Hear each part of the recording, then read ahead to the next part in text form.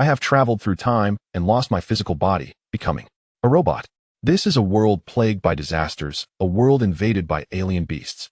Here, it is filled with darkness, filled with slaughter. Relying on technological power, a mechanical army has descended upon the apocalypse. Legendary mechas, warships, and various sci-fi weapons have emerged, crushing everything. A blinding flash of light shone through. Boom. Something with a fiery tail crashed down from the sky. The earth shattered. Countless figures fell to the ground under this shockwave. Those figures close to the impact point instantly vanished, their whereabouts unknown. Arrival confirmed. Wish you a pleasant journey. A mechanical voice sounded, and from the flaming pit, a figure stood up. The shape was no different from a human. The only difference was that the body was forged from steel. There were also some blue lines flowing on it. The apocalypse. Not long after, the figure raised its head and looked at the blinding sun, feeling nothing at all. The face was that of a human, no longer mechanical. The man's name was Chen Fan, a 22-year-old young man, a traveler from Blue Star, orphaned since childhood, raised by a mercenary. In the end, the mercenary who raised him died. He and the mercenary died together at the hands of their enemies. But the difference was, he would not be considered dead, as he had traveled through time. The voice from earlier was naturally the system's voice during the journey. The system had told him many things. Now that the system had disappeared, only Chen Fan remained. Roar, roar, roar. Just as Chen Fan was lost in thought, a series of growls erupted around him. These sounds came from those figures. And those figures were not human. They were zombies. Among them, zombies. Bang. But in the next second, Chen Fan drew the handgun from his waist and shot a blue bullet. A zombie's head instantly exploded, falling backward. Having been raised by a mercenary, Chen Fan was naturally familiar with firearms. As for the so-called recoil, it felt almost non-existent to Chen Fan. His current body was composed of 90% machinery, possessing strength far beyond that of a human. Roar, roar, roar. With the gunshot, the surrounding zombies began to roar and surged towards Chen Fan. But Chen Fan stood still. Those zombies ran past him without any action. He was no longer considered human. Lacking flesh and blood, zombies would not attack him at all. Of course, there was still blood flowing in his body. If he were to bleed, zombies would still attack. Thud. In the next moment, Chen Fan pulled out the dagger from his waist and began to harvest these zombies. Killing zombies was naturally beneficial for Chen Fan. Within the heads of the zombies were crystal cores, containing immense energy. And Chen Fan needed this energy. On one hand, to provide energy for his body. On the other hand, the crystal cores could be exchanged for points. Points could be used to purchase items in the system shop. Although the system had left, its functions remained. Even though he was raised by a mercenary, Chen Fan had watched a lot of online content, so he was naturally aware of systems. Coincidentally, the online content he watched was about the apocalypse. Regarding the situation in this world, the system had already explained it during his travel. This world, for unknown reasons, had caused 70% of humanity to turn into zombies, which was similar to what he had previously seen. The only difference was that there were no so-called evolvers. No claims that consuming crystal cores would turn one into an evolver, so that if one wanted to gain supernatural powers, it was best not to think about it. The function of the crystal cores was only to be used as energy or for modification into weapons. The only way to become an evolver was through genetic serums, and such things did not exist in this world. However, Chen Fan had access to them. In the system shop, any technological items were available, such as laser weapons, black hole weapons. Even nuclear bombs could be purchased. 3 crystal cores, the drop rate is really low. Soon, the zombies on the playground were mostly cleared by Chen Fan. After digging out 50 or 60 heads, he only obtained 3 crystal cores, milky white, and only the size of a fingernail. Buzz, buzz. Then, Chen Fan's chest began to glow, and it opened up, revealing something resembling a turbine. Chen Fan directly threw the 3 crystal cores inside, and then checked the system panel. Host, Chen Fan remaining energy, 62. Usable for 10 days and 3 hours. Points, 0 body level. Level 3, 3-2-1 special. Weapons, energy handgun, energy dagger. The energy handgun and energy dagger were gifts from the system, and using them required consuming his own energy. However, the consumption was not much, and these weapons could only be used by Chen Fan himself. This is a school, isn't it? Then, Chen Fan directly stripped the clothes off a zombie and put them on himself. If his mechanical body were seen by others, it would inevitably attract attention. Of course, he couldn't do anything about his arms. For now, he didn't have gloves, so it had to be this way. Looking around, since it was a school, there would definitely be many zombies. Chen Fan would not let any zombies go. He would kill them all. He needed a large number of crystal cores. not only to increase his energy, but also to purchase items in the shop. The system had mentioned that zombies would evolve, and soon, more powerful enemies would appear. Moreover, if his energy was insufficient, Chun Fan would enter a dormant state. It would be almost like dying. After putting on his clothes, Chun Fan, expressionless, left the playground, holding the dagger, and walked towards the teaching building. In this world, the apocalypse had only descended for a few days, about 3 or 4 days. At this time, human nature had not yet been extinguished, but it was close. Chapter 2. Low-level combat movement simulation program. Who wants to go out and lure those zombies? Wait until we get the food, and share a bit more with him. Seriously. No kidding. At this moment, in the southern part of the university campus, a cafeteria covering about 500 to 600 square meters stands here. On the 3rd floor, the staircases on both sides are piled high with tables and chairs, and below, there are many zombies roaring, trying to get up. But they can't get through because of the piled-up furniture. On the 3rd floor, there are about a dozen students present. Why aren't you going? Li Long, do you really think we're fools? With so many zombies below, being the first to go down is no different from sending oneself to death. After hearing the words of a burly boy, the people around expressed their dissatisfaction. They looked down on him. If he was so muscular, why didn't he go lure them himself? If I lure them, who will protect you?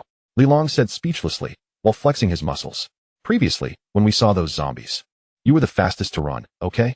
Exactly. What is the point of being strong if you're still timid? You even said it was to protect us. Isn't that hypocritical? Upon hearing this, everyone around laughed. During the outbreak, Li Long had run the fastest. What is wrong with me running? Didn't you all run too? Moreover, it was you guys who threw down those tables and chairs. If you hadn't discarded them, more people could have survived. Li Long bit his teeth and said, is it wrong to be cowardly? When faced with those man-eating monsters, if I don't run, should I stay behind to be their dinner? Forget it. Let us all stop arguing. I think it's better not to go down and wait for military rescue. At this moment, a girl wearing glasses stood up and said softly. They understood the combat power of those monsters. They weren't afraid of pain or death. Furthermore, if they got even a small scratch, they would turn into one of those monsters. Shut up. If we don't go down, are we going to starve to death here? It's already been 3 or 4 days.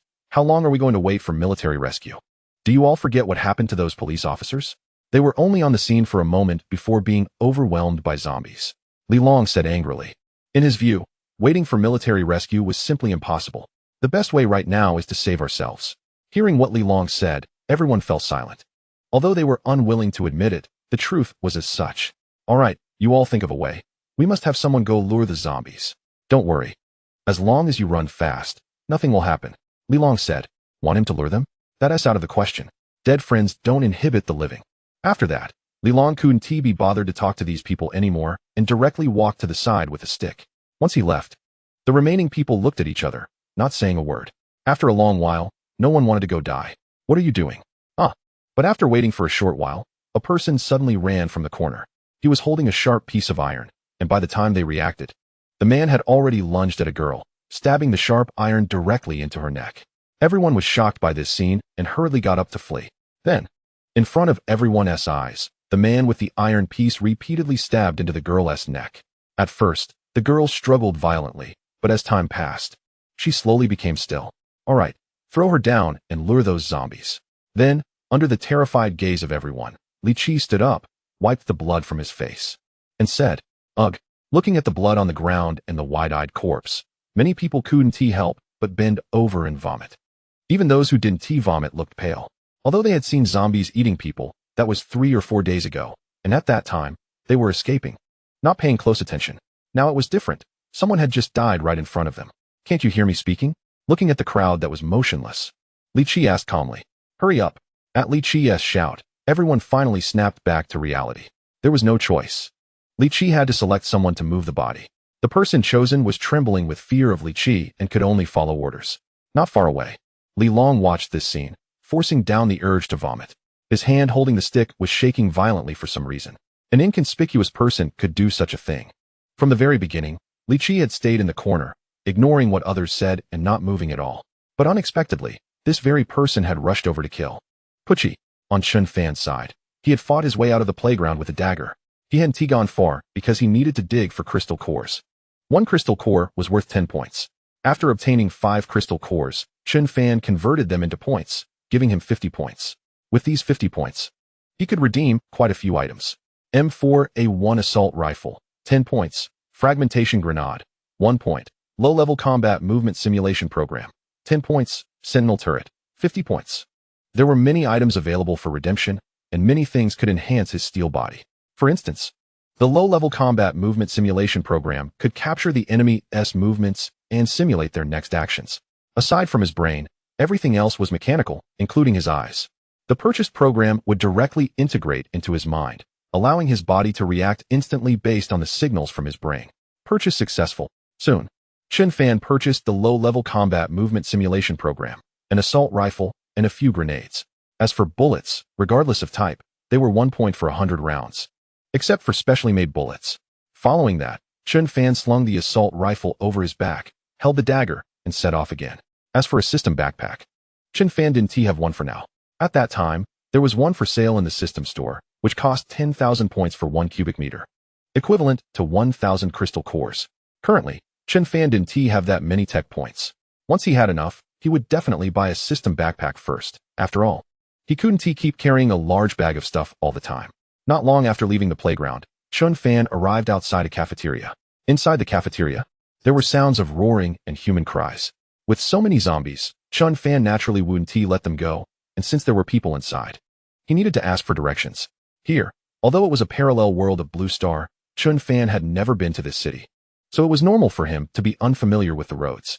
Chapter 3. The scene inside the cafeteria. Roar. Roar. Roar. Those monsters are coming. Don't block the way, run. Hurry up and run.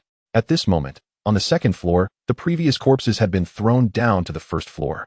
Some zombies had indeed been lured away, but there were still some on the second floor. As they came down the ladder from the third floor, as soon as they entered the second floor, the zombies surged over. However, they were all killed by Li Long and Li Qi since there weren't many zombies. But when the others came down and made some noise while grabbing supplies, they naturally attracted the zombies below. At first, there weren't many, but then someone started screaming.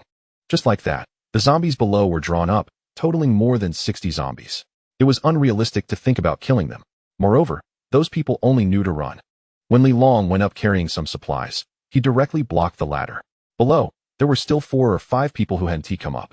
Looking at the crazily surging zombies, the people below were all screaming in fear.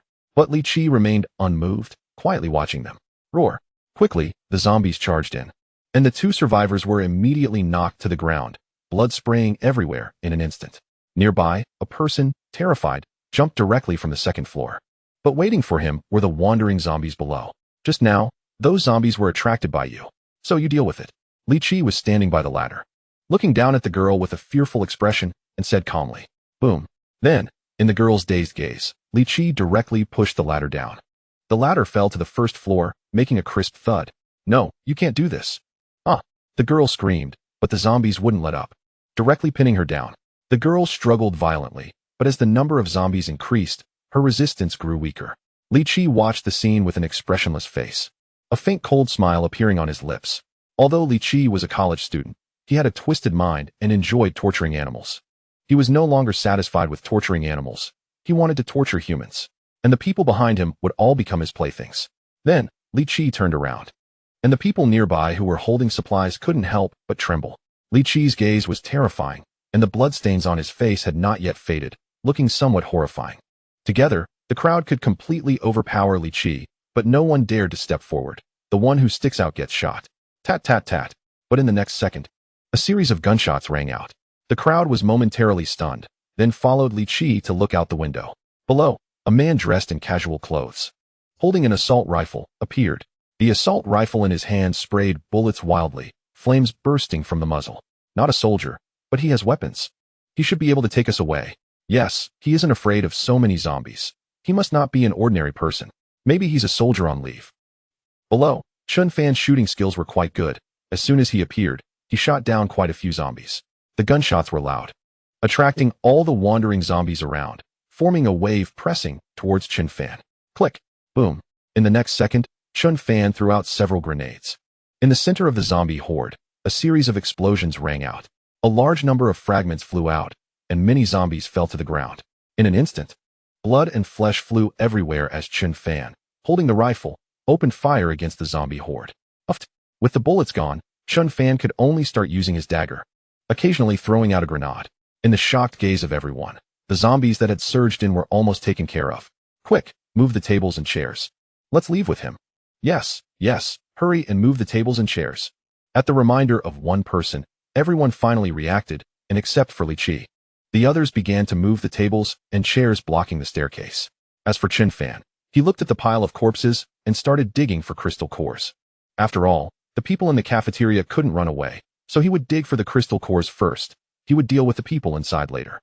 Chen Fan wasn't in a hurry, but the people in the cafeteria were anxious.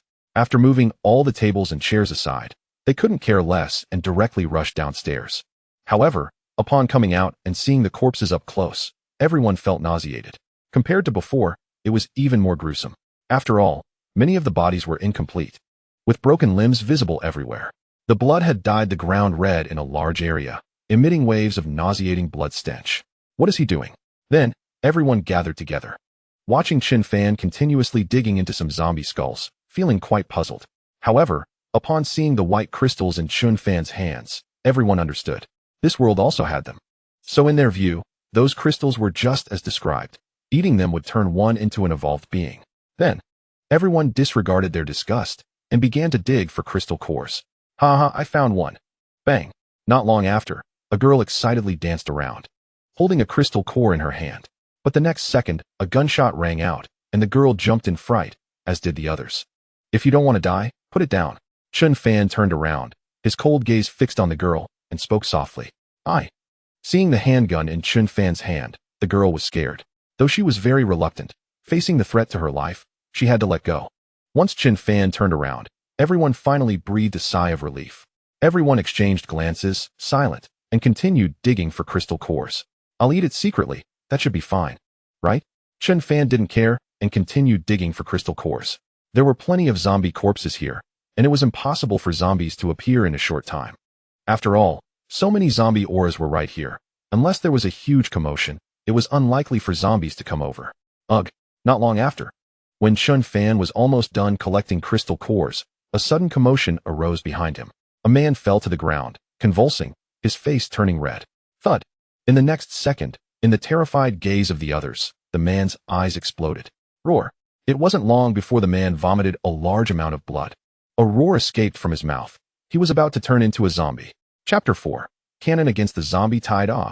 Seeing such a man, everyone was startled and retreated, not daring to approach. Bang. But in the next second, a gunshot rang out, and the man who had wanted to get up had his head exploded, instantly falling silent. Bring me all the crystal cores. Chen Fan walked over with an energy pistol, looking at the panicked expressions of the few people, and said calmly, Do I need to say it a second time? Chen Fan said expressionlessly. If these people didn't give them up, he would have to deal with them. Don't say I'm cold-hearted. These things originally belonged to me. They belong to me. Don't touch them. Give, we'll give. Don't shoot, we will give, okay? Here you go. One person took the lead, and the others quickly took out their dug-up crystal cores. Initially, these people also wanted to eat them, but fearing something would happen, they let that person eat first. However, they didn't expect this scene to unfold. Plus, with Chen Fan's cold gaze, they didn't dare to resist at all. Click, click, boom. Just as Chen Fan turned to take the crystal cores, Li Qi suddenly rushed over, trying to snatch the rifle that Chen Fan had on his back. Chen Fan instantly reacted, turning and punching Li Qi in the face. Blood mixed with teeth flew from Li Qi's mouth, and he fell to the ground, feeling dizzy. Want to steal my gun? Chen Fan laughed. It's on my back. How are you going to steal it? Besides, it's out of bullets anyway. You. Li Qi looked at Chen Fan in disbelief. How did he react so quickly with his speed? What Li Qi didn't know was that after Chen Fan integrated the low-level combat motion capture program, he knew what Li Qi was going to do the moment he turned around. All right, now you can die. Uffed. Before Li Qi could react, Chen Fan kicked him in the head, then plunged a dagger into his chest. In an instant, before Li Qi or anyone else could react, Li Qi was gone. All right. Now, whatever I ask you, you will answer. Chen Fan wiped the blood off his dagger and looked at the trembling people, speaking. Where's this? Where's the nearest gas station from here? Where's the police station? Chen Fan asked 3 questions in a row. Although those people didn't understand why he was asking this, they could only answer under Chen Fan's pressure. After getting the answers he wanted, Chen Fan didn't hesitate and turned to leave. Aren't you taking us with you? Yes, we're all survivors. It would be better to team up together. Take us with you. Seeing Chen Fan about to leave, everyone panicked and quickly chased after him. Take you with me? Why should I? A bunch of useless people. If you don't want to die, get lost. Chen Fan turned around, casting a cold glance at the crowd, making them shiver involuntarily. He then turned to leave. And although those people hesitated for a moment, they ultimately decided to follow him. They didn't believe that Chen Fan would directly kill them. Instead of waiting to die, it was better to follow a strong person. As those people followed behind, Chen Fan made no moves to stop them. If they wanted to tag along, so be it. He had already stated the consequences. If they were seeking death, there was nothing he could do. Unless they became strong themselves, following him was almost like courting death. Bang bang bang. Walking in the front, after converting all the crystal cores into points, Chen Fan exchanged for some supplies. Molotov cocktails, tear gas, stun grenades, and bullets could be temporarily stored in the system shop, and they would automatically replenish. Not long after leaving the cafeteria, they arrived near the teaching building. A row of buildings extended ahead, all teaching buildings. Chen Fan wasted no time and directly raised his rifle to start shooting. The people behind him didn't have the guts to follow suit. Once Chen Fan made his move, they quickly found places to hide. Boom. He threw a Molotov cocktail, instantly igniting a large number of zombies. However, the damage wasn't significant. Those zombies now charged towards Chen Fan like a swarm of fiery beings, posing a greater threat to him. But with the rifle in hand, Chen Fan was not afraid and engaged directly. The attacks from ordinary zombies posed no harm to him as long as he ensured that his head was safe and that surface wounds didn't worsen. If the blood inside him got contaminated, it would be a hassle. Look, someone is killing zombies down there. Wow, who is that person? Could he be a soldier? I don't know, but his aim is so precise. He might be a soldier. Hurry and call him to save us. If we stay here any longer, we'll starve to death. Even if he's not a soldier, he is so strong. He should save us. Not far away. Many people leaned out of the windows of the teaching building, continuously shouting at Chen Fan. Chen Fan noticed them but paid no attention, focusing instead on slaughtering the zombies. However, the number of zombies around the teaching building was increasing. Countless zombies surged in from all directions, leaving Chen Fan with no choice but to head towards a nearby building. Those zombies relentlessly pursued him, running madly behind. While running and attacking, Chen Fan quickly reached the building, which was likely a place for dance rehearsals. The space was large. Buzz. In the next moment, a metal block over 1 meter tall appeared in front of Chen Fan. He placed 3 such blocks, and then they began to extend. A gun barrel similar to a Gatling gun emerged, followed by infrared sensors. Roar. The zombies that had been pursuing him rushed in. The doors swung open, and the zombies madly flooded inside. Buzz. ZZZZ. Boom boom boom. In the next second, the 3 turrets simultaneously locked onto the incoming zombies, and the barrels started spinning wildly. Following that, an endless stream of bullets poured out, creating a dense web of fire. In an instant, the zombies rushing from the front were shattered, and the same fate befell those behind. Crash. Chen Fan threw another Molotov cocktail, igniting a fierce fire. The turrets continued to bombard, preventing the zombies from getting close. Chen Fan then sat down on the ground to rest, too lazy to even look. The bullets fired from the turrets naturally deducted points from Chen Fan. Just in that short time, it consumed about 100 points, equivalent to firing over 10,000 rounds. Chapter 5. Direct action. Although it pained him a bit, there was no other way. After all, who knew how long it would take if he had to do it all himself? Roar. Once the zombies were mostly killed, Chen Fan put away the turrets, not into a system backpack, since he didn't have one, but sold them to the system shop. It cost 50 points to buy, but only 20 points to sell. However, it couldn't be helped. He couldn't just leave them there. Afterward, seeing the ground littered with flesh, Chen Fan squatted down to look for crystal cores. Occasionally, a few zombies would spring out, but they posed no threat to him, as he easily killed them from a distance. Once there was no noise from that area, the people who had been hiding came out and walked toward Chen Fan, voluntarily helping him dig for crystal cores. Chen Fan did not refuse, accepting their help. Once they finished, he could lead them to a safe place. Although he was raised by mercenaries and had a cold heart, Chen Fan had his own principles. He wouldn't kill innocent people who helped him, and he would return the favor. However, if someone offended him, even with just a verbal threat, Chen Fan would ensure they wouldn't see the sun rise the next day. So the question arises, why did someone like Chen Fan die later? It was because he went to save that mercenary and ended up falling into a trap. And then, he was gone. Boss, there were so many people asking for help just now. Should we help them? Li Long, who had collected quite a few crystal cores, handed them to Chen Fan and quietly asked. Although timid, Li Long was not a small-minded person when he fled earlier. He had also left a way out for those behind. Although he feared death, he wouldn't force others to do the same, but he would entice them. If you want to save them, go ahead. Chen Fan replied flatly as he took the crystal cores. Li Long was momentarily speechless and said nothing more. Soon after, 4 or 5 people began to help Chen Fan dig for crystal cores, while Chen Fan wiped his weapon nearby. Earlier, he had consumed nearly 300 points, equivalent to 30 crystal cores. However, he had now obtained about 50 crystal cores, converting them into 500 points. This 500 points was enough for Chen Fan to get some items.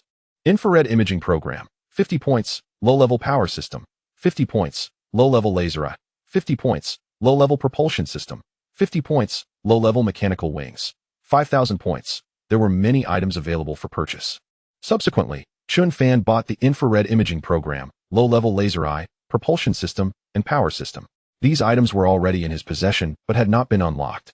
As for the mechanical wings, they involved modifying his body, which he could only look at for now since he couldn't afford them. Low-level laser eye can shoot 2 lasers from both eyes, reaching a temperature of 1,000 degrees. With a range of 10 meters, extremely high energy consumption. Low-level propulsion system increases leg strength, granting at least double speed when activated, slight energy consumption. Low-level power system enhances arm strength, allowing for at least 1 ton of force when activated, moderate energy consumption. All 3 items required energy consumption, especially the laser eye. If activated, it would consume 10% of energy per second. The propulsion system and power system were not as energy intensive. Afterward, Chen Fan bought some bullets, and the group left. Although the zombies around the teaching building had been mostly cleared, there were still others in different areas, such as the library and laboratory. Moreover, not far from the library, there was also a cafeteria, which was the largest one. Normally, many students ate there. However, since the outbreak occurred while students were still in class, there wouldn't be too many zombies over there. Chen Fan wasn't worried. If it came to it, he could always run away. The people behind him were dirty and carried some sticks as they followed Chen Fan. As they walked from the teaching building, there weren't many zombies left in that area. Wait for us. If you dare to walk alone, I'll kill you. You're a soldier, right?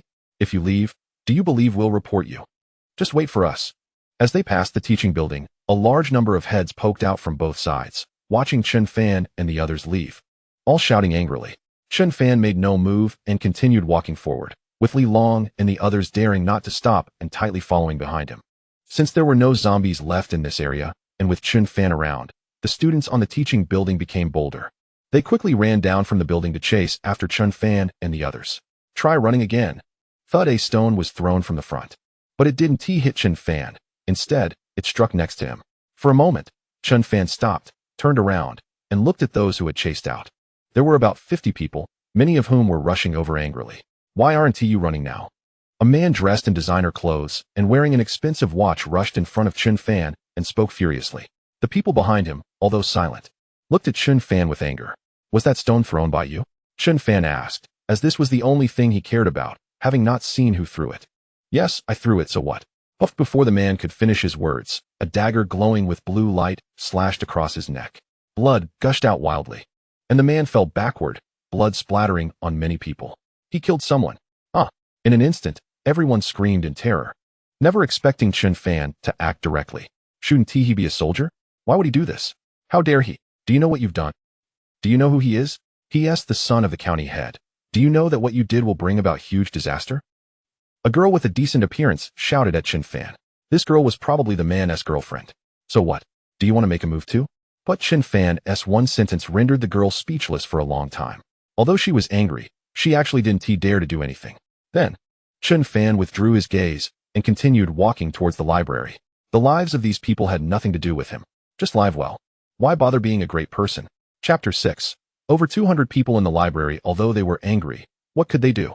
They didn't dare to confront Chen Fan, and with him holding a gun, no one dared to make a move. Seeing Chen Fan and the others leave, the crowd hesitated for a moment but chose to follow. Whoever is strong, follow them.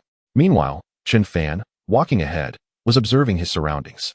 Although most of the zombies in this area had been killed, there might still be stragglers, so it was better to be cautious.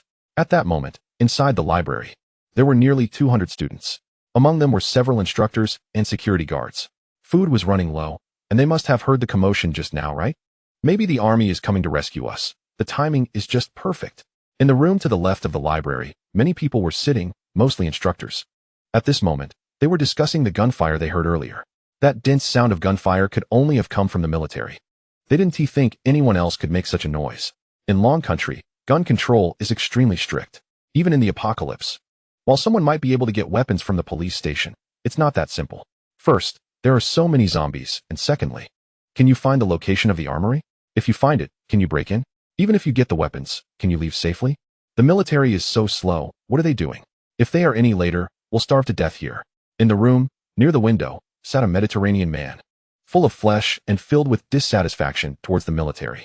This man was the vice principal of the university. Not very capable, but with a bad temper. It's good they can come. This virus might be global. The military should be very busy. It's already impressive they managed to arrive in 3 or 4 days. Hearing what the vice principal said, many people opposed him. There was no military station near their city, at most some armed police. So, it was quite impressive for the army to arrive in such a short time. TCH, hearing the crowd, the vice principal turned his head aside, too lazy to speak. Someone is coming. Is it the military? Save us, throw down a rope. Just as everyone was talking, a sudden uproar from outside erupted. The army has arrived. In an instant, all the instructors stood up hurriedly. When they went outside and looked up, they saw many people through the glass ceiling. Chun Fan merely glanced at the shouting below and had no intention of helping. Many people behind Chun Fan also had no desire to help. After all, they were following Chun Fan. If they stopped to rescue, they might end up putting themselves in danger. Of course, there were quite a few girls wanting to help. But the issue was they had no rope and didn't dare to break the glass. Rat-a-tat-tat, the library covered an area of about 700 to 800 square meters and had a height of 7 meters, with a large part of the ceiling made of glass. Reaching the edge of the floor, Chun Fan raised his rifle and began shooting at the wandering zombies below. The sudden gunfire startled everyone. As gunshots rang out, the surrounding zombies were drawn over, but Chun Fan, being on the upper floor, didn't care at all. After all, they couldn't catch him. Seeing that Chun Fan had no intention of leaving for the time being, everyone felt relieved and squatted on the ground, waiting quietly. Many were curious. Does Chun Fan's ammunition never run out? He has been shooting for a while, without changing magazines. What is he doing, clearing zombies to rescue us? He must be clearing them out before coming to help us. It must be that way. If they rashly rescue us, they might be chased by zombies. Hearing the conversations, the originally anxious crowd also breathed a sigh of relief. They were just afraid that Chun Fan would leave directly. If that happened, they would only have a dead end left. So, Chun Fan kept shooting at the zombies above while others did their own things, quietly waiting for Chun Fan to finish. Boss, how come your bullets seem endless? Li Long, beside him, looked at Chun Fan who was continuously shooting, puzzled. There's plenty of ammo. But you haven't even changed a magazine? In this short time, you must have fired several hundred rounds already. Take them to dig for crystal cores. Chun Fan directly took a handgun from his pocket and threw it to Li Long, speaking expressionlessly. Li Long, confused, received the handgun, not knowing how to use it. The people around looked at this scene with envy, of course, some with jealousy. After all, for them, having a gun was equivalent to having a voice. Bang then. Under Chun Fan's lead, everyone came down from the library and arrived at a place piled with zombie corpses. Before Chun Fan could say anything, the 4 or 5 people who had followed him began to dig for crystal cores voluntarily. Li Long, holding the handgun, helped dig for crystal cores while keeping an eye on the surroundings. As for Chun Fan, he walked over to a nearby stone bench, crossed his legs, and watched this scene. There were nearly 200 people in the library, and with the people outside, there were about 260. Chun Fan had no intention of taking them with him. He wasn't mentally challenged, so why would he carry a group of dead weight? Even with Li Long and the others, Chun Fan would only take them to a safe place as a way to thank them. As for the others, he would just leave them behind. While there might be someone who wanted to attack him, Chun Fan wasn't worried at all. As long as the other party didn't have firearms, they wouldn't be able to harm him for the time being. Meanwhile, the people waiting in the library couldn't hold back any longer as they saw the door remaining still for so long. Under the guidance of several instructors, they opened the door that was piled high with debris. They peeked out first, and only when they saw there were no zombies wandering around did they dare to step outside. Once one person stepped out, naturally, more followed. In an instant, everyone poured out of the library. They soon spotted Chun Fan sitting on a stone bench not far away, along with a few people digging for crystal cores and over 50 others watching the scene. The vice principal frowned deeply and led the group towards Chun Fan. He was seething with anger. After waiting so long, the other party hadn't made any move and was just sitting there resting. Which unit are you from? Where is your superior? The vice principal questioned directly as he approached Chun Fan with his group, skipping any pleasantries. Get lost. Chun Fan glanced at the vice principal and said coldly, You, what's your attitude? Where is your superior? We want to file a complaint against you. How can you speak like that? Before the vice principal could say anything more, the people behind him began shouting at Chen Fan. I suggest you all get lost. Chen Fan stood up and shot at the ground beneath their feet. The crowd was frightened, with several people in the front collapsing in terror. Chen Fan ignored them and walked towards Li Long and the others. Watching Chen Fan leave, the vice principal and his group had gloomy expressions, not expecting him to act directly. Students, that guy is threatening us just because he has a gun. It's not worth entrusting our safety to someone like him. So, I propose we take away his weapon and let me protect you. After Chen Fan walked away, the vice principal suddenly smiled and turned serious as he addressed the students behind him. Will he give it to us? Of course, he won T. He is a soldier. What can he do? Someone in the crowd responded. With so many of us, we can just overpower him. That guy must be seriously ill. It's better to have our own lives in our hands than to trust him. With so many people joining in, they believed he wouldn't dare to act. Initially, there were some objections, but after seeing Chen Fan shoot just now, quite a few people wavered. While everyone was discussing, a girl came running over. It was the girl who had confronted Chen Fan earlier, the girlfriend of the county chief's son. Principal, Aotian, is dead. That guy killed him. The girl exclaimed before the vice principal could speak, recounting the earlier events. The vice principal listened, a cold smile appearing on his face. He hadn't expected Chen Fan to dare kill the county chief's son. How outrageous. This is simply lawless. How did someone like him join the military? Then, under the puzzled gazes of the crowd, the vice principal's face turned red, and he spat out words in anger. He then recounted the incident to everyone. When they heard that Chen Fan had killed someone, they were initially stunned, but soon became even more convinced that someone like him should not be trusted with their safety. Let us go. Take the gun from him. We can't let a person like this go unpunished. Murder must be paid for. Let us take him to see his superior. In an instant, the crowd was filled with anger, and they couldn't tolerate Chen Fan's actions any longer. If he could kill others, he could certainly kill them too. Under the vice principal's leadership, they surged towards Chen Fan. Meanwhile, Chen Fan was counting the crystal cores he had obtained. This time, there were relatively few, only 9. Boss, those people seem to be coming for you. Li Long said quietly to Chen Fan, glancing at the aggressive crowd approaching. Coming for me? Let them all die here then. Chen Fan smiled. We have unanimously decided that you must hand over your weapons. You know the reason, I don't need to explain. The vice principal, like a fool, stood in front of Chen Fan with over 200 people, speaking threateningly. Right here, come and take it. Chen Fan shrugged his shoulders and smiled slightly. You give it to me. The vice principal clearly didn't dare to do so and demanded Chen Fan to hand it over. If you want it, just take it. Do you think I'm your dad? Do I have to deliver it to your hand? Chen Fan scoffed, not taking the crowd seriously at all. Fine, I'll take it. The vice principal gritted his teeth and reached out to grab it. In his mind, with so many people behind him, even if the other party had a gun, he wouldn't dare to act. After all, he didn't know that Chen Fan was a soldier. The girl from earlier hadn't told him. Suddenly, as the vice principal reached out to grab it, a flash of light streaked by.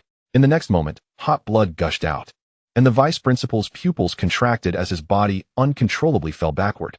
Does anyone else want a gun? Chen Fan looked at the rest of the crowd and smiled. Everyone was momentarily stunned. They hadn't expected such a scene. They initially thought Chen Fan would just hit someone, but they didn't expect him to act directly and kill instantly. With blood covering the ground, the vice principal's body was still twitching slightly, blood flowing out, and the crowd involuntarily took a few steps back. Let us go. Chen Fan didn't even glance back and turned to leave with Li Long and the others. The few who had originally followed Chen Fan wanted to join the larger group, but after recalling Chen Fan's strength, they decided to stay behind him. Boss, where are we going next? Li Long asked quietly, holding a pistol and walking beside Chen Fan. He was quite afraid of Chen Fan, fearing that he might turn around and stab him as well. Once we clear the zombies at the main cafeteria, we can leave, Chen Fan said without thinking. The main cafeteria was the last gathering point for zombies. Originally, there were definitely more zombies in this university than just these. Mainly, the noise outside the school had drawn away quite a few zombies. Additionally, the school was large, and some zombies had wandered off to who knows where. Chen Fan had no intention of searching. He just needed to clear a few areas with higher concentrations of zombies. As for other places, he had no interest in cleaning them up. After leaving, where do we go? Li Long asked quietly, afraid of drawing Chen Fan's displeasure and getting killed. Next, we'll go to the gas station and then to a safe place, Chen Fan replied, after sending them to a safe location.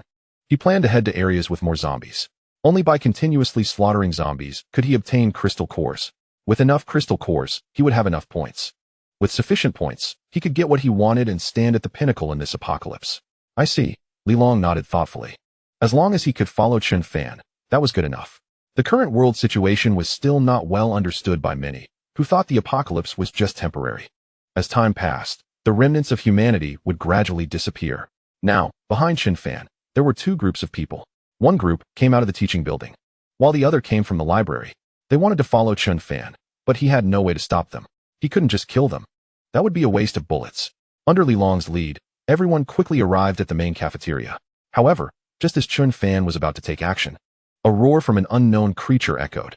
A massive figure appeared in the distance, completely ice blue, with some dark green flames on top. It was 7 meters long, with wings that spanned 20 meters. From its appearance alone, this creature looked just like a Western dragon. The ice dragon circled in the sky, seemingly searching for something. Go! Chun Fan immediately pushed Li Long and the others into a nearby patch of grass and followed suit. What is that? Watching the ice dragon circle above, Li Long and the others trembled. An aberrant beast. Chun Fan gritted his teeth. He didn't expect to encounter an aberrant beast.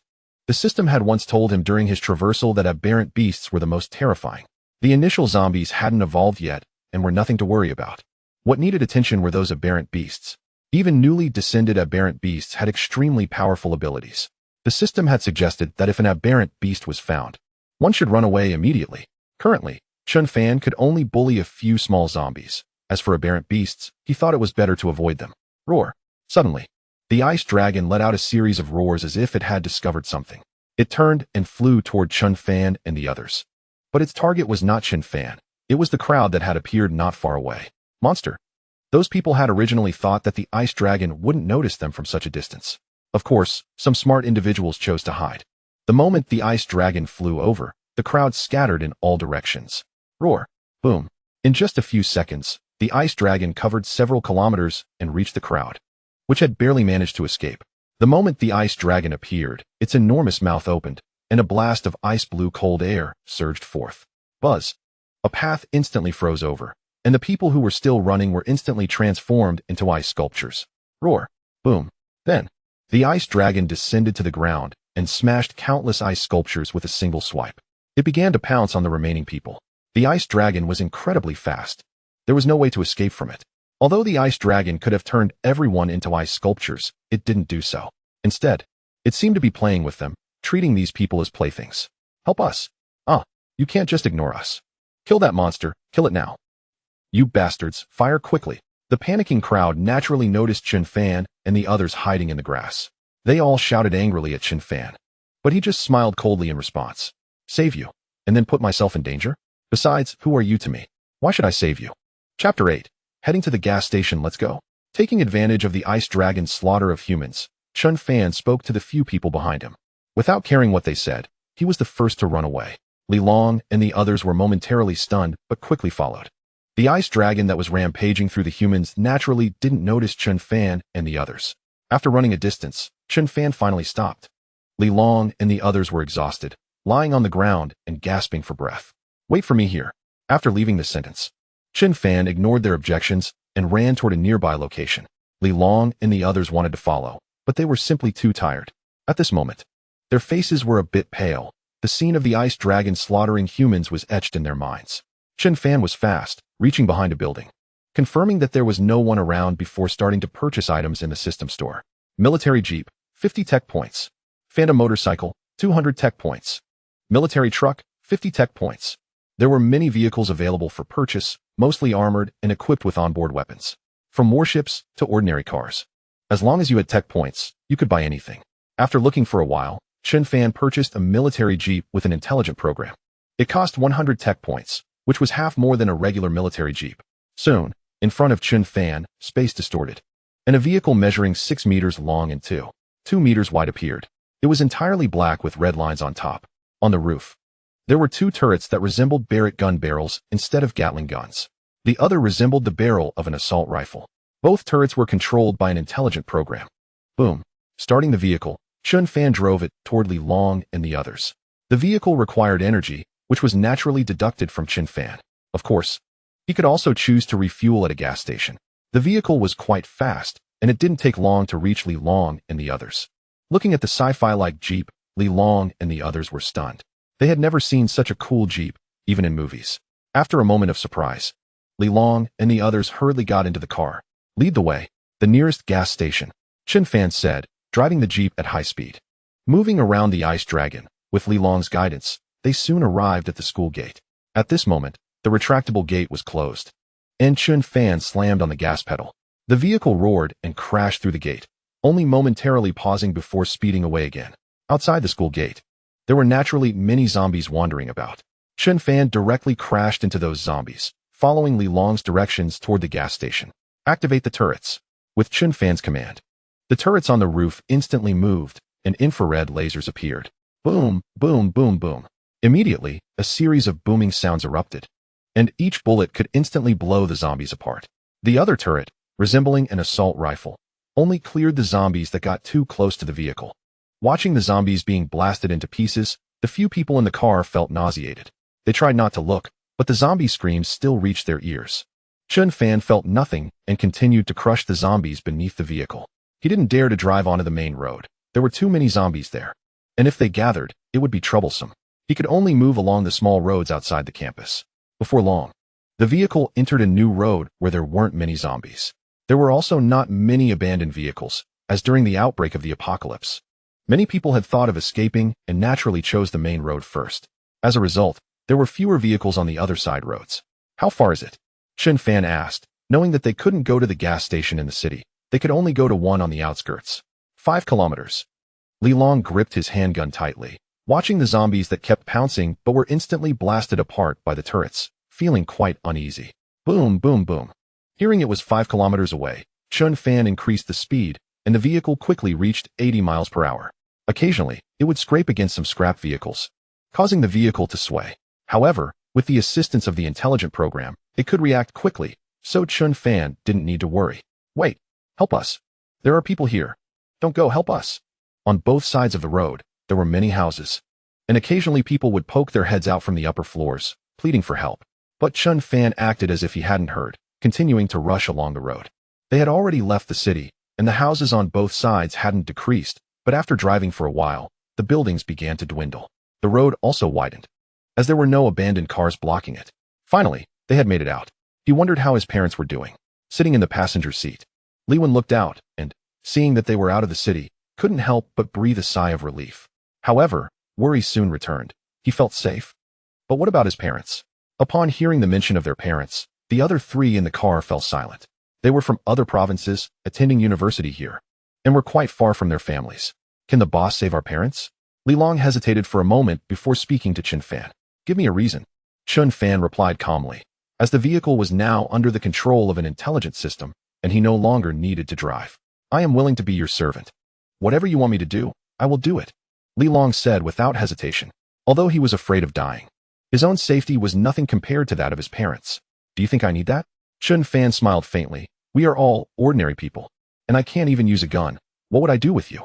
I can carry things for you. I'm strong and can do hard labor. I can cook and do laundry. My sister is very pretty. I can introduce her to you. My mom is single.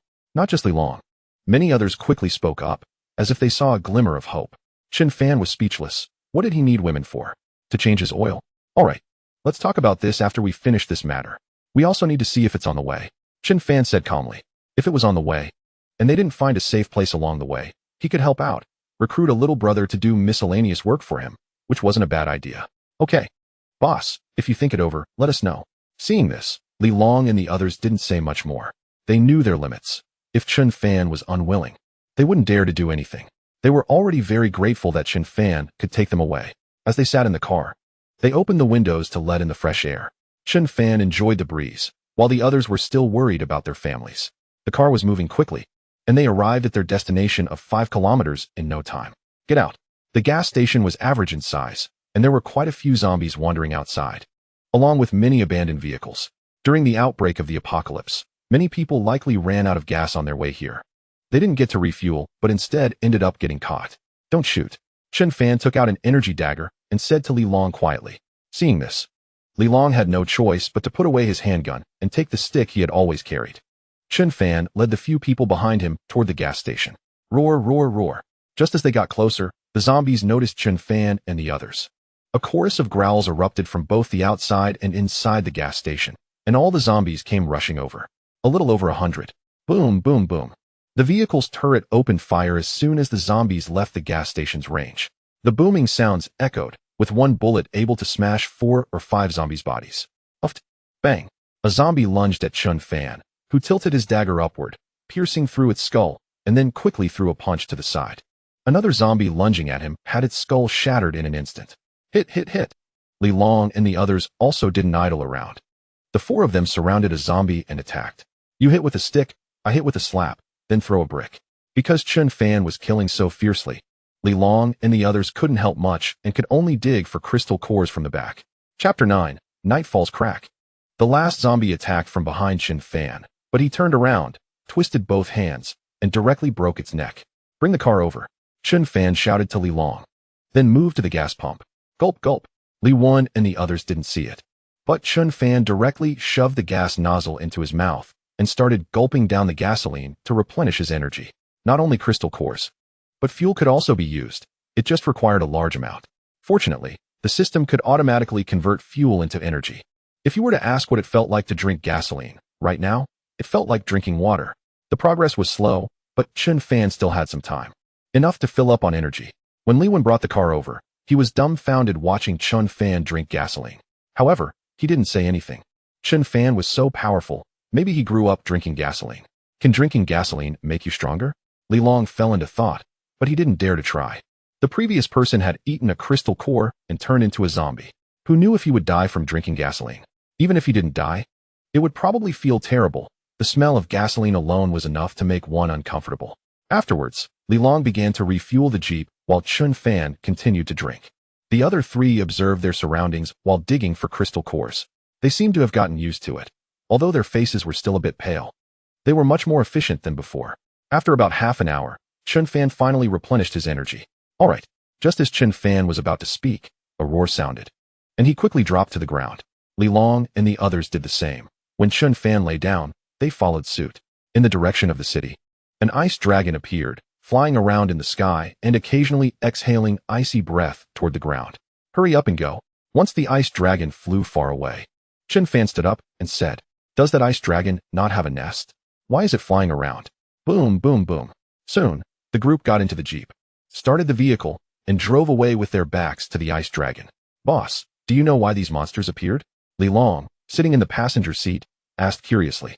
Previously, they had been in gym class and then inexplicably fainted. When they woke up, the world had changed drastically, with zombies running everywhere. They were also encountering the ice dragon for the first time. You can understand it as an interstellar invasion, Chun Fan said, explaining that the zombie virus was naturally emitted by other civilizations. As for the ice dragon, it was also deployed by other civilizations. So, the question arises, why don't other civilizations invade directly but choose to deploy the zombie virus? The answer was simple: to obtain crystal cores. Crystal cores could be considered a form of energy. Furthermore, zombies could evolve. The stronger the zombie, the more powerful the crystal core it produced. The energy contained within was immense, suitable as fuel for warships or as ammunition for large weapons. Therefore, to obtain crystal cores, other civilizations chose to deploy the zombie virus first. Once things settled down here, they would directly launch an invasion. As for those exotic beasts, they were to prevent Blue Star from producing powerful warriors. The world never lacked geniuses, and those civilizations naturally wanted to eliminate them. Interstellar invasion? Li Long and the others were stunned, having never thought of it this way. They originally thought it was due to Blue Star itself, but they never expected it to be an interstellar invasion. As for whether Chun Fan was lying to them, there was no need for that. In Li Long and the others' eyes, even if Chun Fan wasn't a soldier, he had a close relationship with the military. Otherwise, where would he have gotten these weapons? Plus, Chun Fan's own strength was quite formidable. He couldn't possibly be a mercenary. All right, next, I'm heading to City H. Does anyone know the way? Chun Fan asked. City H was the city he was most familiar with. Eliminating zombies there wouldn't be too difficult for him. I know. My home is in H City. Suddenly, a person became agitated, spitting everywhere and spraying someone next to him in the face. All right, you lead the way. If I find a safe zone along the way, I won't take you with me. You must leave on your own, Chun Fan said. If there was no safe zone, traveling together would give Chun Fan a chance to understand them. After understanding, he would consider whether to take them in. Who knows if there are people among them who are double-faced. Chun Fan certainly didn't want someone to sneak attack him from behind, as the saying goes. It's easy to dodge an open attack, but hard to guard against a hidden one. Okay, If there's a safe zone, we will leave. The leader reassured, don't worry. We won't hold you back. Yes, we are already very grateful that you saved us. Everyone said so, but Chun Fan didn't speak, instead looking at the road ahead. Taking the highway was obviously not an option. Most highways were blocked. Moreover, there were too many uncertainties on the highways. If a mutant beast appeared, it would be hard to escape. Therefore, Chun Fan chose to take a small road near the highway. Although no one in the car knew how to navigate the small roads, it wasn't a big problem. They would encounter survivors along the way and could ask for directions. As long as the general direction was correct, that would suffice. After a day of fighting, night soon fell. The vehicle was still moving. And the zombies at night were very active and hard to spot. Chun Fan's thermal detection was useless. Zombies didn't have a temperature. Thermal detection was meant for humans. Although Chun Fan had also purchased night vision capabilities, he still dared not move at night. So, after driving for a while, Chun Fan and the others got out of the car with flashlights. Not far away, there was a two-story house with lights on. If there were people, it would be much better since Li Long and the others needed food. Moreover, if there were people, it would be somewhat safer. Boss, do you think if we go in directly, they will attack us? Li Long asked while shining his flashlight next to Chun Fan. He wasn't afraid of them attacking since Chun Fan was there. What Li Long was worried about was if Chun Fan would act impulsively. If he killed someone guilty, it would be fine, but what if they were innocent? Li Long felt somewhat reluctant to take action.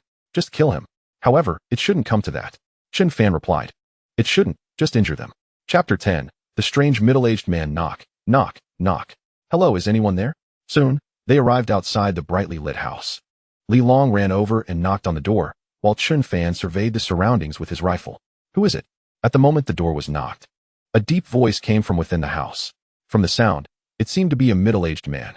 Hearing the commotion, Chun Fan smiled, and then put away his gun. Did he react so quickly because he was already waiting by the door? That's great, there are people. However, Li Long and the others clearly didn't notice these issues. Upon hearing movement inside, they all showed excited expressions. Fellow survivors, we are uninfected.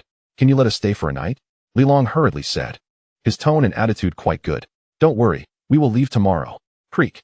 It wasn't long before the person inside seemed to be contemplating something. Soon, the heavy door opened with a loud creaking sound. Come in. A man with a face full of stubble appeared in front of Chun Fan and the others, holding a kitchen knife. Thank you, thank you.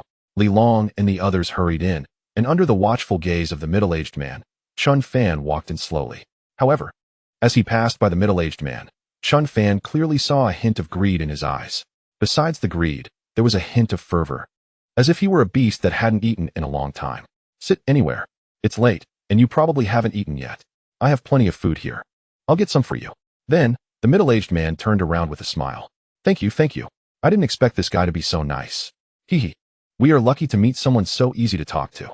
Indeed, this uncle looked like a simple farmer and was so kind to strangers. Once the middle-aged man walked into the side kitchen, Li Long and the others sitting on the sofa started to discuss.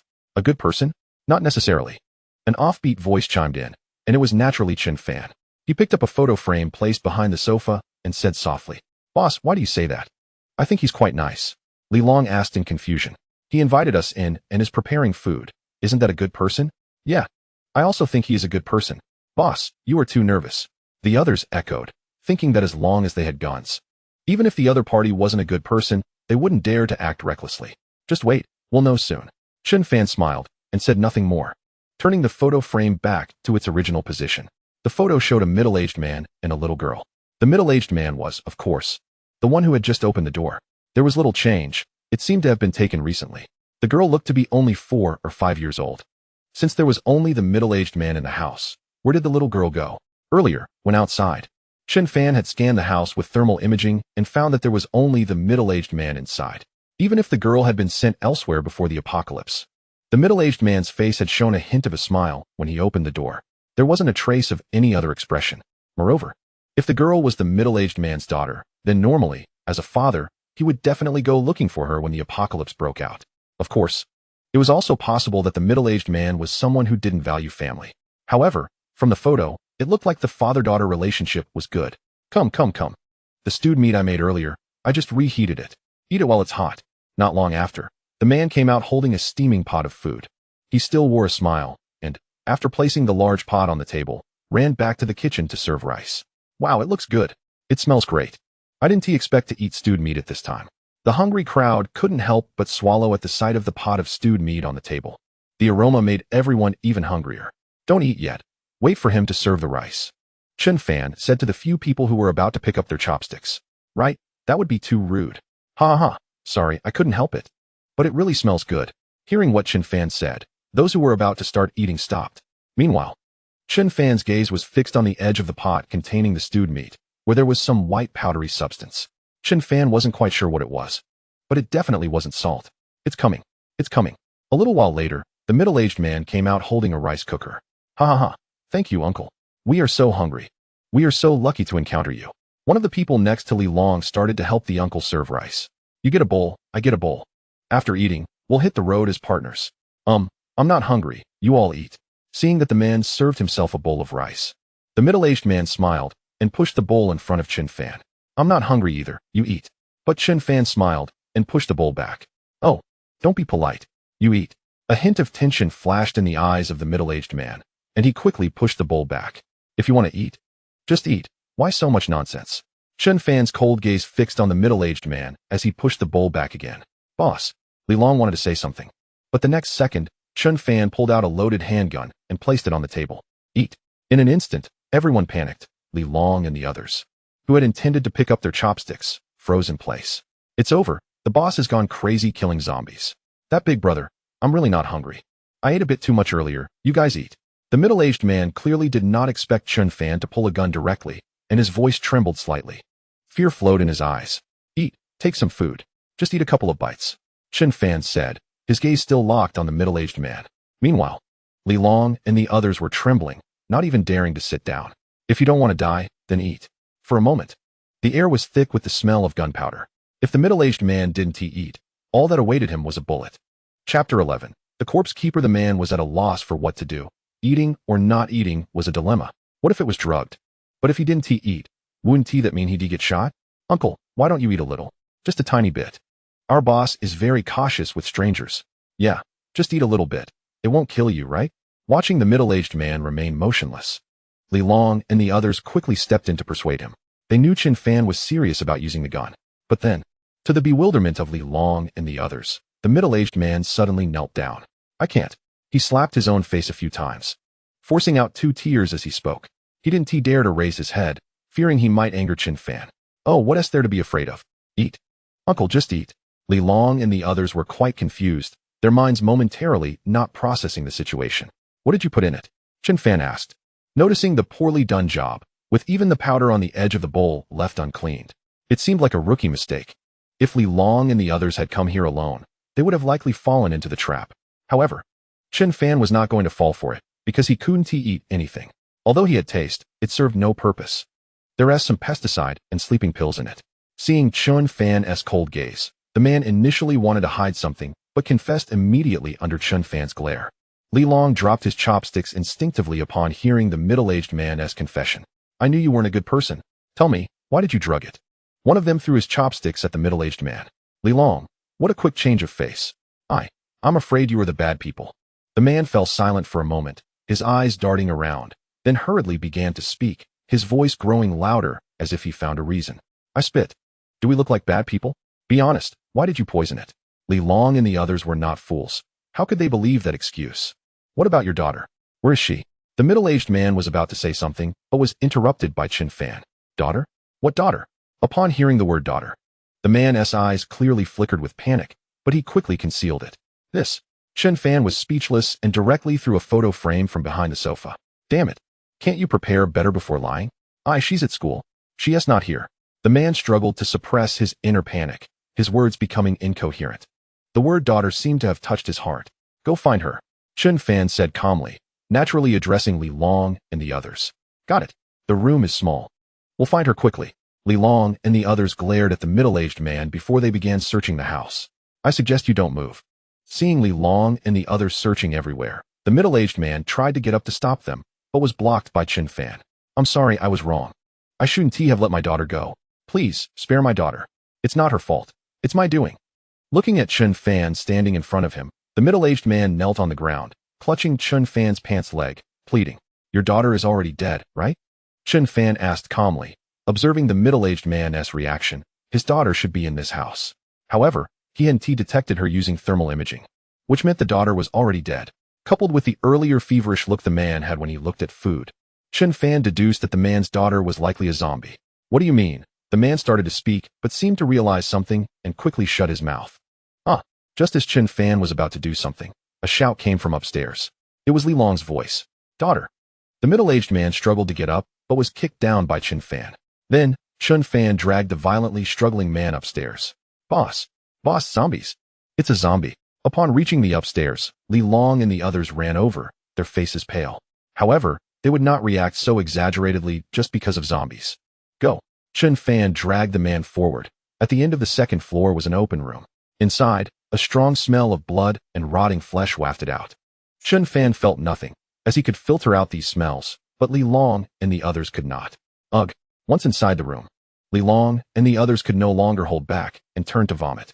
The entire room was splattered with blood, with severed limbs and scattered entrails everywhere. Some human skeletons could also be seen. Ugh.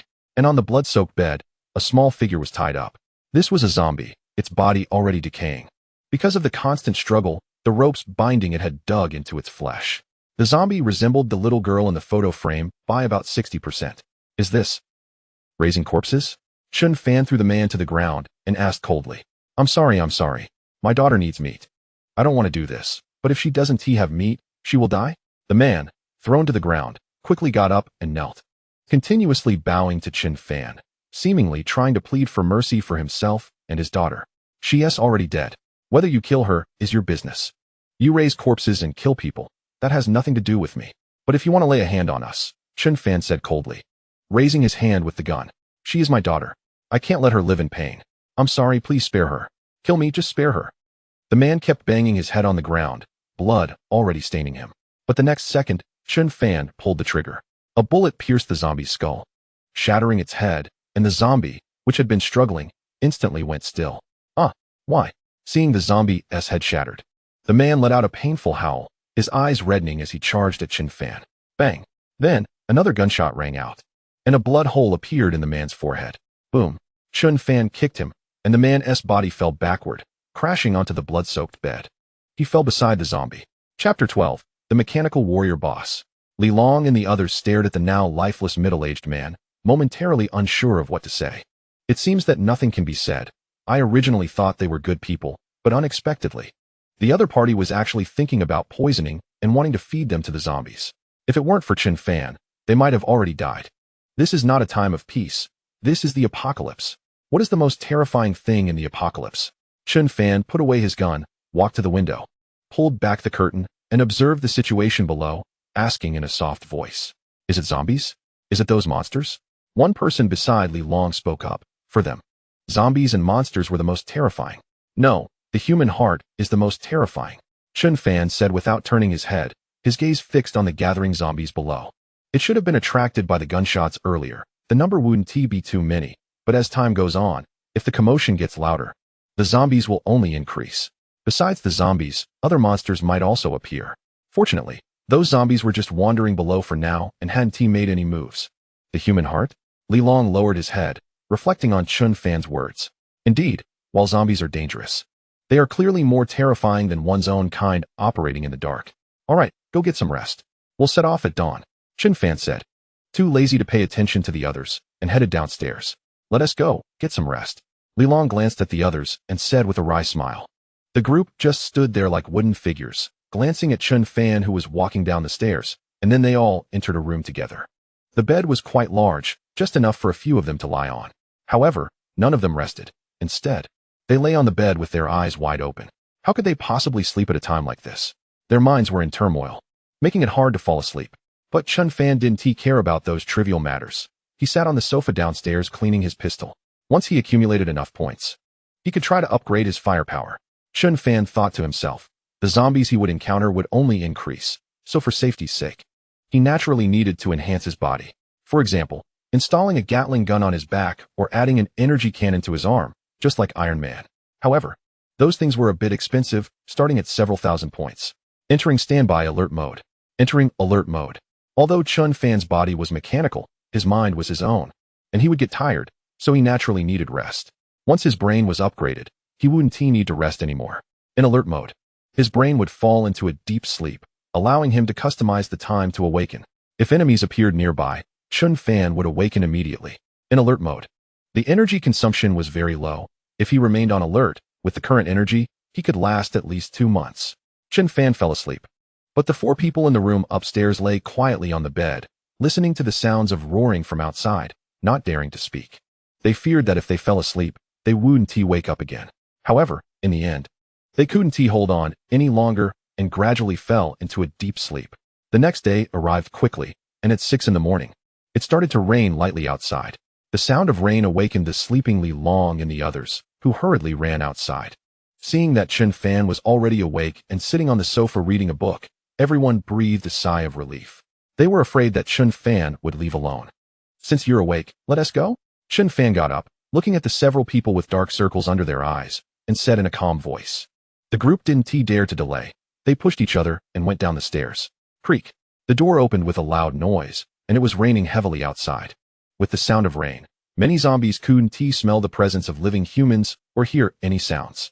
Bang bang bang. A few zombies were wandering outside. Chun Fan stepped out and opened fire in the heavy rain.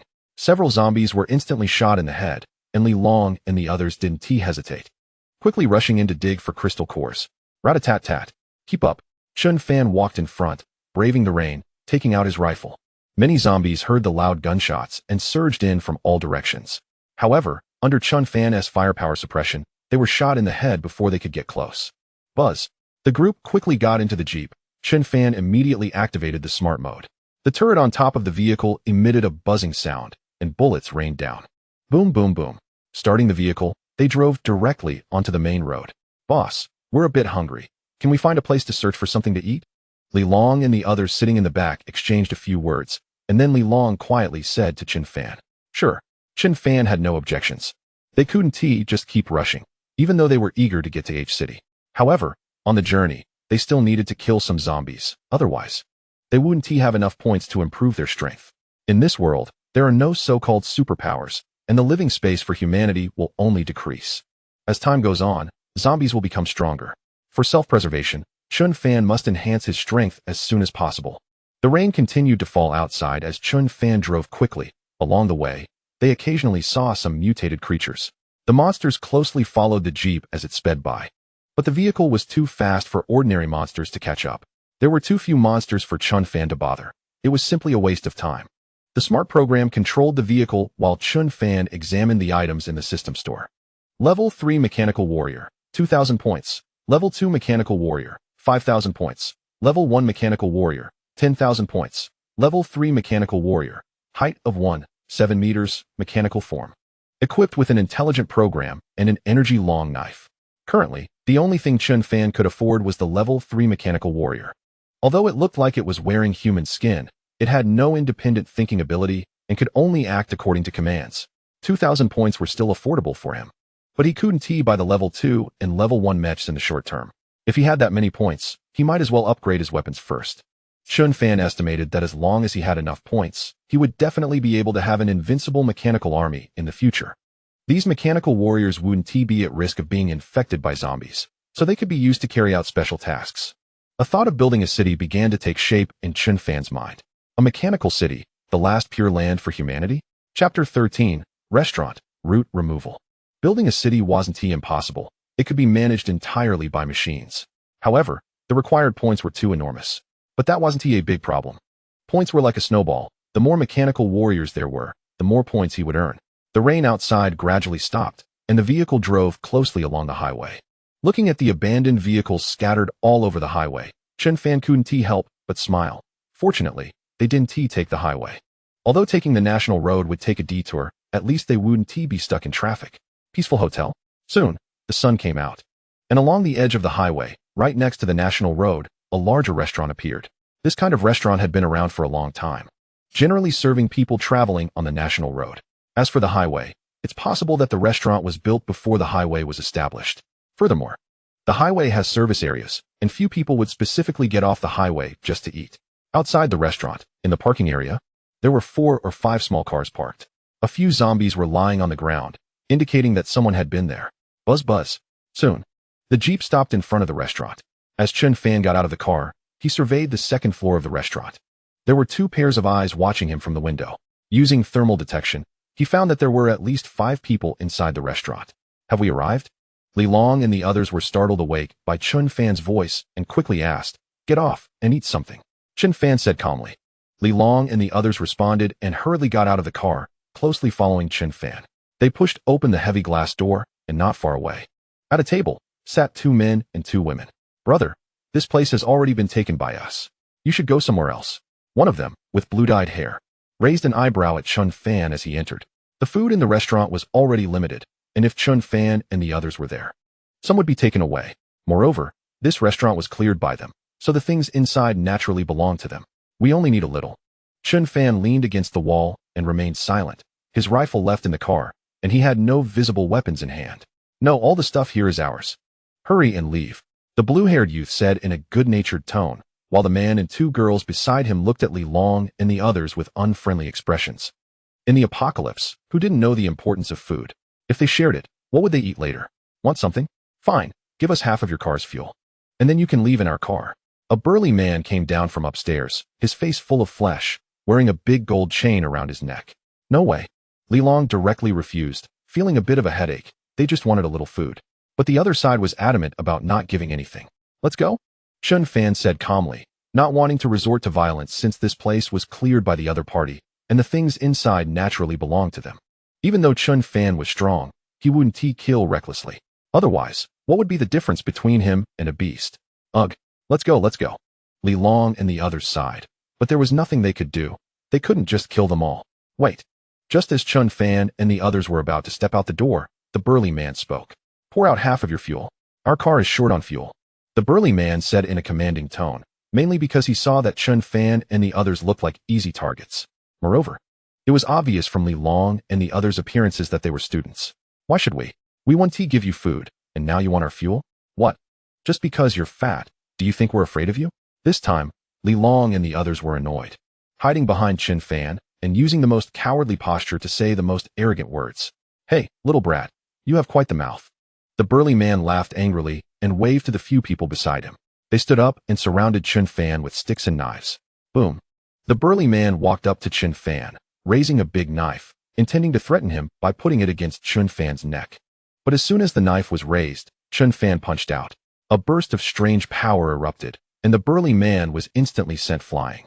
Blood gushed out, and the burly man fell silent. Upon closer inspection, half of his face had been smashed in by Chun Fan's punch, with nearly 2 tons of force. If it weren't for the miscalculation, the burly man's head might have exploded. "You killed him."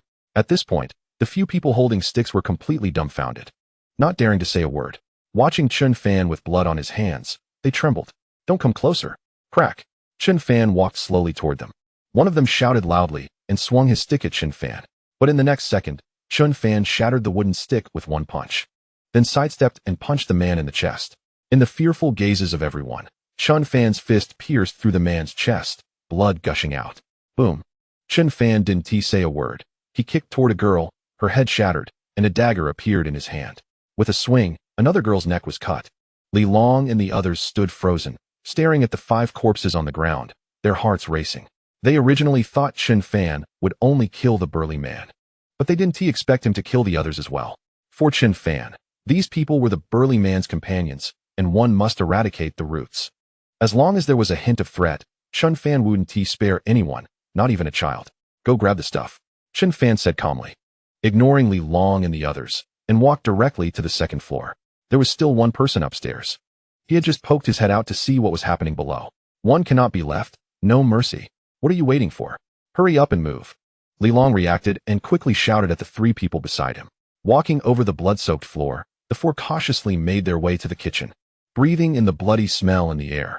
Meanwhile, Chun Fan had already reached the second floor. He kicked open the door and entered the room.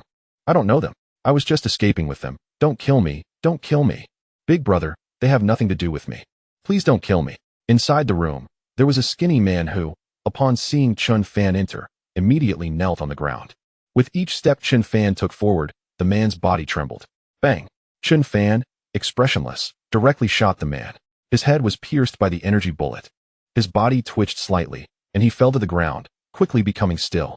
After killing the last person, Chun Fan finally left. When he returned to the first floor, Li Long and the others had already moved out quite a bit of supplies from the kitchen, enough to last them for a while. Chapter 14. News of the evacuation point, let's go. Looking at Li Long and the others who were moving supplies, Chun Fan said calmly, Zzz. Just as Chun Fan and the others were about to leave, a crackling sound of electricity was heard. Due to the country suffering a major disaster, please rest assured, it will soon come to an end. The country has airdropped various firearms into each city. Please help each other and wait for national rescue. Let us resist this disaster together. Chun Fan and the others turned their heads in surprise, noticing a radio on the table where the blue-haired youth had been sitting. The radio emitted a continuous stream of sounds, filled with static, but they could still hear quite a bit. Zzz. Chun Fan picked up the radio and began to adjust the buttons. This is the military of the city. Please, citizens who receive this message, promptly head to G36 highway. There will be military rescue there. After adjusting again, another voice came through. Hello, is anyone there? I'm trapped in the central library of Deshu. There are over 70 of us here. Who can come save us? Military, can you hear us? Hurry and come save us. After listening for a while, Chun Fan directly turned it off. Aside from the initial messages being somewhat useful, the rest were just cries for help from other survivors. This is the city. Since the military has set up an evacuation point at the highway entrance, I will take you there, Chun Fan said calmly. Since they encountered an evacuation point, Chun Fan naturally wouldn't take them along anymore. Okay, but what about you, boss? Li Long and the others, carrying supplies, followed behind Chun Fan, asking with confusion. Did Chun Fan still plan to go to City H? After all, City H was quite far from here. Although Chun Fan was powerful, he would inevitably encounter some strong monsters along the way. I'm going to City H. When Li Long and the others heard this, they couldn't help but laugh. As expected of the boss, even when encountering an evacuation point, he still chose to leave. Eat your food. Afterward, it might not be available. Chun Fan sat in the car and smiled at Li Long and the others behind him. Why? How can it not be available?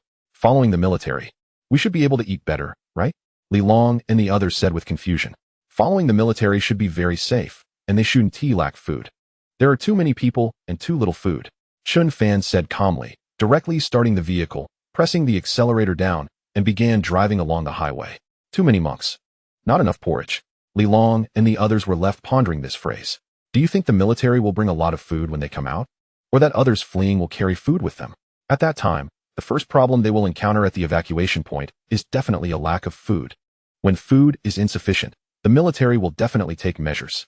For example, they will confiscate everyone's food and distribute it uniformly. With so many people, how much food can be distributed? Chun Fan smiled and said, this is inevitable. In the current urban area, there are a large number of monsters. Who would dare to enter and search for food? Even some granaries in the countryside. Can you guarantee that the food inside hasn't been infected? The first problem they will face is not the monsters, but food. Once food is insufficient, there will definitely be people causing trouble. That being said, it seems that following the military may not be a good thing. Li Long frowned slightly and said, he wasn't foolish. Their food would definitely be taken away. Once it's taken, even if it is distributed, it will definitely be very little. Following the military means starving. It's not all bad, though. Following the military can provide a certain degree of safety, Chun Fan said as he began to drive the car into the fields.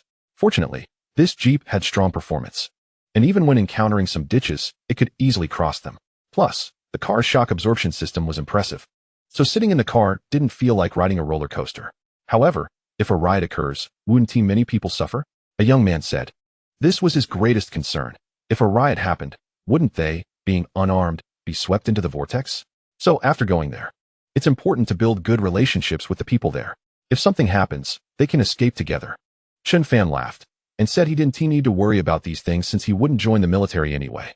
At first, it seemed okay to follow the military, but the hardest part is at the back. The further back they are, the less food there will be, and many people will be forcibly allocated to certain areas. They will either scavenge or build cities. The best option is to join the army. Anyway, no matter how you choose, there will be pros and cons, don't worry. This is just my guess. Who knows, the military might have already prepared a lot of food, Chun Fan said, but of course, that's impossible. Why are you so sure? Just because the apocalypse came too suddenly, it's already pretty good that the military can come out to rescue at this time. Bringing food is simply not possible. It's all a lie. Alright, if that's the case, we can just follow the big brother, Li Long said.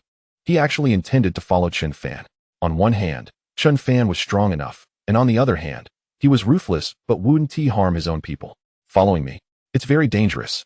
When you go to the evacuation point, you can choose to follow me or stay at the evacuation point. Chen Fan thought for a moment. He still needed someone to help him dig for crystal cores. Digging for crystal cores alone is too time-consuming. Although he didn't want a burden, it was difficult. He didn't want a burden, yet wanted someone to help him dig crystal cores.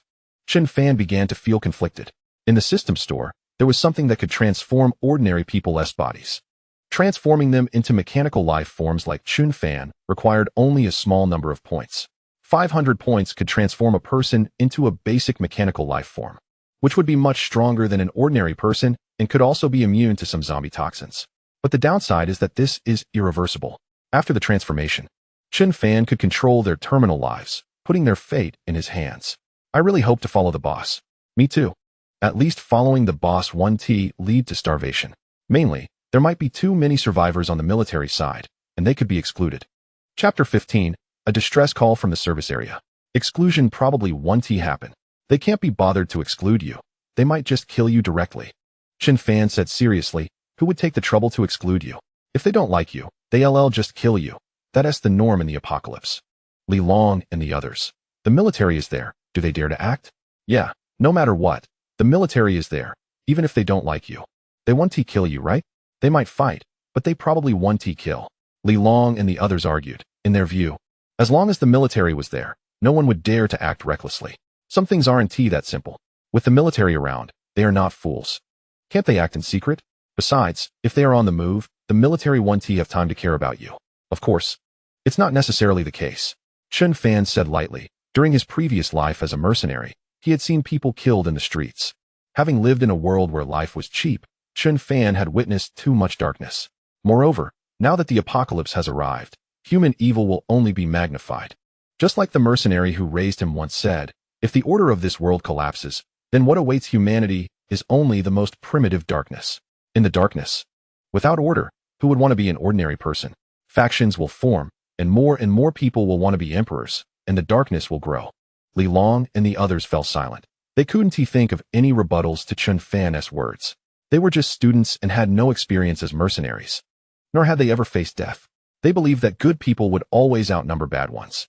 Perhaps that was true before the apocalypse, but in the apocalypse, there are definitely more bad people than good. Good people are scarce, and even law-abiding people are few. All right, eat your food. Eventually, you will slowly understand. Chen Fan said. The current order hasn't completely collapsed, and many dark aspects of human nature have yet to manifest. After a while, not long from now, maybe a week, the whole world will truly be in chaos. Boss, I definitely 1T follow the military. I'm going to City H. My parents are still there. I have to find them. A young man in the car spoke up. He didn't want to follow the military, but wanted to follow Chun Fan instead. Simply because Chun Fan's destination was also City H. Let us see how it goes. We'll talk about it later. Chen Fan started to speed up. The bumps in the fields were increasing, but it was quite safe. Not to mention zombies. He didn't even see any mutated beasts. However, this kind of safety wouldn't last long. Crossing the fields would lead them to a road near the highway. And around the road, there were quite a few houses. And from hundreds of meters away, Chun Fan could already see many figures swaying. It was obvious that those were zombies. Buzzing. Soon, the vehicle entered the road. And the zombies wandering on the road were attracted by the sound of the car's engine. Boom, boom, boom. However, as soon as they got close, they were blasted apart by the car's turret. Watching the zombies fall to the ground, Chun Fan felt a pang of heartache. They were all crystal cores. But in order to save time, he didn't want to get out of the car to collect them. If only the system could automatically absorb crystal cores, then he could just drive around aimlessly. Of course, this was just wishful thinking. Chen Fan hadn't seen anything in the system store that could actively absorb crystal cores. However, maybe after he became a level 2 mech, he could gain that ability. Unfortunately, the system didn't explain how to become a level 2 mech. Even if Chun Fan chose to install weapons, the system didn't hint at the possibility of advancing to level 2. It seemed he could only explore slowly. Is anyone nearby? We are trapped in the service area. There is a very powerful monster here. Can someone help us? There are 5 of us here. At the Yuanping service area, if anyone receives this message, please come and save us. Meanwhile, Li Long in the car was fiddling with the radio out of boredom, and soon enough, a series of voices came through the radio. Yuanping service area? Chen Fan was taken aback. He had seen a sign when they drove past below the highway. At that time, it seemed that the Yuanping service area was still about 20 kilometers away. After driving for so long, They should have covered at least 10 kilometers, which means that Yuanping service area wasn't far from them. Boss, should we go? Li Long quickly inquired about Chun Fan's opinion, as the radio broadcasted the voices of some girls. Let's go? Chun Fan replied directly, curious about the powerful monster. It shouldn't be too strong, otherwise. Those people wouldn't have had the chance to call for help. The radio occasionally echoed the pleas for help from those individuals, along with a peculiar howling noise. It sounded like the howl of a dog, meaning that the monster might not be too far away from them. Mutated beast? Chun Fan thought to himself. The stronger the monster, the higher the level of the crystal core it provided. The zombies he had killed before yielded crystal cores with no attributes, which were essentially level 0. A slightly stronger one would at least be a level 1 core. Level 0 cores could be converted into 10 points, while level 1 cores could be converted into 100 points. Chun Fan hoped the opponent was a level 1 monster since he had never killed one before. As for the ice dragon he encountered earlier, Chun Fan wasn't sure how strong it was, but it definitely wasn't level 1. Boss, what if it's a trap? Li Long spoke up, recalling the incident where a middle-aged man poisoned them, and coupled with what Chun Fan just said, he felt a bit scared. We're not going to save them. I'm going to kill the monster, Chun Fan said with a faint smile. What happened to others was none of his concern. If he hadn't heard about the powerful monster, he wouldn't have bothered at all. What if they are ordinary people? Shouldn't we save them? Li Long asked, puzzled. Having more friends might help us in the future. If you want to save them, go ahead. I'm only killing that monster. If you manage to save anyone, then bring them along, Chun Fan stated, making it clear he wouldn't be going to rescue anyone. All right. Hearing what Chun Fan said, Li Long tightened his grip on his handgun. If we can save them, we will. If not, we'll run. Vroom vroom. Soon, the vehicle approached the highway, and Chun Fan directly crashed through the guardrail of the ramp, causing a loud roar from the vehicle. The mounted machine gun on the Jeep continuously fired at the guardrail, and after tearing a hole, the Jeep finally drove onto the ramp. Whether it was luck or not, this side of the highway wasn't congested.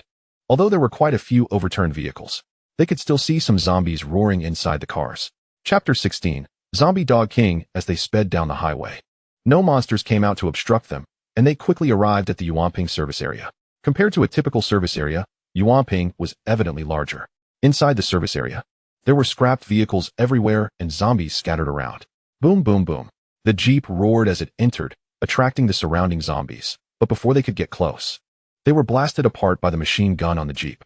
The ground was littered with minced flesh, and black blood was splattered everywhere. Li Long and the others no longer felt the previous sense of dread. They only occasionally felt a hint of nausea. Get out. Chun Fan raised his rifle and said softly, pushing the car door open to get out. He began shooting at the zombies rushing in from all directions, bullets pouring out like crazy. Meanwhile, Li Long and the others skillfully took out their daggers and started digging for crystal cores. Chun Fan shot at the zombies while keeping an eye on his surroundings, fearing that the monster might attack suddenly.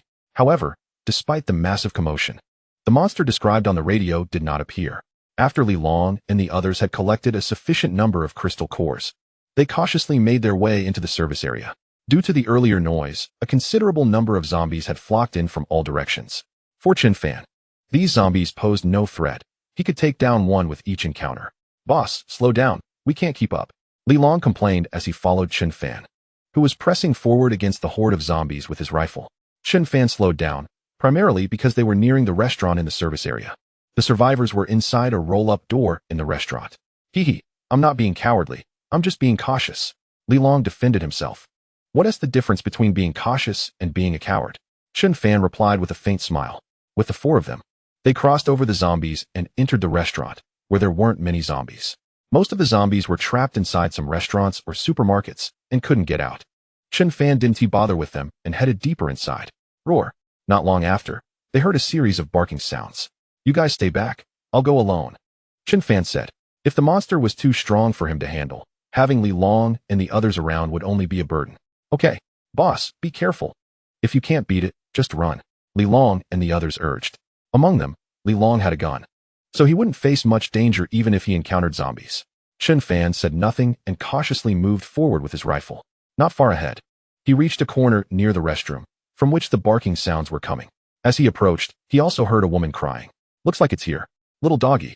Turning the corner, Chun Fan saw a monstrous creature resembling a wolf dog not far away, outside a supermarket's roll-up door. Its exterior was nearly rotting, with visible entrails. The zombie dog was larger than an average wolf dog, with glowing red eyes. Roar. At Chun Fan's call, the zombie dog turned its head and let out a low growl. Bang bang bang. Chen Fan smiled and began shooting. Bullets poured out rapidly, tearing open wounds on the zombie dog's body. Unfortunately, he didn't hit its head. The zombie dog was fast and reacted instantly, lunging at Chen Fan the moment he fired. However, a few bullets struck its leg, tearing it apart and causing the zombie dog to fall to the ground. Boom. Chen Fan charged forward and kicked at its head. Upon closer inspection, a blue flame erupted from his heel. Chen Fan activated the thruster, intending to kick the zombie dog's head off. The impact was tremendous, and Chen Fan's right foot instantly exploded the zombie dog's head, sending blood and flesh flying everywhere. Roar. However, just when Chen Fan thought it was over, a series of barking sounds erupted. Shadows appeared at the back door of the restaurant, all zombie dogs, howling and charging towards Chen Fan. Behind them was a particularly large zombie dog. Incorrect intel. Chen Fan gritted his teeth and shot a glare at the 5 people inside the roll-up door. It seemed the powerful monster they mentioned was just that large dog. Bang bang bang. Chen Fan quickly raised his rifle and fired, bullets sweeping out and smashing several zombie dogs. However, the large zombie dog was incredibly fast and dodged all the bullets. With no other choice, Chen Fan put away his weapon and began to run. That large zombie dog was clearly not simple. Activating the thruster, he kicked off, shattering the tiles beneath him as he sprinted away. Roar, roar, roar. The remaining 3-headed dog, under the leadership of the zombie dog king, chased after Chen Fan. With a thud, Chen Fan ran towards the bathroom, tossing 2 fragmentation grenades around the corner. Boom. Just as the 3-headed dog rushed around the corner, the grenades exploded, sending countless metal shards flying. Uffed. The 2 zombie dogs closest to him were instantly torn apart, while another was blasted away, lying on the ground motionless. Chen Fan stood in the middle of the bathroom, waiting for the zombie dog king to arrive. It wasn't long before the zombie dog king, with its mouth full of fangs, came running without any sense of loss for its 3 subordinates, its eyes glowing red, fixated on Chen Fan. Rat-a-tat-tat.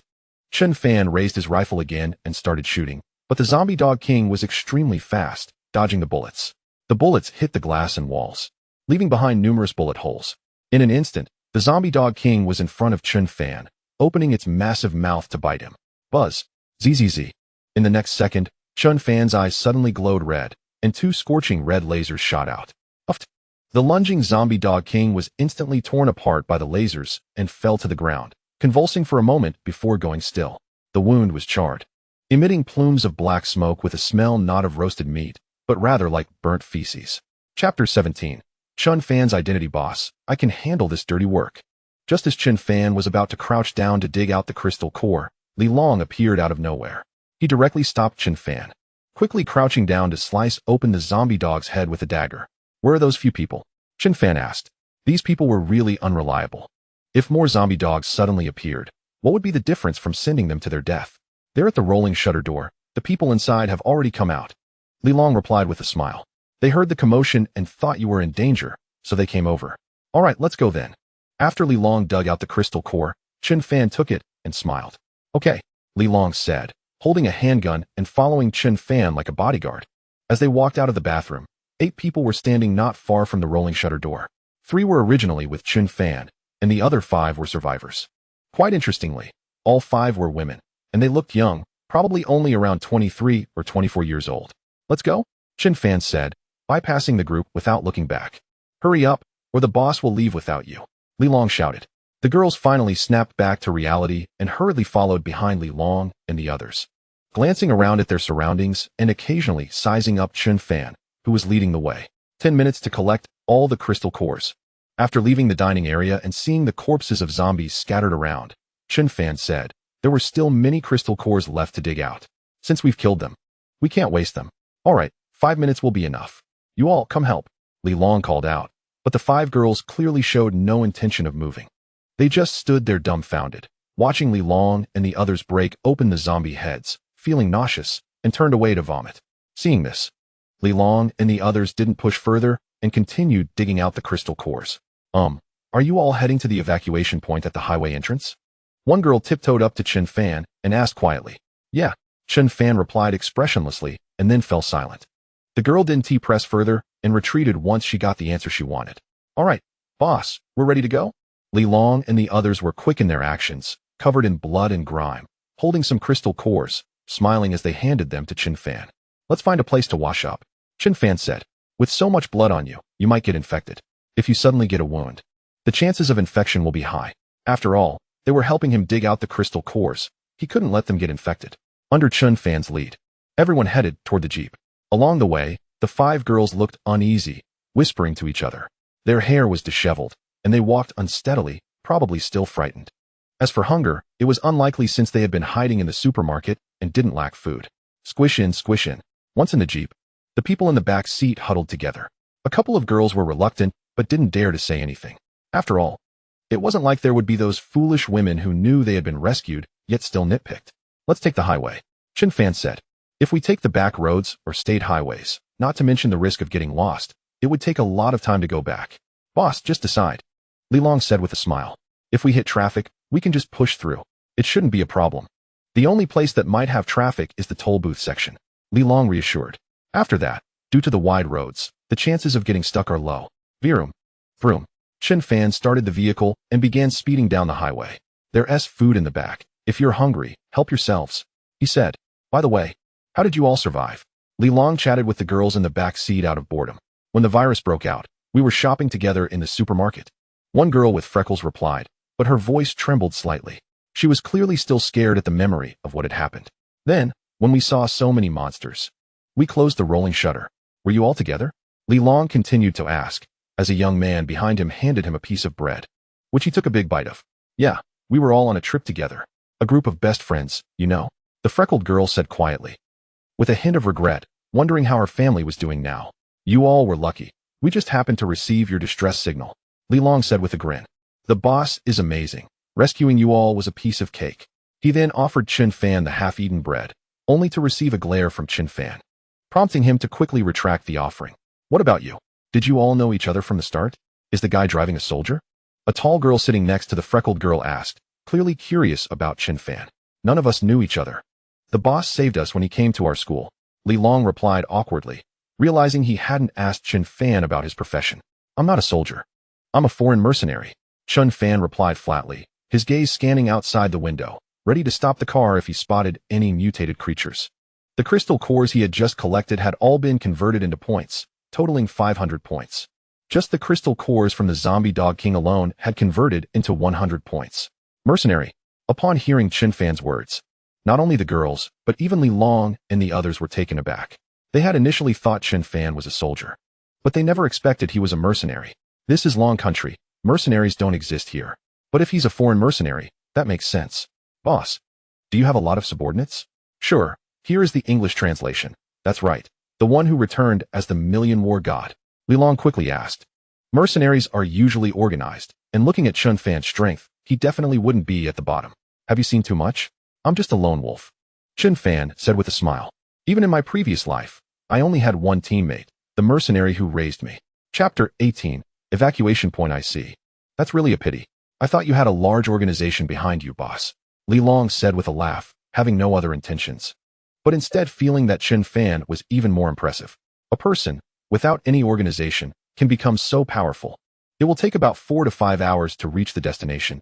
You guys can rest for a bit, Chun Fan said, looking at the highway sign, addressing the others. The vehicle was moving quickly, and if it could maintain this speed, they could actually arrive in 2 hours. However, there were overturned vehicles everywhere on the highway, and some zombies wandering around. It was unlikely they could maintain this speed. Although the vehicle had strong protective capabilities, it couldn't just ram through everything. All right, boss. If you're tired, let me drive. The others didn't say much. Only Li Long responded to Chun Fan's words. As for the few girls, they seem to have fallen asleep at some point. Orders have been issued from above. We must evacuate within a day. At the G36 highway toll station, a large number of military trucks were parked, and occasionally tanks could be seen turning their turrets. About 1,000 soldiers were stationed here, armed with steel guns. As a military evacuation point, there were naturally many survivors coming here, currently around 20,000 survivors. There were vehicles everywhere, but these vehicles could not leave with the troops. Survivors had to board military trucks. Didn't they say we could wait a few more days? Now they're only giving us 1 day. The news has already spread. And now we're evacuating in just 1 day. A middle-aged man in military uniform frowned inside the tent. Although it was anticipated, evacuating this quickly was too early, right? The capital's orders. I've heard that all troops have received this command. The capital means to gather all troops because the monsters are evolving too quickly. Only by consolidating all forces can there be a glimmer of hope. The adjutant beside him smiled wryly. It has only been 4 days since the apocalypse broke out. But in these 4 days, the world has changed dramatically. Zombies are evolving wildly, and now there are zombies that cannot be dealt with by conventional firearms. There are also some powerful otherworldly creatures. Although there hasn't been a large-scale massacre of humans yet, it is only a matter of time. The capital is gathering the military to create a last bastion of safety to protect the legacy of humanity. All right, I understand. Have the soldiers prepare. We will evacuate early tomorrow morning. This cursed place. I really don't know what else will appear. This military commander was appointed temporarily to take over this army after the original major was killed in battle, and he, a lieutenant, took over. This army, originally over 6,000, has lost over 4,000 in just 4 days, leaving only a little over 1,000 now. The evacuation point is also not safe, as survivors continuously arrive, attracting a lot of monsters. For example, a group of 3-meter-long wolves with horns appeared before, their eyes glowing blue, and ordinary firearms had little effect. In the end, it was still the tank's firepower that solved the problem. Have there been any updates on those crystal cores? Can we cultivate any gene warriors? The lieutenant asked, knowing that conventional firearms would eventually become ineffective. The experts from the Research Institute haven't had any news for a while. I reckon there hasn't been much progress. The adjutant sighed, knowing full well that the effectiveness of conventional firearms was diminishing. They are fine against zombies. But if it comes to those otherworldly creatures, heavy weaponry is needed. But where are there so many heavy weapons right now? It's unclear why intercontinental missiles and nuclear weapons have all become ineffective. It feels targeted. Ordinary weapons can still be used. But all weapons with powerful lethality have become ineffective. This feeling is like a weapon ban in a game. Is it a conspiracy? Experts? Just a bunch of freeloaders. Aside from a few leaders, what do the rest count as experts? If there is no further progress, extinction is just a matter of time. Previously, we often encountered idiots who went to eat crystal cores, saying they read it in a book. Can such good things really exist in the world? The lieutenant sighed, unable to persuade them. They had already announced it over the broadcast, but no one listened. Everyone wants to try, hoping to become the legendary evolved beings. But do evolved beings really exist? Even if they do, with the strength of the human body, can we withstand that enormous energy? There's nothing we can do. We've tried to advise them. Although we have collected a lot of crystal cores, many have still been lost. The adjutant said helplessly at this time. Everyone wants to survive and grasp that glimmer of hope. All right, go on. If anything comes up, let me know. Okay. The adjutant walked out of the tent, and the glaring sunlight poured down, with survivors moving around outside. It was mealtime. All the survivors gathered around several large pots, where a thin porridge was being cooked. The porridge was so thin that it poured out when chopsticks were inserted. Even so, having something to fill their stomachs was already quite good. Although survivors often complained about the poor food, there was nothing that could be done. The soldiers were better off, eating wild grass, paired with cold water. The best food they could provide to the civilians was from the military side. Boss, are we almost there? On Chen Fan's side. Li Long didn't know how long he had slept. When he woke up, the sun was already halfway up the mountain. The sunset glow poured in through the car windows. If it weren't for the overturned vehicles and zombies outside, the scenery would still be quite nice. About 3 hours. Chen Fan said softly. After his body became mechanical, he became extremely sensitive to the passage of time. We're almost there, right? Are we resting at the evacuation point tonight? Li Long asked, knowing Chen Fan generally wouldn't travel at night due to the dangers. Yes, we will stay at the evacuation point tonight, giving you time to decide whether or not to stay, Chen Fan said, mainly because he wanted to see the military situation. If possible, Chen Fan would naturally help a bit, and by the way, obtain some crystal cores. If nothing unexpected happens, the military must also be collecting crystal cores. At that time, with a little exchange, they should be able to get quite a few crystal cores. Chapter 19. Arrival at the evacuation point. Boss, no matter what, I want to stick with you. If I follow the military, I might not find my parents. But if I follow you, there's a greater hope. After a moment of silence, Li Long said. He was very clear that under the current situation, the military had no energy to specifically send troops to rescue a portion of people. Since the military can't provide rescue, then I'll do it myself. We'll see when the time comes. You might change your mind. Chen Fan said. Li Long could be trained. Once he fully decided, Chen Fan could consider enhancing his body, turning him into a mechanical life form like himself. Becoming a mechanical life form has its pros and cons. It depends on how Li Long chooses. As for the others, Chen Fan didn't have any plans for now. He would wait and see. Having more people is naturally better, as long as they don't hold him back. After that, Li Long didn't say anything further but ate bread, looking at the scenery outside the window. If it weren't for those overturned vehicles and zombies, it would be no different from before the apocalypse. Surviving, is it luck or misfortune? The vehicle moved quickly, and soon they entered the G36 highway. And the military's evacuation point was faintly visible. In the distance, a number of vehicles could be seen slowly moving, with a checkpoint at the end and soldiers with steel guns checking back and forth on both sides. Occasionally, someone could be seen entering the nearby tent, likely to check for any wounds. Trouble. Watching this scene, Chun Fan sighed helplessly. Inspections naturally required stripping off clothes. In his situation, if he took off his clothes, it would immediately attract the military's attention, right? With a mechanical body, he might even be mistaken for a creature from another world. Bro, do you have any food in your car? I'll buy it with money. Soon, Chun Fan drove his car to the back of the line. A nearby off-road vehicle rolled down its window and asked Li Long, who was sitting in the passenger seat. Seeing that Li Long didn't respond, he quickly mentioned that he had money. Upon hearing this, Li Long was even less inclined to respond. In the apocalypse, even wiping your butt with money felt uncomfortable.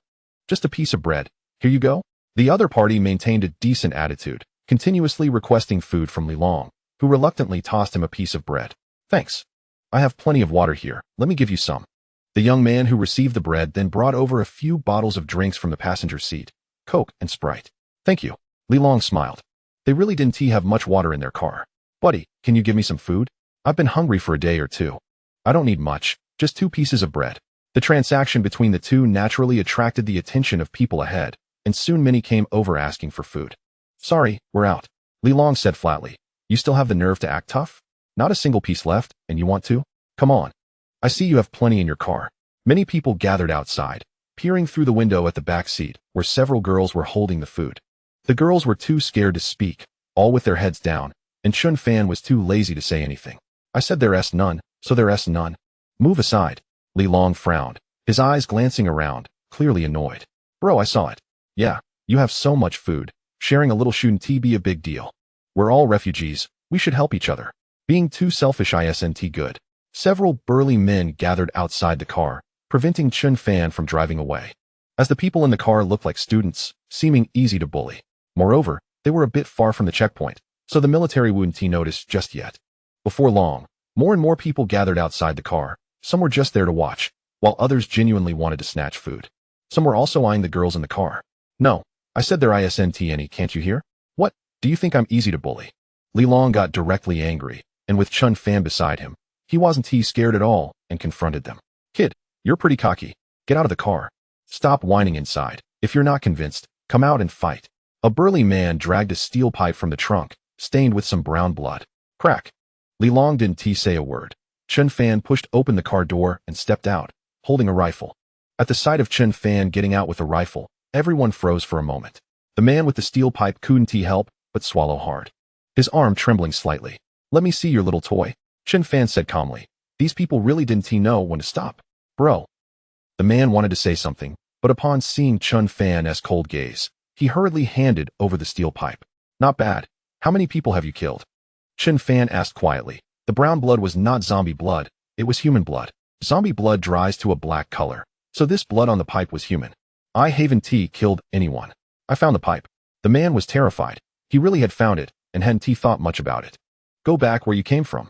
Chun Fan tossed the pipe aside, speaking flatly. There's military here. It's not convenient to fight. If this gets loud, it'll be hard to cooperate with the military later. Okay. The man, as if granted a reprieve, hurriedly fled amidst the gazes of the crowd. The main reason was the threat posed by Chun Fan's rifle. Although some thought it was fake, they wouldn't be foolish enough to test it. Seeing the man retreat, Chun Fan returned to the car, and the crowd quickly dispersed. Boss, I caused you trouble, Li Long said awkwardly as Chun Fan got back in the car. It's fine. Next time handle it yourself. Didn't I give you a gun? Chun Fan replied. If it weren't for the military being here, he would have dealt with it directly. Yeah, I got it. Li Long, after all, had never killed anyone and was quite fearful of the idea. The people in the car finally sighed in relief after seeing the crowd disperse, especially the girls who had been nervously sweating just moments before. The long convoy was slowly advancing, and the young man from the earlier food exchange was still curiously watching Chun Fan. He originally thought Li Long was the boss, but now it seemed the driver was. It was strange. Why would a boss be driving? Shouldn't the boss be sitting in the back, smoking a cigar, with a beautiful woman on each side? Chapter 20, The Lickspittle. You drive, I need to use the restroom. I'll be back shortly. As they got closer to the checkpoint, Chen Fan got out of the car and said to Li Long in the passenger seat, "Boss, we're almost there. There should be restrooms inside, right?" Li Long was quite puzzled. Could it be that he couldn't hold it anymore? Just drive. I'll find you guys in a bit. Chen Fan turned and left, leaving weapons and such in the car. Li Long shrugged helplessly, too lazy to get out, and climbed into the driver's seat while the others watched Chen Fan's back. They felt that Chen Fan seemed to be up to something. Using the restroom was likely just a cover. To avoid the military discovering his secret, Chen Fan had to sneak in. If the military found out about his mechanical body, it would be hard to explain. After looking around to ensure no one was paying attention, Chen Fan climbed over the guardrail and stealthily moved to the side. However, there were quite a few soldiers patrolling nearby, which made things tricky. It wouldn't do to knock someone out. If it came to that, it would be a hassle. Optical invisibility, 1,000 points. Looking at the items in the system shop, optical invisibility was something he could use right now. But it was too expensive to Chen Fan. It was a fortune. Moreover, optical invisibility couldn't achieve complete invisibility. If the other side observed closely, he would still be found. Roar. Just as Chen Fan was at a loss, a deafening roar sounded. The lickspittle. With terrified screams echoing, the soldiers stationed around quickly gathered. Behind the main force, a massive crawling creature appeared out of nowhere. It looked like an enlarged version of a human, but was crawling on the ground, covered in blood like a skinned beast. A good opportunity. Not hesitating at the sight of the panicked crowd, Chen Fan climbed over the guardrail and merged into the crowd, running towards the forward camp. Many soldiers were rushing against the tide of people, their eyes full of determination, showing no signs of fear. Boom, boom, boom. 700 meters away, a 5-meter-long, muscle-bound lickspittle charged wildly. The vehicles blocking its path were tossed into the air, with several survivors among them. But they were too far away for the charging soldiers to provide any help. Boom, boom, boom. Almost immediately, the tank stationed behind the checkpoint turned its turret, and the deafening sound of cannon fire erupted, shaking the ground. Boom, boom, boom. At such a close distance, the shells reached the lickers in an instant, engulfing the entire area in flames. In an instant, black smoke billowed up, and countless vehicles were sent flying. The lickers, with their extremely strong defenses, were clearly not the first time encountering such a situation. As for the survivors in the vehicles, they were beyond help and could only be destroyed along with the lickers. Although it was cruel, if the lickers got close to the evacuation point, it would only result in more deaths. Roar, roar, roar. As the black smoke dissipated, countless swaying figures emerged from the ruins. A series of howls erupted as these standing figures charged madly toward the checkpoint. Rat-a-tat-tat. Countless soldiers with steel guns gathered outside the checkpoint, their weapons spitting fire. "Boss, you're so quick?" Chen Fan found Li Long and the others, just as Li Long had parked the vehicle and was planning to leave with the crowd. However, when Chen Fan appeared, that thought was immediately dismissed. "You didn't wipe properly, did you?" Li Long asked curiously, noticing Chen Fan's slightly furrowed brow, as it was rare to see him frown. "Get lost. I wiped with a branch." Chen Fan rolled his eyes, feeling speechless. Anyone with a bit of sense would know that was impossible. "Isn't it painful? I wiped with leaves before, and there were caterpillars on them. My butt was swollen for a week." Li Long chuckled, initially a bit scared, but felt much more at ease now that Chen Fan was back.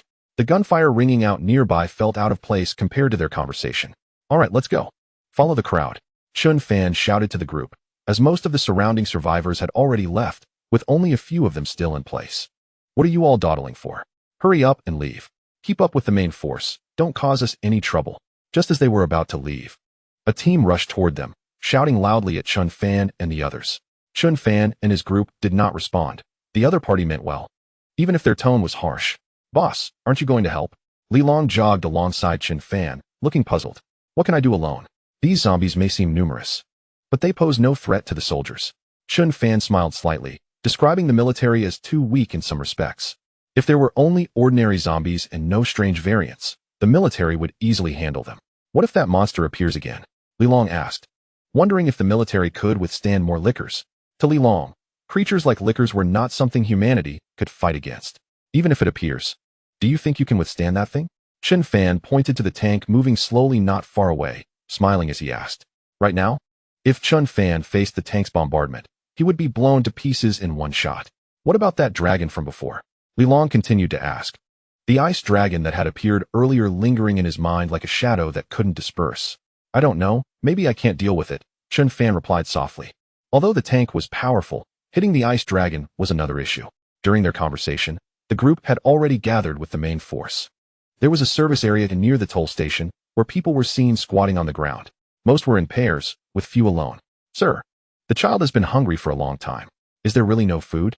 A woman in her 30s was holding a girl about 4 or 5 years old.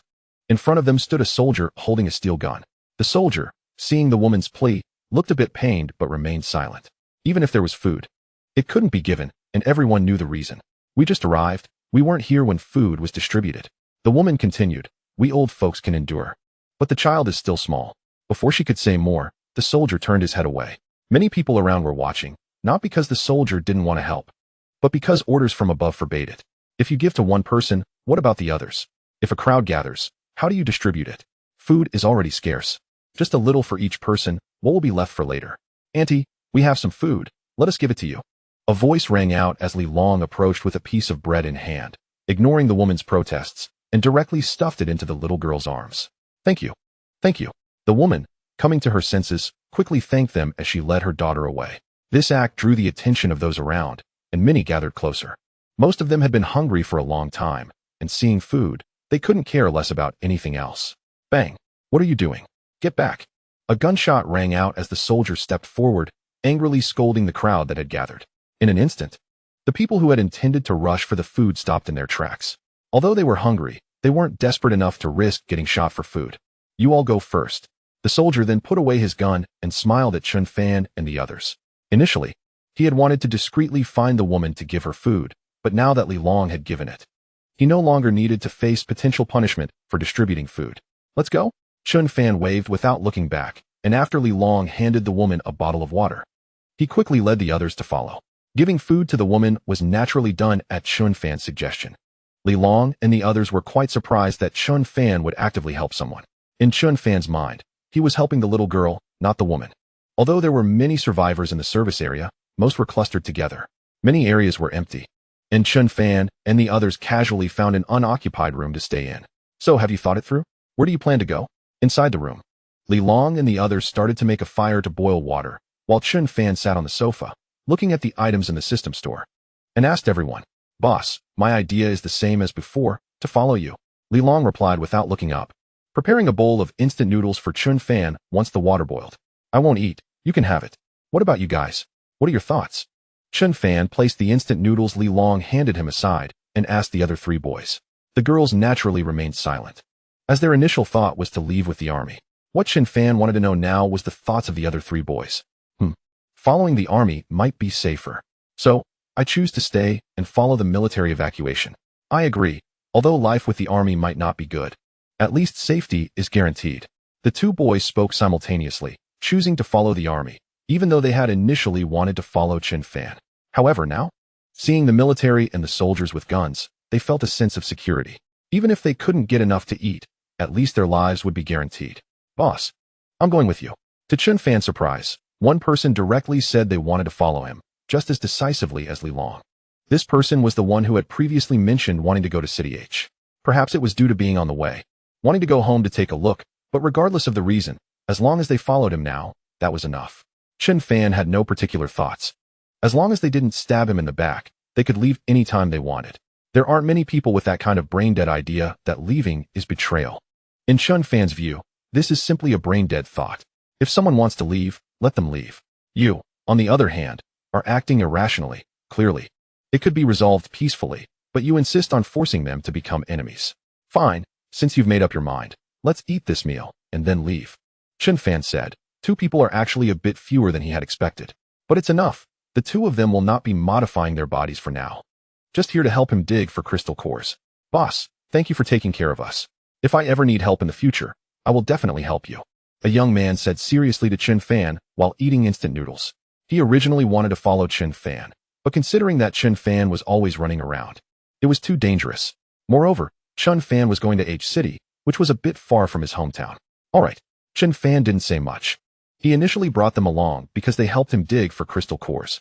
Although it was a small matter, Chun Fan didn't want to owe anyone anything, even if it was something insignificant. 5 girls sat in the corner eating without saying a word. Although Chun Fan was strong, he was still much weaker than a military unit. Plus, they had only just met, and they weren't sure if Chun Fan was a bad person. One should always be cautious of strangers. After all, who meets a powerful person and can't move? Even if they are a green tea bitch. They should at least investigate the other party first. Alright, since we've finished eating, let's hurry and leave. After all, it's just instant noodles, and everyone ate quickly. Once they were done, Chun Fan began to ask everyone to leave. Thank you for taking care of us, boss. A few of them bowed as they walked out of the room to thank Chun Fan. Boss, I thought you were going to take care of them. After returning to the room, Li Long was still eating instant noodles and said with a grin, Why do you think that? Chun Fan asked speechlessly. Just because he killed people doesn't mean everyone is stupid. It's like that in the movies. Anyone who stays together and then wants to leave gets killed. Li Long said seriously, having already prepared to deal with them. You know that's a movie, right? Remember, the fewer enemies, the better. If you really want to kill, then kill to the root. Leave no one behind. Chun Fan said calmly. His usual approach was not to kill indiscriminately, but if he had to act, he would eliminate them completely. Even the dogs on the street should get a slap. Okay, then what next? Li Long casually threw away the finished instant noodles and glanced at the people sitting in the corner, asking, We wait. I'll contact the military tonight. Contact about what? Secrets. Chapter 22. Conversation with the Lieutenant Wang Hu. Take this with you. Chun Fan pulled out a handgun from his pocket and tossed it to the man in the corner. Wang Hu. The names are interesting. One is Li Long, and the other is Wang Hu. Dragon and Tiger. Thank you, boss. Wang Hu's eyes lit up as he received the handgun and hurriedly thanked Chun Fan. Li Long, on the other hand, was curious. Chun Fan's pocket was like a treasure bag, always filled with grenades or guns. If he pulled out a car from his pocket, Li Long wouldn't be surprised. If you're hungry, eat more. I need to step out for a bit. Chun Fan said as he stood up. The sounds of gunfire outside had mostly ceased, and it seemed the zombies had been mostly eliminated. Boss, you go. We'll wait for you here. Do you need me to come along? Chun Fan waved his hand and left the room without taking any weapons. As for the few people who had left earlier, they were nowhere to be seen, and Chun Fan didn't care where they had gone. Fortunately, there was only one liquor. Otherwise, who knows how many people would have died? Who says otherwise? If those strange beasts appeared again like before, it could cost some soldiers. This cursed place, I don't want to stay for another second. Hurry up and dig out the crystal cores. If the noise gets too loud, it will attract more zombies. Outside the checkpoint, the battle had stopped, and the ground was littered with zombie corpses. The military side suffered no losses, just a huge expenditure of ammunition. At this rate, their bullets would eventually run out. How much ammunition do we have left? Inside the checkpoint, the lieutenant looked at the soldiers digging for crystal cores and asked his aide beside him. For artillery shells. There's not enough for the next round of bombardment. As for bullets, we can sustain concentrated fire for about 5 more minutes. The aide sighed, stating that they had to retreat now, and it seemed the tanks were going to be abandoned. I hope nothing goes wrong. Where are our nearby troops? The lieutenant asked, realizing they had to merge with other units due to severe ammunition shortages. We can't contact those units we encountered before. They must be on missions. I estimate they have already retreated. All right, let's plan to retreat first thing tomorrow morning. Their conversation ended, and not far away, a figure sat on top of a jeep watching the two. Comrade, what are you doing here? It's quite dangerous. You should head back. Many soldiers passing by looked at Chun Fan sitting on top of the jeep, confused. Chun Fan was quite the anomaly. Other survivors were hurriedly fleeing. But he came here to join the excitement. Chun Fan had no intention of responding. Instead, he quietly observed the lieutenant approaching. The lieutenant clearly noticed Chun Fan, and upon first seeing him, instinctively placed his hand on the gun at his waist. His intuition told him that the man sitting on the car's roof was very dangerous. Chun Fan's gaze resembled that of some thugs he had encountered, perhaps even more terrifying than them. Who are you? Soon, the lieutenant reached the front of the jeep, sizing up Chun Fan sitting on the roof, and inquired. A survivor struggling in the apocalypse. Chun Fan jumped down from the roof, smiling as he replied. People like you surviving in the apocalypse is truly unfortunate. The lieutenant sneered, regarding Chun Fan as a terrorist. Chun Fan showed no signs of military demeanor. Instead, he exuded violence. Don't say that. I'm not a good person, but I'm also not a bad person. Would a bad person admit to being one? That reasoning is valid. But I really am not a bad person. Then who are you? A businessman. With soldiers stationed around, the lieutenant lowered his weapon, scrutinizing Chun Fan. I need crystal cores. I have crystal cores, but what do you have that is worth trading? Leaning against the car, the lieutenant asked with a half-smile. Already considering Chun Fan to be part of some mysterious organization. Terrorist organizations, what do they use crystal cores for? Research, right? Researching biological weapons? Bullets, weapons, whatever you need. I can provide, Chun Fan stated, knowing the military was in dire need of these items. And he, on the other hand, had no shortage of such things. The cheapest items in the system store were hot weapons. With just a few points, he could buy a lot. Oh, how do you want to trade? That depends on how many crystal cores you can give me.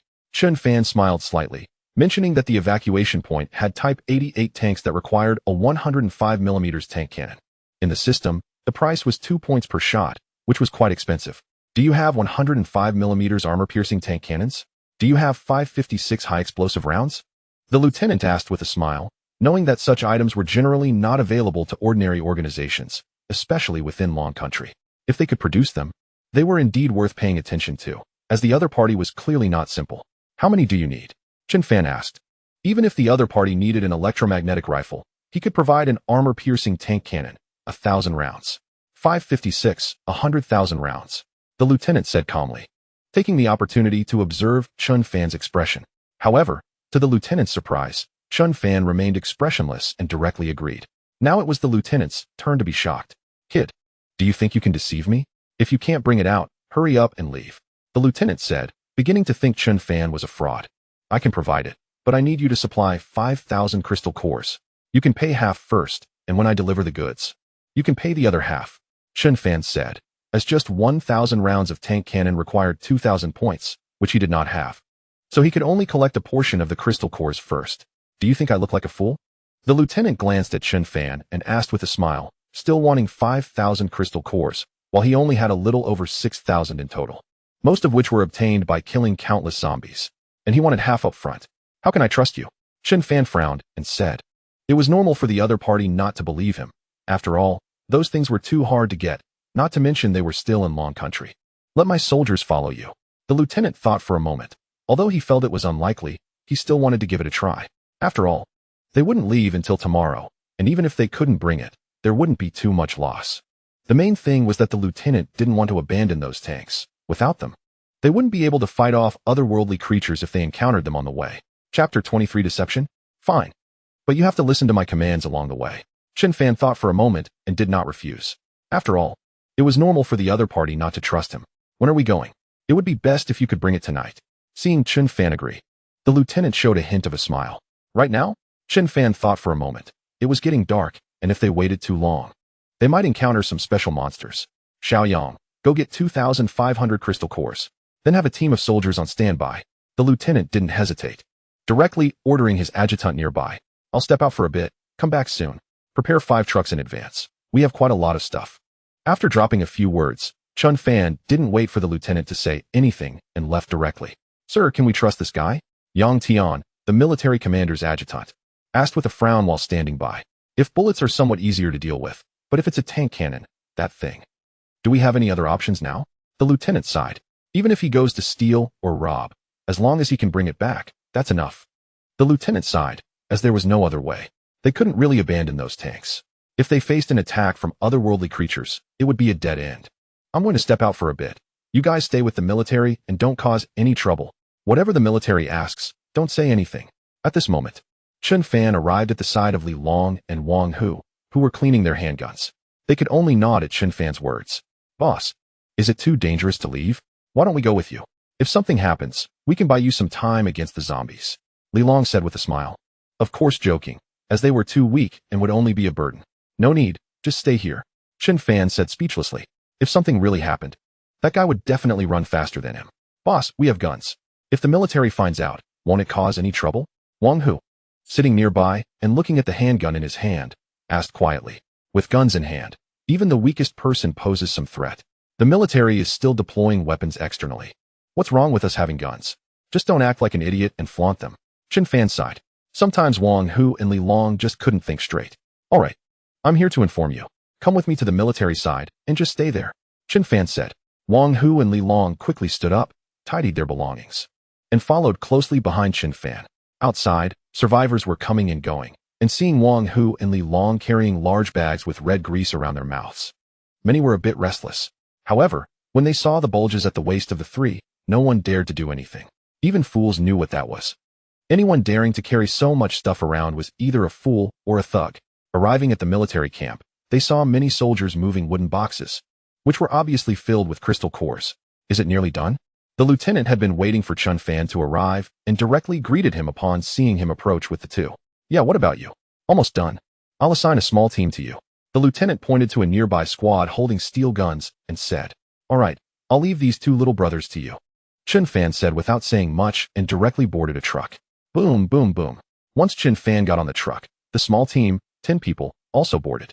Soon, 5 military trucks slowly moved, guided by Chen Fan, exiting the checkpoint and going down the highway. When we get close to the suburbs, call me. Chen Fan said to the soldier driving the vehicle, starting to fiddle with the energy handgun in his hand. The futuristic-looking handgun naturally attracted the soldier's attention, but he only glanced at it before quickly shifting his gaze away. The gun in Chen Fan's hand looked like a toy. Boom, boom, wee. After leaving the highway, the number of zombies along the way increased, but the convoy did not slow down at all, crashing through the zombies. It had to be said that the sight of 5 military trucks lined up was quite spectacular. They had completely exited the highway, and it wouldn't be long before they approached the outskirts of the county town. Where to stop? Not long after, the soldier driving asked Chen Fan. The military's discipline was high. Soldiers generally wouldn't speak unless necessary, perhaps to avoid Chen Fan extracting information. See that factory? Go there. Under the spotlight of the headlights. A huge factory could be vaguely seen a kilometer away. In many places, one could easily approach the county town right after getting off the highway. And there were always many industrial buildings around the suburbs of the county town. Since it was an industrial building, there was bound to be a factory inside. Chen Fan had already thought of a strategy. Otherwise, he wouldn't have rashly brought these soldiers along. There seemed to be quite a few zombies outside. Are you sure this is the place? After guiding the vehicle, the convoy quickly arrived outside the factory, where many shadows could be seen moving inside. Zombies? Just kill them. Chen Fan smiled and instructed the soldier to drive through the iron gate, then leaned out to shoot. The loud noise naturally attracted all the zombies at once, and the soldiers on the truck quickly got down and started shooting with their rifles. You guys wait here. I'll drive away and be back soon. Where are you going? Calling for support. Although there were many zombies, they were just ordinary ones, so the pressure wasn't too great. Chen Fan drove the truck filled with crystal cores away, leaving the group of soldiers behind to fight the zombies. Although these soldiers were displeased, Chen Fan's actions were too fast for them to stop him. Captain, what should we do? That guy isn't really going to run away, right? Damn it, are we being tricked? Soon, the 10 soldiers gathered together, facing the continuously attacking zombies and shooting frantically. What can we do? First, deal with the zombies here. If that guy doesn't come back, we'll chase after him. There are zombies everywhere. Let's see where he can run to. The squad leader was also a bit angry, feeling like he had been played. If they return like this, he really didn't know what kind of punishment they would face. When they left, the lieutenant had given a strict order to follow the other party under any circumstances. Now, they had been tricked into getting out of the vehicle and had to face so many zombies. Chapter 24, Mechanical Warriors vs. Wild Boars. Boom. On Chen Fan's side, he drove the military truck recklessly, the windshield covered in zombie blood. Before long, the vehicle crashed through a tightly closed iron gate and slowly drove inside. The noise attracted quite a few zombies. Buzz, buzz, boom. Chen Fan got out of the car and threw out 3 particle-like objects, followed by a series of buzzing sounds. Sit-size, boom, boom, boom. The 3 artillery platforms unfolded, and infrared beams shot out. In the next second, the incoming zombies were instantly torn apart by the bullets that poured out. Click, click, click. Chen Fan had already dived into the truck, opened a wooden box, and grabbed the crystal cores, stuffing them into his chest continuously. It looked a bit strange, but Chen Fan didn't care, madly absorbing the crystal cores like a dog eating feces. There were 2 wooden boxes filled with crystal cores. The absorption speed was not slow, and seeing the continuously rising points, Chen Fan couldn't help but grin. Continuously absorbing the crystal cores, he muttered something about getting rich. Host, Chen Fan Energy, 100 points, 25240, 25,240. Level 3 Steel Body Skills, Laser Eye low level, Motion Capture low level, Thermal Imaging. All Direction Propulsion System, low level, External Armor, none weapons. Energy Pistol, Energy Dagger. Looking at the points on the system panel, Chen Fan smiled wickedly. Over 20,000 points could buy a lot of equipment. Buzz, buzz. Subsequently, in the empty factory, Chen Fan purchased a large number of tank shells and some ammunition. 1,000 armor-piercing tank shells, 100,000 bullets, and quite a few fragmentation grenades. He spent over 3,000 points, originally only needing a little over 2,000. But Chen Fan gifted some ammunition. Who knows, he might need to trade again in the future, so he naturally wanted to leave a good impression. System Backpack, 10,000 points 1M. Mechanical Wings, 5,000 points. External Laser Device, 1,000 points. Conqueror Mecha, 10,000 points. Energy Vibration Blade, 500 points. All-direction propulsion system, intermediate 10,000.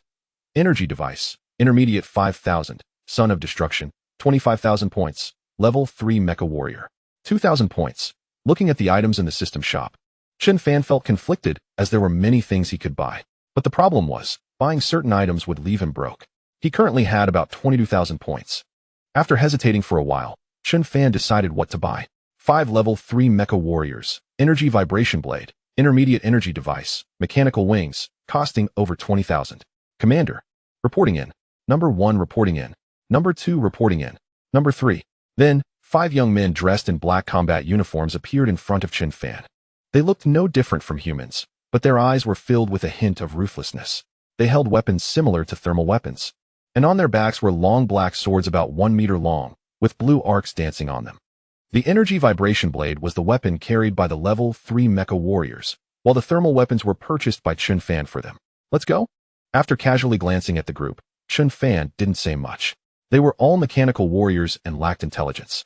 If they were level 2 or above mecha warriors, they would have independent consciousness, but that would be a bit expensive. Just a level 2 mecha would require 5,000 points. Click, click, click. After retracting the artillery platforms, the ground outside was littered with zombie corpses. Chen Fan held the vibration blade and led the group out cautiously. Although Chen Fan had purchased the mechanical wings, they were usually hidden and did not appear as external armor, so it was not noticeable. The mechanical wings would only manifest when needed. Tat tat tat. Not long after stepping out, there were still a number of wandering zombies around, and the mecha warriors raised their weapons to shoot. Unlike Chen Fan, who sprayed bullets everywhere, they used precise single shots. Is it still not over? Hearing the continuous gunfire not far away, Chen Fan frowned slightly. Hasn't it been a while? Damn it. How could there be exotic beasts? Damn it, this is a trap. That guy must be trying to lure us in and then kill us. Hoarding those crystal cores for himself. On the side of the squad, they had already killed most of the zombies, but some new creatures had appeared. They looked very much like wild boars, but their fur was as hard as steel. Bullets hitting them had little effect, instead sparking off a shower of sparks. Captain, retreat. We're running low on ammo. Boom. One soldier threw a grenade and yelled at the captain, who was still shooting. How the hell do we run? The captain shouted angrily, as 2 soldiers were now severely injured, gasping for breath on the ground. A few meters away, 2 wild boars with glowing red eyes were drooling and circling around them. Although bullets had little effect on them, hitting their eyes would cause significant damage. The 2 wild boars dared not charge recklessly, only circling around, trying to exhaust their ammunition. Whoosh. Boom. Just then, a loud rumble sounded. Before anyone could react, a violent explosion erupted, and terrifying flames surged out. Humph. In the eyes of the soldiers, one wild boar was instantly thrown into the air, landing on the ground with a mournful cry. Tat tat tat tat. Immediately after, a series of fierce gunshots rang out, and in the darkness not far away, tongues of fire appeared. Whoosh. Boom. Soon, another rocket struck, flames bursting forth, and the wild boar that had just gotten up was knocked down again. Sorry, I'm late. Under the vigilant gaze of the group, Chen Fan came running with a rocket launcher, followed by 5 soldiers dressed in black combat uniforms. Boom, boom, boom. The 5 soldiers immediately dropped their weapons and charged towards one wild boar. The wild boar charged at them, but 2 soldiers quickly restrained it, then began to hammer punches into its forehead. After all, they were mechanical warriors, not knowing pain, and with their strong physiques, they aimed for the wild boar's head, which naturally had a significant effect. Puff. The wild boar struggled frantically. One soldier took out the energy vibration blade from his back, the arcs dancing, and struck it down on the wild boar's back. In the astonished eyes of the soldiers, the vibration blade tore into the wild boar's back, creating a mess of flesh and blood. Tat tat tat tat. The wild boar howled in pain, seemingly wanting to escape. But one soldier picked up his weapon and shot at its wound. And just like that, the wild boar was finished. Chapter 25. Returning to the evacuation point, how do you feel? Looking at the squad leader who had collapsed on the ground, Chen Fan extended his hand and asked with a smile. Not great. If you had come any later, we would all have died. Facing Chen Fan, the squad leader's expression was not good. If Chen Fan hadn't abandoned them, how could their teammates have been injured? Sizzle. Meanwhile, after the mechanical warriors dealt with the wild boar, they began to bandage the wounds of the 2 injured soldiers. The basic skills were possessed by the mechanical warriors, and they carried some medical supplies with them. They could automatically replenish, and the ammunition was merely deducted from Chen Fan's supply. All right, the supplies are ready. Let's move. After treating the 2 soldiers' injuries, Chun Fan finally spoke to the squad leader. The squad leader naturally wore a grim expression, and under Chun Fan's lead, they drove towards their destination. Along the way, they looked around, fearing there might be an ambush, but Chun Fan didn't say anything about it. When they arrived at the factory and saw the mountain of ammunition, the captain who got out of the car was so shocked that he couldn't speak. Quick, quick! Move it! Coming back to his senses, the captain smiled and hurriedly instructed the soldiers to start moving the ammunition. These things are for you too. Let's move them inside. Chun Fan pointed to the large piles of wooden boxes nearby, which were filled with fragmentation grenades and some Molotov cocktails. This isn't part of the deal, right? The captain frowned and asked, as he was aware of the transaction. Although they really needed these grenades and Molotov cocktails, they were not part of the agreement. They're a gift for you. Don't worry about me raising the price. Chun Fan replied lightly, having seen through the captain's thoughts. All right. I thank you on behalf of the country. The captain couldn't stop smiling. With these supplies, many casualties could be reduced. Grenades were very effective against hordes of zombies, almost causing mass destruction with each explosion. You're being too kind. You all move first. I'll take them to get some supplies. Chun Fan said, signaling the 5 mechanical warriors to leave. Captain, this is great. With these supplies, we should be able to return to the capital safely. Yeah. I didn't expect to get so much ammunition. This is awesome. We should apply to the commander for more ammunition after completing this mission. After Chun Fan and his group left, the soldiers began moving the ammunition while chatting among themselves. You take this, carry the rocket launcher, and the Gatling, bear it. Meanwhile, Chun Fan had arrived at another part of the factory where he purchased some heavy weapons from the shop and began distributing them to the mechanical warriors. One warrior was carrying a Gatling gun while also having a rocket launcher strapped to his back, and another was carrying a Barrett, while others had flamethrowers or were covered in grenades. Looking at the transformed soldiers, Chun Fan finally smiled. Wow, a walking arsenal. If a fight breaks out, we'll definitely have firepower suppression. Moreover, all the weapons were large caliber, and the system-supplied ammunition was mainly armor-piercing rounds. Virum. Then, within the factory, Chun Fan waved his hand, and a 7-meter-long armored vehicle appeared. All-terrain armored command vehicle. 500 points. This armored vehicle was quite expensive, but it was worth it. Able to withstand bombardments from general tank cannons. It was also equipped with 2 fully automatic machine guns and a 23mm defense cannon. Don't delve too deeply into the weapons, as they don't correlate with reality. Get in. At Chun Fan's invitation, the soldiers quickly boarded, and the vehicle roared to life as it drove out. I must say, the visual impact of this steel giant was quite strong. What the hell is that? This is too extravagant. The soldiers who were moving the ammunition quickly pulled out their guns upon hearing the commotion, and when they saw the massive vehicle, they were left speechless in shock. The shape resembled a cockroach lying down with continuously rotating turrets, and now and then, they could hear the sound of electricity. Are you done moving? Chun Fan got out of the vehicle and asked the soldiers. Not yet. It will take a little longer. Although shocked, the squad leader quickly replied to Chun Fan. Get out and help move. Put the weapons down first. Then, a comical scene unfolded. In the eyes of the soldiers, one warrior carrying a Gatling gun and a rocket launcher on his back got out, only to be kicked back in by Chun Fan. Just lifting the Gatling gun was difficult, let alone carrying a rocket launcher too. Soon, the 5 soldiers put down their weapons and joined the ammunition moving line. I'm starting to suspect you're from a special forces unit. Chun Fan leaned against the wall and tossed a pack of cigarettes to the squad leader, who looked at Chun Fan's harmless face and said seriously, if that were the case, I wouldn't have to keep fleeing. Chun Fan laughed heartily. Special forces? Does such a unit even exist? At least I didn't encounter it in my past life. Since there's nowhere else to go, why not come with us to the capital? Join the army and serve the country. The squad leader took a deep drag from his cigarette and looked at Chun Fan seriously. Chun Fan didn't expect the other party to throw out an olive branch, but unfortunately, he wasn't interested. We can cooperate, but joining is a no-go. No. I have other places to go. Chun Fan politely declined, not wanting to be controlled or have his secrets discovered. All right, if you ever want to join the army, just come to the capital and find us.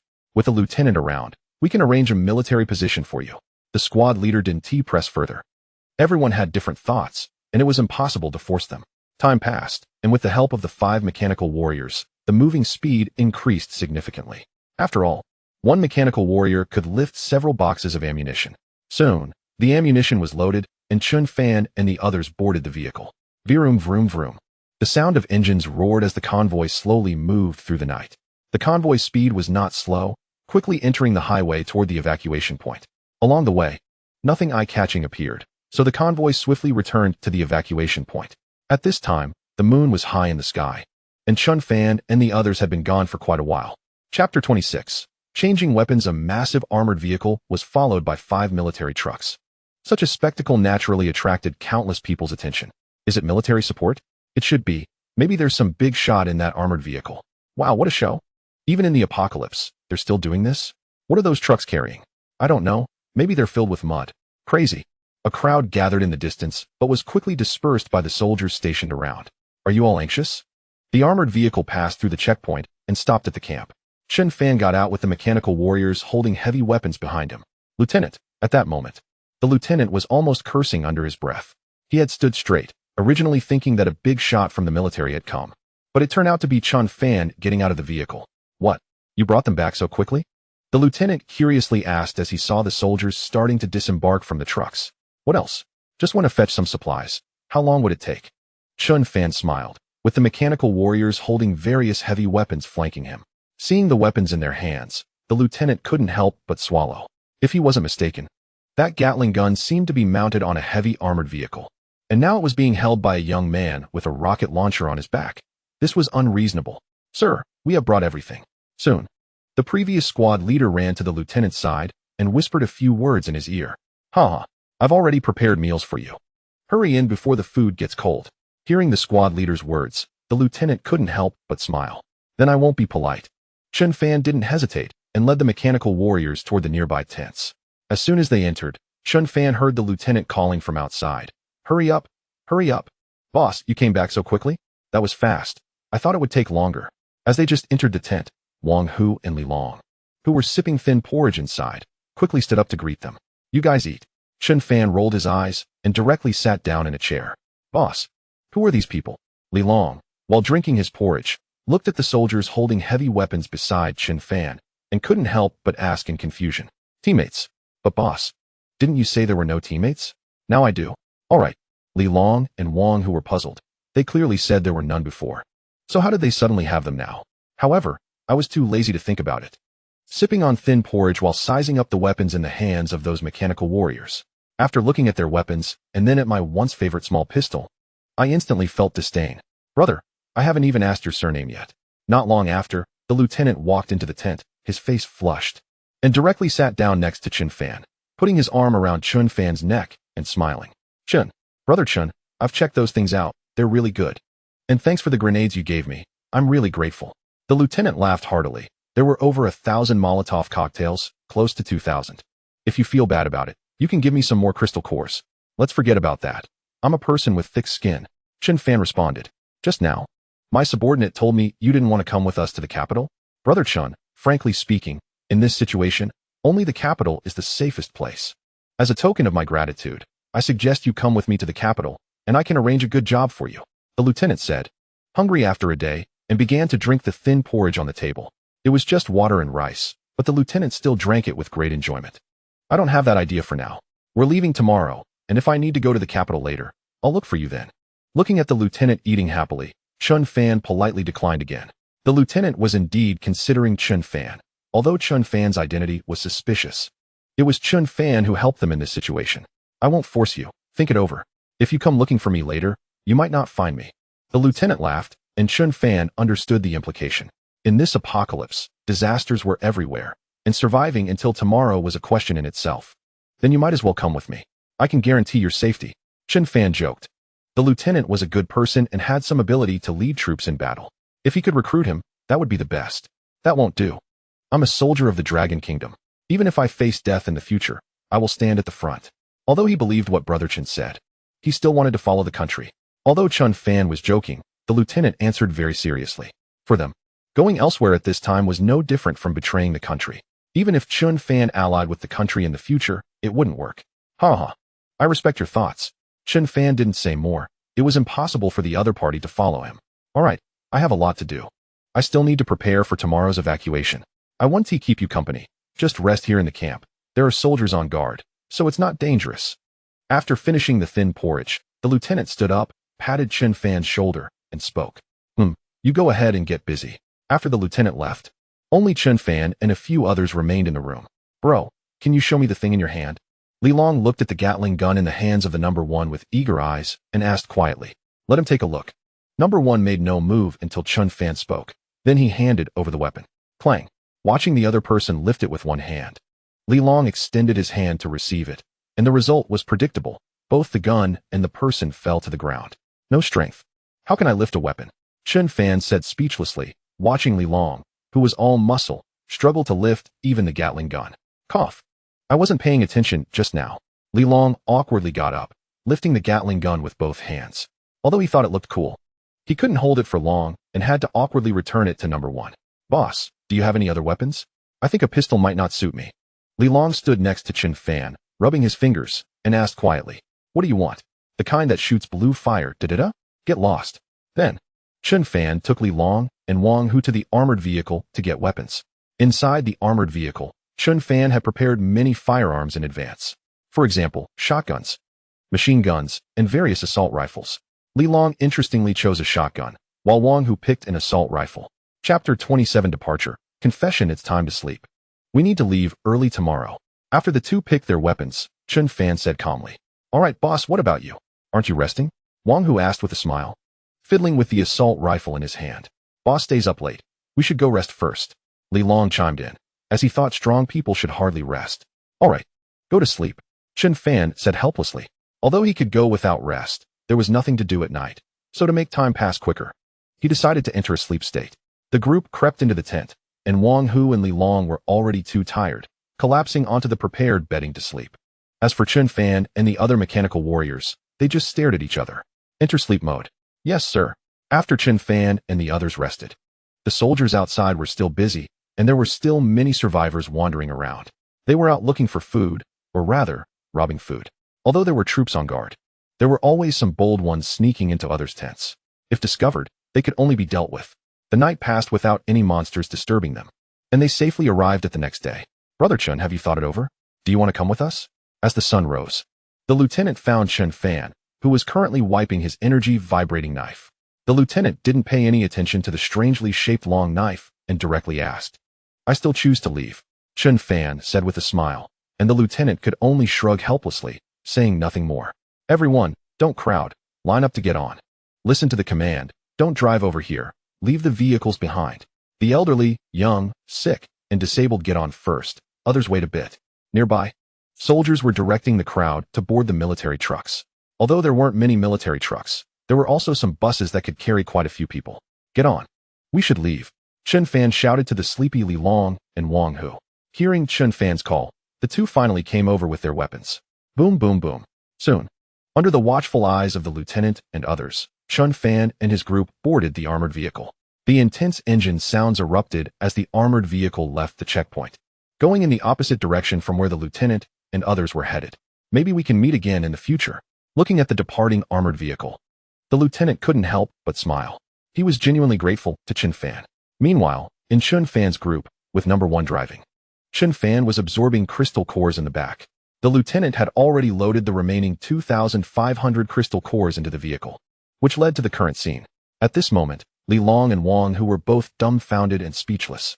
They saw Chun Fan take off his shirt, revealing a mechanical-like body. Initially, they thought Chun Fan was wearing some kind of armor, until Chun Fan opened a hatch on his chest. I see it now. Boss, you're Iron Man. After a long silence, Li Long suddenly shouted excitedly.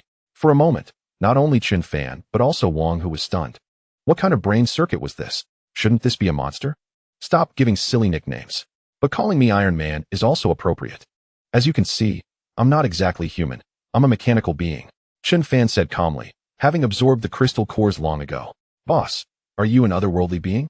Wang Hu asked through gritted teeth, as he had some understanding of otherworldly beings, which could take any form. No, I was once human. I just became mechanical, Chun Fan said calmly, and Wang Hu was still relatively normal, unlike Li Long, who was acting like a brain-dead person.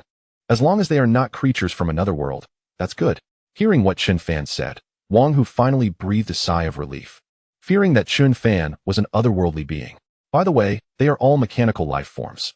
Chun Fan pointed at number 1 and the others and said calmly, were they once human? How did they become mechanical beings? Li Long asked, looking at Chun Fan's mechanical body, feeling a surge of excitement inside. If you want, you can also become mechanical beings, possessing powers beyond those of humans.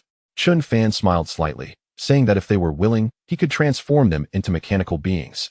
And if they were not willing, he wouldn't force them. At worst, he would deal with them. Having seen his secret, did they still want to live? Don't blame him for being ruthless. When he hadn't established a foothold, Chun Fan would never let his secret leak out. Really? Transform now? Come on. I'm ready, Li Long exclaimed, excitedly starting to take off his clothes, while Wang Hu next to him couldn't help but tense up, quickly moving away. Let us wait until we find a place to transform. Wang Hu, what about you? Do you want to be transformed? Chun Fan looked at Wang Hu with a half smile and asked. Compared to Li Long, Wang Hu was much calmer. At least his mind was normal. If transforming can protect my family, I am willing to be transformed. Wang Hu was silent for a moment, then thought of his home and said this to Chun Fan. I can't guarantee that, but you will be much stronger than now, and you can get help. Chun Fan said. Who knows if Wang Hu's family is still alive? Okay, I'll be transformed. After a long silence, Wang Hu realized he had no way out. In Chun Fan's gaze, Wang Hu saw a killing intent directed at him. If he refused, he might be thrown into the wilderness the next second. Moreover, transforming his body wasn't necessarily bad for Wang Hu. Although he would no longer be human, at least he could have powerful strength and stay alive. A wise choice. Once we find a place, we will transform you into mechanical bodies. Don't worry, it's just the flesh turning into machinery. Your thoughts will remain the same. Chun Fan said. Although the system explained it this way, Chun Fan wasn't very clear since he hadn't tried it. He wouldn't even know if any changes would happen to him. Soon, the armored vehicle switched to a highway and began to follow the signs toward H City. At the current speed, it should take 2 days to reach the destination. So the question arises, why didn't Chun Fan take a helicopter or other aerial vehicle? The problem was that Chun Fan couldn't pilot a level 3 mechanical warrior either. Only a level 1 mechanical warrior could operate such things, and currently, he couldn't think about it. A level 1 mechanical warrior required 10,000 points. Although he had just absorbed the crystal core and could afford it, Chun Fan was reluctant to use it to upgrade his equipment. Chapter 28 Heavy Rain. Millipede suddenly, it started to rain heavily on the highway. The rain fell harder and harder until the road was no longer visible. Exit the highway and head to the nearest county town. Looking at the scene outside the window, Chun Fan said, it was too dangerous to continue driving when the road was unclear. Understood. Soon, the vehicle entered the nearest ramp and began to leave the highway. This was Z City, very close to H City. Before the apocalypse, it would only take 3 hours to reach. Wang Hu looked at the heavy rain outside and said to himself, find a place to rest and wait for the rain to stop before setting out. After 2 days of travel, moving day and night, the armored vehicle's strong defensive capabilities meant they didn't have to worry too much. At worst, if they encountered trouble, they could just run, but now it was difficult to do so due to the limited visibility. Don't worry, your uncle and aunt should be fine. We'll see them soon. Seeing Wang Hu's fingers fidgeting, Li Long patted his shoulder and comforted him softly. I'm not sure if my parents were at work when the apocalypse broke out, but I have a younger sister at home. Wang Hu sighed and said, his parents were together, so with his father there shouldn't be too big a problem. But his sister was different. She was home alone, having dropped out of school due to illness, and he feared she might encounter danger. Don't worry, with the boss around, we'll find them, Li Long said. Although he said this, he still believed in his heart that Wang Hu's family might all be dead. It was too difficult for ordinary people to survive in the apocalypse. If they encountered otherworldly creatures, they wouldn't have any means to fight back.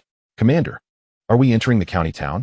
Number 1 asked while driving, having completely left the highway, and they could already see the outline of the city a few kilometers away. After leaving the highway, although it was still raining heavily, they could at least see the road ahead clearly.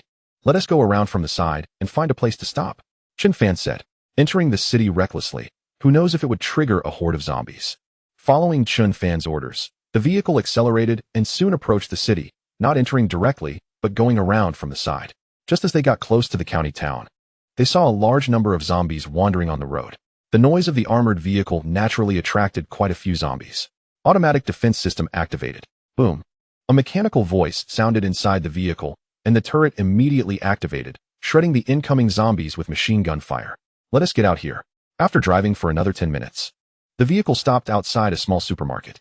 Outside the supermarket lay many corpses, with blood everywhere, all zombie bodies.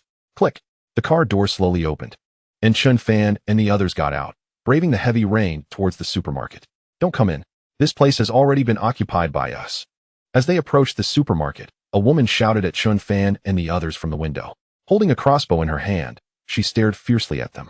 The woman had several bloodstains on her body, and her face was obscured by dirt. Through thermal imaging, Chun Fan discovered that there were two people in the supermarket besides this woman. There was also a child. Please put down your weapons. 5 mechanical warriors stepped in front of Chun Fan, aiming their heavy weapons at the woman and coldly speaking. Gulp. Looking at the weapons in their hands. The woman couldn't help but swallow, having no doubt that they were fake. After all, would someone who could drive an armored vehicle use fake weapons? Boom. No. One ignored the woman's gaze and kicked open the tightly closed glass door, causing glass shards to scatter everywhere. Commander. No. One was also sensible and handed a towel to Chun Fan from a nearby shelf, wiping off the water on him. Chun Fan glanced at the woman who had retreated to the corner but said nothing. Behind the woman was a small boy, and upon closer inspection, the woman didn't look very old. She seemed like a college student. The little boy, if nothing else, should be her younger brother. I'm starving, finally. I can eat something. Wang Hu and Li Long put away their weapons, found plenty of food from the supermarket shelves, and started eating on the checkout counter. Sister, don't talk. In the corner, the little boy seemed very scared, tightly hugging the woman, and as soon as he spoke, the woman covered his mouth. Don't worry. We mean no harm. We're just taking shelter from the rain, and we'll leave soon. Seeing the terrified siblings, Li Long kindly spoke. But the woman didn't seem to believe them, still looking at them with suspicion. In response, Li Long couldn't say anything more and could only continue eating. Meanwhile, Chun Fan went outside the supermarket, using thermal imaging to survey the surroundings. The temperature was very low, and the effectiveness of thermal imaging was limited, so the distance he could see was restricted. However, not far away in a pile of grass, Chun Fan spotted some strange creatures. They looked like snakes. But thermal imaging shouldn't be able to see snakes, right? Let's go take a look. Chun Fan called over 4 and pointed to a patch of weeds about 20 or 30 meters away. Crack, crack. 4 picked up the flamethrower and walked over, while 2 set up the Barrett in the back, ready in case any powerful otherworldly creatures appeared. Roar. Just as 4 had walked about 10 meters, a roar echoed from the grass pile, and a dark shadow charged out. The creature was covered in barbs and had thousands of legs underneath. Bang. 4, who was already prepared, immediately pulled the trigger, and a deafening roar sounded. The creature that had just leaped up was instantly shattered and fell to the ground convulsing. Under the terrifying power of the Barrett, its body was broken into 4 or 5 sections. Is that a millipede? Chun Fan frowned as he looked at the creature still writhing on the ground. From its appearance, it looked like an enlarged version of a millipede, 2 meters long and as thick as a thigh. Its constantly writhing legs looked quite disgusting. 4, holding the flamethrower, didn't hesitate and sprayed it directly on the creature. Under the scorching flames, the creature's body twisted wildly and soon became still. Buzz. Then, to avoid the appearance of other creatures, Chun Fan drove the armored vehicle outside the supermarket and activated all the turrets. Boom. As soon as the turrets activated, a violent roar erupted. It was the 23mm defense cannon firing. Chapter 29, Dragon? Giant Snake. Boom. Roar. The defense cannon struck a small hill 100 meters away. In an instant, the trees on the hill were flattened, and an angry roar sounded. Fire. Chun Fan turned his gaze, and on the hill, there was an enormous snake. As thick as a barrel, its length currently unknown. Boom. Under the concentrated fire of Chun Fan and the others, the giant snake was enraged and charged down from the hill, scattering the trees below in an instant. Chun Fan and the others also got a clear view of the giant snake, which was about 12 meters long. Whoosh. Boom. One raised the rocket launcher and fired a shot, and flames erupted, sending the charging giant snake flying a distance. I'm coming. Li Long shouted as he rushed out with a shotgun, pulling the trigger from several dozen meters away. Boom. Caught off guard. He was knocked back a few steps by the recoil of the shotgun and fell into a nearby pile of garbage. Boom, boom, boom. The machine guns on the armored vehicle opened fire, and the defense cannon occasionally fired, creating bursts of blood mist on the giant snake. Boom, boom. 2, carrying the Barrett, continuously fired at the giant snake's vital points, creating waves of blood mist, quickly tearing its body in half. However, even so, the giant snake was not dead and continued to charge at Chun Fan and the others. Roar. A short distance away, the half-bodied giant snake leaped towards Wang Hu, who was frozen in fear.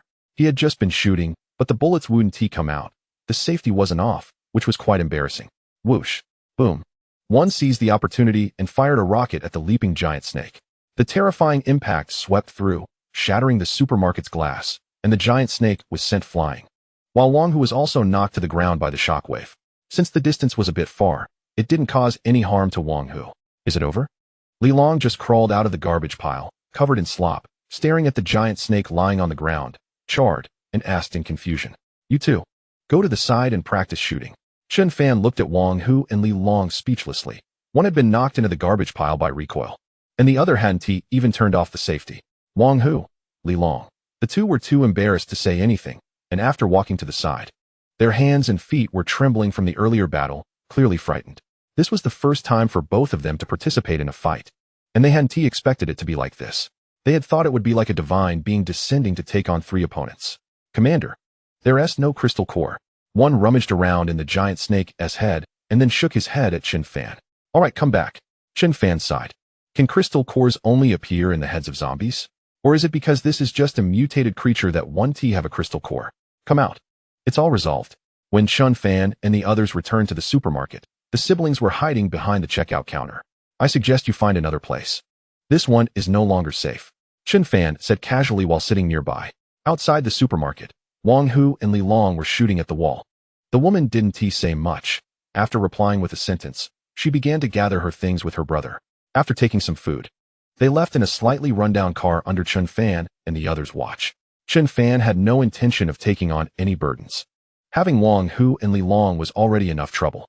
As for the woman, she hadn't considered following Chen Fan and the others mainly due to distrust.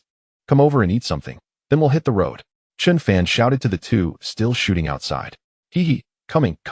Boss, don't worry. It won't be like this next time. Right, that was just an accident. After all, it was the first time using a gun. The two returned to the supermarket.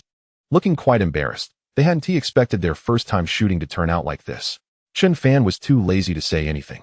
Once the two were transformed into mechanical life, things would be much better. After all, becoming mechanical life would not only strengthen their abilities, but also provide various programs to assist in combat.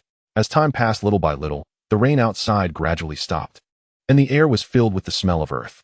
Of course, there was also a hint of blood. Next, we need to head to City H. Once we get to City H, we'll find a place to set up camp.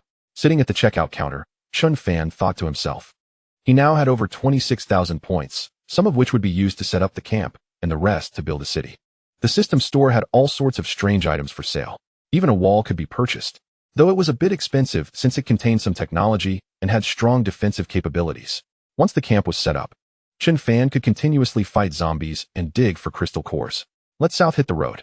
We're about to reach City H, probably by noon. Soon, the group packed their things, got in the car, and drove past the edge of the city. So many snakes.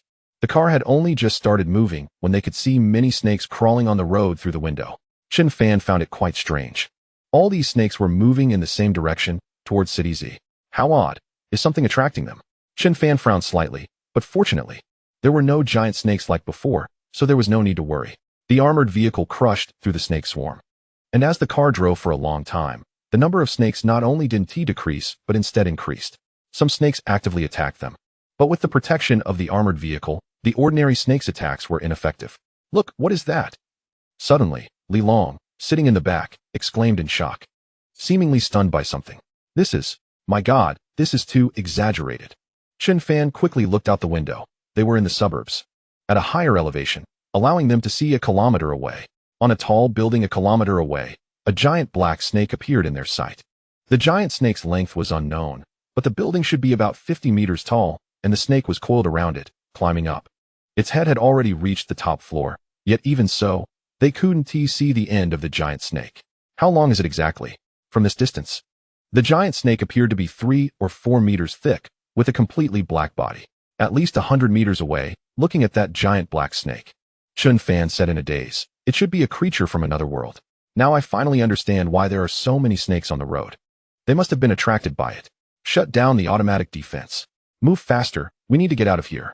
Chen Fan shouted at number 1. As that thing was not something they could deal with. Chapter 30, Criminal Gang. Soon, the vehicle accelerated even more. Inside the car, not only Wang Hu and Li Long were tense, but even Chen Fan was extremely nervous. Damn, that thing was completely comparable to the ice dragon from before. The vehicle was moving quickly, and before long, they had left City Z. The giant snake was no longer in sight, and the snake swarm on the road had decreased. Boss, do you think we will end up fighting it in the future? Li Long asked softly, gripping his shotgun tightly. What nonsense are you talking about? When the time is right, I plan to chop off its kidneys for soup. Chen Fan replied. Once they had enough strength, he would specifically target tough opponents like that. Don't ask, just show off their strength. Boss is so cool. Can I skip it when the time comes? No way. Oh, this is a magical creature. That girl had too much fun playing with it. Ha ha ha, what a pity she died. It's all the fault of the third guy. If it weren't for him, she wouldn't have committed suicide. Come on, you all have your share of the blame. On the outskirts of City H, at a gas station, many vehicles were parked outside. Inside the gas station, many survivors gathered, with several weapons laid out on the tables. We are so lucky. I didn't expect the airdrop to land here. Ha ha ha, even God is helping us. In the center, there was a dining table, and at the main seat, a burly man with a beard and a stunning woman in his lap laughed. Big brother, what if the military finds out about this? A green-haired youth beside him started to speak, but stopped halfway, clearly afraid of something. Nonsense. With the situation like this, the country can't even protect itself. Why would they care about us? The army that appeared before all died here, and there haven't been any soldiers in these past few days. If nothing unexpected happens, the military has given up on this place. The burly man sneered. There were about 20 people at the gas station, with nearly 10 guns. 6 were found from the airdrop, and the rest were taken from the police station. Brother Yao is right. The military definitely won't come back. This is our chance to develop. As long as we gather enough people, we can establish our own base and become emperors ourselves. The stunning woman in Brother Yao's lap said playfully, occasionally rubbing her rear against the sea cucumber. Ha ha ha, your sister-in-law understands. Did you hear that? We will establish our own base, and then we will be emperors.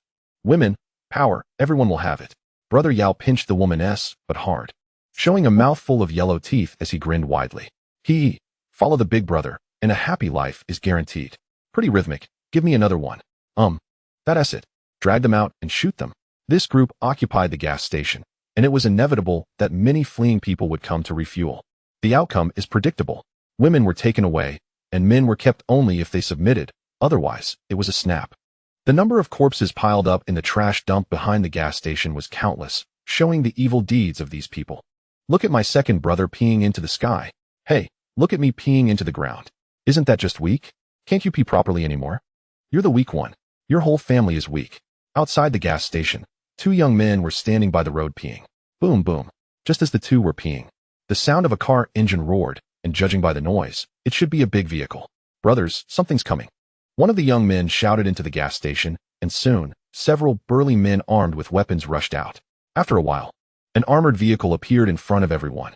Looking at the massive 7-meter-long object, the crowd was stunned. Is it the military? Brother Yao stared blankly at the armored vehicle, tightening his grip on the rifle. Puff. The armored vehicle slowly approached and stopped about 5 or 6 meters away from the crowd. Boom, boom. The next second, the car door opened, and mechanical soldiers holding heavy weapons appeared in front of everyone. Shit. Seeing the Gatling gun, Barrett, and rocket launcher in their hands, everyone felt a chill down their spines. They didn't seem to be soldiers, but the weapons they had. What are you stopping the car for? Chen Fan got out of the vehicle, while Wang Hu and Li Long stayed inside. Chen Fan couldn't guarantee their safety in close combat. Nothing much. I just wanted to ask if you need gas. It's free. Brother Yao hurriedly ran to Chen Fan's front, speaking in a low voice. Although they had many people, Brother Yao didn't think they could fight against Chen Fan's group, who had some powerful weapons. Gas. Go to hell, you're affecting my journey. Slap. The next second, under the bewildered gazes of everyone, Chen Fan slapped Brother Yao across the face. Brother Yao was stunned, never expecting Chen Fan to suddenly attack. In an instant, humiliation surged in his heart, and he instinctively wanted to raise his gun. Puff. Just as Brother Yao was about to act, a figure instantly appeared in front of him, swinging a long knife down. Electric arcs surged, and then blood gushed out madly as Brother Yao's body was split in half. Everyone squat down. Looking at Brother Yao's split body on the ground, Chen Fan retracted his gaze and said to the others indifferently. There were many corpses piled up behind the gas station, some of which were naked female bodies. Since Chen Fan needed a lot of fuel, and the quantity was too large, the other party would definitely disagree. So it was better to deal with them directly. Crouch down, damn it. Open fire. Many people immediately raised their weapons and fired at Chen Fan and the others. They were not fools. With the boss dead, they certainly wouldn't have a good ending either. Ziz. Boom, boom, boom. Meanwhile, number 1, who had been ready, directly pulled the trigger, and the Gatling gun barrel began to spin wildly. In an instant, an endless stream of bullets poured out, indiscriminately attacking. The people in front were instantly torn to pieces, and the ones behind just started shooting when the next second they fell into a pool of blood. Number 1 continued to fire wildly. shooting at the supermarket next to the gas station, causing countless bullet holes to appear in the walls, and the glass shattered everywhere. What a hassle. Looking at the bullet holes appearing on his chest, Chun-Fan felt helpless and spent 100 points to repair it, while also fixing the injuries on the mechanical soldiers. As long as his head wasn't damaged, he could use points to repair other areas. His head could be damaged, but it could only be slight. Something like a bullet wouldn't work, at least not for now. Stop. Looking at the ground covered in minced meat, Chun-Fan said calmly, and no. One finally stopped shooting. The Gatling gun barrel was already red hot, and the ground was littered with shell casings. Chapter 31. Arriving at City H. Oh my gosh. That was brutal. Wang Hu and Li Long got out of the car, looking at the ground covered in minced meat, their legs going weak. Let us refuel, Chun-Fan said, as he also needed a large amount of energy replenishment. Although he had enough points, he wanted to save a bit if possible. He had now upgraded to a mid-level energy device, and to fully replenish it, he needed more than 2,000 points. Chun-Fan wasn't willing to part with that, so he could only use other fuels as a substitute. With the support of the mid-level energy device, even if all propulsion devices were fully open now, he could still maintain it for over an hour. Full power activated laser eyes, able to last for half an hour. Buzz. Then, Chun-Fan's backspace twisted, and a mechanical wing appeared. Chun-Fan's body slowly flew up, heading towards the gas station. The mechanical wings were filled with a sense of technology. They were not jet-propelled, but rather an anti-gravity device. The whole body was black, with red lines running through it, and at the center of both sides of the wings, there was a device resembling a small fan. Wow, that's so damn cool. Boss, can I try it? Looking at the mechanical wings that appeared behind Chun-Fan, Li Long shouted excitedly. However, Chun-Fan completely ignored him and flew over the gas station, quietly watching the distant H City. It looked similar to his memories, the only difference being that H City was somewhat dilapidated now, with black smoke rising in many places. H City did not have those powerful otherworldly creatures, at least none were found for now. Chun-Fan was originally most worried about encountering creatures like the ice dragon and giant snake. It seems that won't happen, at least not on such a large scale. Boss, you're so cool. Chun-Fan jumped down, and Li Long ran over, looking excitedly at the mechanical wings behind Chun-Fan. The wings were not installed on Chun-Fan, but seemed to be floating. While Li Long was saying something, Chun-Fan directly pulled up the gas pump and stuffed it into his mouth, instantly losing his cool appearance. Cough, cough. Li Long looked at this scene with some disdain, then walked to the other side in a daze, wondering if he became a machine. Would he also have to stuff the gas pump into his mouth like this? That is my home. Li Long came to Wang Hu's side, who was standing by the gas pump, looking at a distant tall building, speaking to himself. Don't worry. We'll be there soon. Just be patient. Be good, and you can go home shortly, okay? Wang Hu, you're not a gay, are you? Wang Hu couldn't help but shift his body, looking at the muscular Li Long, mumbling softly. This has been sent by you. Oh no, I'm not, absolutely not. Li Long awkwardly laughed, and could only rub his shotgun back and forth, looking as if he was going ton. Not long after, several mechanical warriors arrived at the gas station, picked up the gas pumps, and stuffed them into their mouths. Li Long looked at this scene with disdain, feeling more and more that if he became a machine, he would do the same. Time passed little by little, and soon the fuel for the armored vehicle was nearly replenished. Let's go put that thing away. Not long after, Chun-Fan dropped the gas pump in his hand and shouted at Li Long, who was still rubbing his shotgun not far away. They're coming. Let us go, Wang Hu. Don't just stand there. Under Li Long's shout, Wang Hu, who was a bit dazed, finally reacted and smiled awkwardly. Boom boom. The armored vehicle let out a series of rumbling sounds, and under the driving of number 1, it started heading towards H City. Automatic defense activated. They were about to enter H City, and since they were going deep into the city, they would definitely encounter monsters along the way. Boss, my home is right there. There is a back door, but there might be a lot of zombies. Wang Hu pointed out a distant building through the car window, looking a bit worried. If there are too many zombies and he is too weak, what would he do if he drags Chun-Fan and the others down? If he went alone, he might not even get to the door before getting killed. Number 1, drive over there, Chun-Fan ordered. Fortunately, Wang Hu's house was considered in the suburbs, and although there were many zombies, it wouldn't trigger a zombie tide, as long as they could rescue the people. Of course, Chun-Fan only had the intention of saving Wang Hu's family. He had no thoughts of rescuing others. Once the rescue was done, they would need to find a suitable place to set up camp. Boom boom. The vehicle approached the suburbs, and zombies were seen everywhere along the way, rushing towards the armored vehicle. However, before they got close to the vehicle, they were instantly torn apart by the machine gun. Hold tight. Wang Hu's home was in a community, and even at the back door, there were piles of abandoned vehicles, with countless zombies gathered around. Boom, boom, boom. Under the furious bombardment of the 23mm defense cannon, the armored vehicle's horsepower was fully unleashed, instantly smashing countless zombies and crashing through the abandoned vehicles blocking the way. Clang. The open iron gate fell to the ground, and the armored vehicle crushed over it. Not knowing how many zombies were squashed, the scene was extremely bloody. This building. Right here. As soon as they rushed into the community, Wang Hu pointed at a tall building, shouting excitedly, "Get ready to get out of the car." The car door opened, and Chun Fan got out with an assault rifle, pouring bullets into the approaching zombies. The commotion was already loud enough, so there was no need to sneak in. Boom. A large number of zombies poured out from the lower floor of the building, and one lifted a rocket launcher and fired a shot. In an instant, flesh flew everywhere. Keep up. Two mechanical warriors held back the rushing zombies behind, while Chun Fan led the others into the building. In the apocalypse, power outages are normal. Even if there was no power outage, Chun Fan wouldn't take the elevator. Who knows what surprises might await when the door opens? How many floors? The 8th floor. The first room on the 8th floor is my home. Then, under Wang Hu's guidance, everyone began to climb up the stairs. The noise was too loud, and the zombies that were originally wandering in the corridor were all attracted. Tat tat tat tat. Boom. At this moment, Li Long's shotgun came in handy, killing a large number of zombies. Ha ha ha, this is so refreshing. Watching the zombies being shattered, Li Long shouted excitedly. Stop. On the 6th floor, Chun Fan called everyone to a halt, pulling Wang Hu, who was at the front, back. What a huge gecko. In the gap between the 7th and 6th floors, a 2-meter-long gecko covered in scales was lying on the ceiling. Its dark green eyes were fixated on Chun Fan and the others. It could no longer be called a gecko. It was more like a giant lizard, with a mouth full of fangs, looking somewhat terrifying. Chapter 32, The Missing Sister. Roar. The next second, the gecko lunged at Chun Fan and the others, and Wang Hu, being the closest, was the first to be attacked. Oh my god. Wang Hu was so scared that he jumped up and instantly rode on Chun Fan's back. Boom. It was still Li Long who reacted quickly, raising his shotgun and firing a shot. The piercing roar echoed, and the leaping gecko was instantly torn apart. In an instant, flesh was everywhere, a foul smell wafting out. Chun Fan and the others didn't feel it, but Li Long and Wang Hu felt a wave of dizziness. Push forward.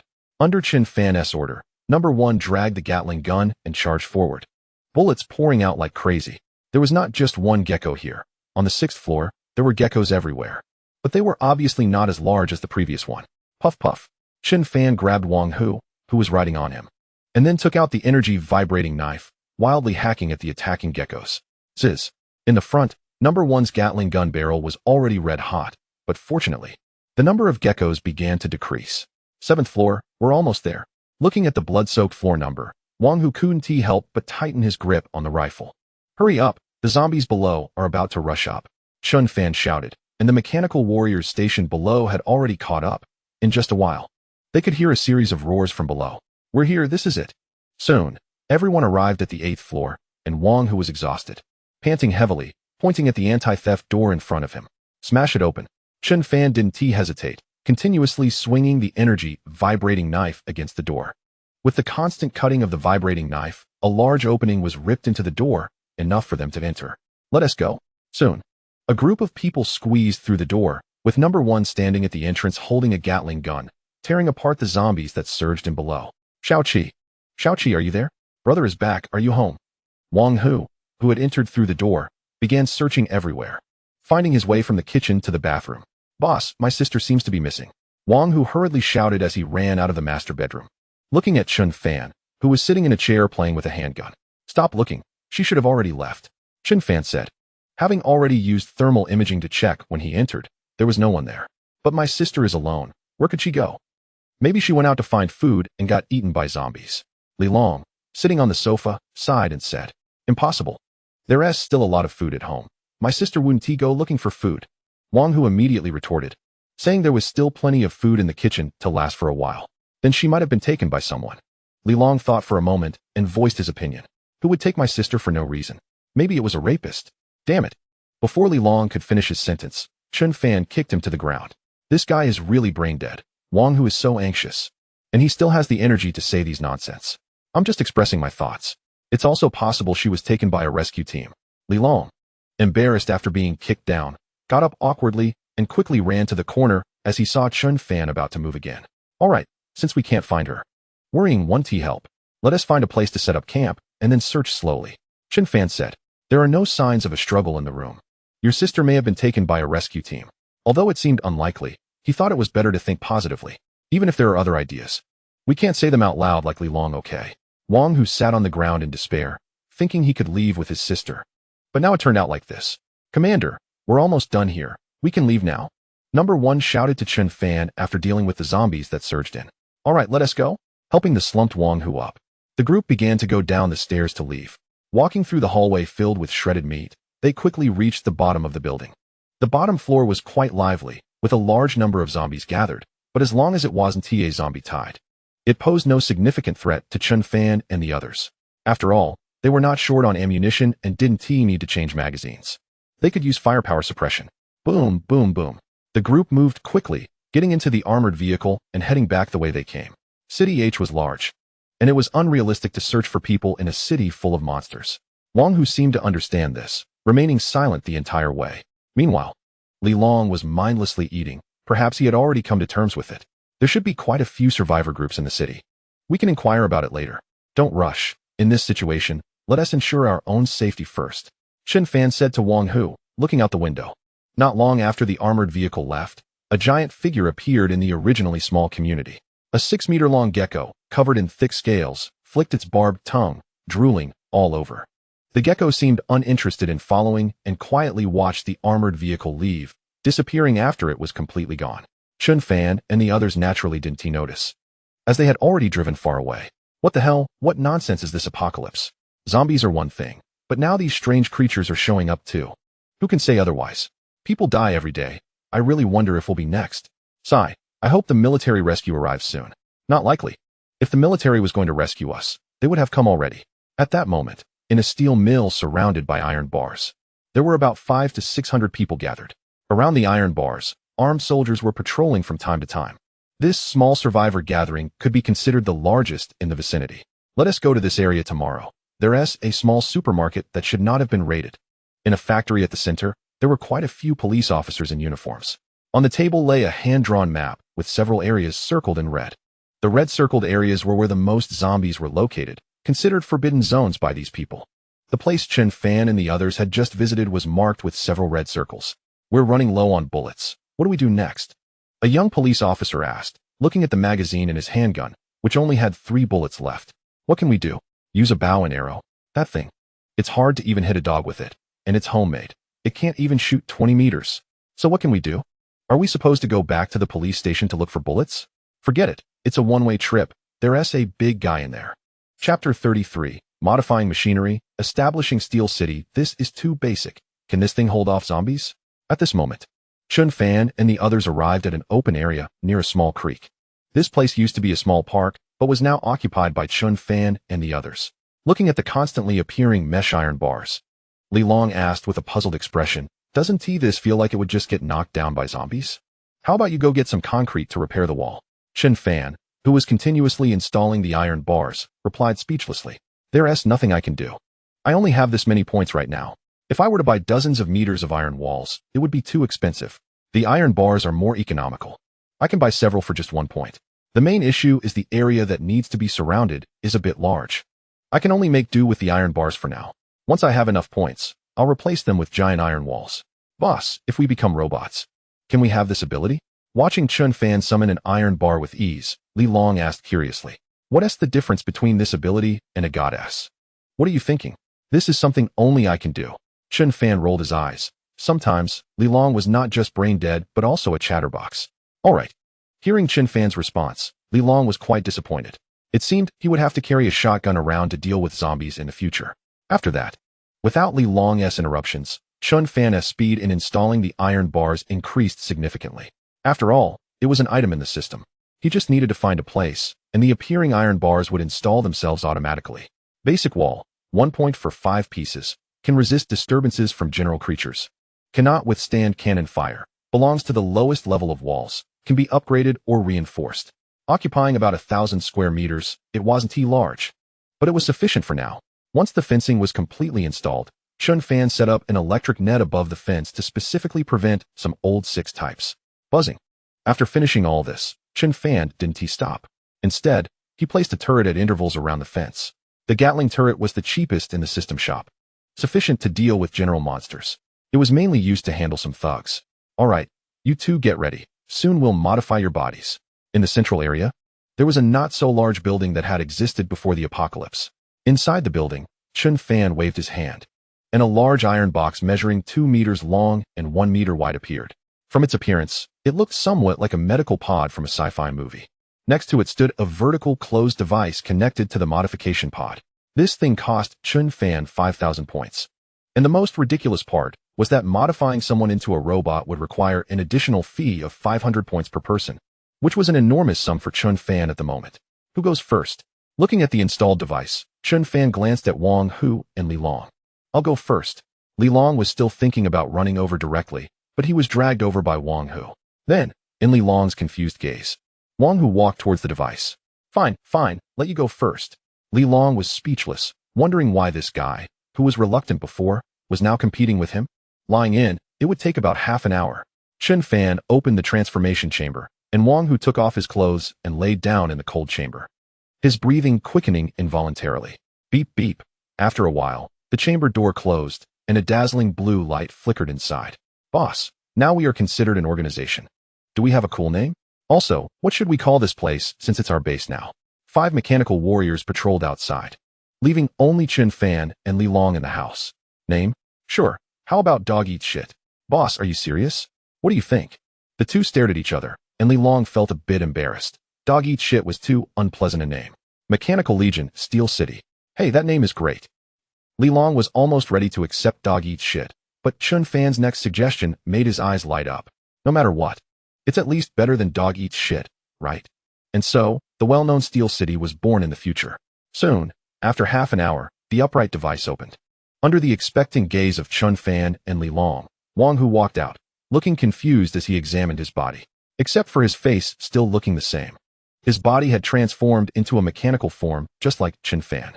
In fact, his head had also changed, but it was just covered with a layer of human skin. Unlike Chen Fan, Wang Hu was completely transformed, with his brain digitized, while Chen Fan retained his brain. It can be said that Wang Hu is now completely immune to corpse poison and viruses. How does it feel? Seeing Wang Hu examining his body, Chen Fan smiled slightly. Aside from feeling powerful all over and a light screen appearing in front of him, not much has changed. Wang Hu replied straightforwardly. And the light screen that appeared was not a system, but a basic attribute panel. Energy remaining, weapon ammunition reserves, combat analysis, all displayed on the attribute panel.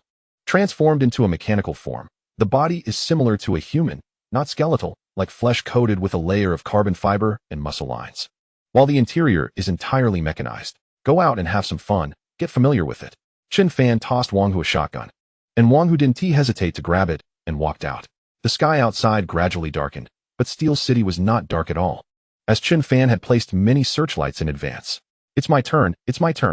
Come on, I'm ready. Watching Wang Hu leave, Li Long hurriedly ran to the transformation chamber, looking at Chen Fan with anticipation. Go in. Chen Fan was speechless. Wang Hu's original body had already disappeared, probably destroyed by the system, as there was no point in leaving it behind. After all, it couldn't be food. Hee.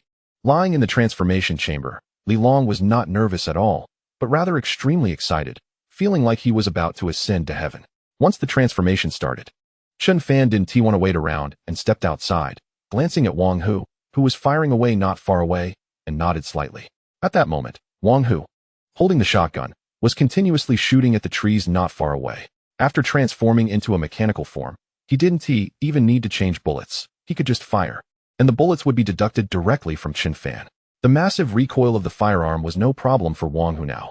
In fact, it felt like there was no recoil at all. If it weren't for the shotgun continuously spewing flames, Wang Hu would think he was holding a toy gun. Chapter 34. Raider Mech, how does it feel? Looking at Wang Hu, who was about to break the trees, Chen Fan asked with a smile. It feels great. I have endless strength. Also, my speed, power, and even the speed of my brain's thinking have all increased a lot. Seeing Chen Fan appear, Wang Hu quickly put away his weapon and said excitedly. The feeling of having this power made Wang Hu intoxicated. With this kind of strength, he should be able to find his family, right? When upgrades come later, his strength will be even greater. Chen Fan smiled and said, while giving Wang Hu some new equipment during his transformation. For example, low-level omnidirectional propulsion devices, thermal imaging systems, motion capture, and so on. Those things were not expensive and could be easily purchased by Chen Fan now. Once Wang Hu and the others became stronger, they would bring him more crystal core rewards. And he could completely control their lives and deaths. The system would also monitor their actions, which was only beneficial for Chen Fan. Not long after, a wailing sound came from the house. Li Long came out, looking like a big black rat, panicking as he rushed to Chen Fan. "Boss, my second brother is missing. My treasure is gone." As soon as he arrived in front of Chen Fan, Li Long pointed at his crotch, continuously crying out to Chen Fan. "Chen Fan, Wang Hu, do you want me to install something for you? With a motor, too. Can you? We can talk about it later." Initial transformation, the younger brother usually disappears. "Of course, it can be installed," Chen Fan added. "Ahem, after all, it's a man's dignity. I can do without it, but I can't be without it." "Boss, let me see yours. Did you install a motor? Is it like a pile driver, da-da-da?" Li Long kept glancing at Chen Fan's crotch, occasionally using his hands to describe it. "Get lost. Do you believe I'll install a golden mushroom on you?" After a while, Chen Fan distanced himself from this fool and stepped outside the house. There were still about 10,000 points left. Although it wasn't much, he could buy some things.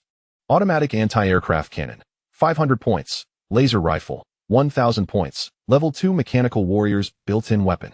Conqueror mech, 10,000 points. 5 meters tall, equipped with 5 automatic machine guns. And a laser main gun, usable in all terrains, slow-moving, but with extremely strong defensive armor. Can be autopiloted or manually operated. Raider mech, 5,000 points, 4 meters long. Equipped with 2 automatic machine guns and a laser main gun. Can only be autopiloted. Can provide long-range fire support. Nano steel body, 30,000 points. Omnidirectional transformation. Can resist general firearms, not including heavy artillery. Has a strong automatic recovery ability. Looking at the items in the system store, Chen Fan felt helpless. Although there were many things he could buy, many were useless. Right now, Chen Fan just wanted to purchase the nano steel body. That way, he wouldn't have to worry about attacks from firearms, and the automatic repair speed was very fast, which could greatly enhance his combat capabilities. Unfortunately, it required 30,000 points, and he only had 10,000, so he had to give up on that idea. After some thought, Chen Fan purchased the automatic anti-aircraft cannon and a Raider mech Buzz. The anti-aircraft cannon was installed on the roof of the house to prevent some oblivious flying monsters. Beside Chen Fan, a mech appeared, 3 meters long and 2 meters wide, resembling a larger version of a sea swallow. Why is it called a mech instead of a plane? Just because this thing can transform. Click, click, click. At Chen Fan's command, the Raider mech began to transform, its parts gathering and changing. Soon, a 2-meter-tall, deep blue humanoid mech stood before Chen Fan. Raider number 1 reporting for duty. A mechanical voice came from it. And seeing the 2 machine guns on its shoulders and the device on its chest with arcs of electricity jumping, Chen Fan couldn't help but nod. Mechs have no thinking ability and can only act according to Chen Fan's commands. In the definition of mechs, they do not attack humans unless provoked. Of course, Chen Fan can change this definition. Go patrol. Report back if there's a situation. Executing your command. Under Chen Fan's orders, Reaver 1 began to change form, taking on the appearance of a sea swallow. With a roar, it spewed out blue flames, taking off vertically and quickly reaching the sky, circling back and forth in the pitch-black sky.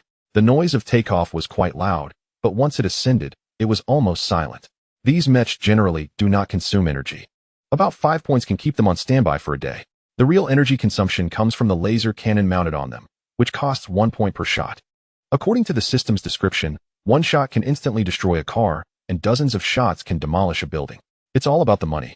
Thinking about the endless future assaults of the Reaver, a round of bombardment would leave him with nothing but his underwear. Boss, can that thing be piloted? Is it also a modified mechanical warrior? Can it turn me into that?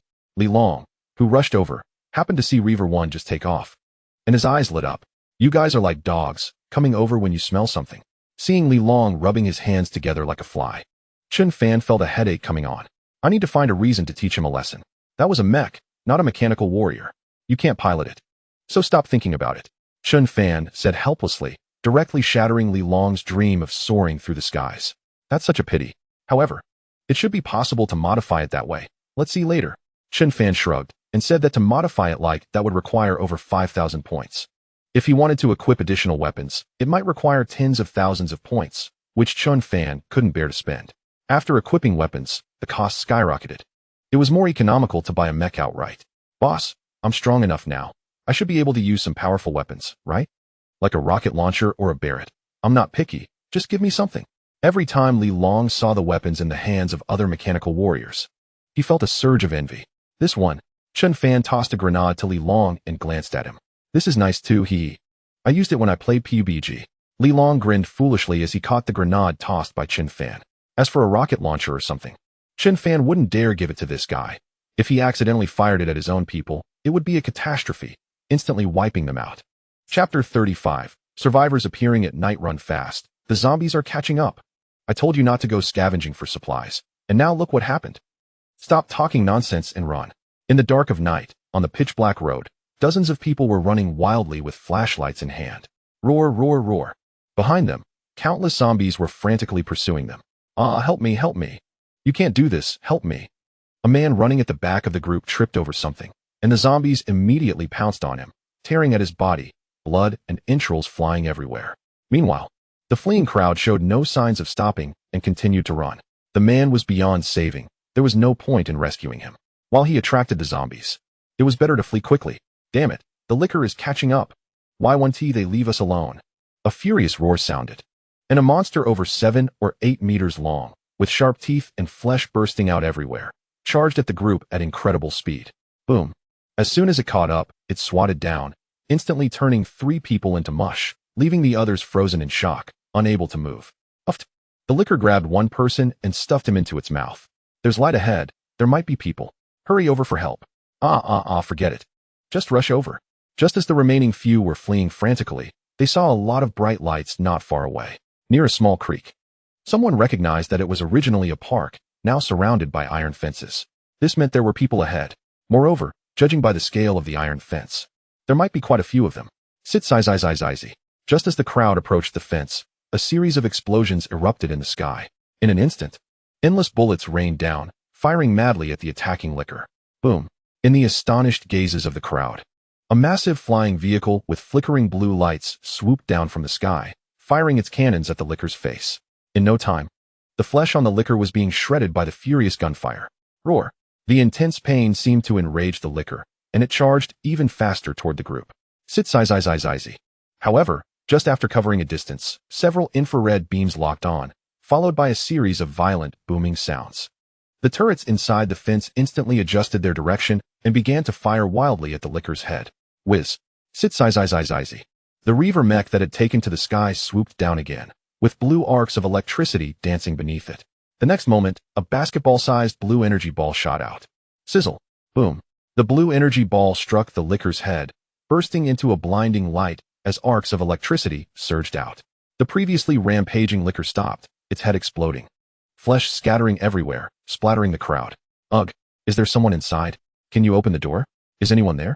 The crowd, coming back to their senses, ignored the liquor that had been reduced to mincemeat and frantically pounded on the iron gate. The zombies that had been pursuing them arrived. And although they couldn't get close due to the furious gunfire from the mechs and turrets, the crowd was still terrified. Open the door. Amidst their shouts, soon 7 or 8 armed individuals rushed over from a distance and opened the door. Stay back and don't run around. After letting the crowd in, Li Long quickly closed the iron gate, while Chun Fan pointed to a nearby open space. The crowd didn't dare to say anything more and hurriedly ran to the open space, standing there like well-behaved children. You two come and fight. Everyone else stop. Looking at the continuously surging zombies in the distance, Chun Fan said calmly. Beep beep. At Chun Fan's command, all the turrets immediately stopped, and the infrared beams turned green, locking onto the crowd standing in the open space. The Reaver in the sky also ceased fire and flew off to other areas. Hee. Watch me. Li Long laughed loudly, raising the grenade and firing wildly. The terrifying recoil had no effect on Li Long at all. Bullets poured out like crazy, and soon the gun barrel began to heat up severely, but Li Long didn't care, occasionally pulling out a grenade from his pocket to throw. Gun damage? Not a chance. If it broke, Chun Fan's points would be instantly deducted for repairs. Boom. Meanwhile, Wang Hu beside him was blasting away with a grenade launcher. As the armored vehicle contained a large amount of weapons, aside from a few rocket launchers, Wang Hu and Li Long could use the rest of the weapons freely. Don't their bullets cost anything? This is so extravagant. I love it. They can't be military. But how could a civilian organization have such weapons? And a bomber? Who are they? The crowd standing in the open space, watching Wang Hu and Li Long shoot madly, was left speechless in shock. Guns, they have them too. But only some handguns. And there are very few bullets, almost never used, mainly for self-defense.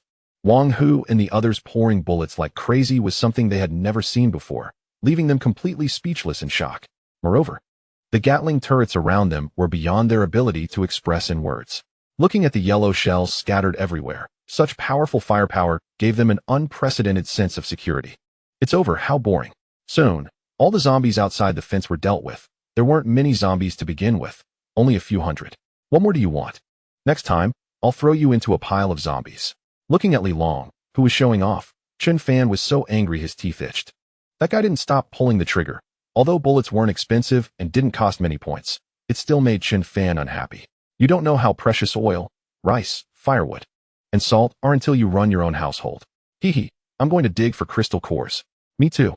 Li Long smiled awkwardly and took Wang Hu to collect crystal cores outside the fence. Take them over there. I'll deal with it later. Chen Fan said to the mechanical warriors holding heavy weapons nearby, not expecting there would be survivors being chased at night. Keep up. Soon, number 1 and the others, armed with heavy weapons, led a group of people standing in the open space away. Meanwhile, Chen Fan began to repair the fence. Although it hadn't been attacked by zombies, it had been damaged a bit by the turrets inside and by Li Long. The turrets were fine, as they were auto-aimed, mostly firing from the gaps in the fence. However, Li Long had almost wrecked one side of the fence. If he kept shooting, Chen Fan felt that side of the fence might collapse. Chapter 36. Trading with survivors, do you think they'll kill us? It's possible, especially if they're not military. You understand. After all, we were the ones who attracted the zombies here. Although it was a last resort, it would definitely upset them. The group was led by the mechanical warriors to outside a house, standing under the spotlight like prisoners awaiting judgment. I don't want to die? Big brother, I was wrong. Can you let me go? Boom. A girl in tattered clothes heard the words of the crowd, her eyes filled with fear as she ran towards number 1. About to kneel before him, number 1, thinking she was about to attack, knocked her down with a punch. Although she didn't die, the girl was knocked unconscious and lay on the ground without moving for a long time. There were 7 people in total, and after seeing the girl's fate, they didn't dare to say a word. Hee, not bad. Got over 100 crystal cores. Although I don't know what the boss wants these crystal cores for. They must be important. Soon, Wang Hu and Li Long came over with a small bag of crystal cores, one hand holding the cores and the other holding a weapon. Crystal cores? We have crystal cores. We can give you crystal cores. I have quite a few. All for you. Can you let me go? Hearing that the other party actually needed crystal cores, the people standing under the spotlight quickly took out a small bag of crystal cores from their pockets. Their faces excited as they shouted at Li Long, crystal cores? Li Long was taken aback. And only when the other party opened the small bag did he confirm it was crystal cores, about 20 of them, which was already a lot. Hand them over. The next second, Li Long directly snatched the crystal cores from the man's hand. The man wanted to say something, but seeing the mechanical warriors beside him with weapons raised, he didn't dare to utter a word. When the boss comes, you can tell him, Li Long said, ignoring them and taking Wang Hu into the house. It's over. We've lost our bargaining chip. The hope that had ignited in the group quickly faded, and they seemed to accept their upcoming fate. Among them was a middle-aged woman in a police uniform, though it was unclear if she was really a police officer. After a long wait, Chen Fan, who had repaired the fence, finally appeared. Can't see the situation? Go get me a chair? Seeing Li Long fiddling with the crystal cores at the door of the house, Chen Fan threw a shell at him. Only then did Li Long awkwardly bring out a chair from the house. Sitting on the chair, Chen Fan sized up the group before him. Are you a police officer? Chen Fan asked, focusing on the woman in the police uniform. No, I picked up the clothes. The woman trembled slightly, but still mustered the courage to answer Chen Fan's question. I see. I'm giving you the chance to explain why you attracted the zombies here. Taking out a handgun, he loaded it in front of everyone. We saw light here, and those monsters kept chasing us. With nowhere to go, we had no choice but to come here. It was unclear who spoke first, but the others nodded in agreement, looking at Chen Fan with pleading expressions.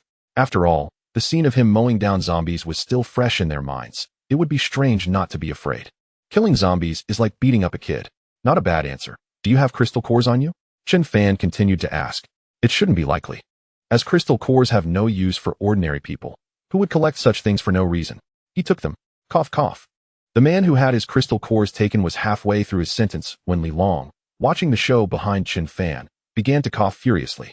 This guy really has guts, directly confessing. Hand them over. You're too young to be learning bad things. Under Chen Fan's glare, Li Long awkwardly took out the bag of crystal cores.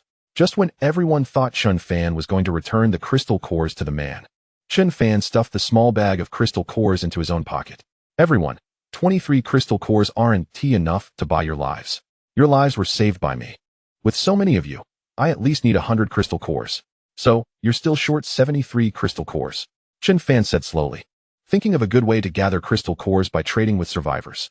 As long as there are enough survivors, it could bring him a large number of crystal cores. I have a little. I have a few here. Me too, I have some. Under Chen Fan's words, hope ignited in the eyes of the crowd, and they quickly began to search their bodies. Soon, the group managed to gather 37 more crystal cores, totaling 60. Still short 40. How do you plan to make up for it? Chen Fan said with a hint of a smile, hoping they didn't have any hidden goods. We can go out and kill zombies and gather them. Don't worry, we definitely won't run away. We will gather the crystal cores. Big brother, trust us. We really want to run. Hearing what Chen Fan said, the group quickly spoke up, all making promises. Some even swore on their families or that they would never have a son with skin disease. Shut up and listen to what I have to say. Chen Fan said calmly, and the noisy crowd quieted down. This is my base, my territory, Steel City. As for the missing crystal cores, forget it. Consider it a discount for you. Now let us talk about my ideas. Chen Fan smiled, and upon hearing that they wouldn't have to give up crystal cores, everyone couldn't help but smile and then listen seriously to Chen Fan's words. You've all seen the defensive capabilities here, right? Don't worry. The defense will only get stronger. If you want, you can live here, but it requires 100 crystal cores to move in. Of course, if you don't want to move in, that's fine. Just listen to what I'm about to say. Here, I provide all the weapons and equipment you want. Everything is available. Crystal cores, as long as you have enough, you can buy any weapons and equipment. Chen Fan said, and by the end, the crowd was left in shock. There are actually people who will sell weapons and trade with crystal cores? Isn't this just brain damage? For ordinary people, the crystal cores have no effect at all. Many people treat crystal cores as trophies from killing zombies, while others consider them garbage and don't bother collecting them. Chen Fan's current idea is simple: sell firearms in exchange for crystal cores. This not only enhances the survivor's strength, but also brings him a lot of crystal cores. After all, the better equipped the survivors are, the more crystal cores they can collect. Chen Fan is not foolish. He will only sell basic weapons and heavy weapons for now, and will not take any risks with more advanced ones, as they pose too great a threat to him. How much is that weapon in your hand? A slightly younger man cautiously pointed to the handgun in Chen Fan's hand and asked. This, 10 crystal cores. As for bullets, it's 1 crystal core for 10 rounds. For assault rifles, submachine guns, shotguns, and the like, it's 50 crystal cores each. Regular bullets are 1 crystal core for 10 rounds. Chen Fan said, clearly overcharging. But so what? If you want to buy, buy. If you don't, then don't. Chapter 37. News of the army's withdrawal, is what you said true? The crowd seemed skeptical and wanted to confirm. But Chen Fan didn't reply. He just nodded. Whether they believe it or not, they will know when they come to trade. Alright, it's getting late. Tonight, consider it a welfare for you. You can rest here for one night. You can leave early tomorrow morning. Don't make me ask you to leave. As for trading, you can come anytime, even at night. There will be someone to assist you. Chen Fan said calmly, and then stood up to walk towards the house. Seeing this, the mechanical warriors also left one after another, starting their patrols in Steel City. Let us just sleep on the ground here. It should be safer. Of course, we'll sleep here. Let us get up early tomorrow to kill zombies. Shoo. Keep your voice down. Don't disturb the adults inside. Alright. The group didn't leave, but lay down on the nearby lawn to sleep. It was a bit damp, but it wasn't a big deal. They had gotten used to it during this time. Meanwhile, inside the house, Chen Fan looked at Wang Hu and Li Long, and the three of them exchanged glances. If you don't know what to do, just enter sleep mode. Chen Fan said, feeling speechless. After becoming mechanical, there was no need for rest. Alright, boss, where are we going tomorrow? Wang Hu asked, wanting to check the surroundings in case he could find a survivor organization. Perhaps his sister was among them. Tomorrow, we'll go in batches to kill zombies, while looking for survivor organizations nearby.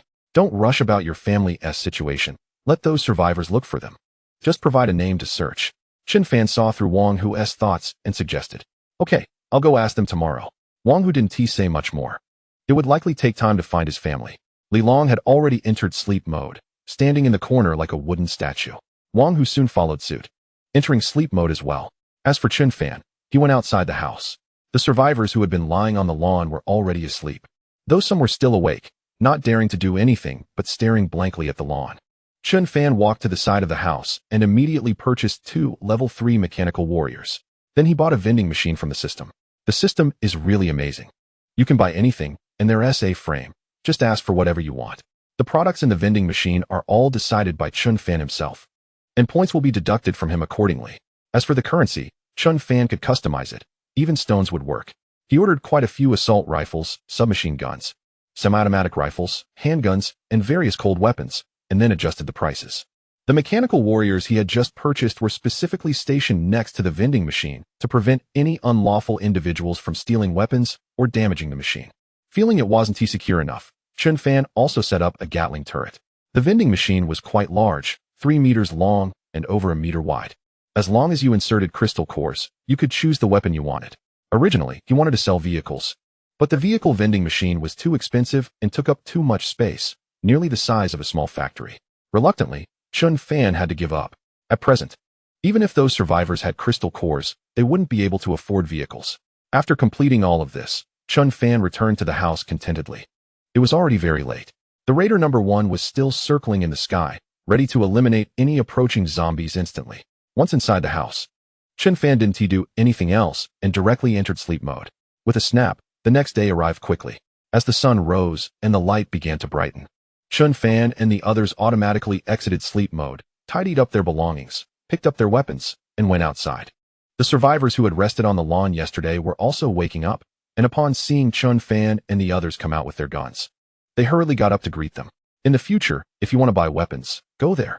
Chun Fan pointed to the large vending machine next to the house and said flatly, Wang Hu, tell them about the person you want to find. Chun Fan said to Wang Hu. Then he led Li Long towards the armored vehicle. The 5 mechanical warriors were already waiting beside the armored vehicle. Everyone got into the vehicle and waited for Wang Hu to come over. After a while, Wang Hu entered the armored vehicle with a rifle, and soon, the armored vehicle slowly started. We'll separate soon. Number 1 and number 5 will go to the suburbs to kill zombies. Don't make too much noise. And if you encounter strong monsters, run away immediately. Wang Hu and Li Long, you two follow me. Under the watchful eyes of a group of survivors, the armored vehicle drove away from Steel City, rolling over roads littered with corpses as it moved toward the suburbs. At a fork in the road, Chun Fan and Li Long got out of the vehicle, while the mechanical warriors drove away. Their main task was to collect crystal cores, and they would encounter a lot of zombies. The armored vehicle would be better for them. Boss, are we walking? Li Long asked in confusion, looking at the departing armored vehicle. Without it, he felt a bit insecure. No, we'll take this. Chun Fan waved his hand, and a special vehicle for the colonel appeared, a 3-wheeled motorcycle. There was also a machine gun on the side. You sit in the colonel's position, I'll drive. And Wang Hu will sit in the back. Before Li Long could respond, Chun Fan directly hopped on the vehicle, and Wang Hu quickly followed suit. Then the colonel's position was left for Li Long. Though speechless, Li Long obediently sat in the colonel's position, fiddling with the machine gun in front of him. Fire at zombies when you see them, don't save bullets. Chun Fan shouted as the vehicle started speeding. Received. With that, Li Long excitedly pulled the trigger as zombies wandered around on the road. However, under the furious gunfire of the machine gun, they all fell to the ground. Woohoo! This feeling is amazing. The machine gun continuously spewed flames, and Li Long didn't have to worry about the bullets, letting out excited yells. Chun Fan's current goal was to drive around the road, first observing the surroundings to see if there were any hidden powerful monsters. Once he finished observing, they would enter the suburban area, which was not far from the mechanical warriors, to kill zombies, collect crystal cores, and upgrade. Have the ones who ran off to scavenge supplies yesterday not returned yet? At that moment, in the previous gathering place of 400 or 500 people, a middle-aged police officer asked the soldiers behind him. Not yet. They should have died. Those who returned said they encountered lickers, and there were many zombies. A mere appearance of a licker makes it impossible to survive. One female police officer sighed and said, not only have so many people died, but many weapons have also been lost.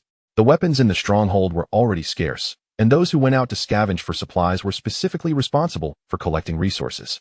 Almost half of them were lost yesterday, and I really don't know what to do in the future. Although there are many people in the stronghold, very few want to join the scavenging teams, even if they could get more food and better treatment. After all, scavenging for supplies is too dangerous, and no one wants to take the risk. Sigh, is there any news of military rescue on the radio? Chinghua, the middle-aged police officer and leader of the stronghold, continued to ask, hoping for some good news. There is news from the military, but it's not a rescue. The military has already begun to withdraw. The evacuation points that were previously established have also disappeared. I just received news yesterday that all troops are heading towards the capital. Yi Kinja, the female police officer, sighed and said, "It seems the military has given up on this place." Although it was expected, receiving this news is still too disheartening. Chengua smiled bitterly, not knowing how to respond for a moment. The army did come to rescue, but when faced with powerful otherworldly creatures, they initially had the strength to resist. Once the heavy firepower was exhausted, the army collapsed and retreated to the capital, preserving the last pure land of Long Kingdom, which is also a good choice. After all, if they want to save but can't, and they tried but still can't succeed, what can they do? Dear readers, if you have some time, please give us a good review with your little hands. Thank you. Chapter 38 Body Modification, Gluttonous Arm Assaulter Arm Boom. That guy has come out. Boom boom boom. On Chun Fan and the other's side, they discovered a huge creature. When Colonel Che passed by a building, a giant bird swooped down from above. Without any warning, Chun Fan slammed on the brakes, and then Li Long, who was in the colonel's vehicle, shot up from the ground. The giant bird's first attack failed and quickly retreated, while Chun Fan and the others quickly raised their weapons. After a while, the giant bird, which had disappeared, swooped down again from a distant hill. Li Long was already furious, and seeing the giant bird charging at them, he picked up the big pineapple and started shooting. Bullets rained down, but the giant bird was flying too fast, and with the distance being a bit far, it couldn't be hit at all. Bang bang bang. Chun Fan shot with an energy pistol, but it was also ineffective. That creature was flying too quickly and was highly alert, not coming close at all. Run. Lure it into the house. Chun Fan shouted loudly at the nearby standalone house. Seeing this, Li Long and Wang Hu had no choice but to stop shooting and followed Chun Fan towards the house. Although Chun Fan could fly, his speed was nowhere near that of the giant bird, and his contribution was limited. As the giant bird saw Chun Fan and the others constantly fleeing, it didn't think much and flew towards the house. Buzzing boom. Just as it was about to approach the house, a figure suddenly shot up, and two blazing red lasers blasted out. The red lasers didn't penetrate the giant bird's body, but left two charred marks on its abdomen. Chun Fan, who had soared into the air, tightly grasped the giant bird's leg. Seeing that the laser eyes had no effect, he immediately took out the energy vibrating knife. The vibrating knife slashed at the giant bird's wing, and with arcs of electricity surging, blood gushed out crazily. The enormous wing was directly severed, and the giant bird let out a mournful cry, plummeting from the sky. Damn it, I'll kill you. Watching the giant bird fall from the sky, Wang Hu and Li Long looked excited and rushed over to shoot wildly. Although the giant bird had strong defenses, it couldn't withstand the barrage of so many bullets at once. Flapping its wings on the ground, it was finally shot in the head by Wang Hu with a shotgun. Good guy, just stuff it in its mouth. Looking at Wang Hu, who blew the giant bird's head off with a shotgun, Li Long laughed. That's right. While the giant bird was struggling, Wang Hu directly shoved the gun barrel into the giant bird's mouth and fired. All right, are you all okay? Chun Fan flew down from the sky and looked at the two covered in blood, smiling slightly. We're fine, just got scared earlier. Suddenly I remembered. I'm a robot, not afraid of pain. Li Long grinned foolishly. He was genuinely scared when he shot up earlier. But then he realized it didn't hurt at all. What a pity, now we don't need to eat. Otherwise, we could have roasted this guy. Looking at the giant bird's corpse on the ground, Wang Hu sighed and said, I wonder what a bird this big would taste like. All right, let us not worry about this thing. Let us wash off the blood by the river. Chun Fan called out. The smell of blood was too strong, making it easy to attract zombies. Although he wasn't afraid, it was still important to be cautious to avoid triggering a zombie tide. Next to the house, there was a fairly large stream flowing through Steel City, which might develop into a waterway in the future. So many fish. The three arrived at the stream and saw plenty of fish swimming in the clear water, and they were quite big, much larger than fish before the apocalypse. They also looked strange. It was hard to tell what kind of fish they were. Splash. Chun Fan sat by the stream, while Li Long and the others jumped directly into the water to wash off the blood. Boom. Just as Chun Fan was pondering, a loud bang echoed, the water rippled, and a massive creature leaped out of the water. Wang Hu was instantly bitten by the giant creature. A huge fathead fish with a mouth full of fangs and glowing green eyes. Wang Hu didn't react in time. In an instant, he was dragged to the riverbed by the fathead fish. Damn. Chun Fan gritted his teeth and jumped in, and so did Li Long, diving to the riverbed. Underwater, everyone's vision was clear and unobstructed. At this moment, dozens of meters away, Wang Hu was entangled with the fathead fish. In the earlier struggle, Wang Hu's right arm had been bitten off, and now he was fighting with the fathead fish using his left arm. Get it? Two giant fish guns appeared in Chun Fan's hands. After tossing one to Li Long, he swam toward the fathead fish. Li Long didn't hesitate, and after getting a bit closer to the fathead fish, he fired his fish gun. Damn! While entangled with the fathead fish, Wang Hu had just thrown a punch when, in the next second, his arm was torn off by a giant fish spear. The fish spear's power didn't diminish, pinning Wang Hu's severed left arm onto the fathead fish. Chun Fan, what a pig teammate. Whoosh! The fathead fish, feeling pain, quickly swam away to the side, and Wang Hu hurriedly escaped, fearing that Li Long would shoot again. After Wang Hu left, Chun Fan finally pulled the trigger on the fish gun. The bullets auto-loaded, and Chun Fan fired 5 1-meter-long fish spears continuously at the fathead fish. Of the 5 fish spears, 3 hit, and the fathead fish's swimming speed decreased significantly. Seeing this, blue flames appeared at Chun Fan's feet, and the thrusters activated. The surrounding water surged violently, and after getting closer to the fathead fish, he took out the vibrating knife and slashed down hard. The fathead fish was about to turn around and bite Chun Fan, but half of its head was chopped off by Chun Fan. After several more slashes, the fathead fish finally stopped struggling. The stream in that area was stained red with blood, and Chun Fan didn't dare to stay longer and left immediately. As for Wang Hu, he had already been pulled out of the stream by Li Long. Were you doing that on purpose? On the shore, Wang Hu looked at Li Long, who was holding a fish gun and looking embarrassed, and said seriously, I spit. The situation was urgent. I didn't think much and just fired. Looking at Wang Hu, who had lost both arms, Li Long muttered softly, who would have thought the luck would be so bad, tearing off one of Wang Hu's arms. All right, you better pay attention. If you mess around again, I'll stitch your skin back on. Chun Fan threw down the spear in his hand and pointed at Li Long, who was also furious. Li Long thought to himself, I've become a machine. Where would I have skin? If Wang Hu hadn't become a mechanical warrior, he would have been dead from that blow just now. Boss, can my arm be reattached? Wang Hu looked at the 2 arms at his feet, eagerly watching Chun Fan. If he lost his arms, how was he any different from a cripple? Sure, let me find something and get you some new gear, Chun Fan said calmly. The system shop had all sorts of items. 2 mechanical arms were nothing. You could get any kind you wanted. Devour arm, beginner 500 points, can devour living beings to obtain energy. Arm can transform into devouring state. Assaulter arm, beginner 100 points, equipped with a mini submachine gun barrel. Cutter arm, beginner 500 points, arm can transform into a blade cutting form. Fingers, and even the entire arm have cutting capabilities.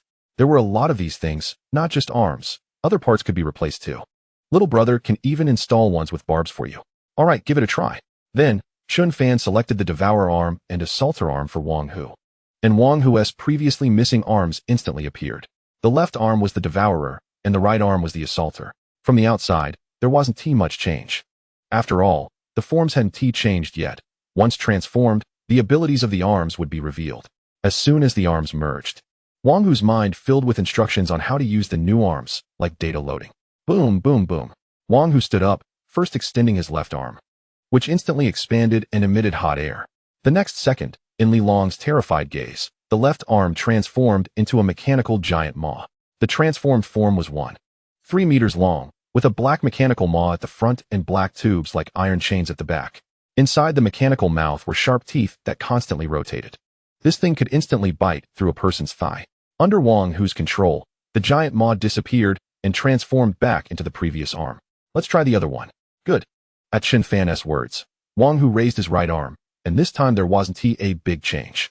Instead, 5 minigun barrels appeared at the palm of his hand, spinning rapidly. Zing, bang, bang, bang. Immediately, bullets poured out like crazy, spinning several times faster than a Gatling gun. If it made contact with an enemy, it could instantly cause massive damage. As the bullets rained down, the water surface shook violently, creating ripples. Meanwhile, Li Long, who was dumbfounded, didn't know how to describe his feelings. So envious, so sour, so wanting. Chapter 39, Giant Earthworm. Boss, I think there is something wrong with my arm too, Li Long said. You understand. Then, Li Long turned around, looking into Chun Fan's eyes, which seemed to flicker with red light, saliva nearly dripping out. All right, I'll get you a new one. Chun Fan said speechlessly and directly installed the cutter arm onto Li Long's arm. Click, click, click. The exterior of the arm didn't change, but Li Long's mind was already receiving the new arm's abilities. Li Long excitedly extended his hand, and then spikes appeared on the side of his arm, rapidly sliding back and forth. Snap! His fingers transformed into blade-like tips, with grooves for blood on top. The blade fingers glinted coldly under the sunlight, looking extremely sharp. It doesn't feel as cool as his, Li Long said with disappointment, feeling that his arm hadn't changed much. Although he knew it was powerful. It wasn't cool. Don't want it. Then I'll take it back. No, I want it. I want it. Having it is better than not having it, right? Li Long quickly said, afraid that Chun Fan would take the arm back. Time to go. Let us check out other places. Chun Fan didn't say much and picked up the weapon he had thrown on the ground. Of course, Chun Fan could also modify his arm, but he didn't want to, at least not now. Mainly because he had better options, but he needed more points. He would wait until he had enough points to change his arm and install a booster motor. Where to next? Let us check out the suburbs. And I'll take you to observe the battles of those guys.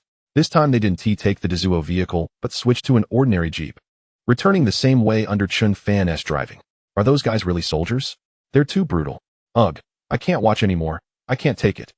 In H City, outside the northern suburbs, a fierce battle was unfolding. A violent roar echoed from time to time.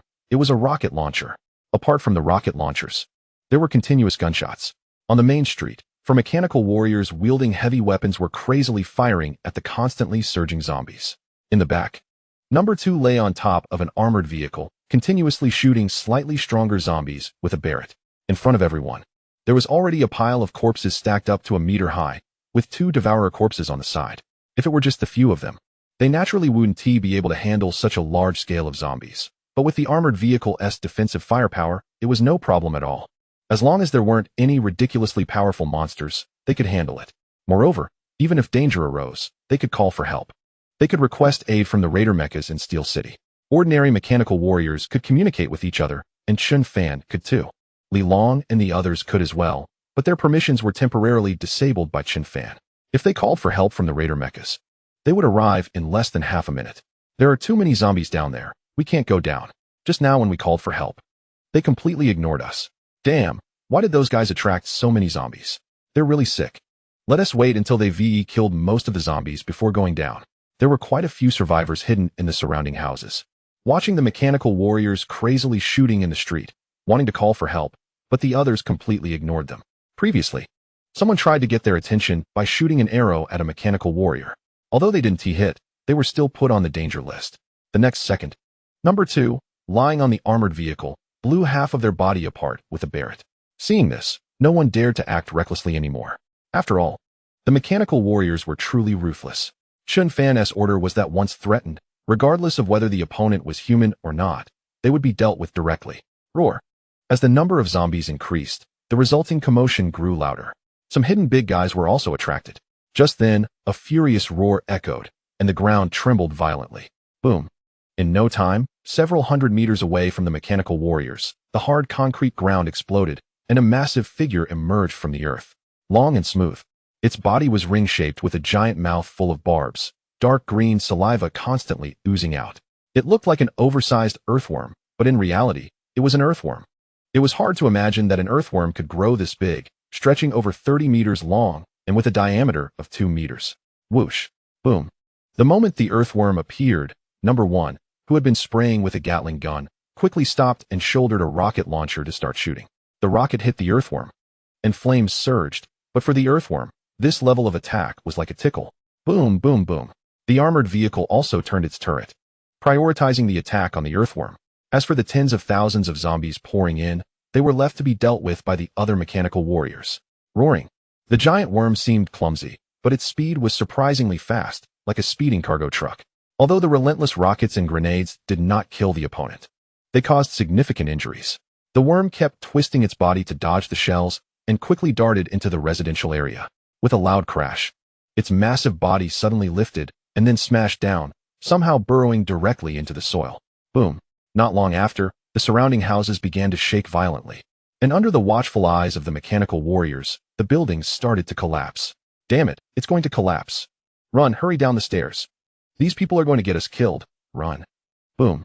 The survivors in the residential area, witnessing the collapsing buildings, screamed in terror, not having time to think.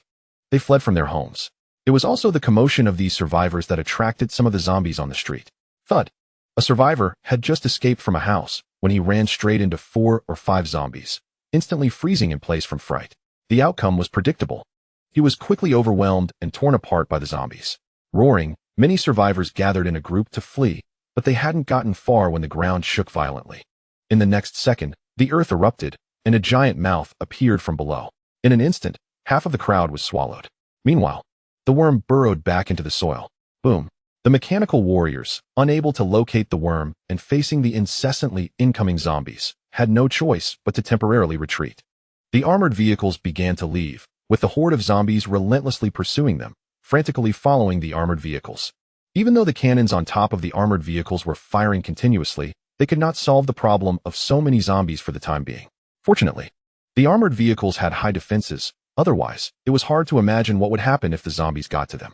Boom. On the other hand, the worm had completely drawn the attention of the survivors, relentlessly hunting them down. In front of this colossal creature, the survivors had no means to fight back.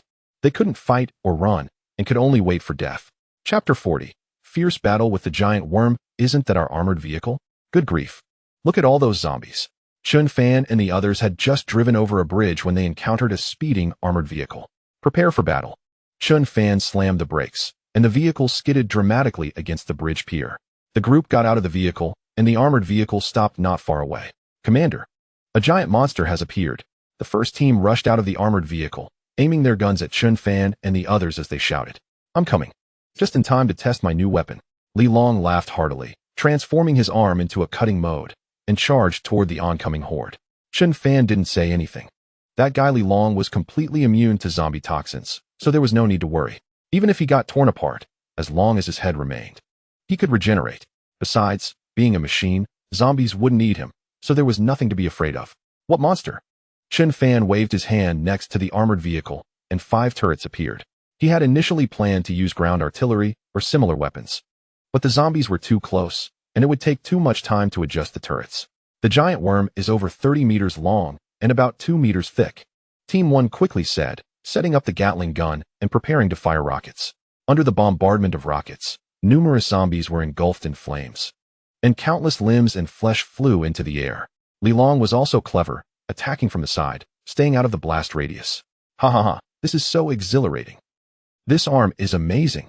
Attacking from the side, Li Long was going crazy, crushing a zombie's skull with a slight squeeze.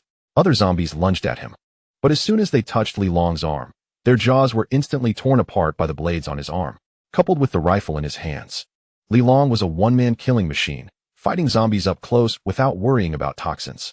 Where's that guy now? Chun Fan frowned, not having seen the so-called worm and unsure of where it was hiding. It should have burrowed underground over there. Team 1 pointed to the nearby area that had turned into ruins, where the debris occasionally shook. The creature was likely hiding underneath. Raider 1, come over for support. To be safe, Chun Fan directly issued an order to Raider 1 through the system.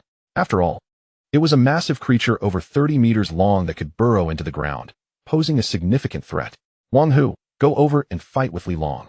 If anything unusual happens, retreat immediately. Chun Fan told Wang Hu, who was shooting with his rifle nearby. Sure. Wang Hu was eager to test the capabilities of his new arm and headed towards Li Long without hesitation. As for Chun Fan, mechanical wings appeared on his back, and he flew up into the sky.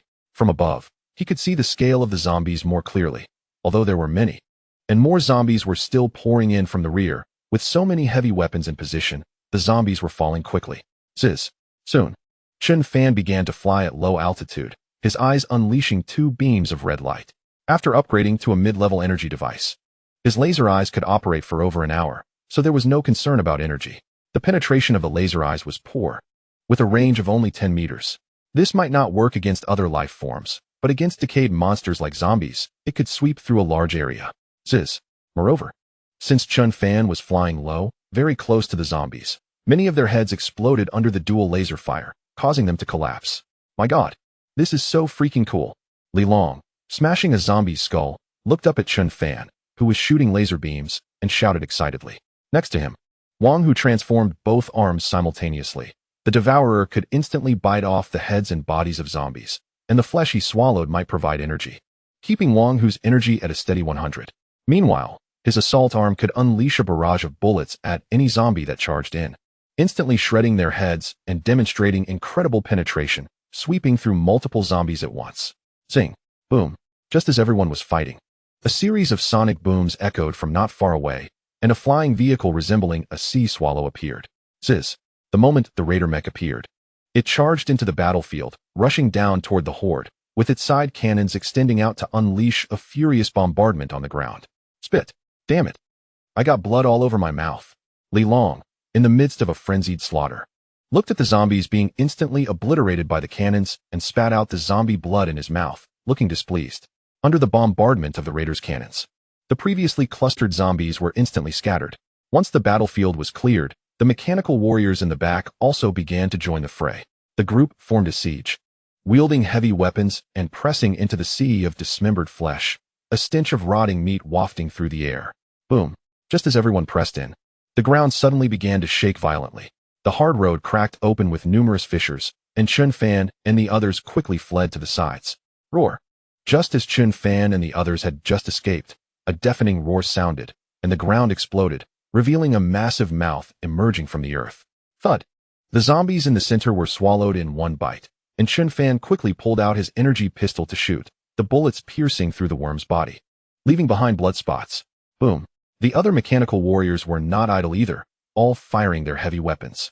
Li Long and Wang Hu seized the opportunity, leaping onto the massive body of the earthworm, their sharp blades frantically cutting into its flesh. Boom, boom, boom. The earthworm, only halfway out, felt the pain and began to thrash wildly, sending Wang Hu flying. Seeing the situation turn dire, Li Long turned and ran. Zzz, boom, boom, boom. The predator hovering above swooped down, its machine guns firing at the earthworm's head, causing flesh and blood to fly. The head was shattered, yet the earthworm seemed unfazed, dragging its entire body out of the ground. Whoosh, boom. The predator's mech attacked again, firing a laser cannon with a deafening roar. The blue laser struck the center of the earthworm, splitting its massive body in two. In an instant, dark green blood gushed out, but after a moment, the flow stopped. To the astonishment of Chun Fan and the others, the earthworm's wounds began to heal at a visible speed, and where it had split into two, a new massive mouth appeared. After being bombarded, it not only survived, but transformed into two earthworms, each about 10 meters long. Boom, boom, boom. One of the earthworms charged towards Chun Fan, while the other was drawn to the mechanical soldiers. Zzz, peace each. Chun Fan flew up, an energy blade appearing in his hand. The earthworm lunged at him, but he swiftly dodged. Boom. With a wave of his hand, a high explosive grenade appeared, which he pulled the pin from and tossed into the earthworm's mouth before flying away. Boom. The moment the earthworm leaped up, it crashed to the ground, its body writhing as dark green blood sprayed from its mouth. Roar, roar, roar. It seemed severely injured, but it also enraged the earthworm, which relentlessly pursued Chun Fan. Damn it, you just attacked my brother? Soon, the monster was led to Li Long and the others, as the earthworm focused solely on Chun Fan, giving Li Long the chance to attack. Following closely behind the earthworm, Li Long's blades continuously sliced into its flesh. How sharp were those blades? They tore open gashes in the earthworm's body. Boom, boom, boom. Wang Hu, who had been knocked away earlier, also arrived, first raising his arm to hammer down, then joining in with his devouring arms to tear at the earthworm's body. Meanwhile, Chun Fan kept moving, occasionally flipping around to stab the earthworm a few times. Just like that, this massive earthworm was worn down and killed by the three of them. After its death, its body shriveled continuously, resembling the state of a deflated balloon. On the side of the mechanical soldiers, with the help of armored vehicle turrets and the predator mechs, the other earthworm was reduced to fragments. Chapter 41. News of my sister Woohoo. Come here for a hug. Seeing the fallen earthworm, Li Long jumped up excitedly, embracing a nearby zombie and snapping its spine. All right, clean up the battlefield and collect all the crystal cores. Looking at the piles of zombie corpses, Chun Fan was also extremely happy. With 1 or 2 tens of thousands of zombies, they should be able to provide several thousand crystal cores. By the way, did you encounter any survivors earlier? The mechanical soldiers had already begun digging for crystal cores when Chun Fan walked over and asked. We encountered some, but most were eaten by the earthworm. There should still be a few left. They probably didn't run far and might still be there. One of them pointed towards the distant ruins, where 1 or 2 buildings remained. Wang Hu, come with me. Chun Fan sheathed his weapon and called out to Wang Hu, who was digging for crystal cores. What about me? Upon seeing more work to do, Li Long quickly threw away the zombie he was holding. You stay here. If you don't dig up at least 500 crystal cores, I'll take off your arms. Following that, Chun Fan and Wang Hu jogged towards the ruins. Inside the building near the ruins, a few survivors were crouching. These people had intended to wait for death in the house when they saw no way to escape during their flight, But unexpectedly, the earthworm had left. Someone's coming. Looks like they're with that group of soldiers. They saw Chen Fan and Wang Hu jogging over through the glass, filled with anger. Upon noticing Chen Fan and the others were unarmed, they hatched a bold idea. Perhaps they were scared silly by the earlier earthworm, thinking of attacking Chen Fan. Subsequently, two strong men crouched at the corner of the second-floor stairs, each holding a wooden board. Chen Fan and Wang Hu arrived, and with thermal imaging. They were fully aware of the situation inside the house. Chen Fan didn't bother saying anything and directly led Wang Hu upstairs. Clang. Just as they reached the second floor, a wooden board came crashing towards Chen Fan's face from the side corner. However, Chen Fan had anticipated this, extending his hand to block the board. Then, under the terrified gaze of the strong man, Chen Fan yanked the board and struck him in the face. With tremendous force, the board shattered, and the strong man fell to the ground, blood gushing from his nose. Aye. Meanwhile, at the corner ahead, the other strong man rushed out, ready to attack, but froze in place upon witnessing the scene. PCH, Chen Fan and Wang Hu walked past the strong man. And just when he thought everything was fine, Chen Fan suddenly turned around and plunged a flashing blue dagger into his head. It has nothing to do with us. We're innocent. It has nothing to do with us. The two did not linger and entered the room where all the survivors were, about 4 people in total. They all saw the gruesome sight of the strong man and retreated to the corners, fearing Chen Fan would strike. All right, I won't kill you. I just want to ask a few questions, Chen Fan said calmly, giving Wang Hu a look. Does anyone know Wang Ziki? Wang Hu quickly approached and asked the people huddled in the corner. However, Wang Hu's gaze was drawn to a girl in a school uniform. It seemed to be from number 1 high school, where his sister attended. Do you know Wang Ziki? Wang Hu rushed over and grabbed the girl who was crouching in the corner. Don't kill me, don't kill me. Boo-hoo, I know, Wang Ziki is my classmate. Don't kill me. Under Wang Hu's immense strength, the girl was lifted up like a rabbit, tears shimmering in her eyes. Really? Are you sure you know my sister? Wang Hu seemed skeptical, but carefully set her down. Wang Ziki is my classmate. After a moment of waiting, the girl finally spoke. Mainly because Wang Hu had been too rough and scared her. Have you seen her? Do you know where she is? Wang Hu continued to ask, seemingly igniting hope. On the day the apocalypse broke out, Ziki went to school, and then I don't know what happened. The girl spoke softly, fearing her answer would lead to a beating. My sister has poor health and has already dropped out. How could she go to school? Are you lying to me? Wang Hu was furious, thinking the girl was toying with him, and pulled out the handgun from his waist. And no, I didn't lie to you. She went to get study materials. Real study materials, not action movie stuff. Seeing the dark muzzle of the gun, the girl quickly took a few steps back, terrified and collapsing to the ground. Are you sure? I'm sure. Sure? Are you really sure? Chen Fan, unable to watch any longer, kicked Wang Hu. Isn't this torture? All right, let's leave it at that. You people can go wherever you want, but I have a suggestion. There's a base over by Zai Park. You can check it out. Chen Fan spoke to the people staying in the house, but looking at their expressions, it seemed they hadn't taken it in. Chen Fan didn't bother to say more, turning around and leaving with Wang Hu. As for that girl, what did she have to do with Chen Fan? He had already pointed out a clear path. It was up to them to choose. The base near Zai Park was naturally Steel City. Chen Fan's action was merely to let the survivors know of Steel City's existence, and then spread the word, attracting more people to come and buy weapons. Providing himself with crystal cores. Boss, my sister might be at number 1 high school. I want to go find her, Wang Hu quietly said after leaving the house. The location of number 1 high school was in the central area of H City, where zombies were endless, and there were countless monsters. There was no need to mention how dangerous it was. Wang Hu estimated that the girl he saw earlier had likely escaped at the beginning of the apocalypse. What? Are you going alone? Chen Fan smiled slightly. That's a one-way trip. I don't want to trouble you guys, Wang Hu said with a wry smile, clearly wanting Chen Fan to go with him. After all, Chen Fan's strength was formidable. If he went, Wang Hu's chances of rescuing his sister would be greater. Let us go take a look tomorrow. I'll go with you then, Chen Fan said. It's not a big deal to save one person. He had killed quite a few zombies today and could obtain a considerable number of crystal cores. Chen Fan planned to purchase a level 1 mechanical warrior and then buy a helicopter for the mechanical warrior to pilot, specifically for deploying soldiers or conducting reconnaissance and rescue missions. After all, in the upcoming battles, the focus would definitely be on attacking H City, and surveying the terrain in advance would be beneficial for future combat. Really? Thank you so much, boss. In the future, I'll definitely repay you. Wang Hu was momentarily stunned, then excitedly spat out words with enthusiasm. First, let us make it clear. Even if we go for the rescue, we won't stay long. At most 5 hours. If we can't find her, we'll leave. Chen Fan said calmly. He wasn't too sure what dangers lurked in H-City. And if they stayed too long, who knew what big creatures might emerge? Don't worry, boss, 5 hours is enough. Wang Hu replied with a smile. Understanding that if they hadn't found her in 5 hours, she likely wasn't at the school, and there would be no point in staying longer. Chapter 42. Level 1 Mechanical Warrior, a total of over 800 crystal cores.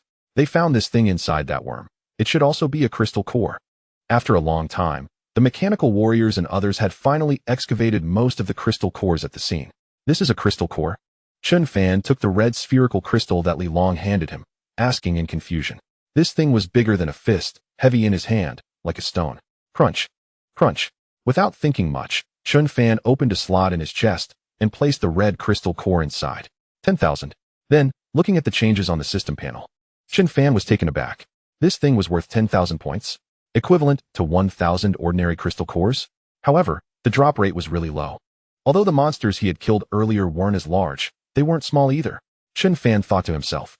It seemed that mutated creatures could also produce crystal cores, but the probability of occurrence was very low.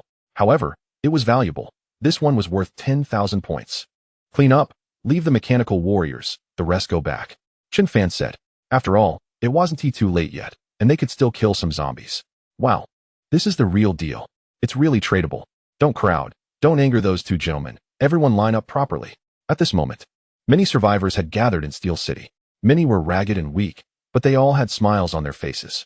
By the vending machine, everyone was neatly lined up, continuously inserting crystal cores into the machine, and shortly after, they happily left with weapons. The long line had about 40 or 50 people. There hadn't been this many initially. It all started with the events of the morning. After Chen Fan and the others left, the survivors from last night also left, initially intending to kill zombies. But someone suggested the idea of tricking the survivors in the gathering place into giving up their crystal cores. Thus, a group returned to the gathering place to deceive others of their crystal cores. Usually, crystal cores were like stones, and not many people paid attention to them. Under their desperate pleas, they eventually gave them up. Until later, the news that Steel City could trade weapons for crystal cores spread, and indeed, some people saw those who had previously held shiny new firearms. As the message spread, it grew bigger, attracting even more people. In fact, there had been even more people before. The entire Steel City was crowded with people, many coming to see the excitement and confirm the truth of the matter.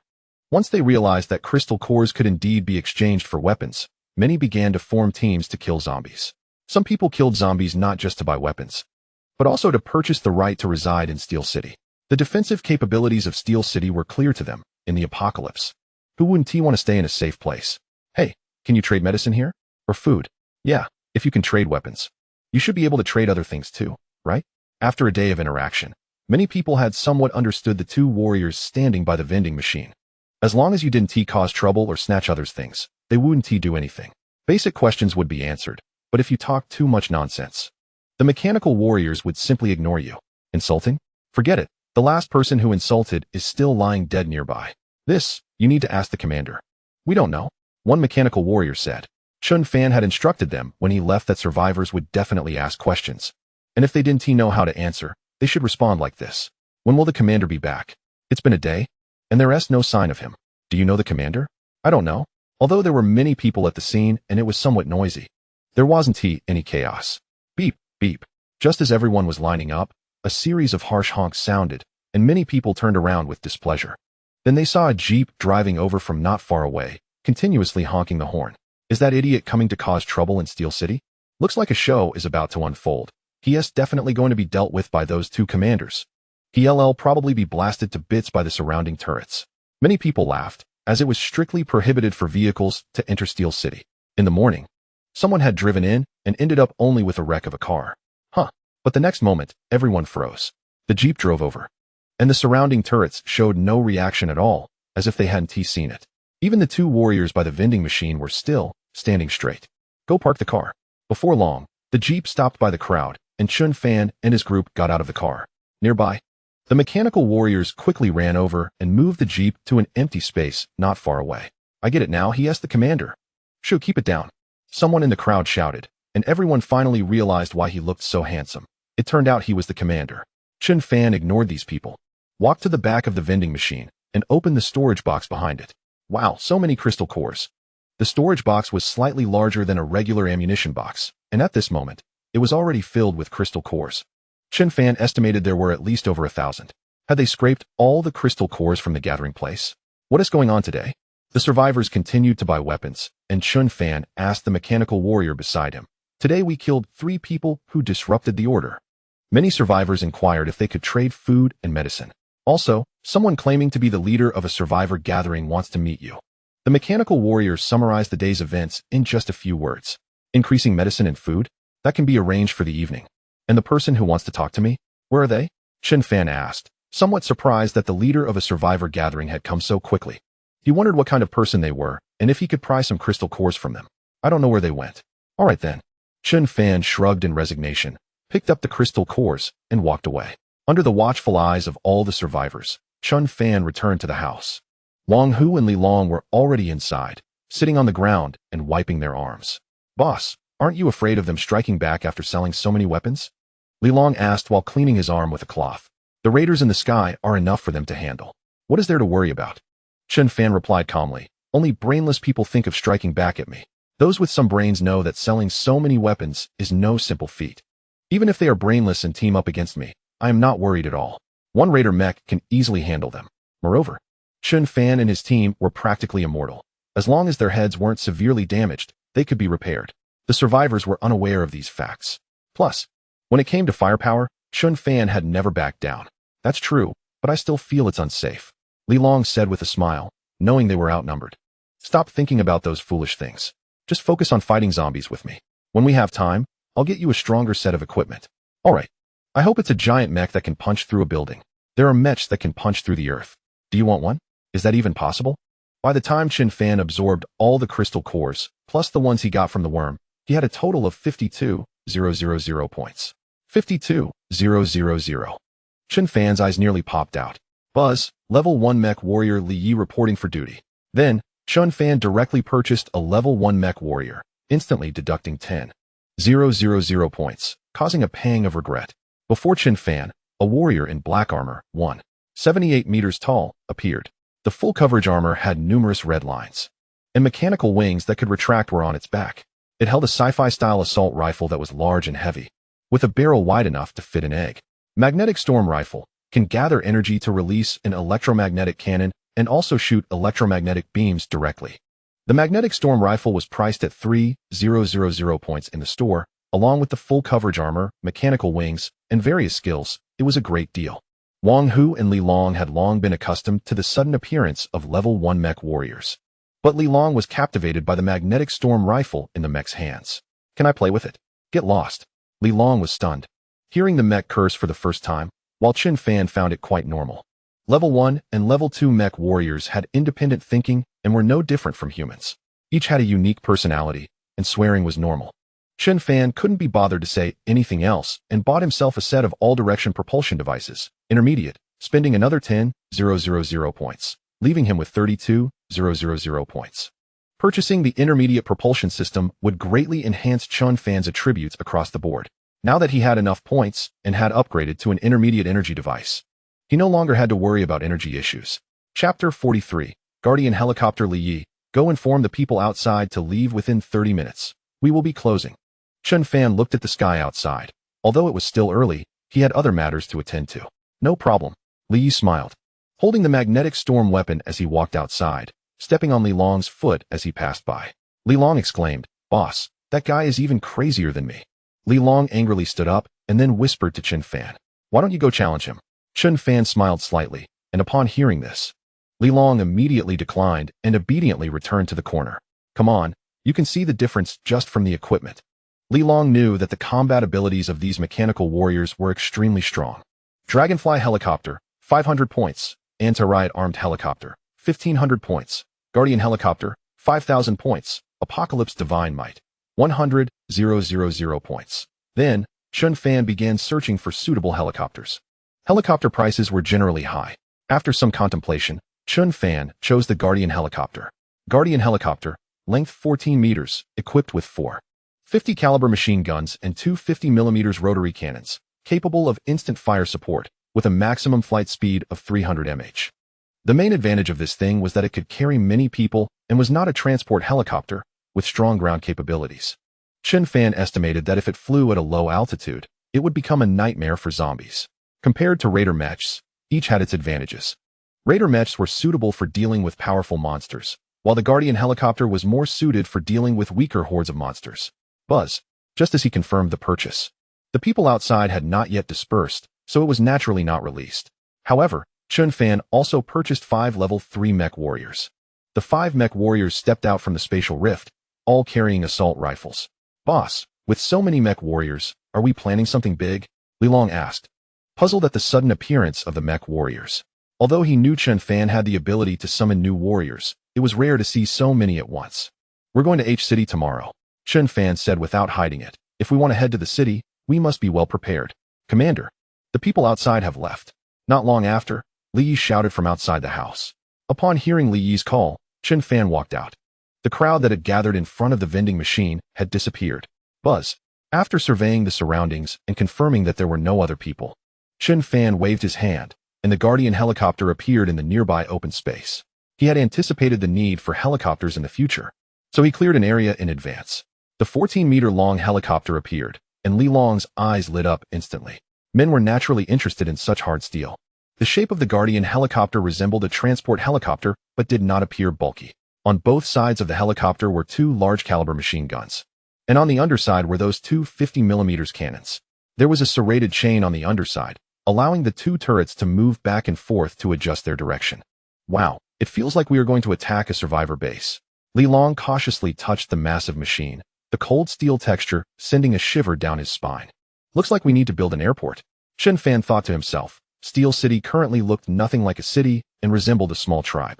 Mechanical engineer, 1,500 points. Mechanical architect, 500 points. Mechanical researcher, low level 20,000 points, without hesitation. Chen Fan started searching the system store and immediately set his sights on the mechanical engineer and architect. Respected Commander, Engineer Number 1 reporting for duty.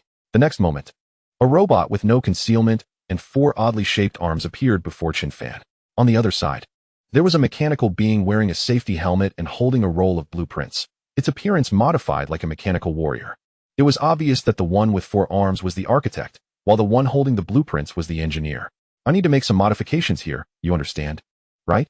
Just let me know what you need, Chen Fan said to the engineer, as the engineer and architect were supposed to work together. We still need 9 more architects. This way, we can form a basic construction team, the engineer said, as the engineer essentially guided the construction robot's work. And then, is that all we need? Chen Fan asked in confusion, casually purchasing 9 construction robots. What kind of buildings does the commander need? What materials? What scale? The engineer then began to inquire about what Chen Fan wanted to build. Chen Fan didn't hesitate and directly expressed his ideas. A steel city wall, 5 meters high and 2 meters wide, essentially just transforming the area enclosed by the previous iron fence. In that case, it would take a week and require 20,000 points. The engineer calculated briefly and explained the situation to Chen Fan. Thank goodness I exchanged for an engineer. Chen Fan sighed, realizing that the steel city wall sold in the system, while slightly taller than what he just described, was twice as expensive. You all start the construction. Go ahead and build the framework, Chen Fan instructed, as the engineer needed to purchase raw materials in advance for the wall construction. This meant that the costs could be deducted gradually, alleviating some pressure from Chen Fan. By the way, flatten everything else besides this house, and then create a helipad. Just as the engineer was about to leave with the 10 construction robots, Chen Fan quickly added. The engineer then decided to first flatten the ground. In the next moment, the 10 construction robots began to change form, extending their 4 arms. Some transformed into saws, while others became bulldozers. Now there are 10,500 points left. Looking at the remaining 10,500 points on the system panel, Chen Fan sighed. I haven't even purchased much, and I'm almost out of points. Moreover, the points were continuously decreasing as those construction robots consumed a lot of energy, which naturally had to be exchanged with Chen Fan's points. Li Yi, how strong are you? Chen Fan asked Li Yi, who was standing upright with a magnetic storm rifle in hand.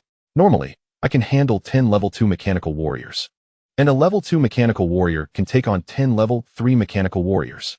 Show me. Chen Fan was curious, as level 3 mechanical warriors were not weak. Equivalent to 2 or 3 strong men. Boom. At Chen Fan's command, Li Yi swung his fist violently towards a nearby tree, and the thick tree instantly exploded and collapsed. I can do it too. Li Long said defiantly, squatting by the fallen tree, his right arm transforming into a cutting mode, slowly cutting the tree. Everyone, can it penetrate steel plates? 3 millimeters of steel plate is no problem, but anything thicker is out of the question, Li Yi replied. Being able to penetrate 3 millimeters of steel plate was already quite impressive. After all, even Chen Fan, who had a mid-level propulsion system, could only penetrate 5 millimeters of steel plate at full strength. Evaluating a person's strength is not just about power, but also combat skills. According to the system's introduction, Level 1 mechanical warriors possess strong hand-to-hand combat abilities and can quickly analyze the weaknesses of their enemies. Therefore, how strong Level 1 mechanical warriors really are remains unknown for now. Only in battle will their strength continue to manifest. Chapter 44. The leader of the gathering place visits. As night fell, the sky became hazy, and it started to rain lightly. I have a bad feeling. It won't rain heavily tomorrow, will it? Everyone was staying inside, and Li Long, looking at the rain outside, murmured softly, "Everyone, don't jinx it." Wang Hu jumped up and punched Li Long on the back, and Li Long could only laugh awkwardly. After all, Chen Fan had just informed them about tomorrow's mission to rescue Wang Hu's sister. "Don't worry, at most it will just be moderate rain, it can't be a downpour." Li Long chuckled, thinking there was no way it would rain heavily. Then, after a while, the rain intensified, and thunder occasionally roared. Chen Fan was increasingly speechless. Even if it rained heavily tomorrow, they still had to go. "Commander, someone is looking for you." Not long after, a mechanical warrior, drenched from the rain, shouted outside the house. "If it's just one person, let him in," Chen Fan said calmly, thinking it was likely a visitor from the survivor gathering place.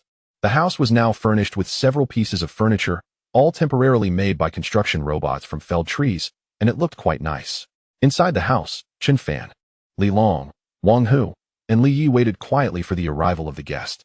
As for the other mechanical warriors, they were patrolling outside in the rain. For Chen Fan, these mindless mechanical warriors were just tools. "Commander, I brought the person." After waiting for a while, the previous mechanical warrior brought in a middle-aged man dressed in police uniform. The man was holding an umbrella, but despite that, he was still drenched. "Sorry, I'm a bit wet." Chen Guo put down the umbrella in his hand and pat himself down a bit before awkwardly stepping into the house. "It's fine, have a seat." Looking at the man's demeanor, Chen Fan could be certain that he was a real police officer. "Don't ask, just know that he was hunted in his past life." "I'm really sorry to visit so late." Li Long was also quite considerate and poured him a glass of cola. "It's fine, what brings you here?" Chen Fan, not wanting to be overly polite, asked directly. "Then I'll be straightforward. You guys aren't military, right?" Chen Guo asked while observing the facial expressions of the four. But they all maintained a serious demeanor, revealing nothing. Chen Fan shook his head, and the others followed suit. "The thing is, I'm the leader of a survivor gathering place. And I used to be a police officer. I'm here to discuss something with you." Chen Guo's tone was very humble, largely because Chen Fan had saved the previous survivors. Another part was due to the fact that Chen Fan had a large number of firearms. "What do you want to discuss? Just say it." All right. I have 2 requests. First, I would like to ask you to accept us. This is out of the question. It's impossible unless everyone submits 100 crystal cores. Chen Guo's words were interrupted by Chen Fan's merciless rebuttal before he could finish. Then I'll mention the second. It seemed that Chen Guo had anticipated this response, so he was not surprised. The second is that I want to purchase a lot of firearms, ammunition, and vehicles. Originally, Chen Guo did not plan to mention vehicles, but while walking in the rain earlier, he saw the nearby Guardian helicopter and armored vehicle. When he arrived that morning, he hadn't seen them, but now they were present. This meant that the other party might have some channel to acquire these big guys. "If you want to buy, just go to the vending machine," Chen Fan said calmly, fully aware of what the other party was thinking, which was merely a lack of sufficient crystal cores and wanting to make an advance request. "We currently don't have enough crystal cores, so we want to ask you to provide us with weapons first, and we will come back to pay once we have enough crystal cores," Chen Guo said awkwardly, who knew there would be a demand for crystal cores. They had originally treated the crystal cores they obtained as trash and discarded them. "So what benefits do I get from this?" Chen Fan smiled slightly. Providing weapons was not a problem, but the question was what benefits he would receive in return. "It must be a huge benefit. I'm willing to pay double. And for food?" "Stop. No need for food. Triple the price." Chen Fan interrupted, thinking that he didn't need food, and 2 tons of gasoline would be more appropriate. "Triple the crystal cores?" Chen Guo was stunned. Not because he thought it was too much, but rather too little, especially since he didn't have to pay with food. If food wasn't required, Chen Guo would be willing to pay 5 or 6 times the crystal cores. Because they were also in dire need of food, it's not just a normal shortage. Many people in the settlement are going hungry. What, is it too much? No, no, triple. I'm willing to pay triple the price. However, I need quite a lot of weapons and ammunition from you guys, Chun Gua said awkwardly, thinking that a vending machine couldn't possibly have that much weaponry. How much do you need? 20 assault rifles, 10 shotguns, and 2 machine guns, and I need 50,000 rounds of ammunition. If you have grenades or something like that, that would be even better. As for vehicles, 3 jeeps. The more Chun Gua spoke, the more awkward he felt, thinking he was being a bit ridiculous for even asking for machine guns. But right now, they really needed these things. 6,000 crystal cores. Can you afford that? Chun Fan asked calmly, originally only needing 2,000, but since it was triple, let us make it 6,000. 6,000 is fine. When can I pick up the weapons? Chun Gua was visibly excited, never expecting Chun Fan to provide so many weapons, thinking Chun Fan would cut down a large portion. If you can take them, any time is fine, Chun Fan said, since he could buy those things any time, as long as the other party could take them away. He could present them now. Really? I have 4 or 5 trucks outside. They should be able to take them away. Chun Gua's eyes sparkled. Lucky he had prepared in advance. Chun Fan, you really were prepared in advance. The deal hadn't even been finalized, and you brought the trucks over. 5 trucks no less. Are you here to restock? Go let them in. I'll get your weapons ready, Chun Fan said calmly, ignoring Chun Gua as he walked out of the building. Li Long and the others quickly followed, also taking Chun Gua's umbrella with them. Boss, let me hold the umbrella for you. Li Long held the umbrella, eagerly following Chun Fan, while the others walked in the rain. Chun Gua was momentarily stunned. Wasn't he that his umbrella? But he didn't say much and hurried outside to notify his companions to come in. Meanwhile, Chun Fan and the others arrived at another building, which was a resting place for several construction robots, quite spacious. The construction robots were still outside pushing dirt, leaving this place vacant. Buzzing. Then, with a wave of his hand, the room covering over 100 square meters was instantly filled with arms boxes. How did it go? What was the other party's attitude? At this moment, outside Steel City, 5 trucks were parked, and seeing Chun Gua run out in the rain, Yi Kinja quickly asked, did they even take the umbrella? So domineering. Enough talk, just get the trucks inside. It's all settled. Let us go in and load the supplies. Chun Gua was so excited that his voice trembled, while the others stood dumbfounded at his words. Is it really that quick? Why are you still dawdling? Don't keep them waiting. Under Chun Gua's booming voice, everyone finally reacted and hurriedly drove the trucks into Steel City. The convoy slowly entered, with 10 mechanical warriors armed with rifles flanking both sides to prevent any sudden moves. The turrets around also adjusted their positions, seeing the situation outside. The drivers couldn't help but breathe a little faster, and then they slowed down even more. Bring the trucks over here. Not far away, Li shouted loudly. And upon hearing this, the convoy began to speed up, approaching the nearby flat wooden house. Just these, and over 200 grenades. Hurry up and load them. Chun Gua got out of the truck, prepared to offer Chun Fan a cigarette, but was politely declined. Okay, let us start loading the goods. At Chun Gua's shout, several strong men got out of the truck and began moving the arms boxes inside. After Yi Kinja checked and confirmed that the weapons and ammunition were fine, she finally smiled. This is a gift for you, as a token for our first transaction. Chun Fan patted the Gatling gun set aside and said with a smile, thank you so much. Chun Gua didn't know how to express his current feelings. His mouth just kept moving. If you don't send the crystal cores later, you should know what the outcome will be, right? Let alone you. Everyone will die? Chun Fan whispered in Chun Gua's ear as a warning. Don't worry, I'll definitely send the crystal cores, Chun Gua assured repeatedly. And Chun Fan's cold tone had indeed scared him. One moment laughing, the next so cold. Chun Fan and the others waited for Chun Gua and his team to move the supplies, and with the help of the mechanical warriors, everything was done in about 20 minutes. Then, after bidding farewell to Chun Gua and the others, the convoy began to leave. All right, you all go rest, Chun Fan said to Li Long and the others, as it was already quite late, and no one would come to visit. Chapter 45.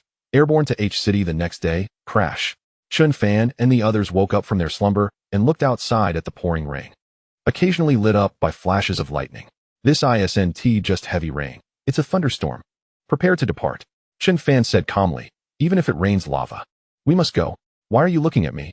I can't control the weather. Seeing Wang Hu's resentful gaze, Li Long couldn't help but awkwardly say. Soon, the group walked outside with their weapons. The rain was heavy, and the ground had already accumulated a lot of water.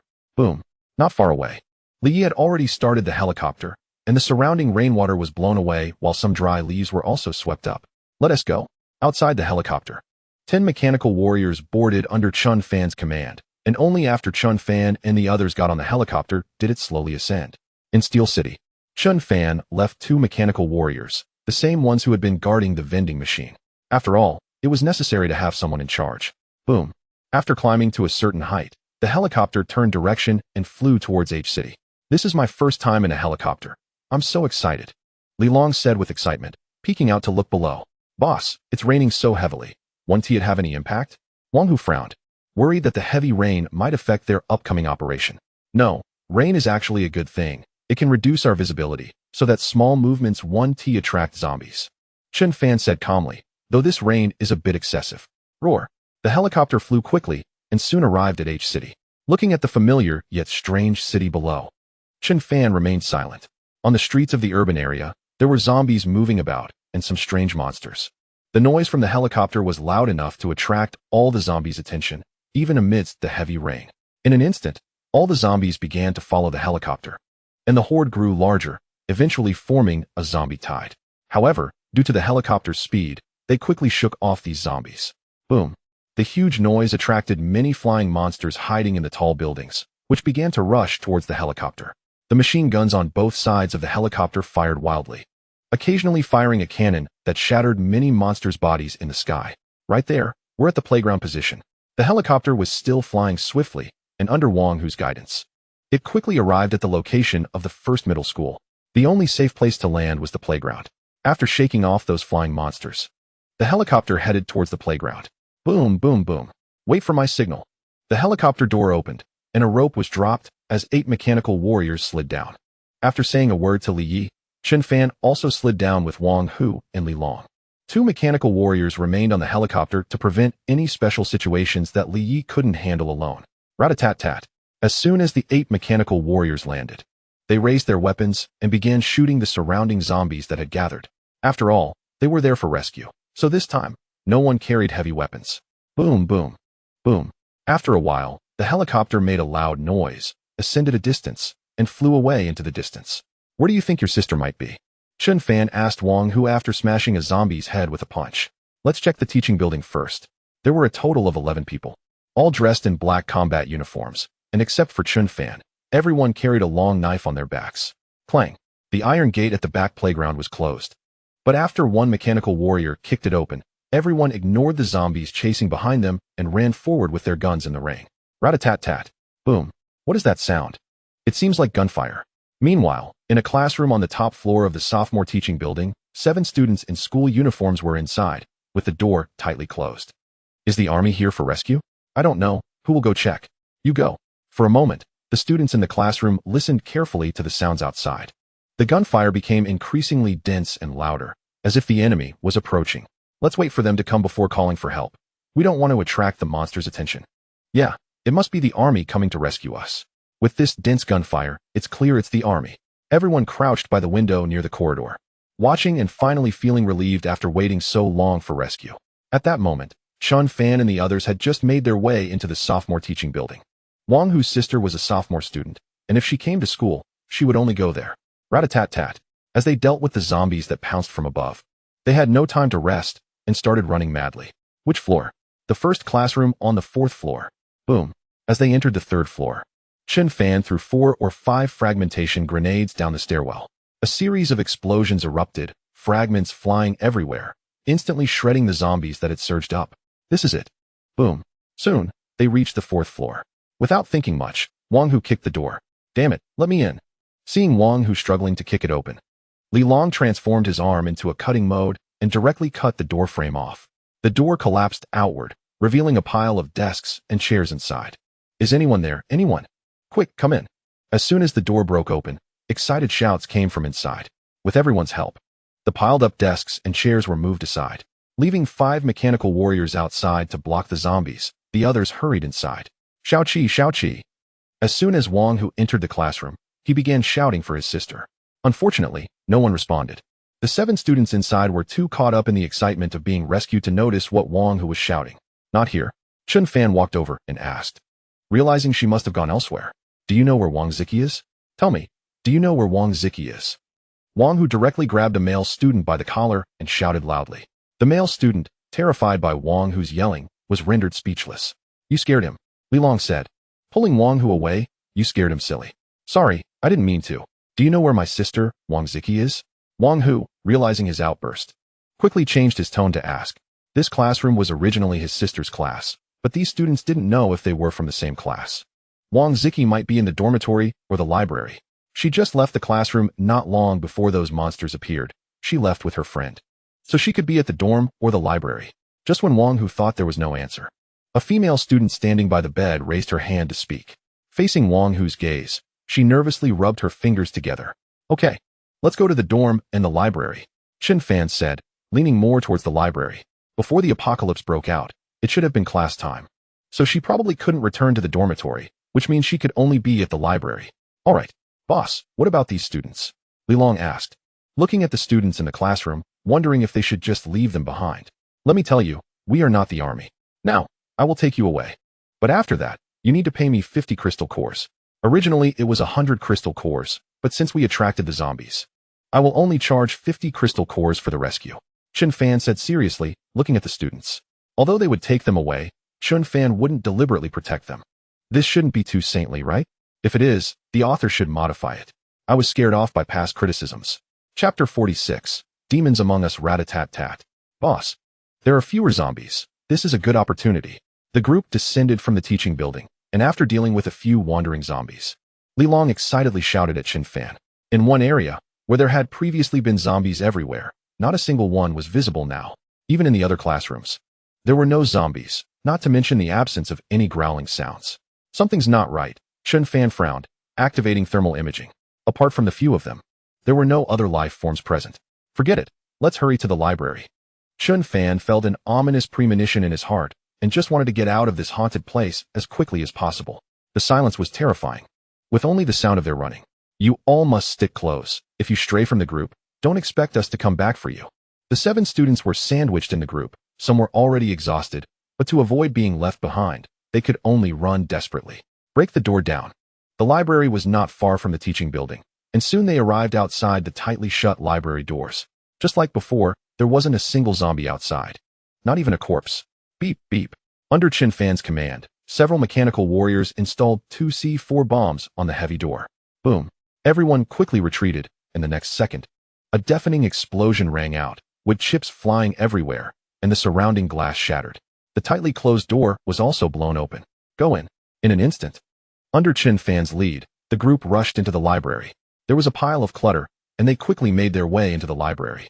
The library was quite large, and as soon as they entered, they saw several male students standing in place, seemingly stunned. Looking over, there were about 5 male students sitting around a table playing cards. Rat-a-tat-tat.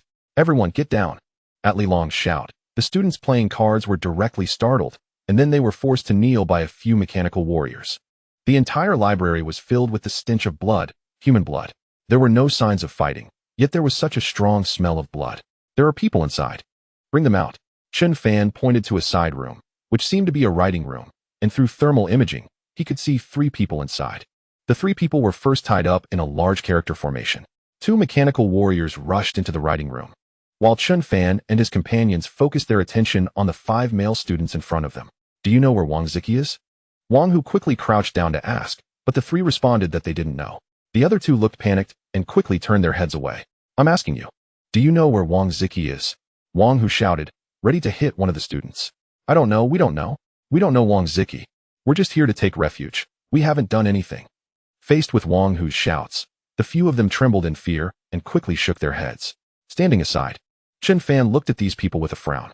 The 5 occasionally glanced towards the writing room, their bodies slightly trembling as if they were afraid of something. Commander, we've brought the people. Soon, the 2 mechanical warriors who had rushed into the writing room returned. One of the mechanical warriors was carrying a completely naked girl, followed by 2 other naked girls. What is this? For a moment, everyone was stunned. Even Chen Fan was taken aback, but quickly thought of something. Looking at the 3 naked girls, their eyes were blank, and their bodies stiff, like walking corpses. Class monitor. Among the students who came with Chen Fan, one female student stared at the naked girl at the back and called out in a daze. Uncertain if the naked girl was someone she knew, she called out again. At the sound of the girl's call, the naked girl turned her head blankly. Upon seeing the female student, her whole body trembled. Yeezy. Tears streamed down the class monitor's face, and the next moment, she fell backward. The nearby mechanical warrior quickly caught the fainting class monitor. Did she escape with Ziki? Wang Hu quickly asked the girl named Yi Zi, his body trembling slightly. Yes, yes. Seeing Wang Hu still trembling, Yi Zi couldn't help but feel scared. But she quickly nodded. This is troublesome. Chun Fan gritted his teeth, already thinking of something. The library was filled with the smell of blood. And there was no food in the library. How could these people have survived for so long? Li Long. Chun Fan exchanged a glance with Li Long not far away. And Li Long understood, quickly standing behind Wang Hu. Meanwhile, Chun Fan walked alone towards the house beside the restroom, the source of the bloody smell. Creak. Pushing open the tightly shut door, Chun Fan paused for a moment under everyone's gaze, then walked inside. At this moment, looking at the scene in the room, Chun Fan sighed, truly a devil among men. The whole room was covered in blood, with severed limbs everywhere. In a corner, there was a large pot still boiling something.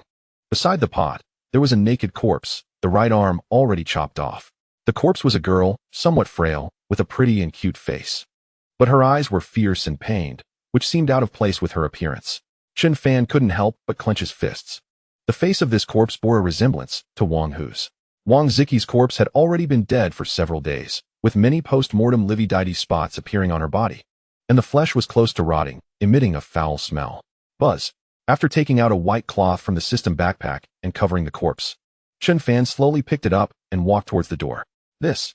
Li Long, not far away, looked at Chun Fan, who was carrying the corpse covered with white cloth, momentarily stunned, unsure of what to say.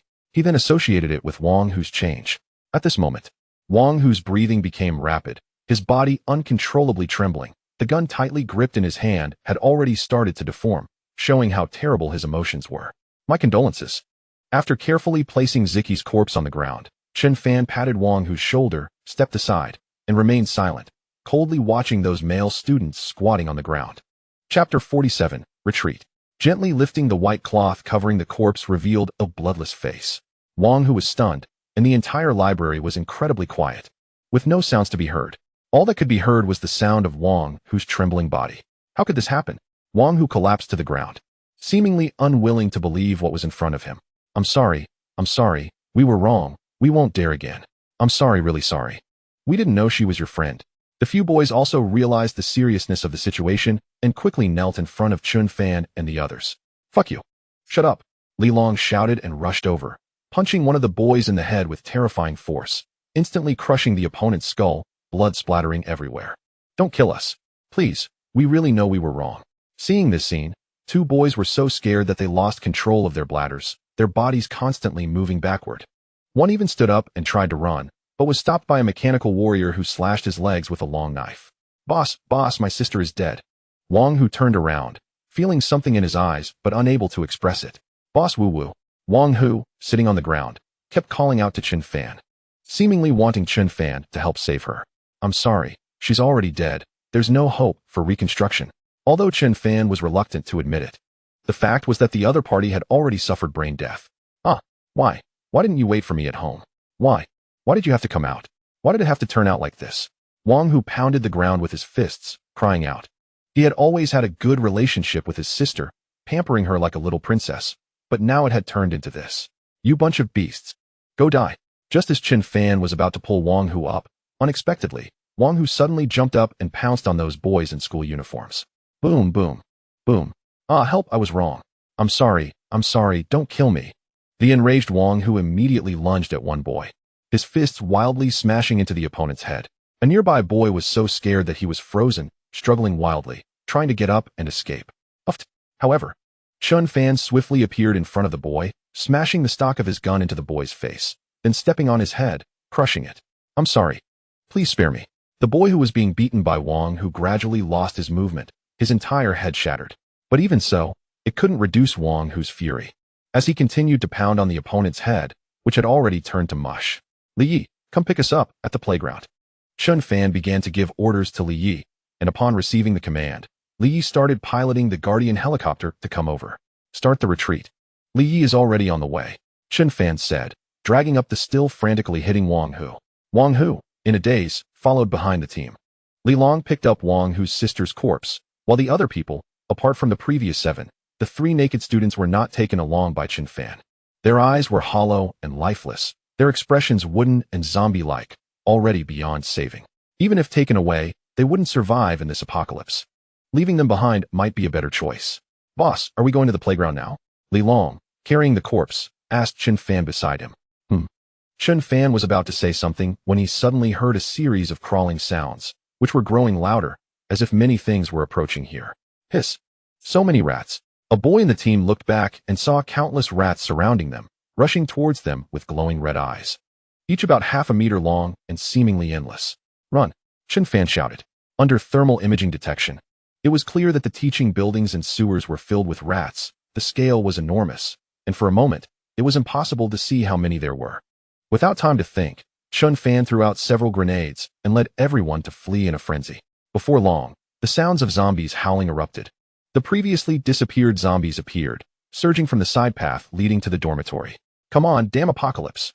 Wang Hu roared, stopping his run and starting to fire his rifle wildly. Hurry up and move. Chen Fan yanked Wang Hu back, who resisted but then started running frantically.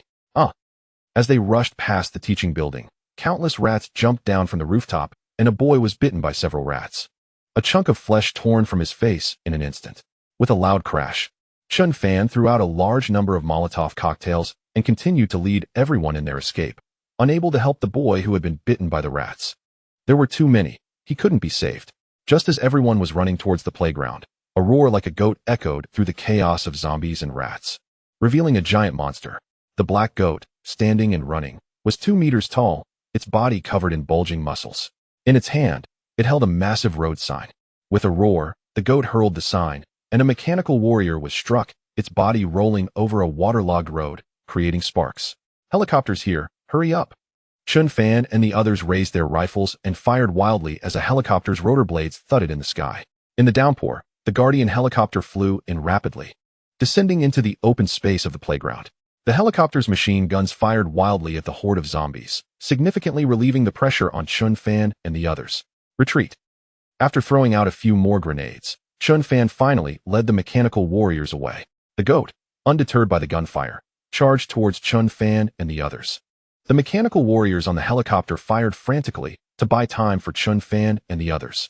Start the retreat. Before long, Chen Fan and the others boarded the helicopter, and at Chen Fan's shout, the helicopter began to gain altitude.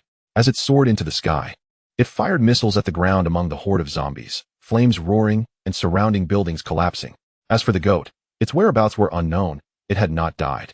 Chapter 48. Returned to Steel City, the helicopter rapidly ascended, quickly distancing itself from the ground. The students inside were slumped in their seats, panting heavily, clearly shaken by the earlier scene. They had only taken 6 people, and one had been eaten by rats. Wang Hu, in a corner, held his sister's corpse, silent for a long time, and Chen Fan and the others did not disturb him. Commander, should we return to Steel City now? The pilot, Li Yi, asked. It was currently pouring rain, and visibility outside was low. Staying any longer would only increase the danger. Let's go back, Chen Fan replied, feeling a wave of irritation. The helicopter then turned around and flew towards Steel City. Not long after the helicopter took off, a deafening roar echoed across the sky. Chen Fan and the others quickly looked outside, and upon seeing it, everyone was stunned. In the distance, a giant figure rolled in the sky, each movement stirring up hurricanes. The figure resembled a mythical creature, a giant fish, hundreds of meters long, with 2 enormous wings gently flapping.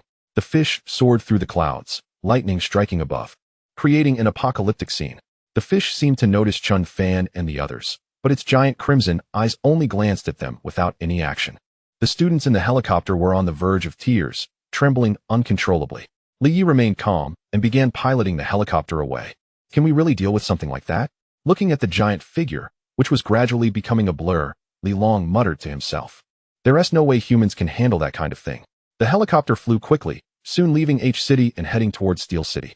After departing H-City, the rain gradually stopped and visibility opened up. However, the giant fish's figure had already disappeared. No one knew where it had gone. That thing must be worth a lot.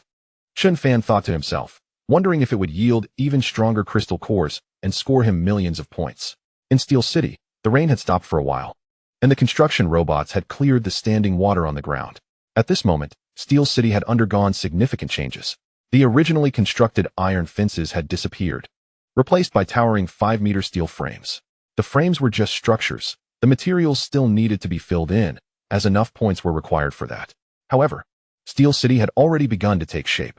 It was noon, and Steel City was bustling with survivors, especially after the addition of food and medicine vending machines, leading to an increasing number of survivors coming to Steel City. Most men came to buy weapons, while the elderly, children, and the sick came for food and medicine. Some people, after buying supplies, didn't leave but built thatched huts outside Steel City. For them, Steel City was hundreds of times safer than their original gathering place, with no need to worry about zombies or monsters attacking. Before long, a helicopter appeared in the sky, and the roar echoed. All the survivors looked up. Under the glaring sunlight, the helicopter began to descend slowly. "Go find a place to bury her," Chen Fan said to Wang Hu, who was carrying his sister's corpse as they stepped off the helicopter. Wang Hu nodded and left alone with the body. Li Long wanted to help, but was stopped by Chen Fan. "Boss, is everything going to be okay?" Li Long asked with concern, knowing that losing his sister would hit Wang Hu hard. "It's his own matter, just let him handle it," Chen Fan said calmly. The impact would be great, but Wang Hu needed to come to terms with it himself. Even if they tried to persuade him, it wouldn't help. It ultimately depended on him. "All right," Li Long sighed, unable to suppress thoughts of his own parents. Although he tried hard not to think about them, memories would occasionally resurface. Li Long didn't believe his parents were still alive. The reason he didn't search for them was that he feared he wouldn't be able to accept it if he found out they had died. So, this way was pretty good too. Did the frame get built so quickly? After sending the other mechanical warriors out to kill zombies, Chen Fan found the engineer who was working with construction robots to build houses. "Building the frame doesn't take much time," the engineer replied. "After all, the construction robots have great strength and can easily lift several tons of steel. Just enclose the outer layer. It should be about 10 times the current area. It will be useful later," Chen Fan instructed, noting that Steel City's current area was still too small for many buildings that couldn't be constructed, such as an airport or a place specifically for docking mechs. "What material should we use?" "For now, concrete will do, 6 meters high and 2 meters wide. In this case, it requires 10,000 points and a month of time. A month is too long. If it's shortened to half a month, how many construction robots are needed?" 30. After hearing what the engineer said, Chen Fan sighed and began to gather crystal cores. After taking the crystal cores from all the vending machines and adding what he already had, he ended up with about 16,000 points. A construction robot requires 500 points, so 30 would be 15,000. Before long, 30 construction robots appeared and were taken away by the engineer. "Commander, there are quite a few survivors outside building houses. Should we drive them away?" After landing the plane and patrolling outside Steel City, Li Yi found Chen Fan and said, "No need. Let them build their houses far away. The base is about to expand. As long as they don't enter the city walls, they can build as they like. If they want to move into Steel City, each person must pay 100 crystal cores," Chen Fan said calmly, which also gave those survivors a way to survive. "Okay. Understood." Li Yi didn't say much more and took a few mechanical warriors to explain the situation. 100 crystal cores is too expensive. You could buy several rifles with that. Although it's expensive, safety can be guaranteed. At least we don't have to worry about zombies and monsters, right? 100 crystal cores is a lot, but if we grit our teeth, we can manage it. "Sai, let's go gather crystal cores. The hunting team is recruiting. Men aged 16 to 40 can come to sign up." Chapter 49, Various Situations on the Radio. Haha. Woohoo, so exciting. At this moment, on Chungua's side, he was leading a team to sweep away zombies. About 30 people, armed with various weapons, were shooting zombies on the road. Unlike Chen Fan and his group, they weren't firing wildly. Most shots were single shots. Their marksmanship wasn't bad either, able to kill a zombie with one shot. They had only collected 700 crystal cores after killing so many zombies. With this little amount of crystal cores, I don't know when we'll be able to pay it back. Chungwa stood beside a jeep, while Yi Qinja sighed beside him. They had come out early in the morning to kill zombies, and with so many weapons, as long as they didn't go deep into the horde, there shouldn't be any problems. Moreover, they were luring nearby zombies out little by little. "Don't worry, at this rate, we'll pay it back in 5 or 6 days. Chungwa smiled slightly. Getting nearly 700 crystal cores in just one morning was already quite good. What do they need these things for? Research? Yi Qinja asked, confused. For them, crystal cores had no use at all. If humans swallowed them, they would definitely turn into monsters. Don't think about that. Maybe they really need this. But compared to that, we need weapons and food more. Chungwa smiled. Chun Fan and the others had helped him a lot. So, do you really want to hand the people over to them? We don't even know who they are. What if? Yi Qinja frowned, filled with vigilance towards Steel City. I would like to, but they don't want it. Each person must hand over 100 crystal cores to live in Steel City. Chungwa said awkwardly, finding it reasonable. Ordinary survivors are just a burden. Who needs so many survivors for no reason? Fine, since they don't want them. We'll keep warm ourselves. If we can get enough weapons from them, we can also protect the people. Yi Qinja said seriously, as a police officer. She cared only for the people. And those like Chun Fan who had a lot of firearms, in Yi Qinja's eyes, were just thugs, criminal gangs. Do you think we can really protect them? There have been plenty of powerful monsters appearing recently. Even if we have these weapons now, we still can't fight those monsters. Right? Chengua sighed. Zombies aren't scary. What's scary are the powerful monsters hiding. There are hidden monsters everywhere, in the sky, on land, in the water. Can those few people protect them? Yi Qinja retorted. In her view, the other party simply had many weapons, but very few people. You think they have just that few people? If there wasn't a strong organization behind them, how could they have obtained so many weapons and equipment, including planes and armored vehicles? Do you think they just appeared out of thin air? Chengua laughed, feeling that Yi Qinja was still too naive and couldn't see the situation clearly. Since they dared to charge 100 crystal cores for living rights, they had the strength to protect. Yi Qinja was choked by Chengua's words. Looking back, it seemed the other party was not as simple as they appeared. All the weapons were brand new. Even helicopters and the like were brand new. They either found an arms depot or had a very powerful organization behind them. The latter was easier to reason with. All right, let's deal with these zombies and then head back. Let's send the collected crystal cores to Steel City first, Chengua said. As the zombies in this area had been mostly dealt with, it was time to head to the next area. Clank. In the innermost corner of Steel City, Wang Hu was putting his sister's body into a freshly dug pit. He then buried it, carved a tombstone, and sat in front of the tombstone alone.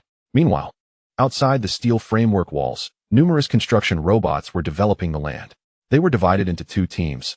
One building the outer wall framework in another location, while the other was continuously expanding new areas.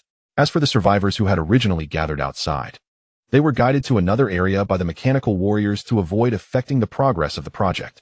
Other bases were building cities by constantly cutting down trees and searching for raw materials.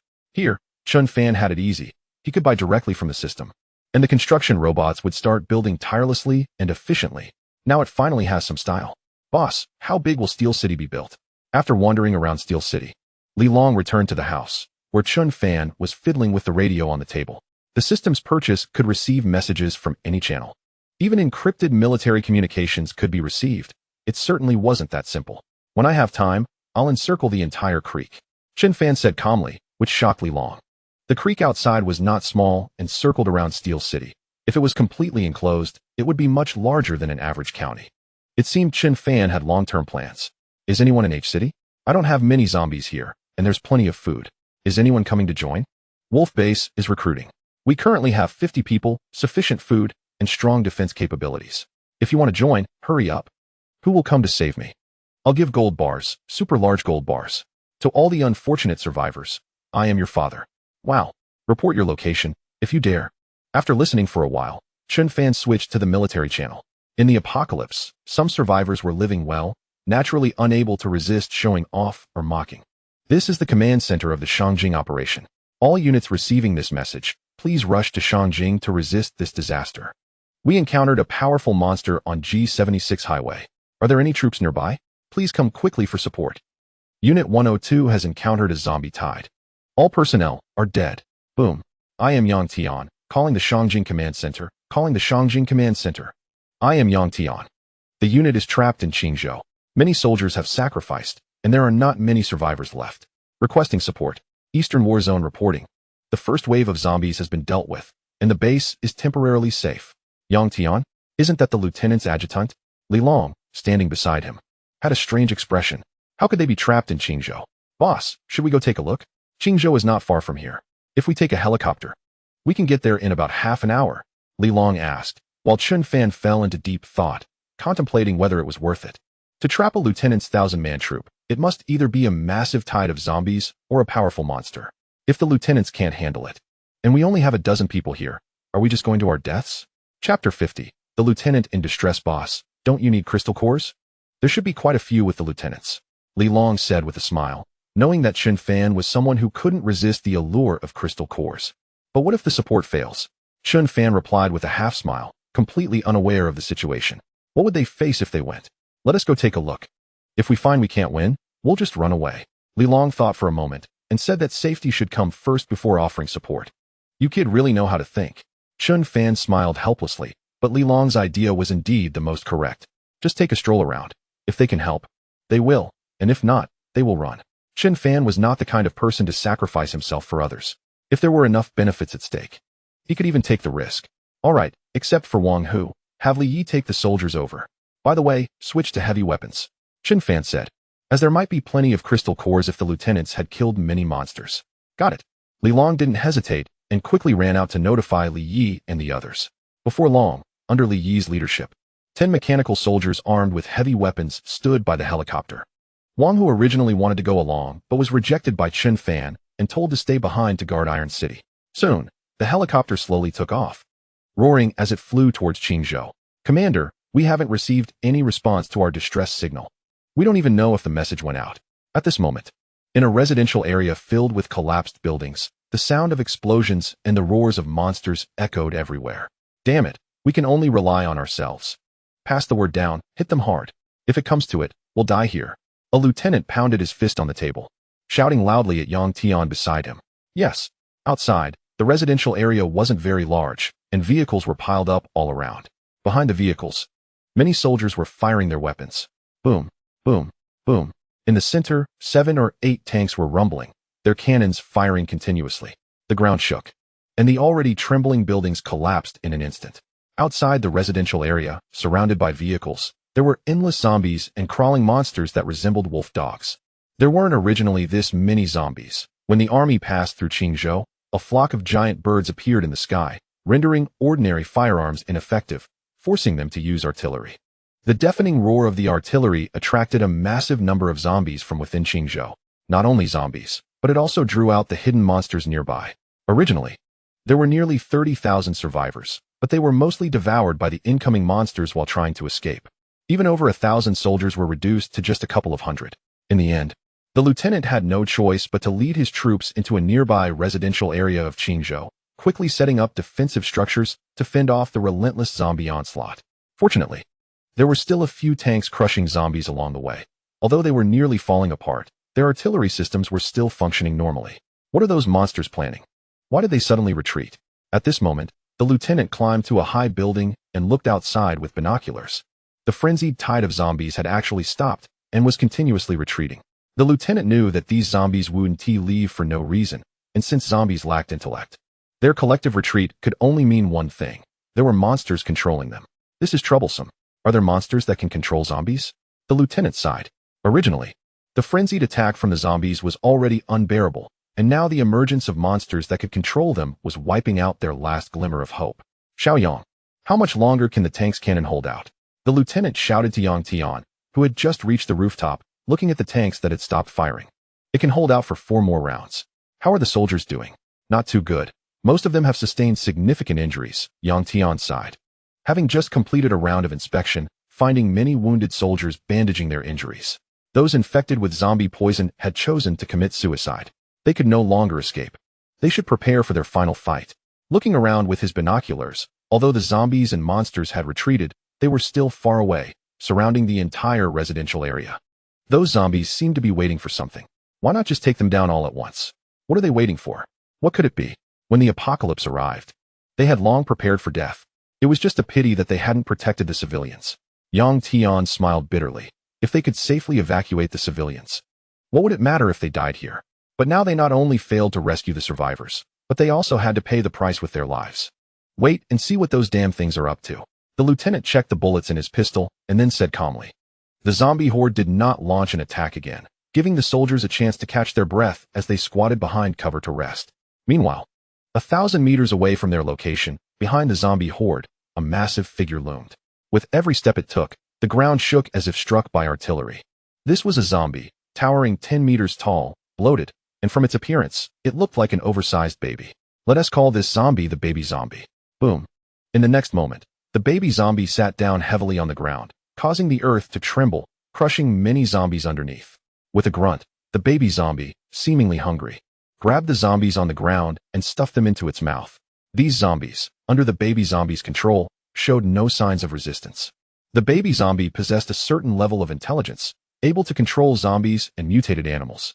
The reason the zombies were no longer attacking was that the baby zombie was hungry and wanted to rest for a while. In the baby zombie's mind, the lieutenant and his men were just scaled-down toys and food.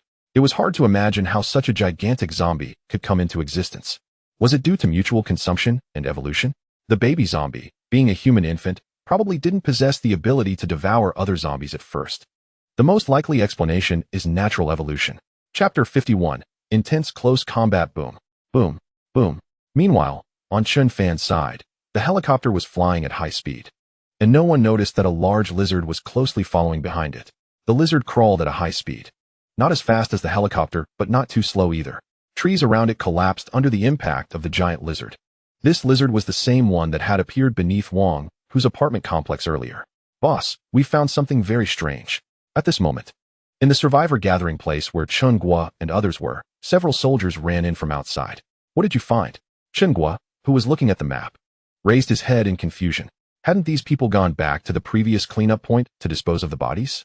After every battle, to avoid attracting monsters, they would clean the battlefield and burn the zombie corpses.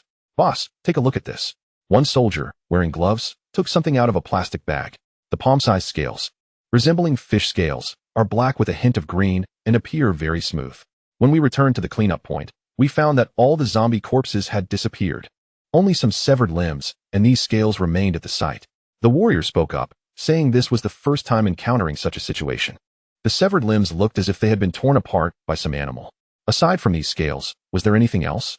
Chun Gua carefully examined the scale but found nothing unusual, only feeling that it belonged to some mutated creature. Other than fish, it seemed there were no other creatures that could grow such scales.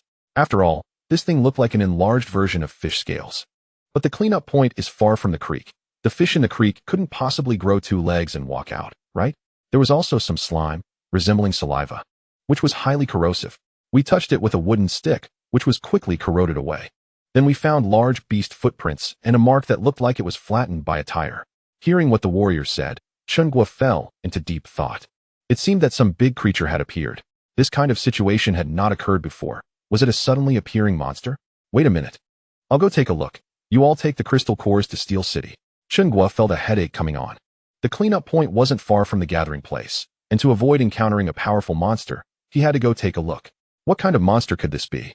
Attack it first, hit it to death. At this moment, on the side of Lieutenant and others, many soldiers couldn't help but tremble as they looked at the giant zombie appearing in the distance. The giant zombie, like a giant, was slowly approaching them. You could clearly feel the ground shaking, and in front of the infant zombie, countless monsters surged forward. Fire the cannons. Boom boom boom. Under Yang Tian's roar, the tanks turned their turrets, and a series of booming sounds erupted as tank shells fired at the infant zombie. After all, the infant zombie was too large. It posed a significant threat to the lieutenant and others, and it had to be dealt with immediately. Whoosh whoosh whoosh boom boom boom. We hit it. We hit it. Under the observation of the lieutenant and others, several tank shells struck the infant zombie's fat body. Ugh. However, the next second, the excited expressions of the lieutenant and others instantly stiffened. A cry like that of a baby rang out as the dust cleared, revealing the form of the infant zombie. Half of the flesh and blood on its shoulders and head had been blasted away, and there were no bones inside, just milky white flesh with a yellow tint. There was even a wound on its belly large enough to fit a small car. But the next second, at the wound, the flesh and blood surged wildly. And in less than 3 seconds, what seemed like a horrifying wound had completely healed. How can we deal with such a terrifying recovery ability? Tank shells are ineffective. Keep firing. Smash it to pieces. Let us see how it recovers. The lieutenant shouted, also encountering this situation for the first time. Is this really something that humanity can contend with? Boom boom boom. Under the lieutenant's furious roar, the tanks continued to bombard, and just like before, no matter how severe the injuries, the infant zombie could recover immediately. Ugh, ugh. The infant zombie dragged its fat body, taking strides of 3 to 4 meters. Its fat face showing a strange smile. Whoosh boom. It seemed to be learning from the tanks.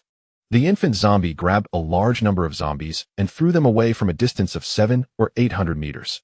Boom boom boom. However, awkwardly, regular zombies smashed onto the ground, turning into a puddle of meat. But some crawling monsters survived, letting out howls as they charged towards the residential area. Rat-a-tat-tat-tat. The soldiers behind cover quickly raised their guns and fired. Although the crawling monsters were fast, they still couldn't break through the defense line under the dense firepower. Ugh. Under the leadership of the infant zombie, endless zombies surged towards the residential area, charging under fierce artillery fire. Monsters that fear neither life nor death are the most terrifying. Boom. The closer they got to the residential area, the more wrecked vehicles surrounded them. The infant zombie casually grabbed a wrecked vehicle and hurled it towards the lieutenant and others. Boom. The vehicle crashed into a tall building, and under the impact, the floor instantly collapsed. Commander, we can't hold them off. Yang Tian kept shooting at the zombies rushing into the cover, shouting at the lieutenant who was also shooting. Let them see the blood of Dragon Country soldiers. The lieutenant discarded his empty handgun, drew a dagger from his waist, and let out a furious roar. Charge! At such close range, there was no time to reload empty weapons. In an instant, all the soldiers let out roars and rushed towards the incoming zombies. The melee battle began. Although the combat capabilities of the soldiers were strong, it was useless in the face of endless zombies. As soon as they were touched by a zombie, it was a death sentence. Come on. Many infected soldiers let out howls, pulling the safety pin from grenades, choosing to die together with the zombies. The original hundreds of soldiers dwindled, and finally, there were less than 50 left. Boom.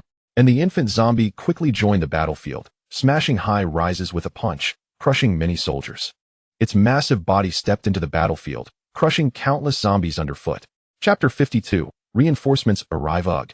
Then, the infant zombie bent down, grabbing several soldiers and stuffing them into its mouth. Boom. A tank nearby fired a shell at such close range, and under the tremendous impact, the infant zombie was knocked to the ground, while the tank's barrel bent as well. Boom. The overturned infant zombie was obviously furious and punched the tank, completely destroying the tank's barrel. Boom, boom, boom, but the infant zombie did not stop attacking. It lifted the tank, directly tearing the turret off, then hurled the wrecked tank towards the crowd. Commander, let us retreat. Where can we retreat to? We have no way out. The lieutenant roared, breaking the neck of a zombie, picking up a stone from the ground, and throwing it at the infant zombie. Although it didn't do much damage, it successfully drew the infant zombie's attention. Ugh. Looking at the small lieutenant below, the infant zombie curiously stopped in place, and the next second, it raised its giant foot to stomp on the lieutenant. Whoosh, whoosh, whoosh, boom, boom, boom. Just when the lieutenant thought everything was over, a series of piercing booms erupted. Flames shooting into the sky. Ugh. Missiles flew in from who knows where, striking the infant zombie's body and directly shattering half of its body. The infant zombie let out a painful roar and fell to the ground, struggling violently. The terrifying impact and heat wave also sent the lieutenant flying, crashing heavily to the ground. Boom, boom, boom. In the distance of the sky, a loud sound of a propeller could be heard as a massive helicopter flew in rapidly. Boom, boom, boom. The moment the helicopter appeared, its machine guns crazily fired at the ground, occasionally launching a missile. Among the zombie horde, flames erupted everywhere. Swish, swish. Before long, the helicopter appeared directly above the lieutenant. Several ropes dropped, and figures slid down from the ropes.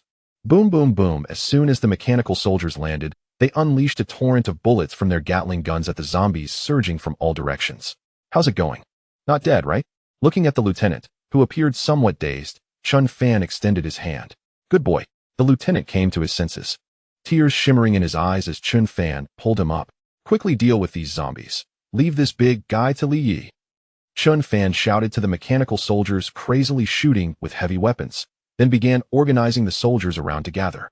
Stay here for now. We'll handle the rest. By the way, rescue is not free. I need crystal cores, you know. There are only about 20 soldiers left on the scene, and each of them has some injuries. All right, take as many crystal cores as you want. My life was saved by you, so take as many cores as you need. The lieutenant sat on the ground, a smile appearing on his muddy face. Commander, why is he here? Can such a small number handle the zombies outside? Why don't we all go together? After Chin Fan left, Yang Tian sat beside the lieutenant, also bearing significant injuries. With our current state, are we just going to drag them down? These guys have such good equipment. I never used this stuff when I was in the army. The lieutenant laughed heartily. Those mechanical soldiers had nothing but Gatling guns and rocket launchers. He was curious about how strong Chun Fan and the others were to easily carry those heavy weapons into battle. I don't think they have many bullets left, Yang Tian said with a frown. With the Gatling's firing rate, the bullets will run out soon. There are still tens of thousands of zombies outside. That won't be enough. Do you think there are bullets in the helicopter above? All right, bandage your wounds properly, and after resting for a while, let's go out and help. The lieutenant waved his hand, believing that such a large helicopter must carry a lot of ammunition. Whoosh, whoosh, whoosh. In the sky, Li Yi piloted the helicopter, continuously shooting at the infant corpse. Under the helicopter's crazy bombardment, the injuries that the infant corpse had just repaired were instantly torn open again. If the infant corpse tried to get up, Li Yi would launch missiles to flip it over again, completely suppressing it with firepower. Ziz. Meanwhile, on Chen Fan's side, everyone was frantically shooting with Gatling guns, centered around the house behind them. They didn't have to worry about bullets or overheating. Once zombies surged in, they would be instantly turned into fragments. Boss, that guy can't be killed. Its recovery speed is too fast. Li Long shouted at Chen Fan. The infant corpse's recovery was too quick. Even with the helicopter constantly launching missiles, it couldn't be killed. That guy has something inside. We need to dig it out. Chen Fan shouted. Under thermal imaging, there was a bright spot in the lower abdomen of the infant corpse with a high temperature. Chen Fan estimated it might be the core. If they dug it out, they should be able to kill it. All right, Li Yi, give me an opening. I'm going in. Li Long shouted loudly. He didn't know if Li Yi heard him, but the next second, the helicopter crazily bombarded the lower abdomen of the infant corpse, tearing open a huge hole. The helicopter then stopped firing and ascended, flying towards the outskirts of the residential area. Outside, there were countless zombies, and the helicopter began to fire missiles without restraint. Uffed, Li Long acted quickly. His right arm transformed into a cutter form and directly dove into the wound on the infant corpse's abdomen. With the claws tearing wildly, Li Long kept burrowing into the flesh like a leech. Soon, he had gone in a distance, leaving only his large buttocks wriggling outside. Oh! The infant corpse let out a series of howls, waving its hands to try to pull out Li Long, who had burrowed inside. Whoosh boom. However, several mechanical soldiers fired at the infant corpse's arms, and several rockets detonated on its arms, instantly blowing them apart. What a strong recovery ability. Watching the arms blown to pieces, the blood and flesh surging to grow new arms, Chen Fan couldn't help but be astonished. It was the first time he encountered such a strong recovery ability. Even Chen Fan was curious about how it recovered so quickly. Damn, this is the energy extracted from the crystal core. Soon, Chen Fan realized this was all powered by the core inside. Every time it recovered, it was squeezing the energy from its internal core. You bastard, that's my crystal core. Chen Fan roared in anger. It belonged to him. But now it was being squeezed by the infant corpse. How could he not be furious? Chen Fan, what I see is all mine. Chapter 53, Pocket Watch. I'm digging. Ugh, this is so greasy. At this moment, Li Long had completely burrowed into the infant corpse's body, feeling the greasy secretions around him. And he was quite disgusted. The cutter arm was still wildly spinning, tearing apart the surrounding flesh. He had to be quick, otherwise, the wound would heal soon. Buzz. After digging for a while, Li Long reached a layer that resembled cling film, emitting a faint red glow. Sizzle. This must be it. Li Long forcefully tore open this thin layer, looking at the red glowing sphere the size of a soccer ball, talking to himself. Above the glowing sphere, there were some tentacle-like things, occasionally flowing with red light. Li Long didn't hesitate. After breaking those tentacles, he directly took the glowing sphere and held it tightly. Oh! Just as Li Long broke the tentacles, the infant corpse outside let out a painful howl, and its body began to tremble violently. Chen Fan waved, and the mechanical soldiers immediately stopped shooting. Under everyone's gaze, the infant corpse's body deflated like a deflated balloon. Sizzle.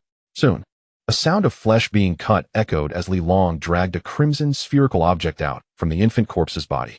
Look at this, it's done for. I thought you were something else, ugh. Li Long disdainfully glanced at the now motionless infant corpse, shook off the grease from his body, and ran towards Chen Fan. Boss, how did I do? Cool, right? If it weren't for me, who knows how much longer this guy would have rampaged. Li Long handed the crystal core, virus cluster, to Chen Fan, striking a cool pose. Ah, quite cool. Looking at Li Long, who was covered in yellow viscous liquid, Chen Fan couldn't help but show a look of disgust. Please tell me you didn't crawl into the infant corpse's urine bag. 50,000 points. Placing the crystal core on his chest, in the next second, Chen Fan stared wide-eyed at the changes on the system panel. Worth 50,000 points. If he hadn't let that guy continue absorbing, wouldn't it have approached 100,000? Alright, let's deal with the other zombies. Hurry up, and try to leave before dark. Chen Fan shouted, and the mechanical soldiers began to gather their heavy weapons and make their way outside. With the death of the infant corpse, the surrounding zombies paused for a moment, and then instead of forming a circle, they surged in a disorganized manner. The helicopter in the sky continued to shoot madly at the zombies below, creating a huge commotion that naturally attracted all the zombies away. The mechanical soldiers followed behind the horde, continuously shooting. There were no powerful monsters left on the scene, so there was no need to worry anymore. The infant corpse was a very strong monster. Had it not encountered Chen Fan and the others, it might have lived for a long time. But with Chen Fan, a bug-like existence, Under fire suppression, it could only die in despair. Just thinking about the infant corpse providing 50,000 points made Chen Fan's heart race. Should he go look for more powerful monsters? Like that ice dragon or giant snake? However, even though he had such thoughts, Chen Fan wouldn't face those monsters for now. Just those things could probably crush his body with one hit. Chen Fan estimated that missiles wouldn't have much effect on monsters of that level. Only when he had enough strength would he consider dealing with those monsters. So quickly resolved? Inside the house, the soldiers who had just bandaged their wounds were brought out by the lieutenant. Looking at the massive corpse lying next to Chen Fan, the lieutenant was so shocked that he could hardly close his mouth. How did you guys solve this thing? The lieutenant hurriedly ran to Chen Fan's side, examining the baby corpse. Although it had shrunk significantly, it was still recognizable. Get inside and destroy its core, that's it. Chen Fan said. It wasn't hard for them. But for the lieutenant and the others, it was like climbing to the sky. First, they didn't have the sharp blades like the cutter's arms, and second, they lacked intense firepower for suppression. If the lieutenant and the others wanted to kill this monster, they could only rely on firepower coverage, bombarding it with tank cannons in turns, hoping to destroy the core inside the baby corpse. Good lad, you've really saved my life this time, the lieutenant exclaimed. By the way, were you just passing by, or did you come specifically to rescue us? He asked, puzzled, as Chen Fan and the others had previously left in the opposite direction. Of course I was just passing by. After finding my companions, I was heading out in a helicopter to take care of some business. When I discovered there was fierce fighting here, I came to take a look. But I didn't expect it to be you. Chen Fan smiled slightly, thinking he couldn't just say he heard it from the military channel. Haha. Then I guess I really got lucky. We were prepared to fight to the death, but unexpectedly, you appeared at a critical moment. The lieutenant couldn't stop smiling. And the surviving soldiers behind him also showed smiles.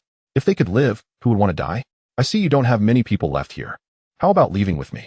Looking at the soldiers behind the lieutenant, Chen Fan extended an olive branch again. These were true warriors. And if he could take them with him, it would be a great help. Sorry, you know I have a mission. Even if there are only a few of us left, I still need to go to the capital. While we may not have much impact on the bigger picture, every bit helps. The lieutenant fell silent for a moment before rejecting Chen Fan. Although Chen Fan saved him, he still refused due to his mission, just like before. All right, I won't insist.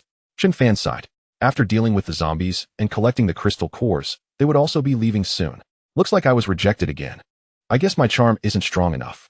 If he had offered the olive branch to the previous survivors, many would have joined. Xiaoyang, go get the crystal cores from the vehicle for Brother Chen. As soon as the lieutenant heard the words crystal cores, he seemed to remember something and shouted to Yang Tian beside him. Yes.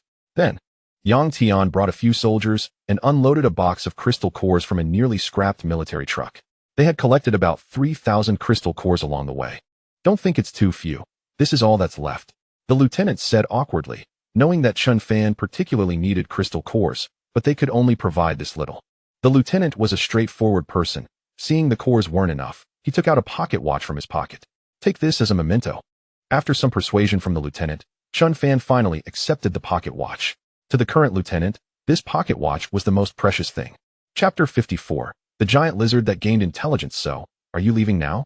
Looking at the few relatively intact jeeps that had started to be packed up, Chen Fan asked curiously. There's no choice. There are too many corpses here, which can easily attract monsters. It's not safe to stay here overnight, the lieutenant said with a helpless smile. He wanted to stay a little longer, but Chen Fan and the others had helicopters, so they could leave directly. But they couldn't. The day was getting late, and who knew if they would encounter monsters if they left later. All right, when I get to the capital, I'll definitely look for you to have a drink. Chen Fan smiled, understanding the reason and not trying to keep them. Once the lieutenant and the others finished packing, they hugged Chen Fan to say goodbye and left. As for the survivors, there were hardly any left. Tens of thousands had perished, and the lieutenant was left with only about 20 soldiers.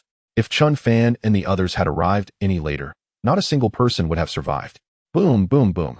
The helicopter that was continuously bombing the zombies returned shortly after, descending slowly onto an open area. Commander, we've dealt with most of them, Li shouted as he came down from the helicopter with a magnetic storm rifle. Chen Fan's mechanical wings appeared behind him, flying towards Li Yi. As for Li Long and the others, they had already started digging for crystal cores.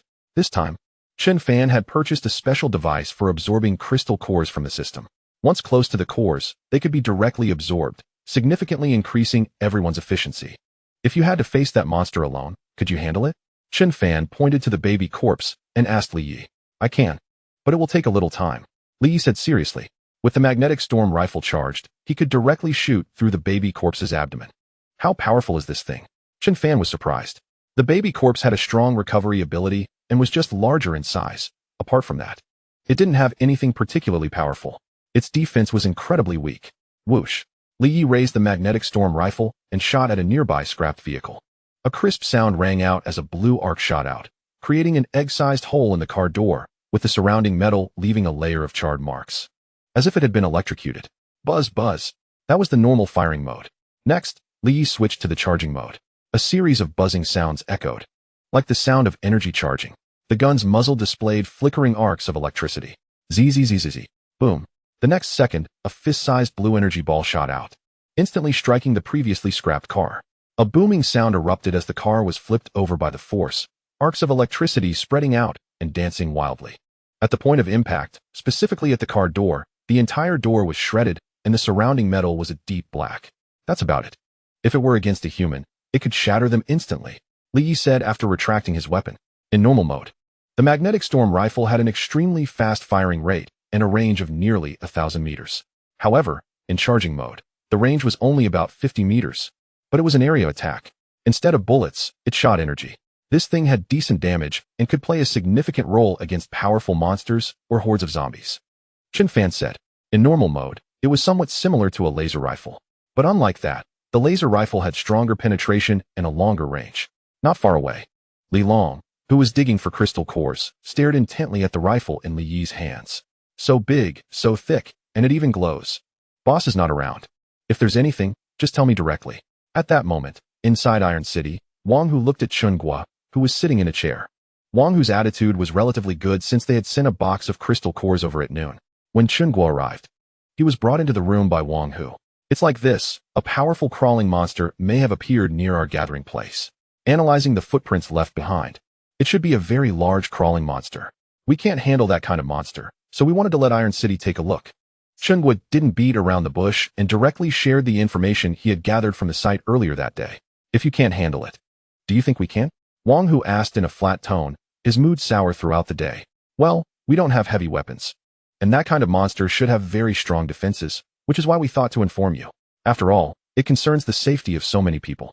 Under Wang Hu's words, Chun Guo felt a bit awkward. It indeed felt like pushing people into a pit of fire. Although Chun Guo didn't have this intention, others might see it that way. When the boss returns, I will tell him. Is there anything else? Wang Hu asked in a calm voice, wondering what those people's safety had to do with him. Also, we want to buy a batch of medicine. Come tomorrow to buy. We will provide crystal cores and will not extend credit. Chen Qiagong said, raising his head to look at Wang Hu's displeased expression, and quickly continued. Okay, you can come to buy tomorrow. All right. There is nothing else. I'll take my leave. Under Wang Hu's gaze, Chun Guo stood up and left. This was indeed a bit awkward. After all, Wang Hu was in a bad mood, still immersed in the sorrow of his sister's death. And in Steel City, Wang Hu was the only one able to receive guests. All right, it's time to go back.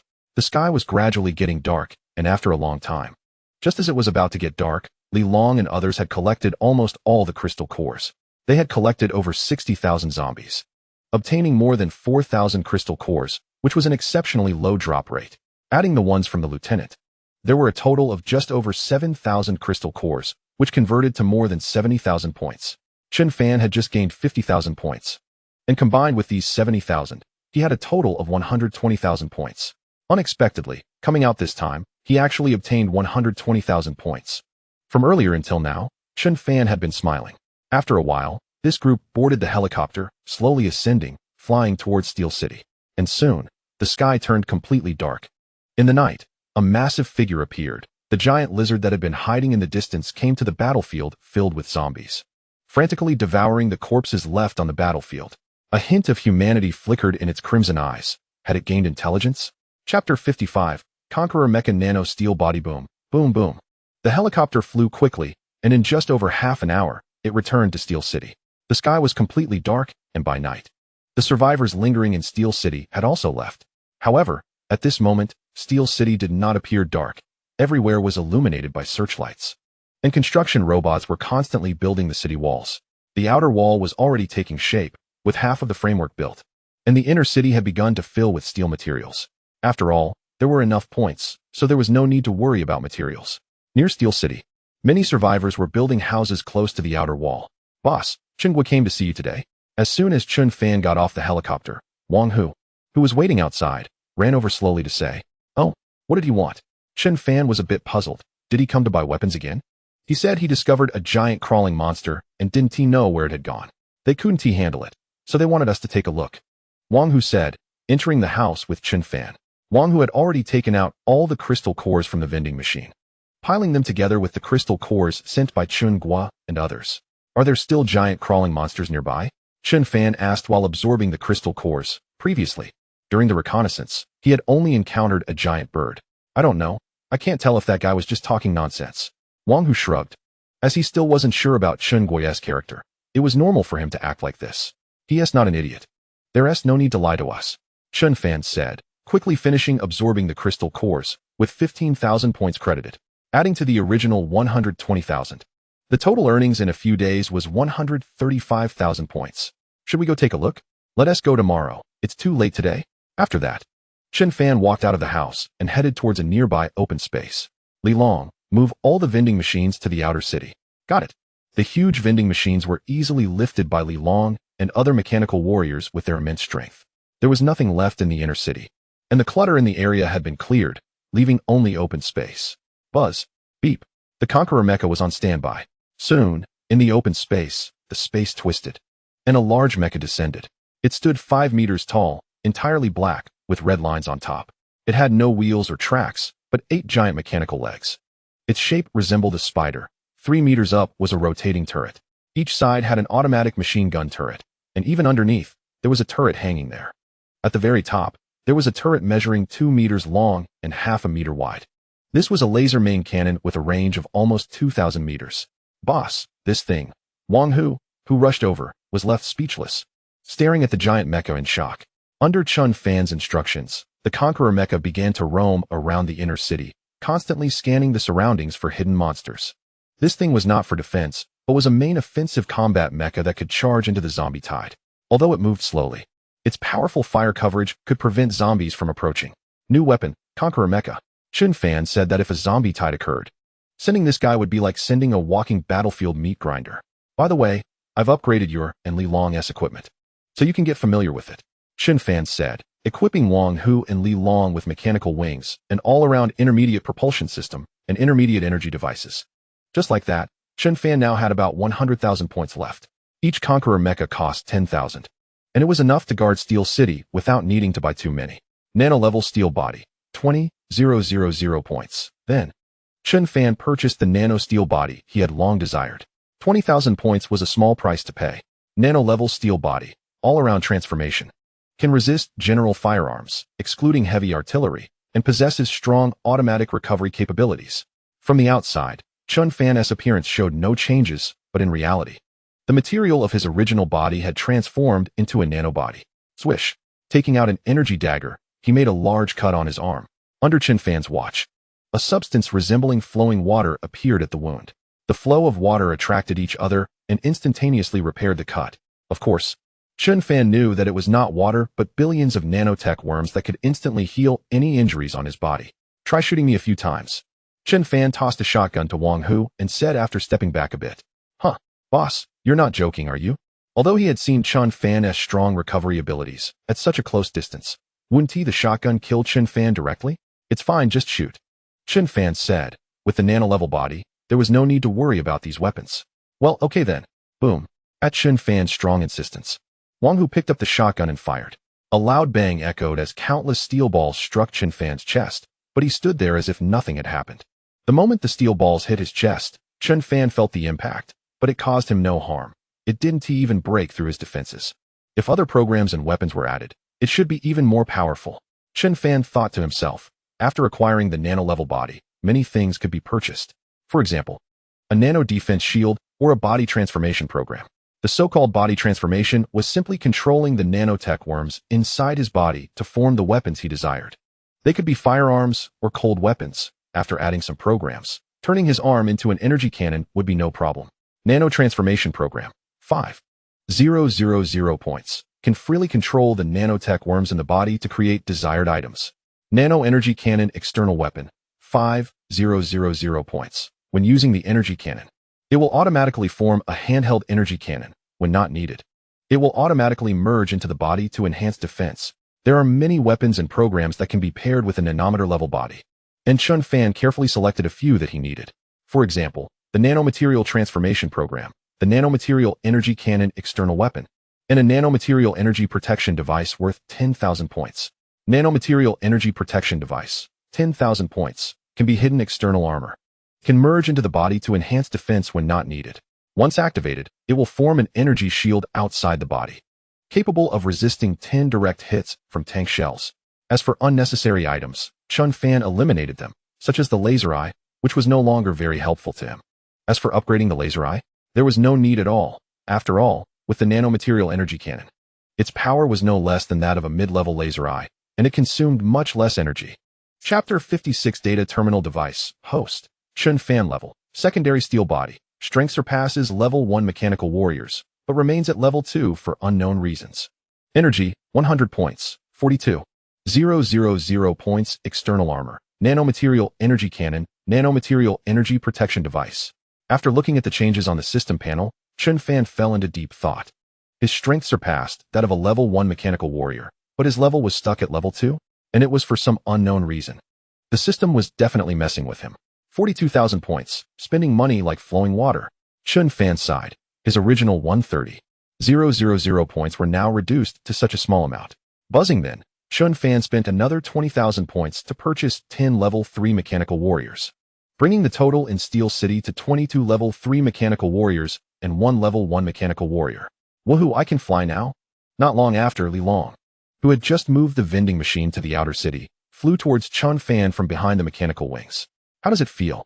Chun Fan asked Li Long, who had just landed, about the floating mechanical wings, which were easy to control, just like his own. It feels great. How great? Better than that. With the remaining 20,000 points, Chun Fan didn't plan to use them for now, as he still needed points for the construction robots to build the city walls. By the time the walls were completely finished, it would take about 20,000 points. Tomorrow, you two will go with the troops to kill zombies. What about you, boss? I'm going to check out the crawling monsters that Chun Gua and the others mentioned. Wang Hu and the others were now strong enough to face zombies alone. And even if they encountered powerful monsters, they could easily escape. By the way, Li Yi, come with me. Chun Fan called out to Li Yi, who was patrolling not far away, while Li Long was already attracted to the nearby Conqueror mech boss. Can this thing be piloted? Li Long flew above the Conqueror mech, examining the slowly moving giant, excitedly shouting at Chun Fan. Yes, but you can't. Why not? Afraid you'll tear down Steel City. The firepower system of the Conqueror mech is no joke. A shot from the main cannon, while it can't penetrate the Steel City walls, can still cause considerable damage. Plus, the Conqueror mech is quite large, and if it lightly touches a building, it can easily smash it as long as it's not too hard. This guy, Li Long, is such a fool. If he were to pilot it, he might really tear down Steel City. Let me try, Jiggy. Let me try, Jiggy. Get lost. Get away from me. Li Long kept rubbing Chun Fan's chest, and the next moment, a long knife appeared in Chun Fan's hand. No, no, no, big brother. I'm sorry. Seeing the energy vibrating knife in Chun Fan's hand, Li Long was terrified and flew away with his wings appearing behind him. Just kidding. The energy vibrating knife is extremely powerful and can easily cut through his body. You dog, you really know how to play. Watching Li Long fly far away, Chun Fan finally put away his weapon. Li Yi, how many troops are needed to swallow this H-city? Then, Chun Fan called over Li Yi, who was still patrolling. After all, Li Yi was a level 1 mechanical warrior and surely knew more. Commander, that depends on how you want to swallow it. If you want to take down H-city, you can use energy cannons to bombard it in turns. That's the simplest method. However, the biggest drawback is that it will damage some of the crystal cores, or it will create too much noise, attracting all the nearby monsters. Li Yi said, directly rejected by Chun Fan. Just kidding, not to mention damaging some crystal cores. That would be digging at Chun Fan's root. Just the noise alone would attract surrounding monsters, and the situation would only get worse. Another option is to deploy ground troops, but the number of troops required should not be less than 10,000. Otherwise, it would be difficult to take it down. If the commander is not in a hurry, you can try to divide the H-city area into multiple smaller areas. Isolate the zombies, and then send troops to clear each area one by one. That way, you won't need too many troops. Li Yi kept talking. As expected of a level 1 mechanical warrior, his brain was quick. It shouldn't be that his brain is quick, but rather that the processor operates quickly. Their brains have turned into streams of data. Let's go with the last idea. How many troops would it take? Chen Fan asked. As he had plenty of time to think, plus he was poor, so he could only consider the last option. With the last plan, any number of warriors would do. The more warriors deployed, the faster the cleanup. First, send construction robots to build high walls to divide H city, then send troops to strike. Li said, seemingly already having a plan.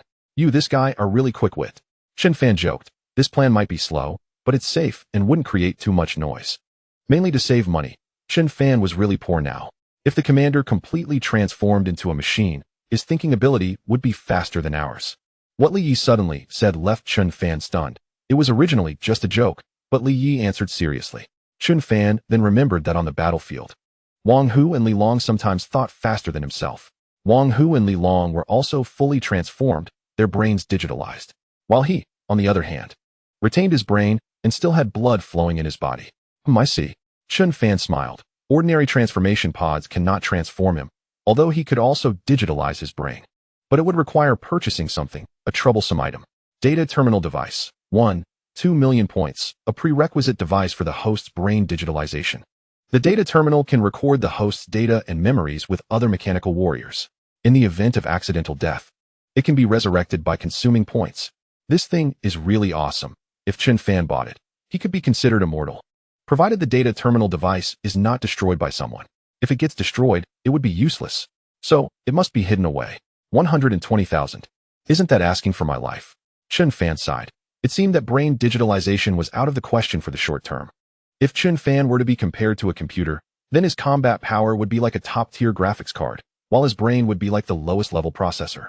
The memory is quite large, but completely unequal, which leads to Chen Fan handling things slower than other mechanical warriors. Chapter 57 Search, don't fly too far, or you might get snatched away by other monsters. Seeing Wang Hu and Li Long practicing flying in the sky, Chen Fan shouted. Then he ignored the two and returned to his house alone. 120,000 points. Chen Fan estimated that he would at least need to kill over 10 million zombies. If he kept accumulating points, he could roughly clear all the monsters in H City. Could a specialized rescue team be established to charge high fees? Chen Fan thought to himself that this idea was quite good. After all, there were many survivors, and there were bound to be some gathering places that did not lack crystal cores. For example, rescuing military researchers and charging tens of thousands of crystal cores at once. Or selling a batch of weapons for a bit more crystal cores. For now, he decided not to think too much about it. Although he was not weak, being exposed to too many people's sight could easily attract disaster. Thousands of people were not scary, but tens of thousands with firearms? He didn't think too much and soon entered sleep mode. Meanwhile, Wang Hu and Li Long practiced flying outside for a while before returning to their house to enter sleep mode. Although they didn't need to rest like mechanical warriors, they still retained the habit of being human. Without rest, it felt like something was missing.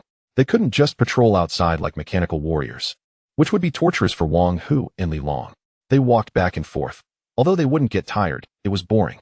The next day, as dawn broke, the morning sun shone on their bodies, warm and comfortable. You dog, did you sneak into my house last night? Chen Fan exclaimed. I told you. You were so kind to give me food. Turns out you drugged me. I woke up with pain in my back. Still not admitting it? The evidence is right here. Look at this tissue filled with your offspring. Outside the city wall of Steel City, many survivors were having breakfast while watching a show. Two strong men were cursing at each other, one of them still covering his rear, angrily rebuking the other. Too bad I don't have a brother, otherwise. Just as Li Long walked out of the city gate, he sighed and glanced at Wang Hu beside him, causing Wang Hu to shiver in fright. Don't think too much. I didn't mean that. Li Long quickly explained as he watched Wang Hu, who was walking away while covering his backside. After a day, Wang Hu's condition had improved a lot. He didn't know why. Let's go, it's time to kill zombies. Then, the two boarded an armored vehicle that had just set off, already filled with mechanical warriors. Under the gaze of the surrounding survivors, the armored vehicle slowly drove away. What are these big shots doing out so early? They must be going to kill zombies and dig for crystal cores. They're working so hard. Why should we slack off? You're right. Let me put my pants on first, and then we'll go kill zombies together. Boom, boom, boom. At that moment, in Steel City, a Guardian helicopter slowly took off, carrying only two people.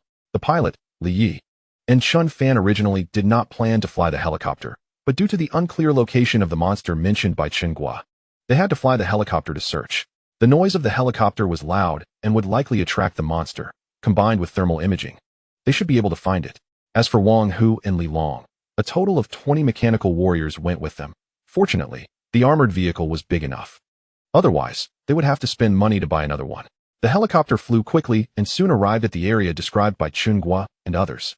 The helicopter did not land, but circled the area. Apart from some severed limbs, there was a lot of blood, emitting a foul smell. There were also numerous bullet casings, remnants of the battle left by Chun-Gua and the others. Occasionally, in the surrounding soil, they could see some massive footprints, larger than those of an elephant. Looks like a monster of considerable size. Chun Fan muttered. The helicopter began to follow the footprints appearing below, but the prints were intermittent. The other party seemed to be deliberately cleaning them up. Is it intelligent?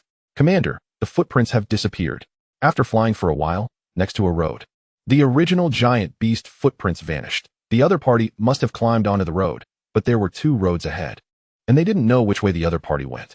Go that way. Chin Fan pointed to a side road leading to the suburbs of City H, close to Wang Hu's neighborhood. Previously, they had encountered quite a few large geckos there. Perhaps that monster was a gecko or a similar creature. Li Yi turned the direction and flew toward the neighborhood. The zombies in this area had not been cleared, so as soon as the helicopter appeared, it attracted the attention of a large number of zombies. Before long, a massive horde of zombies gathered below the helicopter, all roaring and following closely behind it. Let's stop the helicopter up there. After flying around the neighborhood for a while, apart from drawing out some not-so-large geckos, they did not discover any larger monsters. No way. We have to land directly and search deeper. Boom, boom, boom. Soon, Li Yi landed the helicopter on the rooftop of a building. The 2 of them got out of the helicopter, with Li Yi holding a magnetic storm rifle, while Chun Fan pulled out a nano-energy cannon. A liquid-like substance surged on his body as a weapon, half a meter long and larger than the magnetic storm rifle, appeared in Chun Fan's hands. It looked quite similar to a rifle, except the muzzle was large and could only be in energy cannon form, firing energy balls one after another. Let's go down and take a look. Following Chun Fan's words, wings appeared behind both of them. Li Yi's mechanical wings extended directly from his back and were slightly larger than Chun Fan's. Holding their weapons, they flew down from the rooftop. Upon landing, the noise immediately attracted a large number of zombies. Boom, boom, boom. Chun Fan kept pulling the trigger, and a series of fist-sized blue energy cannons shot out. Any zombie that came into contact with the energy cannon was shattered. The explosion of the energy cannon caused significant damage and had a considerable range. One shot could cover a small area, slightly weaker than a standard rocket, but capable of continuous firing. Swish, swish, swish. After all, they were dealing with ordinary zombies. Li only activated the regular shooting mode, and the bullets fired rapidly, easily shattering the zombies' bodies with a single shot. Buzz. Then, Chun Fan activated thermal imaging to search for hidden monsters around. Chapter 58. Transforming into a dragon? Hiding below? After dealing with the zombies and geckos surging in from all around, Chun Fan discovered an underground parking garage below a floor using thermal imaging. He hadn't heard Wang Hu mention it before, so he was unaware of the parking garage below. The 2 of them held their weapons and stealthily made their way down the stairwell, leading directly to the underground parking garage. Boom. As soon as they entered the parking garage, in the darkness, a gecko nearly 3 meters in size suddenly appeared and lunged at Chun Fan. However, Chun Fan, who had already activated night vision, raised his weapon and fired. The energy instantly shattered the gecko's skull, splattering blood everywhere. Swish, swish, swish. The next moment, geckos hidden in the parking garage surged forward, emitting a series of roars as they charged at the 2.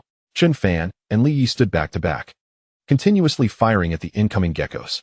Under the bombardment of the energy cannon and magnetic storm rifle, the horde of geckos could not get close even a single step, their bodies constantly shattering. Before long, the entire space was soaked in blood, with gecko remains everywhere. So many eggs. The 2 of them moved forward and soon found that numerous eggs were stuck to the surrounding pillars and walls. The unknown beast's eggs were each the size of a basketball, radiating a green light, and it was unclear what monsters they contained. Destroy them all, Chun Fan commanded, and the 2 began shooting at the surrounding eggs. As the eggs shattered, many lizard-like hatchlings slid out. The small lizards that slid out did not die immediately. Instead, they struggled violently. Chun Fan had no intention of showing mercy and pulled the trigger at the young lizards. Click, boom. After dealing with these small lizards, the 2 walked toward the exit of the garage. Before leaving, Chun Fan thoughtfully tossed a few Molotov cocktails. The garage was instantly engulfed in flames. Commander, look here. Arriving at the garage exit, the original toll booth was gone, as if it had been forcefully crashed open by something. The surrounding walls clearly showed signs of being scraped by something, and there were some huge scales on the ground. Li casually picked up a scale and examined it closely. It looked like a fish scale, but it was clearly not a fish scale. Perhaps it was a lizard scale?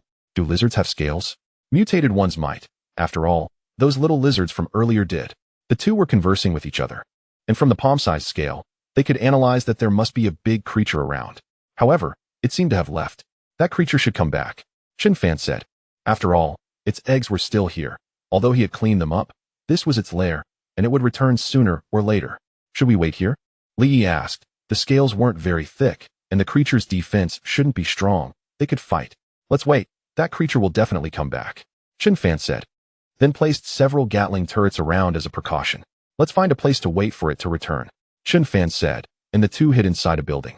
Standing by a window where they could see the entrance to the parking garage, the creature was large, and there was likely only one way for it to return to its lair.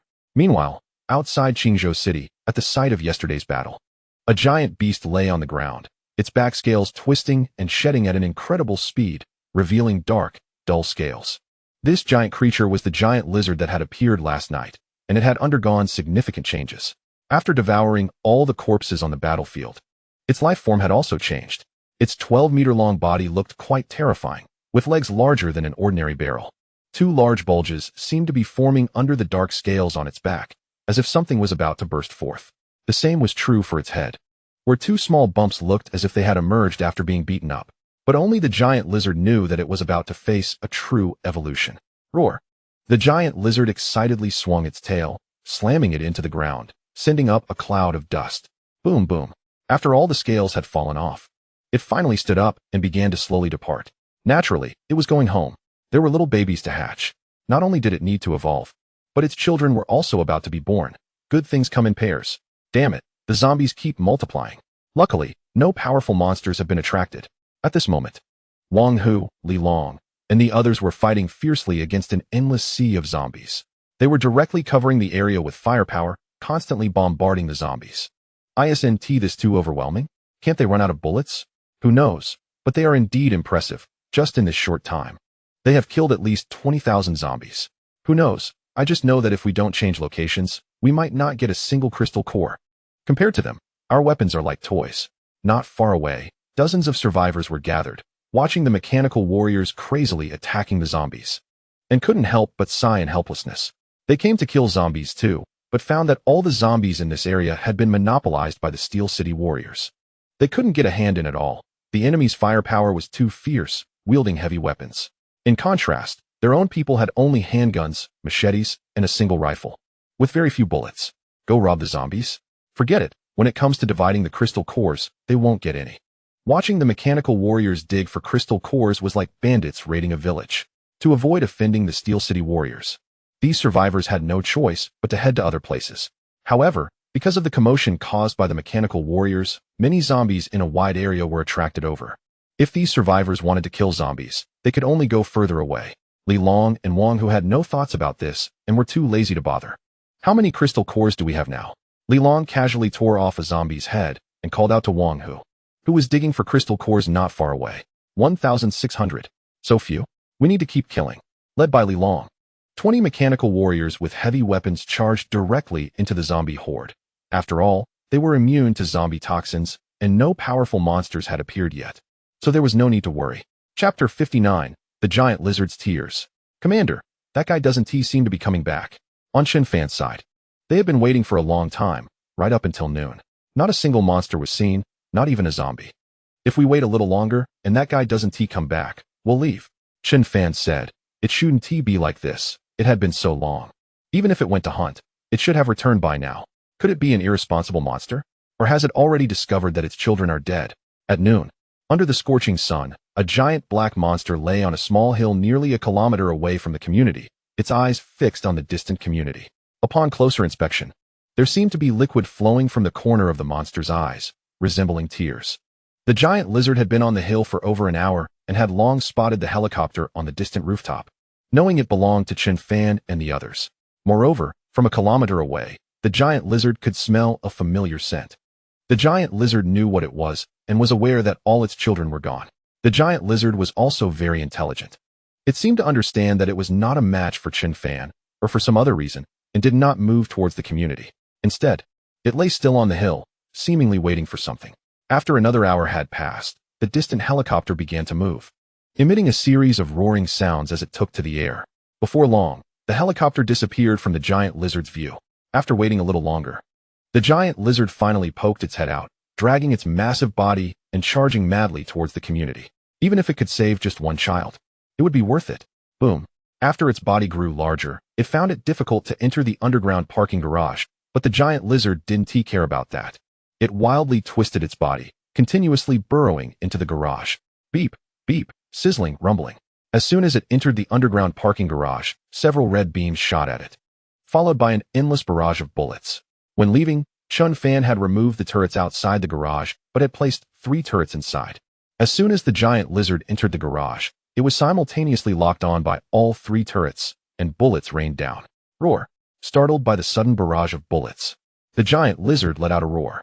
The bullets hitting its body had no effect, only creating sparks on its dark scales. Boom. The giant lizard smashed one turret with a single swipe of its hand, and swept away another turret with its massive tail. Roar.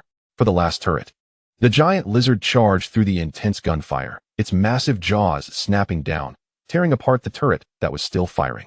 Roar, roar. Afterwards, the giant lizard looked at the debris scattered on the ground, the broken eggs, and some small lizards that had been burned. Its body lowered to the ground, letting out a series of mournful wails. Roar. After a while, the giant lizard let out a piercing roar that shook the entire underground parking garage. Meanwhile, on Chen Fan's side, the 2 who had just left received the message that the turrets had been destroyed. Li didn't hesitate, quickly changing direction and heading back towards the previous community. However, by the time Chen Fan and the others arrived, there were no monsters in sight. Only the destroyed turrets and a floor full of spent shells. Too late, that guy has escaped. Chen Fan punched the nearby stone wall, realizing it was a clever monster. Should we chase it? No need. It didn't show up when we descended, so it must have run far away, surrounded by forests and streams. It was nearly impossible to find anything.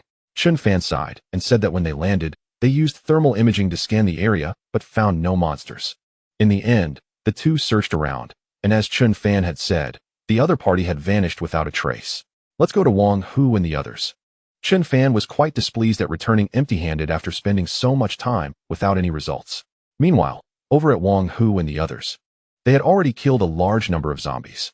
The strong smell of blood wafted far away, and they had collected almost 2,000 crystal cores. The number of zombies is decreasing. Once we finish off the last few, we can call it a day. Li Long laughed, finally able to return after a day of fighting outside, covered in blood. Li Long, look at that guy. He doesn't seem like a zombie, does he? Wang Hu suddenly shouted, drawing Li Long's attention. Wang Hu pointed to a figure not far away, and Li Long frowned slightly as he observed the silhouette. Wrapped in bandages stained with dark blood, likely the blood of zombies, the figure stood about 1.8 meters tall with a somewhat sturdy build. The most striking feature was the scythe he had slung over his shoulder. The scythe was nearly 2 meters long, and besides the blade, the rest was also wrapped in bandages. Could it be a monster? The figure was not in the zombie crowd, but was walking towards Li Long and the others. Step by step, aside from his fierce eyes and messy black hair, nothing else was visible. Li Long muttered quietly, feeling uneasy, and sidestepped behind Wang Hu. It can't be a zombie. He has a temperature, Wang Hu said, raising his rifle. With a sudden movement, the scythe-wielding man, after walking a distance, seemed to find the surrounding zombies a nuisance and swung the scythe forcefully, instantly knocking down several zombies. That's right, he didn't kill them, he just knocked them down. Like you would with a brick. Wang Hu and Li Long exchanged glances, feeling the atmosphere was a bit awkward. Hello, I'm human. After a while, under the watchful eyes of several mechanical warriors, the scythe-wielding man approached Wang Hu and extended his hand. Hello. After a brief handshake, Wang Hu confirmed that this guy was indeed human. The bandages wrapped around him were soaked with zombie blood and other strange smells, which was likely why the other zombies didn't attack him. The scythe was a steel rod welded and polished with iron sheets. From a distance, it looked quite intimidating. But up close, it resembled a cosplay. Dude, why are you dressed like this? Aren't you afraid of those zombies? Li Long asked curiously, deducing from the guy's speech and mannerisms that he was probably not even 20. What is there to be afraid of? As long as I'm wrapped in these bandages. Make no noise, and keep my distance, it's fine. Besides, don't you think it looks cool? Like the Grim Reaper? The man said while waving his scythe. causing Li Long to quickly step back a bit. As he swung the scythe, the bandages around him loosened slightly, revealing what looked like a hospital gown underneath. Wang Hu and Li Long vaguely saw some words on his chest. Sunshine Mental Hospital. Chapter 60. The Strange Mental Patient. No way. Are you a lunatic? Li Long thought he was seeing things, and quickly pulled back a corner of the bandage for a better look. The words Sunshine Mental Hospital were glaringly bright. And they were even in gold. Nonsense. Upon hearing the words mental patient, the scythe man immediately flipped out, smashing the scythe into the ground. Humph. A mental patient will always deny being a mental patient. But I'm different. I am a mental patient. That proves I'm not a mental patient. The man said seriously, proudly exposing the words mental patient on his chest. The atmosphere became quite awkward, and Li Long didn't know what to say. They thought a powerful monster had appeared, but it turned out to be a lunatic. Surviving until now, and even running out from a horde of zombies, was truly a miracle. Dude, you can move along. Don't interfere with us killing zombies. Here, take this adult magazine and go have fun. Li Long pulled out a photo book of beautiful women and tossed it to the scythe man. How ridiculous. A person like me, a hermit, only reads spring and autumn. The scythe man scoffed, but didn't hesitate to snatch the magazine from Li Long's hands. Li Long thought to himself that he was also a bit crazy for talking to a lunatic. You can't kill zombies like this. After a while, watching Li Long continuously shooting at zombies, the mental patient spoke again and jogged over. Oh, then how should we kill them? Li Long, genuinely confused, directly asked him. Watch closely, do it like me, the man said, pointing to an approaching zombie and rushing towards it. Crotch grab, continuous kills, crow flies. In Li Long's view, the man charged in, first delivering a punch to stop the zombie, then circled behind it for a series of rapid attacks, ultimately sitting down on the zombie's head. Roar. Suddenly, the surrounding zombies charged at the man, and Li Long quickly shouted a warning. He originally intended to shoot, but the zombies moved too quickly, and one bit into the man's arm. The man let out a wailing scream, and just when Li Long thought the man would be infected, the man unexpectedly reached down and grabbed the zombie's crotch, tearing off its eggs. Hey, didn't he see that coming, did you? I have a layer of iron skin. In Li Long's bewildered gaze, the man removed the bandage from his arm, revealing a layer of iron plating wrapped around it. The zombie's bite had only left a tooth mark on the metal. How about that? Cool, right? The man returned to Li Long's side, took off the bandage from his face, and asked proudly, I'm also a bit crazy, playing with you. Li Long was speechless, thinking he shouldn't let himself get dragged into this lunacy. Alright, I'm going to kill zombies now. You can move along. You want me to move along? Watch me grab your crotch. Just as Li Long turned around, the disgruntled man suddenly reached for Li Long's pants from behind. After finding nothing, the man shouted in panic, Turns out you have no dick. You're a eunuch. I can't take it anymore. Soon after, Li Long dragged the man and gave him a beating. It was truly too much, even if he discovered the truth. He couldn't say it out loud. Didn't he care about his face? Wang Hu couldn't be bothered with the two crazies. And after the other mechanical warriors cleared the last zombies, they began collecting crystal cores. As for the man who had just been beaten, he continued to follow Li Long, muttering something under his breath. We're kindred spirits. You and I are the same. Let us be brothers. Do I have to cut off my dick too for you to be my brother? Come on, my good brother. Li Long was utterly exasperated, thinking who the hell would consider him a brother. He was a lunatic, and he was a normal person. Just as the group was collecting crystal cores, a loud rumbling sound echoed from the sky. A helicopter flew in rapidly and slowly descended not far from the crowd. As Chun Fan stepped off the helicopter, he saw the bandaged man riding on Li Long's back. Boss. Wang Hu and Li Long quickly greeted him, while the man on Li Long's back also imitated them. You recruited a little brother? Looking at the man on Li Long's back, Chun Fan was puzzled, wondering how someone like Li Long could recruit a follower. Boss, this guy is a lunatic. He keeps bothering me. Li Long hurried over and directly complained to Chun Fan. He initially wanted to fly up and shake off the man, but once he flew up, the man became even more excited. Is he insane? Can't you just kill him? Chun Fan said calmly, knowing that Li Long couldn't bring himself to harm an innocent person. If it were some bad guys, I would definitely kill them. But he seems quite pitiful. I can't do it. Li Long awkwardly replied. In Li Long's eyes, this guy looked quite pitiful. Dressed like that, and coming out from a crowd of monsters, surviving was already a great feat, then just carry him around. Chun Fan chuckled. In fact, the man didn't seem like a lunatic. He looked more like a child. As long as he wasn't clinging to Chun Fan, he didn't mind. If he did cling to him, Chun Fan would definitely deal with him. Wang Hu, how many crystal cores have you collected over there? Chun Fan shouted at Wang Hu, who was still collecting cores. I've collected 600. If we gather all the crystal cores, we should have over 3,000. Wang Hu said with a smile. The gains were quite good considering they had killed so many zombies. All right, just give them to me. Soon after, Wang Hu brought over a wooden box filled with crystal cores. Boss, take me with you. I want to go back too. Seeing Chun Fan board the helicopter, Li Long hurried over, with the lunatic following behind him. Where are we going?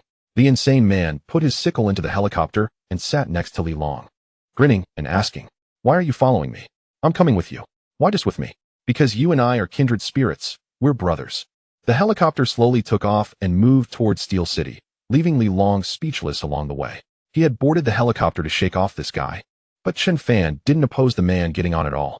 He didn't know what he was thinking. Chen Fan's thoughts were simple.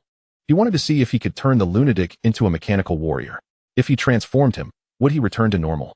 Or would he remain the same insane person? At least it wouldn't lead to the man's death, as the system had mentioned that there would be no danger. Chapter 61. The Grim Reaper. The helicopter soon arrived at Steel City, which was undergoing significant changes every day. The number of survivors coming to Steel City was increasing, and more houses were gradually being built around. Occasionally, one could see people cooking over a fire, if this had happened before. Such open cooking would have attracted competition from others. But now, food was being sold in Steel City, and it wasn't expensive, so ordinary people could afford it, eliminating the need to fight over food. Mainly, everyone had weapons. Who would dare to act recklessly? Would that turn me into someone like you? But aren't we kindred spirits? After the helicopter landed, the insane man, holding the sickle, followed Li Long and asked in confusion. Under Chun Fan's guidance, Li Long began to persuade the man to transform into a robot. "Look, do you still think we are kindred spirits now?" There were no survivors in the inner city, and Li Long directly took off his shirt, revealing his steel body. "Wow, you're wearing a tight suit. How sexy."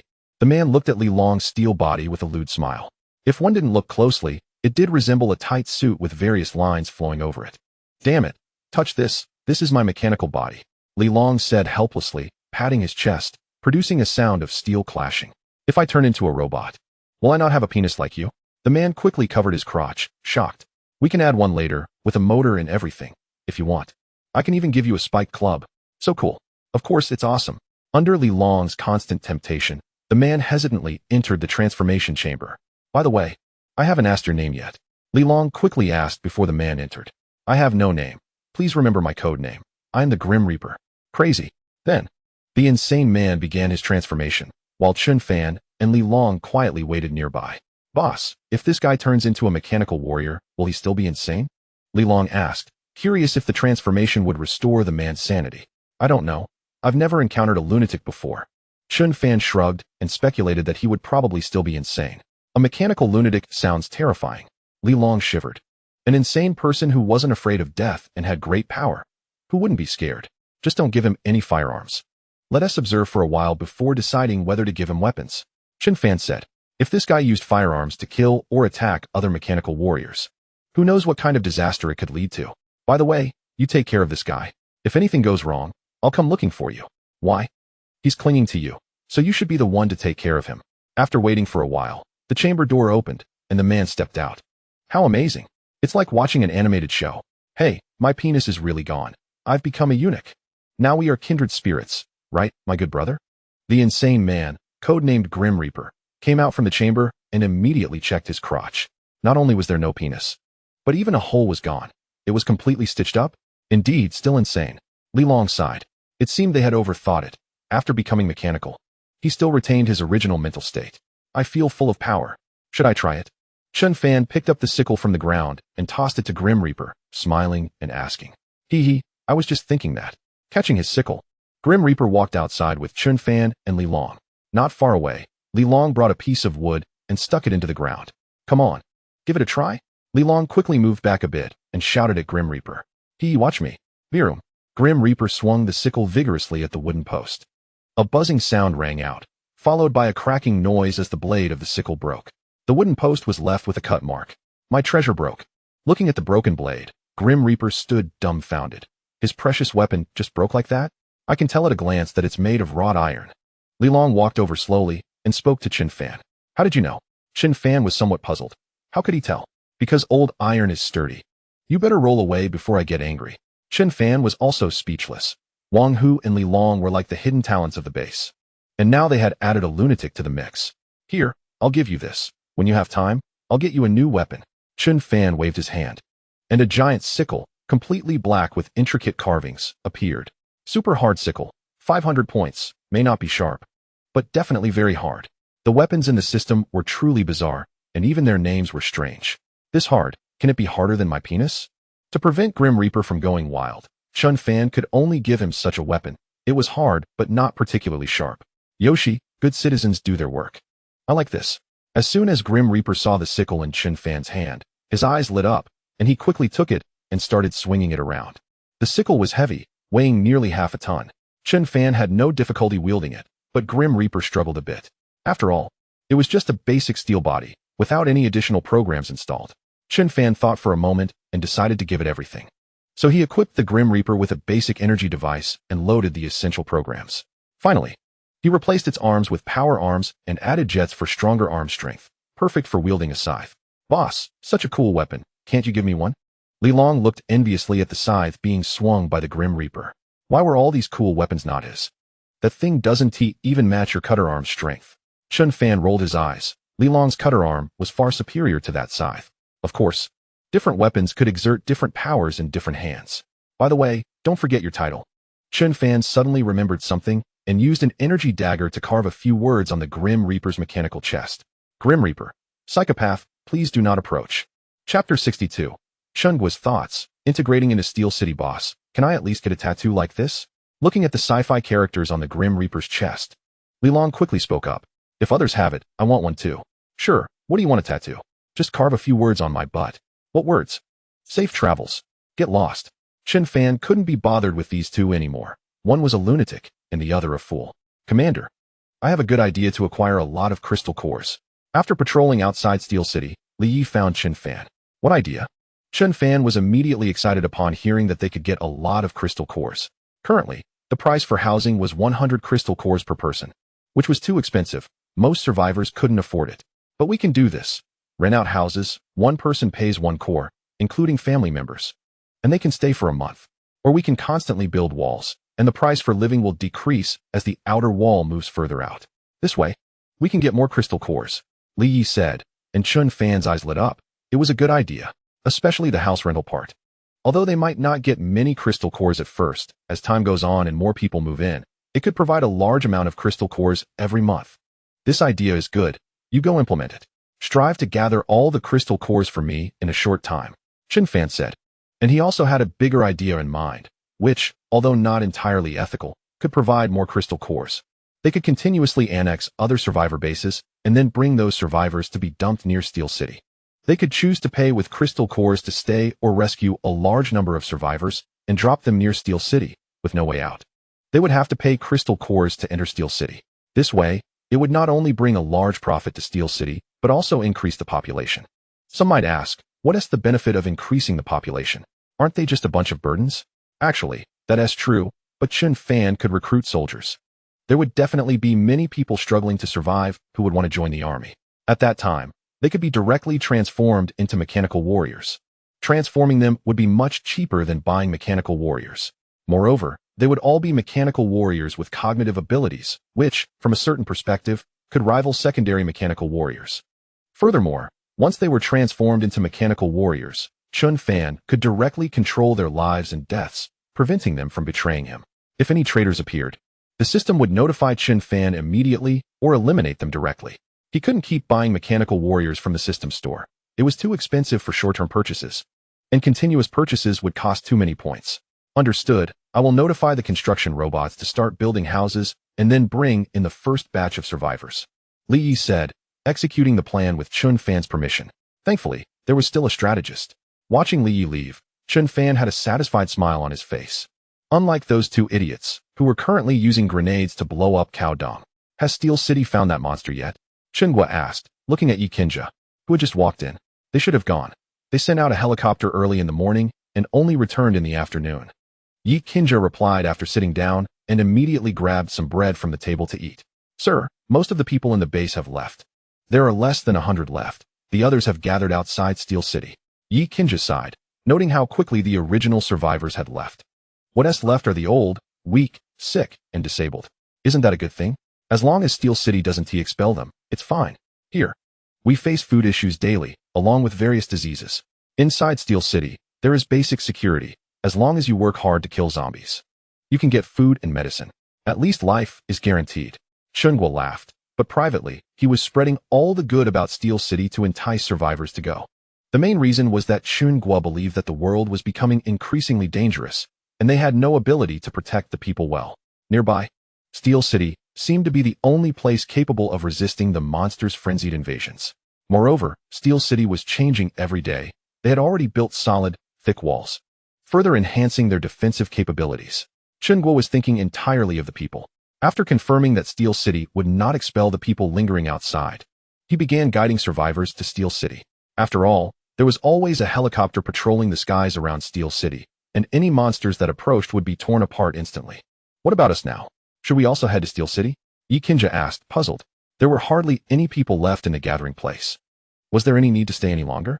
I'll go communicate with the leader of Steel City. If possible, we could join them. We aren't too weak. We should be able to join, Chunguo said. Although he wanted to join Steel City, he was actually thinking of joining Chunfan's troops. Sir, are you sure about this? Although they seem decent now, what if they do something harmful to the people after we rashly join them? Yikinja frowned slightly, mainly worried that Chunfan and the others were those who acted one way on the surface and another behind the scenes. What if they were to point their guns at the people in the future? What kind of situation would make them point their guns at the people? If it's dealing with some rioters, I would actually support it. Special times require special treatment. How many crystal cores do we have now? About 1,000, I guess. Sigh, we still owe them so many crystal cores. It looks like we'll have to sell ourselves. Sir, how can you still joke at a time like this? The sky was getting late, and about 100 people in the gathering place were now starting a fire to cook. Chunguo bought a lot of food from Steel City and distributed it to the people, solving their immediate needs. If they wanted to completely solve the food and safety issues, joining Steel City was the only way. Chunguo thought comprehensively. If he found out later that Chunfan was a petty person, he would directly stage a coup. But Chunguo would never have thought that Chunfan and the others were mechanical beings, and they would also become mechanical warriors. With their lives and deaths entirely in Chunfan's hands, a coup would be forever impossible. Chapter 63, Monitoring Radar. Meanwhile, the mechanical troops that had gone out to clear zombies returned to Steel City. They brought back nearly 1,000 crystal cores for Chunfan. And with the previous 2006, they had collected a total of 3,006 crystal cores that day. That's 36,000 points. Giving him a bit of points again. Radar monitoring equipment, 10,000 points. Can detect life forms within a 1-kilometer radius, distinguishing between humans, zombies, and other monsters. Large radar monitoring equipment, 100,000 points. Can monitor life forms within a 10-kilometer radius. Can preemptively prevent zombie waves. Can remotely alert. What I need right now is pretty much these two items. I can't afford the second one, so I can only buy the first one. This thing costs 10,000 points. Are you kidding me? As soon as I purchased the radar monitoring equipment, a tablet appeared in Chunfan's hand, displaying many light spots.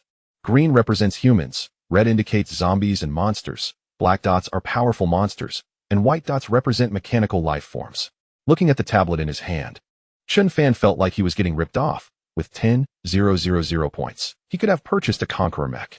However, this device has the advantage of information sharing, meaning that the situation Chunfan sees can be synchronized with other mechanical warriors. Of course, there is a downside. It must be held in hand to be used. You can't store it in your body to check the situation directly from the system panel, but having it is better than not having it. It can be used to detect if there are any powerful monsters nearby. Thermal imaging has a limited detection range, suitable only for dealing with humans and exotic beasts, and is used in smaller areas. Is there still someone coming this late?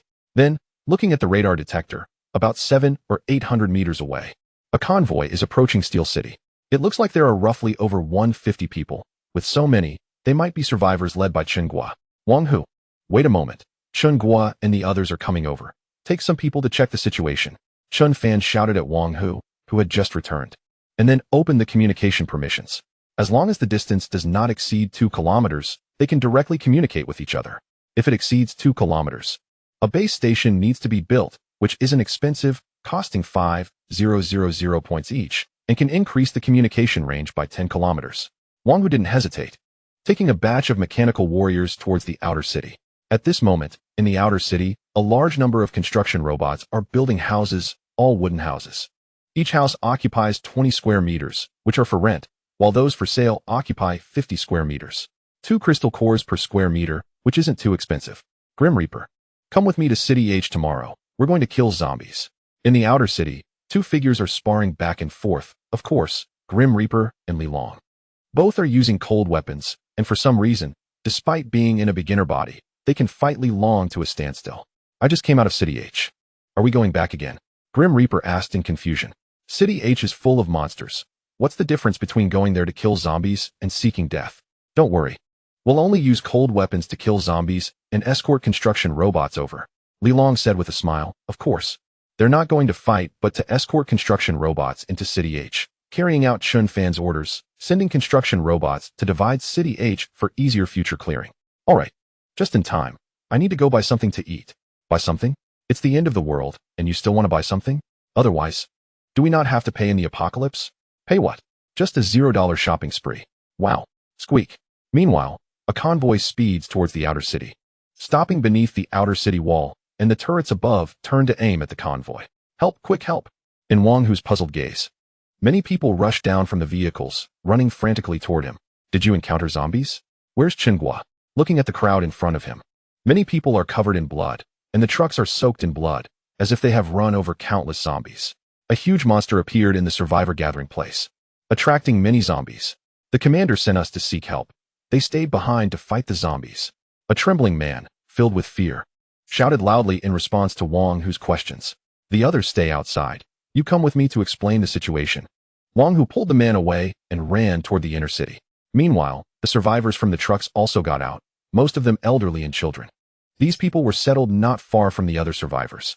Without Chun Fan's orders, the mechanical warriors would not let them enter Steel City. Back on Chun Fan's side. After Wang Hu brought the man to explain the situation, Chun Fan began to mobilize his team. Soon, armored vehicles drove out from Steel City, and helicopters and predator mechs flew into the sky. According to the man's description, a giant wild boar, nearly 7 meters long and 2 meters high, appeared. The wild boar's target is the survivor gathering place, and it doesn't know where it came from, but it attracted a large number of zombies along the way. The wild boar has extremely strong defense. Ordinary bullets have no effect and can only temporarily restrain it, buying time for the fleeing survivors. Chun Fan's plan is simple, to rescue them. The crystal cores haven't been fully paid off yet, so they can't let the others die. Moreover, the survivor gathering place should be mostly destroyed, leaving them no choice but to seek refuge. Chun Gua has many warriors under him, most of whom were police officers before the apocalypse, so it would be great if they could be recruited. After all, the rescue cannot be for free. They either join Steel City or pay with crystal cores. Meanwhile, at the survivor gathering place, a giant wild boar is rampaging, continuously charging at the surrounding houses. Each collision can knock down several houses, while Chun Gua and the others are hiding behind cover, shooting at the continuously arriving zombies while also guarding against the rampaging wild boar. Squeak. A soldier hiding behind cover was discovered by the wild boar. The next second, the wild boar charged, slamming into the soldier's body amidst the gunfire. Under the terrifying impact, the soldier's body was pierced by the wild boar's tusks and crashed against the wall. The wall subsequently collapsed, and the wild boar frantically began to gnaw at the soldier's body. Bang, bang, bang. Get the hell away from me. Soldiers hiding nearby frantically shot at the wild boar, trying to stop it from rescuing the soldier. Unfortunately, the soldier's body was already mostly eaten by the wild boar. As the gunfire erupted around them, the hidden soldiers also revealed their positions. Chapter 64, The Dying Chun Gua. Squeak. The wild boar let out a roar and charged toward the soldiers hiding behind a jeep. Boom. Under the wild boar's powerful charge, the jeep was overturned, and the soldiers hiding behind it couldn't escape in time, getting crushed underneath. Boom. Shoot it to death. Chun Gua threw a grenade, then let out a furious roar. They must first deal with this monster. Bang, bang, bang. Under Chun Gua's roar, the surrounding soldiers raised their guns and shot, bullets pouring out wildly, but aside from tearing a small hole in the wild boar, it didn't have much effect. Damn it, I'll fight you to the end. One soldier finished his bullets, and the wild boar turned to charge at him.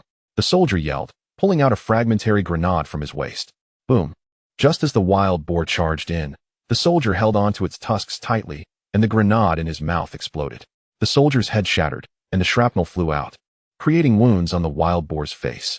However, the wounds were not serious, just causing a little bleeding. How high is this wild boar's defense? Squeak. The The wild boar felt the pain and became even more frenzied, madly charging at the surrounding buildings. Roar! And the number of zombies around is increasing. But due to the wild boar's crazy charge, the zombies that get too close are instantly trampled to death. Commander, let's retreat. Everyone is about to collapse. Yi Qinja kept shooting at the surrounding zombies and shouted loudly at Chunghua, who was hiding behind cover and shooting. I want it too. Just look around. There are zombies everywhere, and this big guy is here. Where can we run to? Chunghua shouted, smashing a gunstock into a zombie rushing at him. Just then, Chunghua turned his head and saw a wild boar lifting its head not far away. Their eyes met, and Chungwa's body stiffened while the wild boar let out a roar and charged at him. Thud! Chunghua tried to run, but the wild boar was too fast and reached him in an instant. With the wild boar's impact, Chunghua flew like a kite with a broken string and crashed heavily onto a pile of rubble. The surrounding zombies were attracted by the smell of blood from Chunghua and rushed towards him. Get away! Yi Qinja picked up a rifle and ran towards Chunghua, crazily shooting at the approaching zombies. Boom, boom, boom. But just a second later, missiles flew from the sky, engulfing the area around Chunghua and others in flames. Spotlights appeared, illuminating the dark area. A helicopter appeared above everyone, dropping ropes, and a large number of mechanical soldiers slid down from above. Before long, an armored vehicle crashed through the surrounding zombies and appeared on the battlefield. Look at the power of my Grim Reaper. After stepping out of the armored vehicle, the Grim Reaper spun around with its scythe. Li Long, who was about to get out of the vehicle, was so scared that he quickly hid back. This was an indiscriminate attack. However, the effect was significant. Under the spinning power of the Grim Reaper, the surrounding zombies were all cut in half. Then, the machine guns on the helicopter began firing crazily at the ground, accompanied by the raider mechs. The zombies were too close to the crowd, and using missiles and energy cannons could easily cause friendly fire. I'll handle this big guy. Chen Fan looked at the wild boar that was preparing to charge nearby, and said calmly. This wild boar looked like a good target to test his strength. Chirp! Boom! In the next second, both the wild boar and Chun Fan charged out, their bodies colliding instantly. A heavy buzzing sound erupted as Chun Fan tightly grabbed the wild boar's tusks, causing cracks to appear in the ground.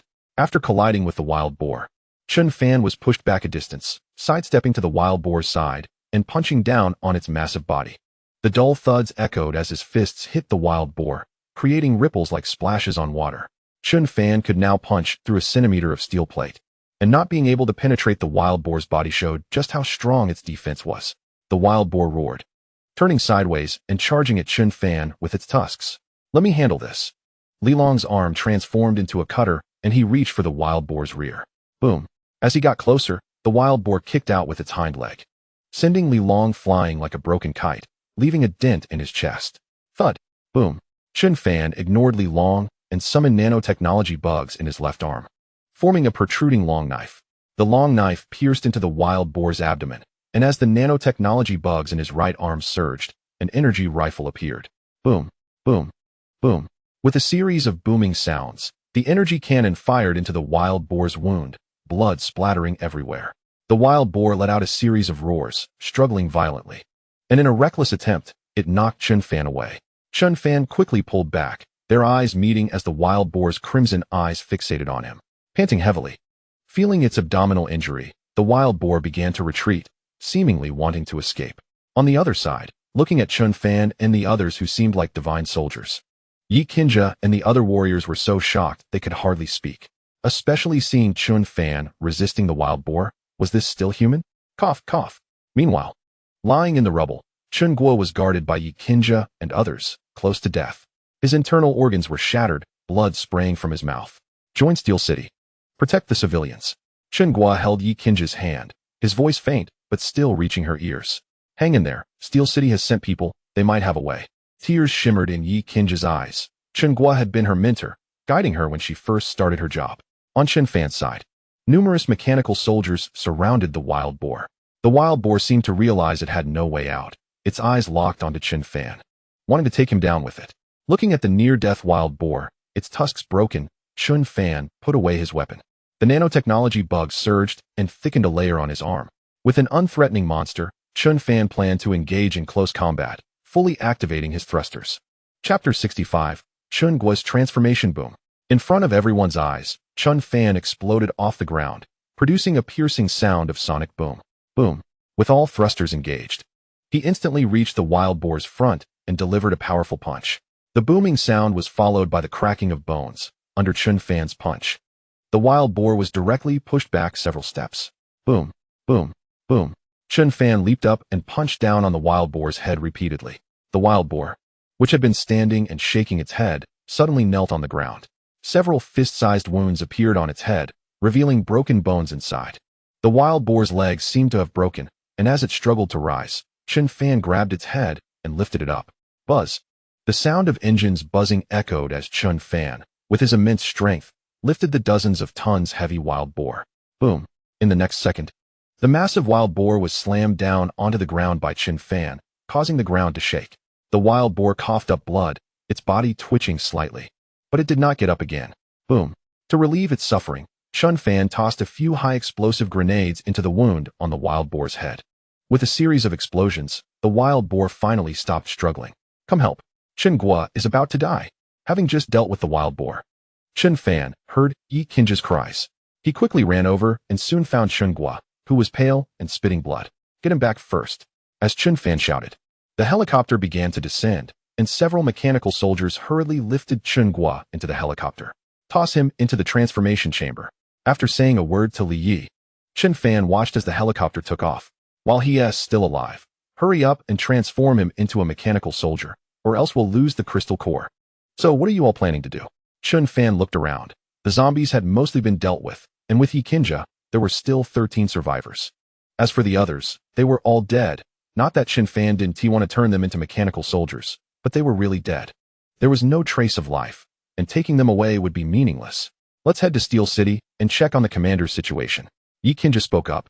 As there was nowhere else to go, they could only go to Steel City. All right, get in the vehicle, Chun Fan said calmly. They had just taken quite a few mechanical soldiers from the helicopter, although some remained. An armored vehicle could fit them all if they squeezed in. Then, a group of people crammed into the armored vehicle, with Li Long and the Grim Reaper sitting on the roof because they found it too cramped. Was I cool just now? The Grim Reaper asked with a grin, fiddling with the scythe placed beside him. So cool. But be careful next time. You almost cut me just now. It's a small issue, with the knife in hand. How could I possibly cut you? True, but still watch out. Shall we set off some firecrackers? Firecrackers? Where did you get firecrackers? This. Holy crap, high explosive grenades. In Steel City, a helicopter quickly arrived at its destination. And Li Yi carried the half-dead Chun Gua into the building. Am I going to die? Chun Gua murmured softly in the transformation chamber, feeling cold, with heavy eyelids. Barely able to open his eyes. If you die, I won't be able to explain it to the commander. Li Yi smiled, then closed the chamber door. And the transformation began. The construction robots in Steel City continued to work without rest since Chun Fan purchased them. They didn't need to rest. If their physical components were damaged, they could directly deduct points from Chun Fan for repairs. This led to constant changes in Steel City, especially in the outer city, where many wooden houses had been built, though they were simple structures, like block boxes. The survivors could apply for transformation, but it would cost extra. About half an hour later, Chun Fan and the others returned, and Chun Gua's transformation was completed. Stepping out of the transformation chamber, Chun Gua stared blankly at the light screen in front of him and his current physical condition, momentarily at a loss for words. Don't doubt it. You are now a robot, just like me. Before long, Chun Fan, who had just arrived, entered the house alone and looked at the bewildered Chun Gua. What happened? Chun Gua's pupil shrank as he saw his own steel body, which looked even more handsome than his previous self. Chun Fan then began to explain Chun Gua's situation. And after about half an hour, Chun Gua finally accepted the current reality. So, I am no longer human. I've become a robot. What's the difference between that and a monster? Chun Gua sat in a chair with a wry smile on his face. Although he hadn't died, he had transformed into a mechanical life form. Whether you're human or not isn't for me to decide. Just ask your own heart, and you'll know. Chun Fan said calmly. If you say you're human, that's fine. After all, your thoughts are still from your human period. Are you an alien? No way. I'm a local. Then how did you become a robot? That's a secret. The two continued to talk for a while, and Chun Gua finally recognized the fact that he was a robot. Being older, the impact of this revelation was too great for him. It completely overturned his understanding, and it was normal for him to take some time to accept it. Whether one is human or not is no longer important. As long as we can protect the people, that's what matters. A smile appeared on Chun Gua's face. After becoming a mechanical life form, he clearly felt rejuvenated. By the way, your subordinates are for you to convince. If you explain this situation and they are unwilling to undergo transformation, I will eliminate them. However, I still suggest you let them transform directly and explain the situation afterward. Before leaving, Chun Fan said a few words to Chen Guo. Although the surviving members had seen the technological equipment, it wasn't a big issue. Many things could be created with the current level of Earth's technology. However, if the news that they were mechanical life forms spread, it could easily attract the attention of major powers. After all, in the end, they no longer belong to humanity, and calling them monsters wouldn't be an exaggeration. Chen Fan also wanted to avoid unnecessary complications. Once he had the power to contend with all forces, it would be fine to reveal it then. Chapter 66. Full transformation. The original battlefield was pitch black, filled with a strong smell of blood. In the darkness, several dark green eyes appeared, soon followed by several large snakes measuring 7 to 8 meters long. The moment the snakes appeared, they began to devour the corpses on the battlefield. Thud, thud. However, it wasn't long before a series of heavy footsteps rang out. In the distance, a pair of basketball-sized crimson eyes appeared, like two red lanterns in the night. Hiss. The moment the giant lizard appeared, the snakes that were still devouring the corpses began to flee. They sensed a soul-crushing pressure emanating from the giant lizard. Boom. The giant lizard charged forward, crushing a giant snake with one foot and tearing apart another that tried to escape with its claws. After dealing with the snakes, the giant lizard fell silent and began to devour the corpses on the battlefield, starting with the carcass of a wild boar, followed by zombies and human bodies. At that moment, in Steel City, Chen Guo had already explained the specific situation to the 13 warriors in front of him. Blood and flesh are weak. Mechanical ascension? Listening to Chen Guo's explanation, several younger warriors murmured to themselves, their eyes filled with fervor. Of course, many warriors chose to remain silent, including Yi Qinjia. Yi Qinjia and others believed that while becoming mechanical warriors would grant them immense power and immunity to zombie toxins, they questioned whether they would still be considered human. Wouldn't they just become like monsters? So what are your thoughts? Chen Guo looked at his subordinates, hoping that everyone would become mechanical warriors.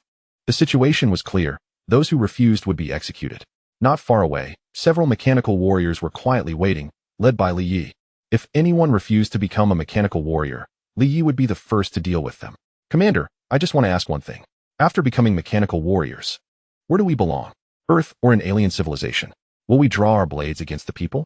After a moment of silence, Yi Qinjia asked Chen Guo. We belong to Steel City. As for whether we will draw our blades against the people, that depends on you and those people. Chen Guo replied, reciting Chen Fan's original words. Generally speaking, as long as you don't interfere with Steel City's military operations, like rescuing survivors, Chen Fan wouldn't stop you. However, if the rescued survivors wanted to enter Steel City, they would still need to pay crystal cores.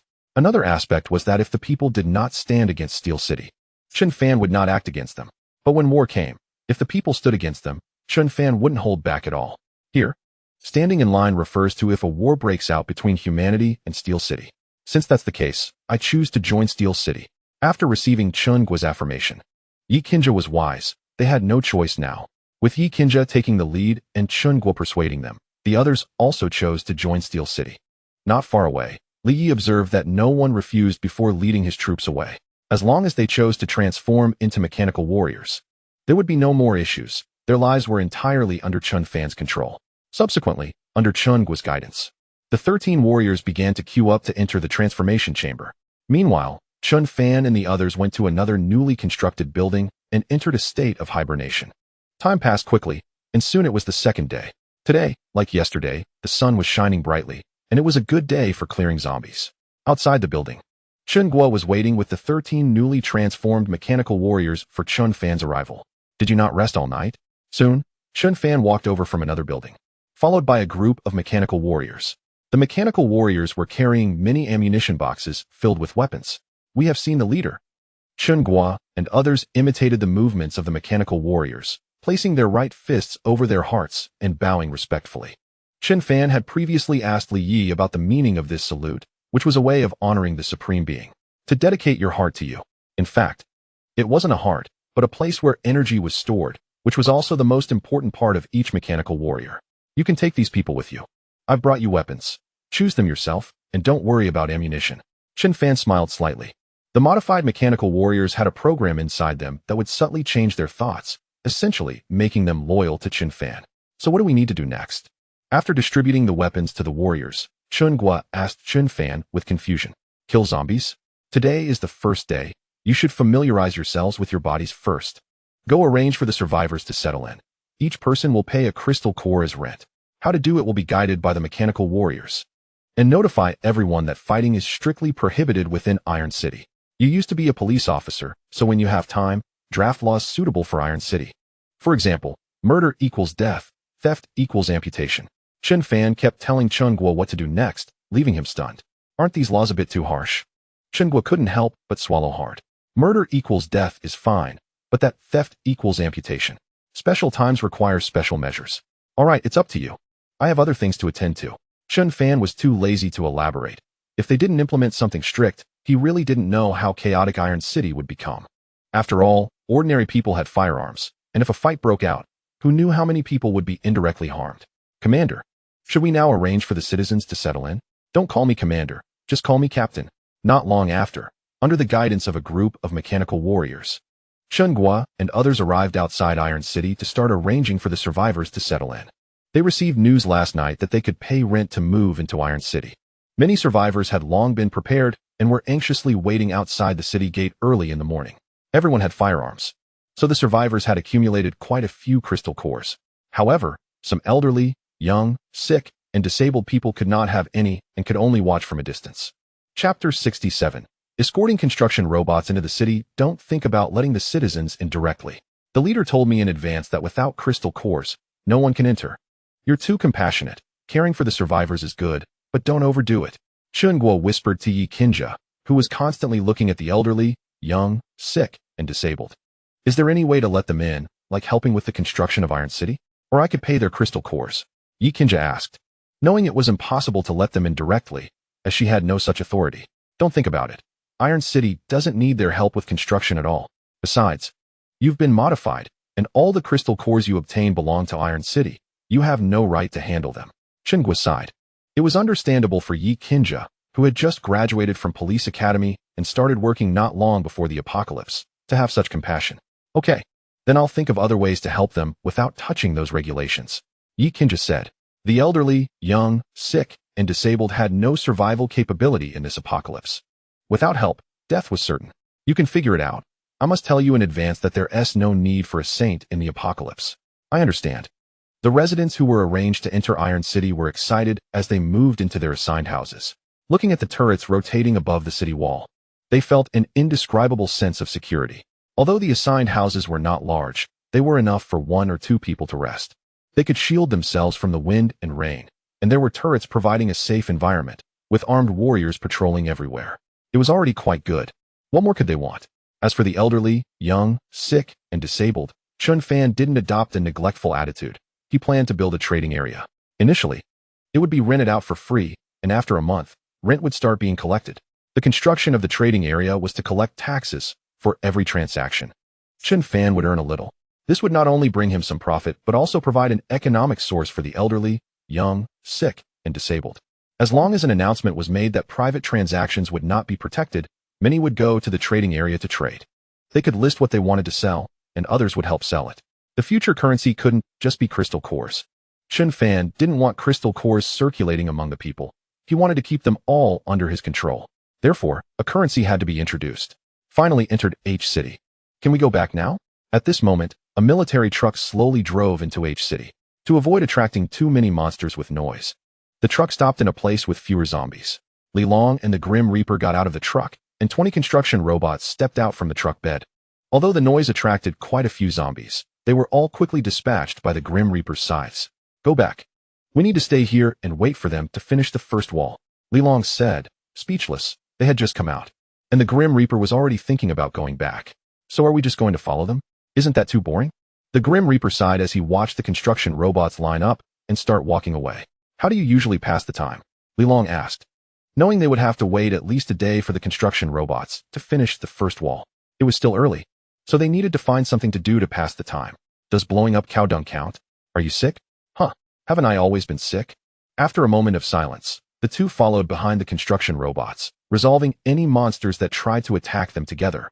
The attackers were not zombies, but some mutated monsters. Zombies were not interested in the metal contraptions. At most, they were attracted by the noise and came to join the commotion. All the way, the two didn't use firearms. The noise from cold weapons was not loud enough to trigger a zombie tide. All right, those guys have started building the wall. What should we do now? The Grim Reaper asked Li Long, who was sitting on the ground, watching the construction robots start building the wall. How about we compete to see who finds more survivors? Then bring them back and drop them near Iron City. Let them pay crystal cores, and then they can settle in Iron City. Li Long suggested after some thought. Chun Fan needed crystal cores urgently. As the number of residents in Iron City increased, the amount of crystal cores obtained would naturally increase. No, I don't like saving people. But unexpectedly, the Grim Reaper directly refused, shaking his head vigorously. It's not about saving. It's about bringing benefits to Iron City. The more people there are, the more crystal cores we can get every month. By the way, do you not like saving people, or do you simply not like people? Li Long asked curiously. He wasn't overly compassionate. He was genuinely thinking about Iron City. I don't like humans. They always bully me. Before, they often pulled my pants down and stuffed socks in my mouth. My mom and dad don't want me anymore. They sent me to the hospital when I was very little. The people there didn't like me. They always bullied me, saying I had problems and wouldn't play with me. I only liked a few friends in the hospital. I would only save them, but they all turned into monsters and tried to bite me, so I killed them. The Grim Reaper spoke to himself, occasionally showing a hint of a smile. It's okay. Stay with me, and no one will dare to bully you. You're a mechanical warrior now, so you don't have to worry about being bullied. Li Long quietly comforted, but the Grim Reaper just laughed foolishly as if nothing had happened. Hee hee, I knew I didn't mistake you. We are indeed kindred spirits, good brother. Commander, what are you looking at? On Chun Fan's side. He and Li Yi arrived at the battlefield from last night, originally intending to dispose of the corpses from yesterday. But upon arriving at the scene, they found that there were no corpses at all, only some severed limbs and minced flesh. There were also several large footprints at the scene, similar to the ones seen before, but now they were much larger. Has that guy evolved? It's nothing. I'm just looking for suitable weapons.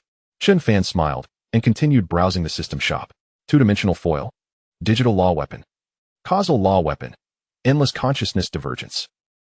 They all seem powerful, but why are they all question marks? The system must look down on me, not even listing the prices. Who does it look down on? Chapter 68, Deep into H City. All right, no need to look anymore. That guy has long since disappeared. After browsing the items in the system shop, Chun Fan said to Li Yi, who was not far away. I used the radar to scan when we came. Apart from a few small zombies around, there are no other creatures. So Commander, where are we going now? Li Yi jogged over to ask. The two did not come by helicopter, but drove a jeep. We'll act separately. You search for survivor gathering spots around. I'll go into H City. Chun Fan said, tossing the radar monitoring device to Li Yi. H City is so dangerous. Commander, why don't I go with you? Li Yi hurriedly said. We still don't know what powerful monsters are in H City. No need. I'm just going to check the situation in H City. If I don't make too much noise, I won't attract any monsters. Chun Fan said calmly. I'm neither going to rescue anyone nor kill zombies. There won't be any threats. With this body of iron, even a zombie would disdain to take a bite. All right then, Commander, be careful on the way. Seeing that Chun Fan had made up his mind, Li Yi stopped saying more. As long as he didn't encounter a ridiculously powerful monster, Chun Fan could handle it alone. After that, Li Yi drove away in the jeep, while Chun Fan purchased a cool-looking motorcycle. Anti-gravity motorcycle, 1,000 points. Other than being fast and cool, it has no other advantages. The system shop naturally had many anti-gravity vehicles, but they were all a bit expensive. With armed anti-gravity vehicles priced over 10,000. Only this anti-gravity motorcycle was a bit cheaper. Virum. Riding the motorcycle, there wasn't much noise. And it slowly lifted off the ground, able to ascend up to 10 meters high. Whoosh. With a twist of the throttle, the motorcycle shot forward, flying towards H City. Chun Fan went to H City mainly to see if the previous coin was still there or to check if there were any hidden monsters. The last time he went to H City was just for rescue, and he hadn't observed carefully, so he was unclear about the situation. The motorcycle was fast, and it didn't take long to arrive at H City. As soon as he entered H City, Chun Fan could hear the gunfire ringing out around him. And without thinking, he knew it was Wong who leading the mechanical soldiers to clear the zombies. Soon, Chun Fan found the construction robots building walls, while Li Long and the Grim Reaper were constantly clearing the surrounding approaching zombies. Wow, is that the boss? The Grim Reaper looked up at the motorcycle appearing in the sky and the smiling Chun Fan sitting on it. It really is the boss. Besides the boss, who else could ride such a flashy motorcycle? Li Long first looked at it enviously, then whispered to the Grim Reaper. Oh, boss, Li Long is calling you flashy. Wait until we get back, I'll deal with you. Chun Fan heard this and gritted his teeth in anger. How is riding a motorcycle flashy? Not wanting to bother with these two idiots, Chun Fan drove towards the distant skyscraper. What are you doing? Are you selling me out? After Chun Fan left, Li Long angrily questioned the Grim Reaper. I heard others say that brothers are meant to be sold out. Isn't that right? The Grim Reaper asked with a puzzled expression, breaking the neck of a nearby zombie that had come to watch the fun. What nonsense. Brothers are meant to be cherished, treated sincerely. But I am treating you sincerely. Virum. In the tallest building in H City, the motorcycle crashed through the glass and entered. The top floor was the office area, but it was no longer the same as before, with items scattered everywhere. Some zombies in suits were aimlessly wandering around. And upon hearing the commotion from Chun Fan, they gathered around. Uft. The nanotechnology bugs on his arm surged, and a long knife protruded from his hand, slicing through the zombie's head. Chun Fan began to feel his way downstairs, having originally planned to park the motorcycle on the road below. However, considering the excessive number of zombies around, the noise from parking could attract all the nearby zombies. Although Chun Fan wasn't he afraid. Squeezing through a zombie horde would require dealing with them first, which was quite troublesome. Tisk tisk tisk. A place that used to be worth its weight in gold is now worthless. Walking into the hallway, looking at the bloodstains everywhere, Chun Fan couldn't help but feel a wave of emotion. In the parallel universe, he had stayed in H City for quite a long time and knew the situation of the housing prices well. Virum. As soon as he reached the first floor, Chun Fan heard a buzzing sound, like the sound of mosquitoes, but this noise was a bit too loud. Virum. Not long after, around the corner of the hallway, Chun Fan saw several large mosquitoes. They looked about the size of human infants, flying in the air with their fat bodies. Not far away, there were several desiccated corpses, seemingly zombies that had been drained of their bodies. Chun Fan felt disgusted and ignored these mosquitoes, continuing to walk downstairs. Perhaps for these monsters, Chun Fan was also a monster. It could also be that Chun Fan had no attraction to them, as those mosquitoes completely ignored him. Swish, swish, swish. I must say, there are quite a few monsters in this building. On the 7th floor, there were cockroaches everywhere. The entire floor was piled up with cockroaches, each about half a meter long, with extremely smooth backs, making for a decent slide on the ground. Likewise, Chun Fan did not actively provoke these cockroaches, and these monsters did not attack him either. Under thermal imaging detection, there were no survivors in the entire building. It made sense. With monsters everywhere, how could anyone survive? It took Chun Fan a full 20 minutes to go from the top floor to the first floor, mainly because he often encountered monsters blocking his way, with some even actively attacking him, but they were all dealt with by Chun Fan. Stepping out of the building, the road was crowded with zombies, quite lively. Unfortunately, it was all zombies. The sun shone down as Chun Fan pushed aside a zombie that came over to grope him and walked towards the distance. The places where powerful monsters are most likely to appear are only a few: schools, sewers, factories, parks, and entertainment venues. Chun Fan prioritized searching these places. If he could fight, he would, and if he couldn't, he would mark them and go back to Steel City to bring people to fight. Woof woof. Just after walking for a while, the barking of dogs attracted Chun Fan's attention. Not far away, a 2-meter-long yellow hound appeared. You want to bite me? Looking at the hound getting ready to pounce on him, Chun Fan couldn't help but smile. A bag of blood appeared in Chun Fan's hand, and after tearing it open, he threw it at the dog. The pungent smell of blood immediately attracted the attention of the surrounding zombies. Roar, roar, roar. Before the dog could attack Chun Fan, the surrounding zombies lunged at it first. Chapter 69 Minotaur Woof Woof. A zombie lunged at the dog's backside, causing the dog to jump up in pain. At that moment, Chun Fan also made his exit. The best way to deal with a vicious dog is to be even more vicious. After leaving the main street, Chun Fan entered a narrow alley that could barely accommodate an electric bike. Caterpillar? Not far from him, next to a trash can, a green caterpillar caught Chun Fan's attention. About 2 meters long, it was covered in spots and had many fine barbs. This thing looked quite terrifying, its mouth full of barbs, and 4 pairs of eyes fixed intently on Chun Fan. Boom. Chun Fan glanced at it, and before leaving, threw a fragmentary grenade. A loud explosion followed, and the caterpillar was blown into a puddle of flesh as it approached the grenade. The loud noise also attracted a number of monsters, but Chun Fan had already vanished without a trace. At the end of the alley was another road, and across the road was a park. People's Park, which covered a large area, was built around a creek. Roar. Upon entering the park, Chun Fan saw zombies moving everywhere, including many small zombies. In a sense, these small zombies were even more terrifying than the adult ones because they were short, hiding in places where they could often go unnoticed. Furthermore, small zombies moved faster and were harder to shoot at. Help! Help! Is anyone there? Someone come save me. As soon as he entered the park, Chen Fan heard a strange crying sound that didn't seem like a normal human voice. It sounded more feminine, but was mixed with a rustling noise, like an old radio. Buzz. The nanomachines on Chen Fan's arm stirred, and an energy rifle appeared in his hand. To his surprise, the sound didn't attract the attention of the surrounding zombies. Something was off. Even if it wasn't a human, such a noise should still attract zombies. One thing was certain, there was something sinister about that sound. Holding the energy rifle, Chen Fan moved toward the source of the sound. It was a patch of grass surrounded by tall trees. And the sound was coming from a pile of grass beneath a tree. Boom. However, instead of approaching the grass, Chen Fan fired a shot from his energy rifle. Immediately, a loud bang echoed, and the grass evaporated under the blast, leaving a deep pit in the ground. A tragic howl followed from above. Roar. Chen Fan quickly aimed his rifle at the tree and fired again, shattering the wood.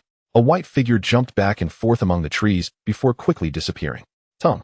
Looking at the spot he had just shot, a severed tongue lay there, with a small part still tangled in the tree. The tip of the tongue had been blown off, and Chen Fan couldn't figure out how that thing had made a sound. The white figure had long white hair and claws that were crimson like a monkey's. What an interesting monster. Looking around, he noticed several human skeletons piled up in the grass. It seemed many people had been lured over by that sound, but their fate was predictable. Buzz. Soon, mechanical wings appeared behind Chen Fan, and he began to slowly ascend. With the energy rifle in hand, he started searching the park for powerful monsters. The previous monster wasn't exactly strong. It was just special, capable of producing human-like sounds. If a rescue team came here, they could easily fall into a trap if they weren't careful. Splash. Inside the park, a creek flowed through, with large, plump fish occasionally surfacing. After searching a while longer without finding any powerful monsters, Chen Fan flew off to other locations. The next search site was a nearby school. Whether it was a kindergarten or an elementary school, as long as he could find a stronger monster and kill it, he might be able to obtain a virus aggregate, which could be exchanged for a lot of points. Flying kindergarten. Flying at a decent speed, he quickly spotted a kindergarten about 1,000 meters from the park. Roar. The playground was filled with little zombies, blood everywhere. Outside the kindergarten, there were many corpses, likely parents who had come to rescue their children. But against the frenzy of zombies, ordinary people stood no chance against so many small zombies. Cafeteria lady? Chen Fan slowly entered the kindergarten and saw a plump zombie in the kitchen area.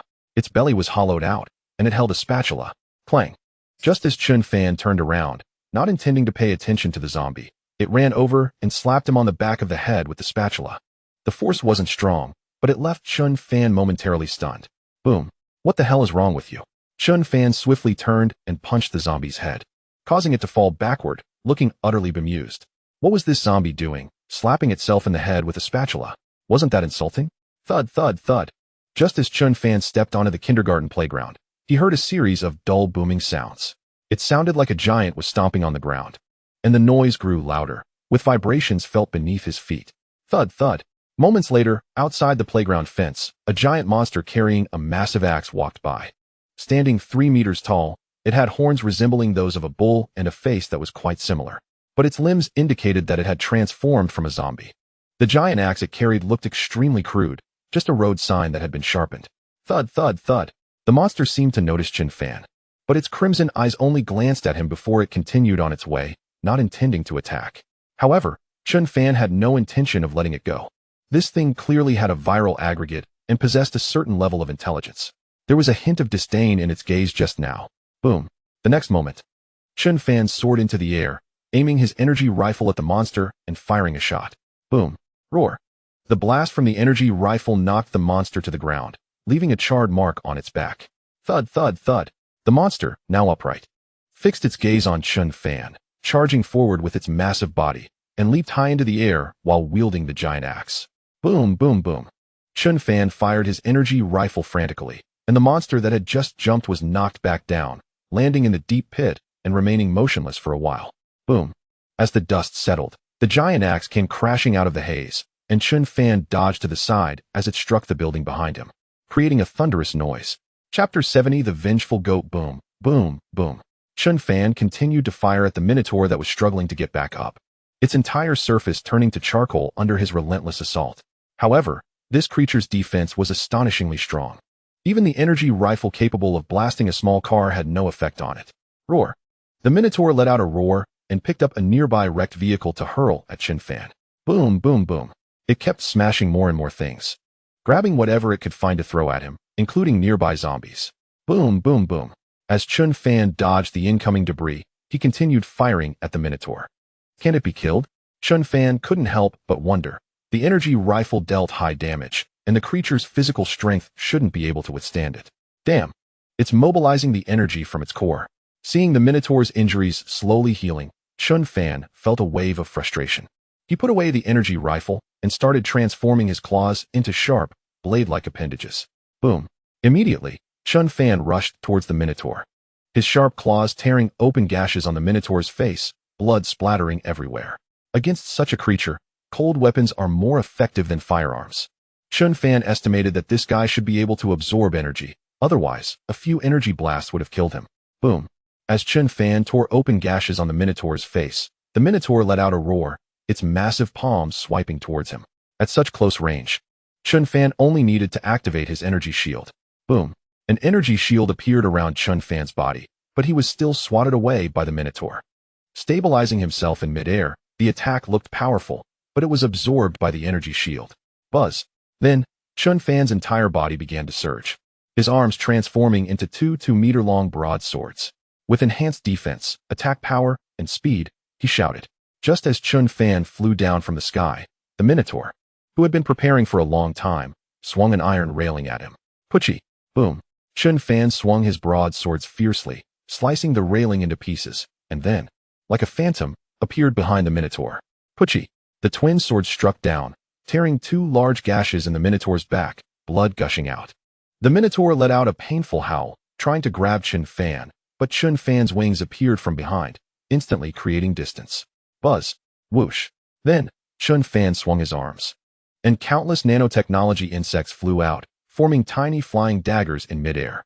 Puchy puchy. The flying daggers, under Chun Fan's control, began to slice around the Minotaur, causing a flurry of blood and flesh. Puchy. Taking advantage of the chaos, Chun Fan flew in, his energy vibrating blade appearing in his hand, stabbing into the Minotaur's neck. Dong.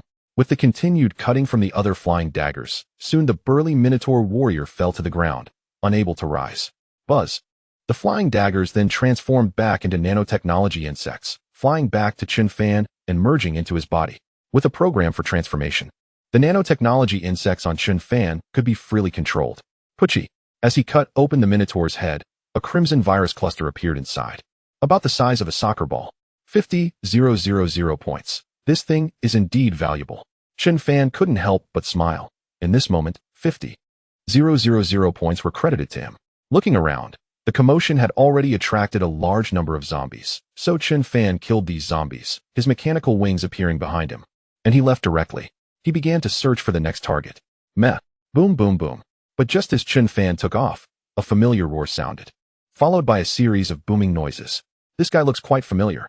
Looking at the creature frantically running on a nearby building, holding a sign that was just a steel pipe, he remembered. Isn't this the goat that appeared at the school before? Interesting. Has it come specifically to find me? Watching the goat monster run wildly on the building, occasionally looking up at him, Chun Fan couldn't help but smile. Boom, boom, boom. The next second, an energy rifle appeared in his hand, and he began to fire wildly at the goat monster, which was less than 100 meters away. Boom, boom, boom. Just as the goat monster jumped onto a new building, countless energy blasts struck, causing the floor to collapse instantly. After being hit by several blasts, the goat monster fell downwards. Meh.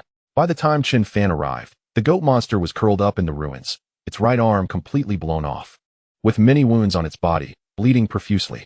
Boom. As soon as Chun Fan landed, the goat, which had been curled up, suddenly turned around, raising its remaining arm with the steel pipe to swing at Chun Fan. Boom. Chun Fan easily caught it with his right arm, effortlessly blocking the attack. What's wrong? Did I owe you money? Looking at the goat monster crazily dragging the steel pipe stuck in its hand, Chun Fan was speechless. Why does this guy keep chasing him? He hadn't done anything. Oh, now I remember. Those kids earlier, were they yours?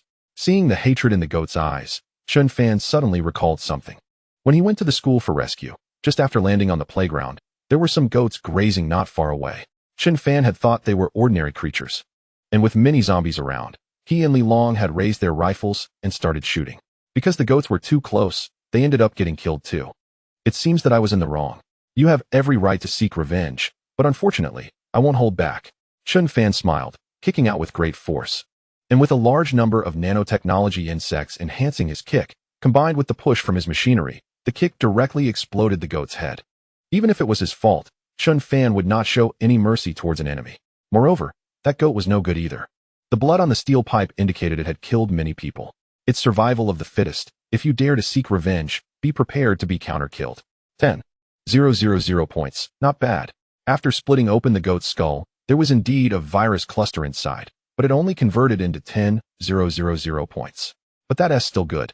With the previous 50,000, Chun Fan had earned over 60,000 points in such a short time.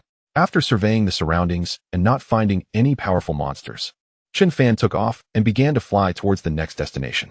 Chapter 71, Giant Centipede. Meanwhile, on Li Long and Death's side, the first wall had already been mostly built, and it was now the middle of the afternoon. I'm so bored, I can't even set off firecrackers. Death complained to Li Long, who was looking at a photo album while playing with his scythe.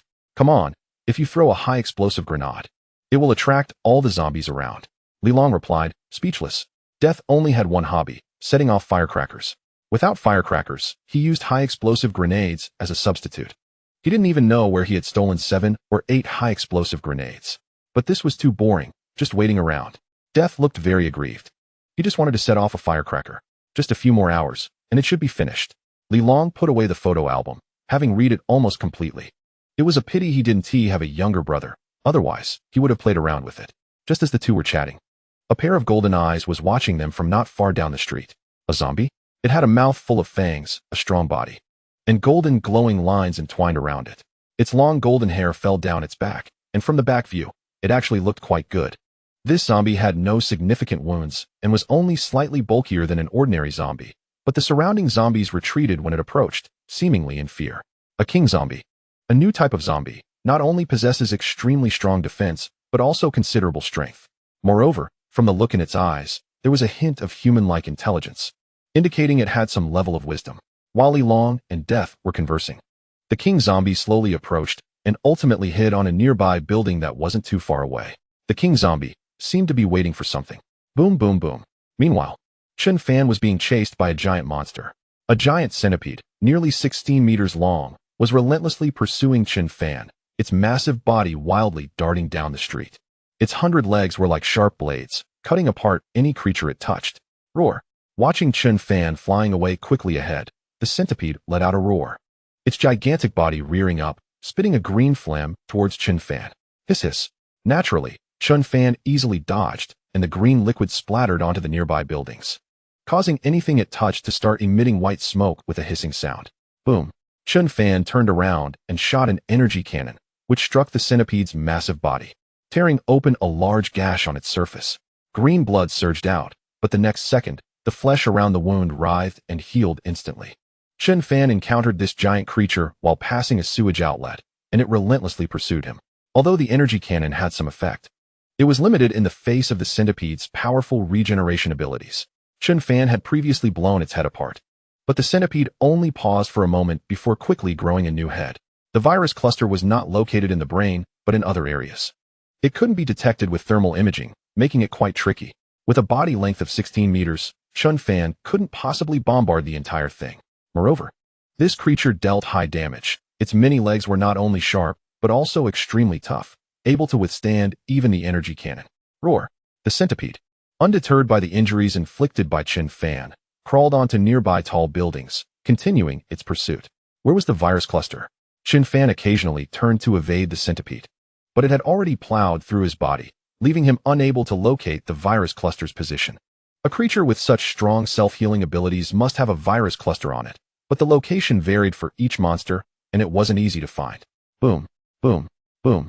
As the centipede climbed rapidly, many items piled on various floors shattered, and it let out a series of roars, relentlessly chasing Chun Fan. Damn it! Are you still chasing me? Boom.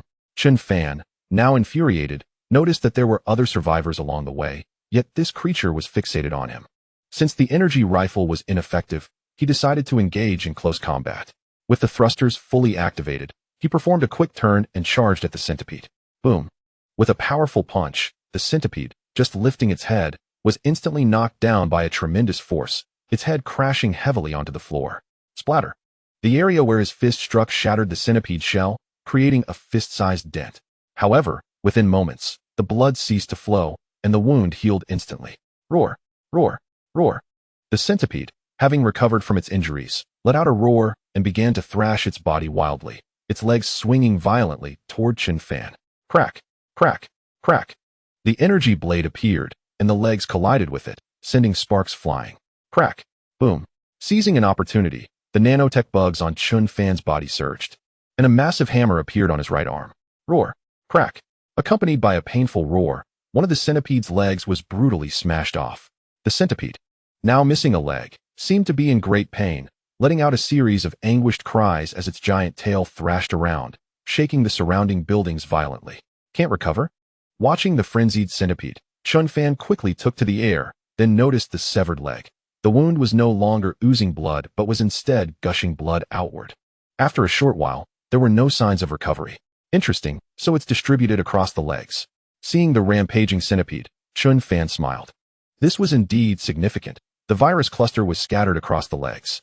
Buzz. Knowing the opponent's weakness, the nanotech bugs on Chen Fan's body surged wildly, transforming his arms into large blades. Boom. Crack. Crack. He charged at the centipede, swinging his arm blades madly at its remaining legs. Although the legs were tough, they could still be severed with Chen Fan's immense strength combined with the nanotech bugs. Roar. Roar. Roar. Each of Chen Fan's strikes made the centipede emit painful howls. After severing a dozen legs, the centipede seemed to be afraid, its massive body leaping down from the building, attempting to escape. Don't go. Weren't you just enjoying the chase? Chen Fan mockingly smiled and relentlessly pursued the centipede, slicing at its legs whenever he found an opportunity. Chapter 72. Diamond Corpse. The injured centipede was frantically fleeing, trampling over zombies on the street, splattering green blood everywhere. Running? Why aren't you running now? Chen Fan chased fiercely, not knowing how many of the centipede's legs he had severed along the way. Now, the left side of the centipede's legs was nearly all cut off, and its crawling speed had slowed down accordingly. Roar. Looking at the centipede raising its head to roar, Chen Fan couldn't help but chuckle. Was it going to fight to the death? Boom. The next second, the centipede's enormous head charged at Chen Fan, who activated his mechanical wings and stepped back a few paces. Boom. Crack. Crack. When the centipede came crashing down again, Chen Fan had already soared high into the air, leaping down from above, with the energy blade crackling with electricity, plunging it directly into the centipede's head. Under Chen Fan's immense strength, the centipede's head crashed heavily to the ground, and he pinned it down with the energy blade. Crack. Crack. The centipede was still thrashing angrily, but Chen Fan didn't hesitate, transforming his arms into large blades and wildly hacking at the remaining legs on the other side. As the centipede's legs were severed one by one, its recovery speed began to slow down. Once the centipede broke free from the energy blade, it immediately coiled up, protecting its remaining legs beneath it. Boom, boom, boom. Facing the green liquid the centipede spat out, Chen Fan created some distance and summoned the energy rifle into his hand. Now that the centipede's recovery speed had significantly decreased, it was the perfect time to bombard it with the energy cannon. Under the relentless fire of the energy cannon, the centipede's body was continuously blown apart, and without the energy from its legs, it could no longer recover as quickly as before. Boom, boom. By the time the centipede's body had been nearly destroyed, its struggles had diminished significantly. It seemed that the remaining legs were no longer effective. After severing the last of the centipede's legs, Chen Fan finally breathed a sigh of relief. Buzz. 300 points. He could absorb the legs by bringing them close to his chest, with each leg providing 300 points, equivalent to 30 crystal cores. Adhering to the principle of not wasting anything after killing, Chen Fan began to go back and forth to collect the legs. However, in the end, he only managed to collect 80 legs, with the rest mysteriously taken away by some creature. Just like that, 24,000 points were credited. Adding to the previous 60,000 points, Chen Fan now had over 84,000 points. Boom, boom, boom. Just as Chen Fan was celebrating, a series of booming sounds echoed from a distance. It seemed like some monsters were fighting, accompanied by gunfire and occasional explosions from grenades. Boom. Brother, are you okay? Meanwhile, over at Li Long and the others, the two were entangled with a suddenly appearing strange zombie. Li Long had just started fighting the Diamond Corpse when it kicked him into a building. Damn it. How dare you hit my brother? The Grim Reaper shouted angrily, throwing several grenades, which exploded with a series of bangs. However, the Diamond Corpse seemed unfazed, only covered in a bit of dust. With no significant injuries. Boom, boom, boom. The Grim Reaper charged in with his scythe, swinging it wildly at the Diamond Corpse's body. Sparks flew everywhere. Although he inflicted some minor damage, it was merely superficial. Boom. After the Diamond Corpse blocked the Grim Reaper's assault, it crouched down and launched itself up, tackling the Grim Reaper forcefully. Boom.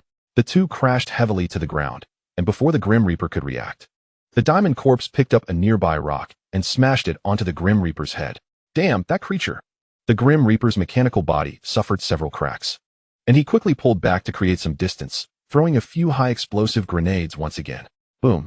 The grenade exploded, but the next second, under the bewildered gaze of the Grim Reaper, the flames unleashed by the grenade were directly absorbed by the Diamond Zombie. Dare to hit me? On the other side, Li Long, who had been blasted into the building, also emerged, his right arm transforming into a cutting state as he charged towards the Diamond Zombie. Crack! The cutting arm slammed into the back of the Diamond Zombie, its sharp teeth spinning wildly, sparks flying, followed by a surge of blood. Boom! The Diamond Zombie felt the pain, turned around, and grabbed Li Long's arm, using a shoulder throw to slam him to the ground. Boom! Boom! Boom! The Diamond Zombie straddled Li Long, raining down punches on his head. Under the immense force of the Diamond Zombie, Li Long's head was smashed into the cement floor, causing significant damage to his body. You bastard, let him go! The Grim Reaper rushed in, swinging his scythe wildly, sparks flying everywhere. In a bizarre scene, the Grim Reaper attacked the Diamond Zombie, while the Diamond Zombie pounded Li Long. The Grim Reaper's power was limited, and the damage he could inflict was minimal. The Diamond Zombie couldn't be bothered to pay attention to him. Let him go, the Grim Reaper roared, directly dropping his scythe and rushing to tightly embrace the Diamond Zombie. Biting down on the Diamond Zombie's body, he used his hands and feet to wrap around it. The Diamond Zombie's hands were also firmly held by the Grim Reaper. Roar! In the next second, the Diamond Zombie stood up abruptly, using its arms to shake off the Grim Reaper's grip and then turning to grab the Grim Reaper by the neck. Spit! I'll stab you to death. The Grim Reaper, lifted by the Diamond Zombie, somehow produced a sewing needle from nowhere and jabbed it towards the Diamond Zombie's head. Although it didn't cause any real damage, it successfully enraged the Diamond Zombie. Boom! The Grim Reaper's head was slammed hard into the ground, the Diamond Zombie pressing down on him and rubbing his head against the cement floor. For a moment, sparks flew, but the Grim Reaper was still struggling madly, picking up a small stone to smash into the Diamond Zombie's groin. I'm going to die. On the other side, Li Long slowly stood up from the ground, his panel showing that his body was severely injured and needed repairs. The energy device was almost completely destroyed, and energy was continuously depleting. Fuck this. But seeing the Grim Reaper being beaten down, Li Long let out a roar and charged towards the Diamond Zombie again. Boom, boom, boom. Li Long leaped onto the Diamond Zombie's neck, his fists constantly hammering down. Roar! The Diamond Zombie howled, violently pulling Li Long off its neck and slamming him to the ground. It also kicked the Grim Reaper, sending both of them flying into the nearby ruins. Chapter 73, Violent Hammering of the Diamond Zombie. Crack, crack, boom. The Diamond Zombie then tore off a road sign and dragged it towards Li Long and the Grim Reaper. Whoosh, boom. But in the next second, an energy cannon fired, instantly knocking the Diamond Zombie back a few steps, and the road sign melted into two pieces. Boom. A figure descended from the sky, holding an energy rifle. It was Chen Fan. Boss, that guy has tough skin. Boss, I'm going to be done for. The Grim Reaper and Li Long were nearly out of commission, but it wasn't a big deal as long as their heads weren't completely destroyed. Not wanting to deal with those two idiots, Chen Fan's energy rifle disappeared, merging into his body. In the next moment, Chen Fan's arms thickened slightly as he focused on the approaching Diamond Zombie. Boom. Chen Fan charged out as well. Both he and Li Long's fists collided, producing a deafening roar. The cement floor couldn't withstand the impact and instantly cracked. Boom, boom. Chen Fan was slightly faster, closing in and landing a punch on the Diamond Zombie's chin, followed by a flurry of punches on its chest. Against Chen Fan's full-on assault, the Diamond Zombie's formidable defense didn't hold up much. Although Chen Fan's punches didn't directly pierce its body, they left multiple fist-sized dents. Roar! The Diamond Zombie, in pain, quickly retreated, picking up a discarded car by the roadside and throwing it at Chen Fan. Boom! The car was easily dodged by Chen Fan, who activated his mechanical wings and flew behind the Diamond Zombie. Boom! Boom! Boom! Chen Fan threw a punch at the Diamond Zombie's head, and under the immense force, the Diamond Zombie fell to the ground. Immediately, Chen Fan mounted the Diamond Zombie, his fists raining down like raindrops on its head. Boss is so awesome. He's completely dominating it. Li Long exclaimed from the ruins, excited, as this power was what he aspired to. What are you doing? Smack. That's for getting in the way. The Grim Reaper, seeing a zombie appear nearby, picked up a brick and smashed it in the zombie's face. Getting in the way? You've got some guts, huh? Li Long also wanted to vent his frustrations, rushing over to kick the zombie's groin a few times. Roar. The diamond zombie seemed to be enraged by Chun Fan, letting out a roar that lifted Chun Fan off its back. Boom. The enraged diamond zombie picked up broken concrete from the ground and smashed it down on Chun Fan. Chun Fan's energy shield appeared instantly, blocking the falling debris. Buzz. Looking at the roaring, furious diamond zombie, Chun Fan smiled, and the nanotechnology bugs began to swarm. Something resembling a claw appeared on his fingers. Boom. Chun Fan closed in again, each punch creating a thunderous sound, the sharp claws tearing into the diamond zombie. Black blood gushing out. Buzz. Boom. After feeling pain, the diamond zombie retreated. Chun Fan leaped up, grabbing its head and smashing his knee into the diamond zombie's face. This strike caused the diamond zombie's face to cave in. Boom. Boom. Boom. It wasn't over yet. Chun Fan pinned the diamond zombie to the ground and started rubbing its face against the ground. The nanotechnology bugs under Chun Fan's control clinging to the diamond zombie's head and starting to gnaw at it. In no time, the diamond zombie stopped struggling. 15,000 points. Extracting the core from the diamond zombie's head. 15,000 points credited. The diamond zombie wasn't that strong. It just had a very strong defense. If it faced the previous centipede, it would definitely be crushed. After all, the centipede's attack was not weaker than Chun Fan's. It was just that Chun Fan was too small in front of the centipede, overly agile, making it hard for the centipede to hit him. Clear out all the zombies around. Looking at the zombies swarming from all directions, Chun Fan said to the two sitting on the ruins not far away. Buzz. Li Long and the Grim Reaper were about to say something when they found that their previously broken bodies had already healed. Chun Fan glanced at the construction robots still building the walls and was speechless. They truly were unstoppable. The two here were almost beaten to death. Yet they were still building walls. But it made sense. After all, those construction robots had no cognitive ability, but they weren't pushovers either. If any living beings dared to obstruct their work, all the construction robots would unite to attack. Although not strong, they could handle some small monsters. We have 3 hours until we leave, so keep the noise down and deal with the zombies that come, Chun Fan said, his mechanical wings appearing as he flew up to a nearby tall building. What are you looking at? I have them too. Li Long smiled as the same mechanical wings appeared on his back, leaving the Grim Reaper stunned. How about that, jealous? Li Long slowly lifted off a bit, kicking a nearby zombie down. I don't like this. I want spider legs, the Grim Reaper said with a laugh. He preferred to harvest lives on the ground rather than flying. Spider legs? That's strange, but you can ask the boss to install them for you. Provided you don't act stupid. If you do, don't go over and have the boss dislocate your arms. Li Long said, what a strange idea. I don't like wings. I prefer spider legs.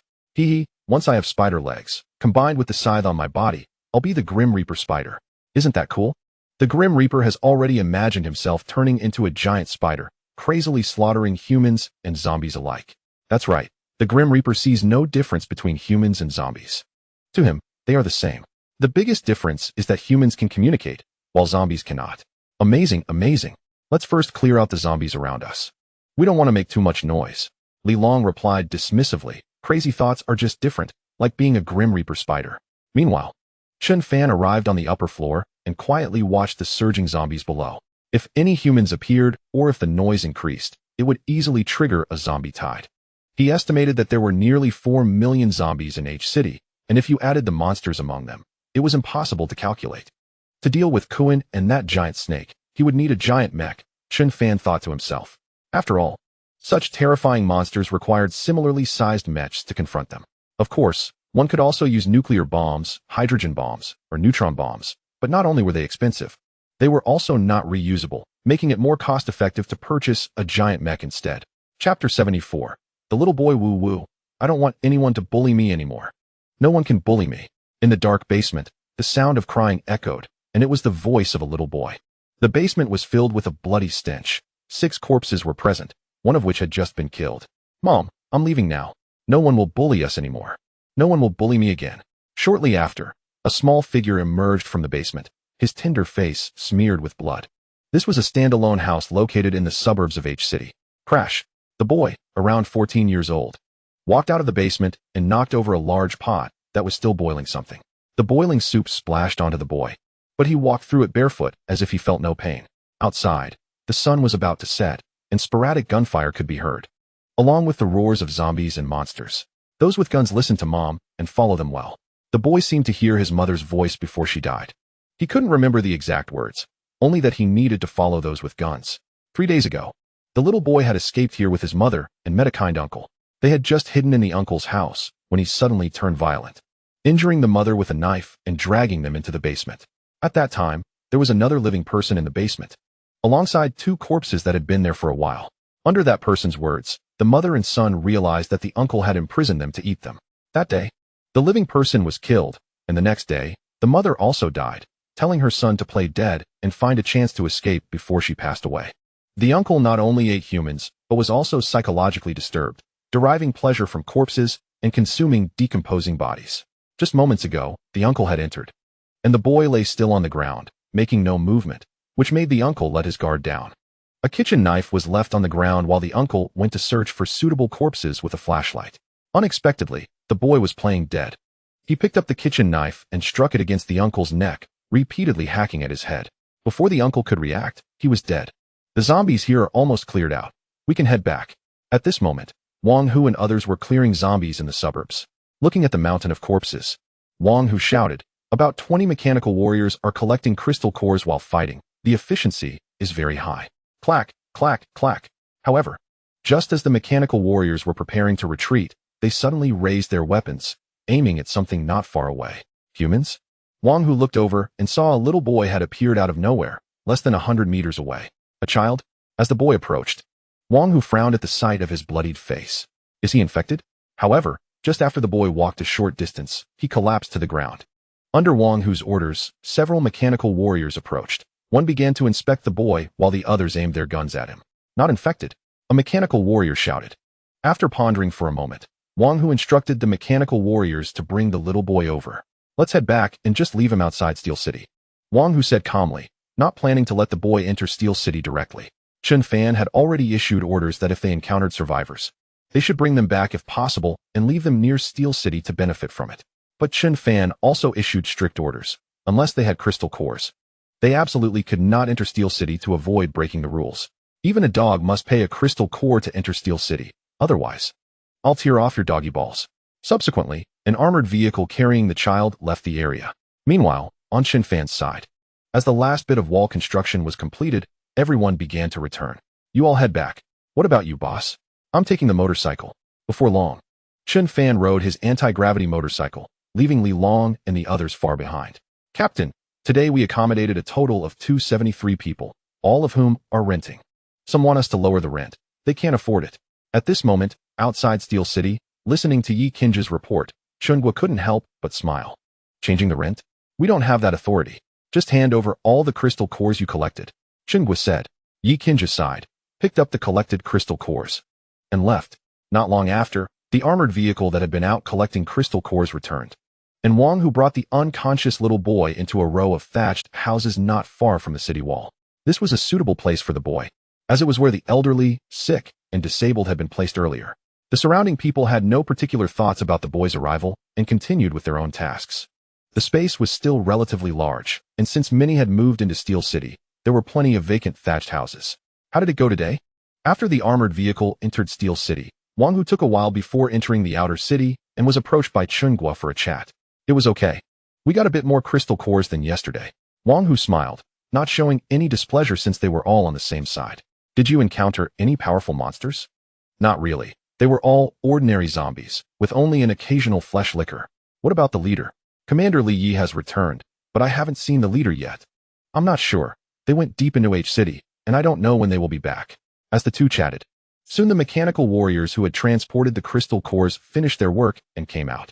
Under Li Yi's orders, these mechanical warriors began patrolling the outer city. Not only were they patrolling, but some mechanical warriors were also checking if any surviving residents had been infected by zombies. But it was unlikely, as anyone who was infected would quickly turn into a zombie.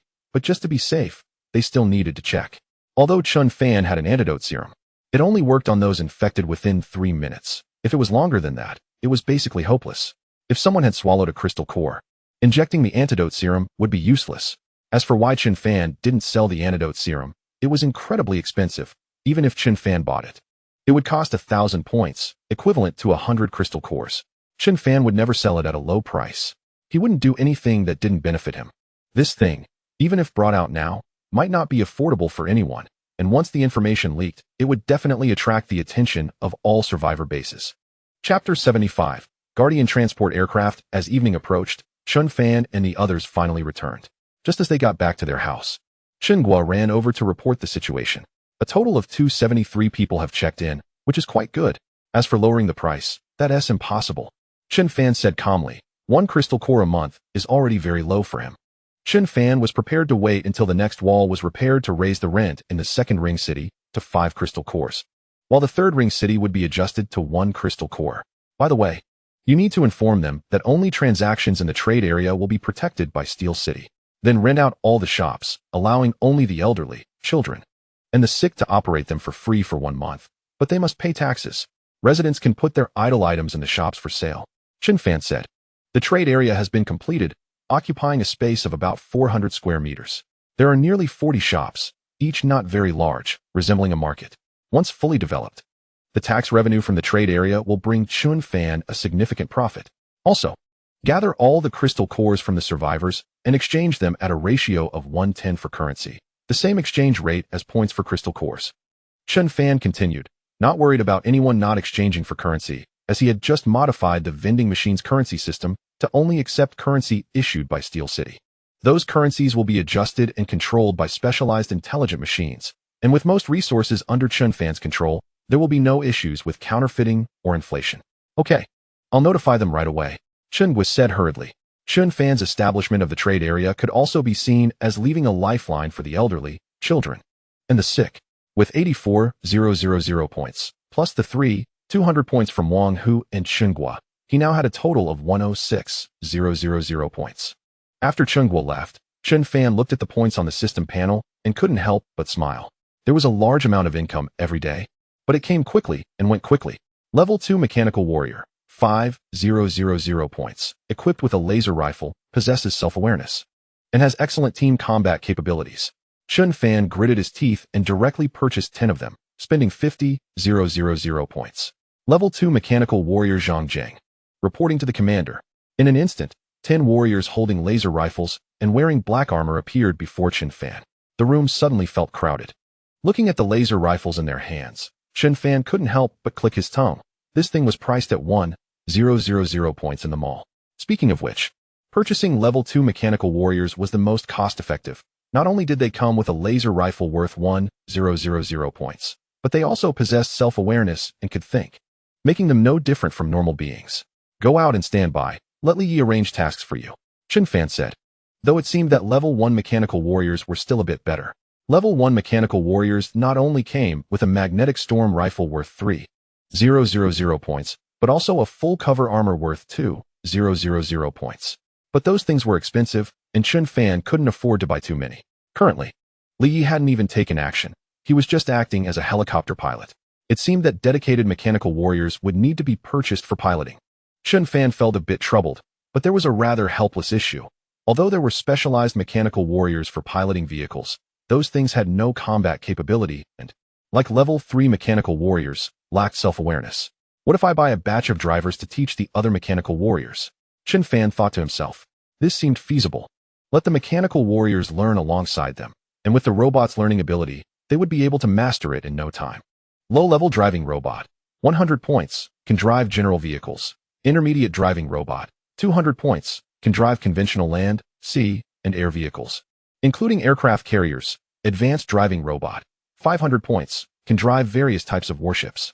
Top-level driving robot, 1,000 points, can drive special vehicles. Note, driving robots have no self-awareness and lack significant combat ability, equivalent to an adult man.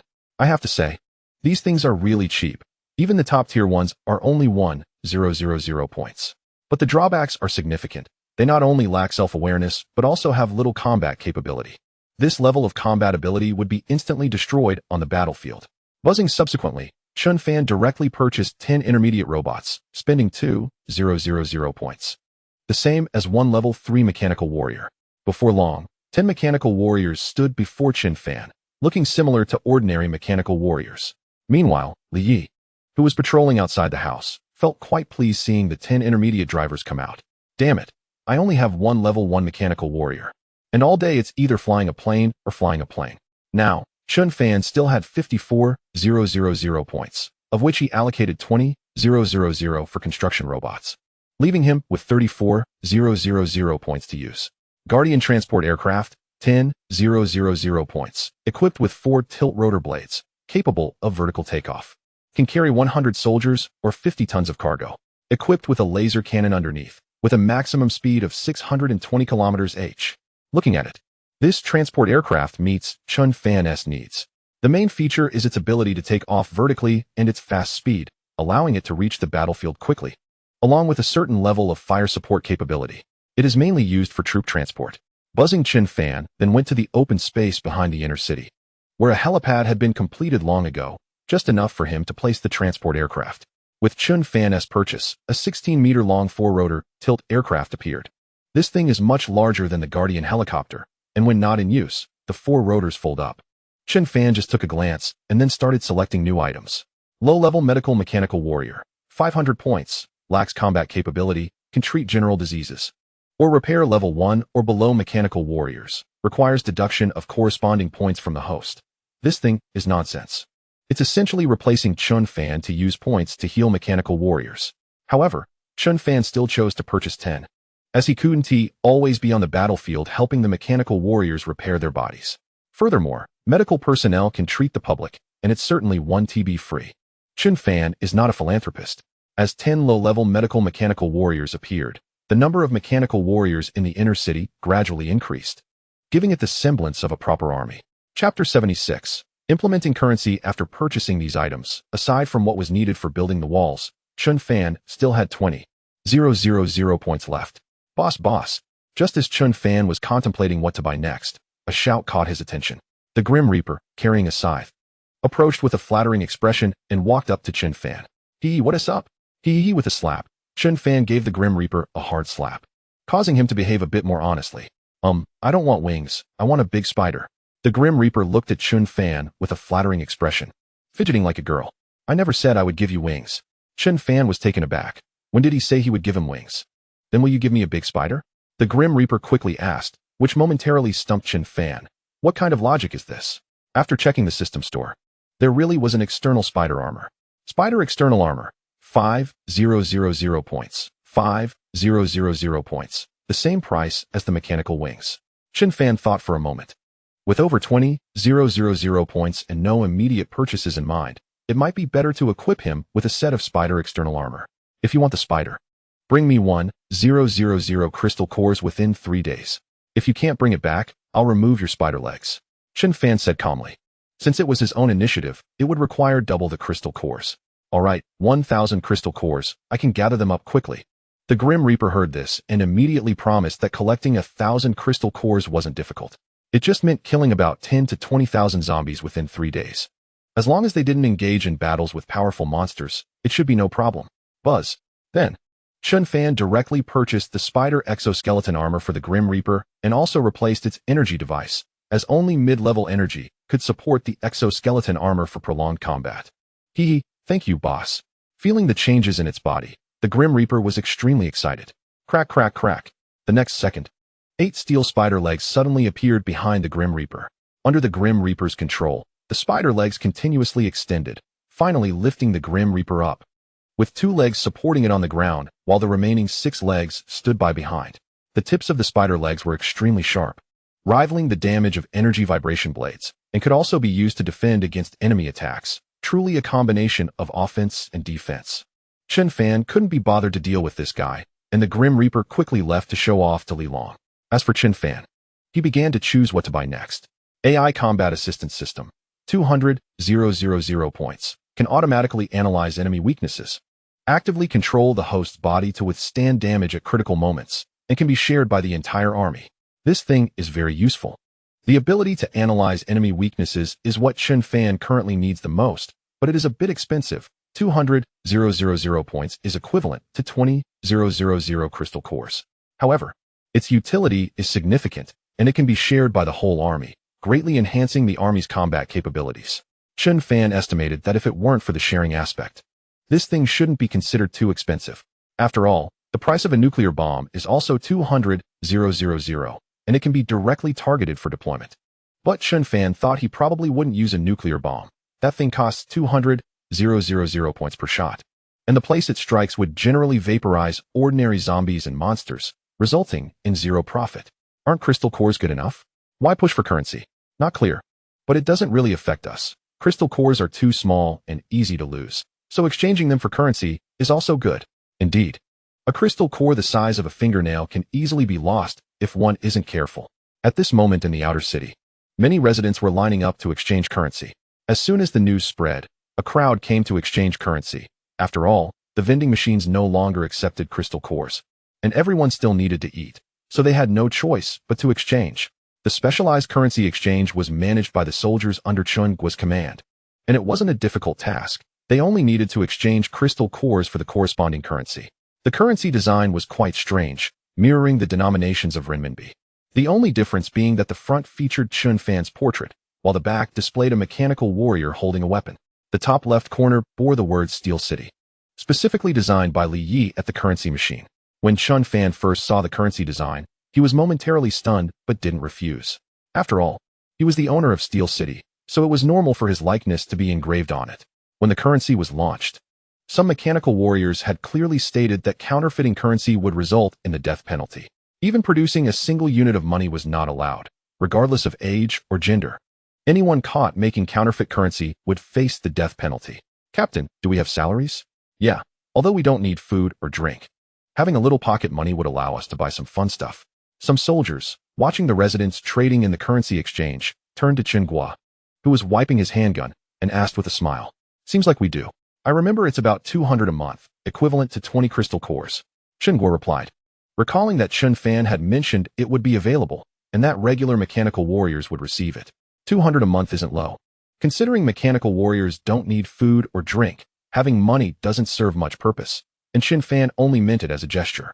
200, that's quite a bit. I just checked the vending machine, and things are pretty cheap. 200 can buy a lot, but we don't seem to need those things. Once the trade area opens, there will be plenty of things to sell, and lots of places to spend money. Many soldiers were chatting among themselves, and since they had no place to spend their money, they figured they might as well use it to play cards as a form of entertainment. About 20 kilometers away. Did you walk that far today? In the command post, Chun Fan expressed his confusion as he listened to Li Yi's report. Yes. A slightly larger gathering place is about 20 kilometers away. From my preliminary observations, there are nearly 2,000 survivors there. As for the nearby small gathering places, the largest only has around 70 to 80 people. Li Yi said, having figured out the situation around Steel City in just one day by himself. Go check it out tomorrow. First, occupy the nearby small gathering places. Chun Fan said calmly. Steel City needed a large population to settle in to execute the next plan. Conscripting survivors and transforming them into mechanical warriors was the most cost-effective. And there was no need to worry about betrayal, because there was a program in place that kept Steel City's secrets safe. Chapter 77, Bull Strength, Shield Guardian Mecha, 20,000 points. A fully defensive mecha, 5 meters tall, humanoid. Equipped with 2 energy giant shields that can merge, the main cannon is a laser turret. And it comes with an electromagnetic energy rod. It can withstand large-scale artillery attacks, has basic self-healing capabilities, can be manually piloted, and can also operate autonomously.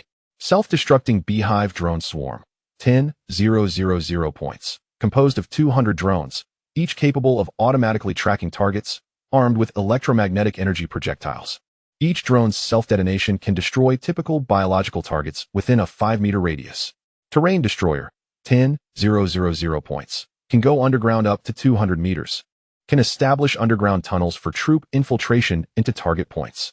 Underground movement speed is 30 mph. Redeemer Mecha, 20,000 points. A flying mecha that can carry 20 mechanical warriors simultaneously, used for battlefield rescue of mechanical warriors, or can transform into basic rescue facilities. Equipped with a large energy vibration blade and a small defensive shield. After Li Yi left, Chun Fan continued to browse the items in the system shop. These items were quite useful and not particularly expensive. At least, Chun Fan could afford them.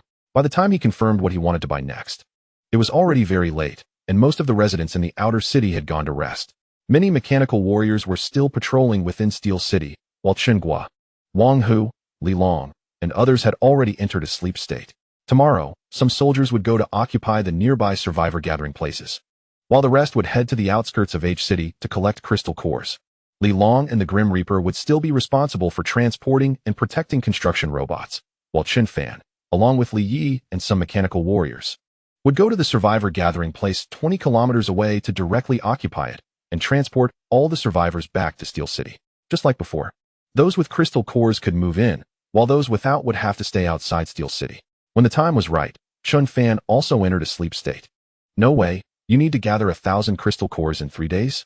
The next day, Li Long, along with the Grim Reaper, boarded the truck heading to H City to transport construction robots. Upon hearing the Grim Reaper's words, Li Long was taken aback.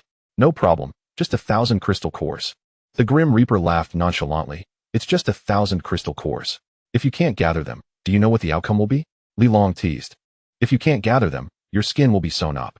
The boss said that if I can't gather them, he'll remove my spider legs. The Grim Reaper chuckled. How could that happen? The boss looks so amiable and easy to talk to. You're thinking too much. Not only will they have to remove your spider legs, but also... What else? The Grim Reaper questioned, speaking halfway. Wasn't this just intentionally keeping people in suspense? Also, the boss will sew your skin back on. And not only won't he add a little brother for you, but he'll also install a small hole. Isn't that great? Good brother. You truly are my good brother. Let me enjoy it first when the time comes. Not long after Li Long and the others left, Wang Hu then took Chen Guo and the others away. As for the remaining nearly 40 mechanical warriors, they all stayed behind. 10 of them were sent to occupy the surrounding survivor gathering places, while the rest followed Chen Fan. Among the 30 mechanical warriors, 10 were level 2 mechanical warriors, and the rest were all level 3 mechanical warriors. As for the lower level medical mechanical warriors, some followed Wang Hu and the others, a few followed Li Long and his group, and the rest stayed in Iron City. Chen Fan and the others didn't need them. After all, with Chen Fan around, there was no need to worry about the mechanical bodies getting damaged. Boom, boom, boom. Soon, a group of mechanical warriors all entered the Guardian transport aircraft, controlled by 2 intermediate pilot mechanical warriors. Before long, the 4 tilting rotors of the transport aircraft began to extend, and a buzzing sound arose, quickly lifting the aircraft a distance into the air. Under Li Yi's guidance, the transport aircraft sped towards the target point. Commander, should we just charge in? Li Yi asked Chen Fan, who was sitting beside him on the aircraft. Just fly in directly. First communicate with their leader and see if they are willing to hand over the gathering place, Chen Fan said calmly. But one could tell from his tone that it was obvious a normal person wouldn't willingly surrender. So, the only outcome was to kill. After all, since they were occupying the other party's gathering place, they certainly couldn't let the leaders go. They had to kill anyone they could to avoid future troubles. The weather is nice. Who is it going to be today? In a relatively large red brick factory, many survivors had gathered. The outside area was surrounded by iron fences built before the apocalypse, providing a refuge for these survivors. Occasionally, warriors wielding large knives patrolled back and forth outside. And there were quite a few corpses nearby, most of them zombies. This place was exactly the destination for Chen Fan and the others. Inside a building of the red brick factory, which was originally a resting place for the boss to inspect work, was now occupied by Niu Dali. The gathering place was named Niu Bassian, though it was unclear who came up with that name. It sounded not only uncharismatic, but also somewhat silly. Niu Gu. Weevee arrived. A middle-aged woman with ample curves walked in at the sound of Niu Dali's voice. Niu Dali had a peculiar preference. He didn't like young girls, but favored middle-aged women. In his mind, lolis could never compare to mature women. Huh, you're dressed quite provocatively. Niu Dali gestured for the woman with the swaying hips to sit beside him. With blood pumping in the next second, boom, boom, boom. A violent whirring of propellers erupted, startling Niu Dali, who was about to take action. His second brother, who had just stood up, quickly lowered his head. Damn, what the hell is that noise? Niu Dali angrily grabbed a micro-submachine gun next to him and stormed out. Upon stepping outside, he was immediately shocked by what he saw in the sky. The transport aircraft began to descend rapidly and soon landed in a clearing of the red brick factory, not far from Niu Dali. The surrounding crowd hurried out to see the commotion, with many armed warriors quickly surrounding the transport aircraft. They wielded various weapons, including large knives, shotguns, homemade guns, and even sticks smeared with excrement. Chapter 78, Pangolin Buzz. Before long, the transport aircraft's hatch opened, and the loud noise caused the onlookers to instinctively take a step back. Thud, thud, thud. Soon, the mechanical warriors lined up and walked out of the transport aircraft. Seeing this scene, everyone was momentarily stunned, and many were extremely excited. An army? Put down your weapons, you bunch of country bumpkins. After Li Yi and Chun Fan stepped out, Li Yi sarcastically remarked at the warriors holding various weapons. Chun Fan, the crowd, even Niu Dali, who rushed over, was momentarily stunned. How arrogant. What are you before long? Niu Dali squeezed through the crowd and appeared in front of Chun Fan, hurriedly instructing his subordinates to lower their weapons. Are you in charge here? Chun Fan glanced at him and asked calmly. Yes, I'm in charge. Niu Dali didn't dare to be neglectful. He was already intimidated by the fully armed warriors before him. Bang. All right, you can die now.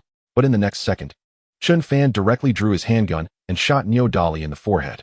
The gunshot rang out, and Niu Dali's head exploded, falling backward in front of the terrified crowd. Before he died, he had no idea why Chun Fan suddenly opened fire. Chun Fan's reasoning was simple. Capture the leader first, and in team battles, one must deal with the back line. The leaders of such bandit-like gathering places wouldn't be good people. The sooner they were dealt with, the better. Everyone, cover your heads and squat down. Tat, tat, tat. At the shout of the mechanical warriors, many people hurriedly dropped their weapons and squatted down. As for the onlookers, they quickly crouched down as well. Do you have any second-in-commands or third-in-commands here? Chun Fan asked calmly. Earlier, when the transport aircraft flew in, he had already noticed the large pile of corpses behind the red brick factory, coupled with the fearful and resentful looks the survivors cast at Niu Dali. It was clear they weren't good people. Even if there were some good ones, they had to be killed to avoid retaliation later. No. We only have him as the leader. We're not bad people. We just follow his orders. He has a gun, and his guards have guns too. We have no choice. The warriors squatting in the front, those with some sense, quickly spilled the beans. Deal with anyone with a gun, Chun Fan said calmly. Upon hearing this, some armed warriors hastily stood up, trying to resist. Swish, swish, swish. In the next second, the level 2 mechanical warriors, who had been on guard, opened fire, their laser rifles piercing the opponent's skulls. I'll give you half an hour to prepare. After half an hour, evacuate. Looking at the crowd, a few had fear in their eyes, but most displayed hopeful expressions. Ask if they have any crystal cores. Collect them all, Chun Fan said to Li Yi beside him, though he knew they probably wouldn't have many. Normal people wouldn't go collecting such things. Okay, I'll go now. After putting away his weapon, Li Yi led a team of mechanical warriors to start interrogating. As expected, there were none. Before long, news of a military rescue quickly spread throughout the survivor gathering place, and many rushed over, fearing they would be too late to escape. After counting, there were about 300 people. It had to be said that there were quite a few survivors in this gathering place. Being close to the countryside, there weren't many zombies, so naturally, more survivors had survived.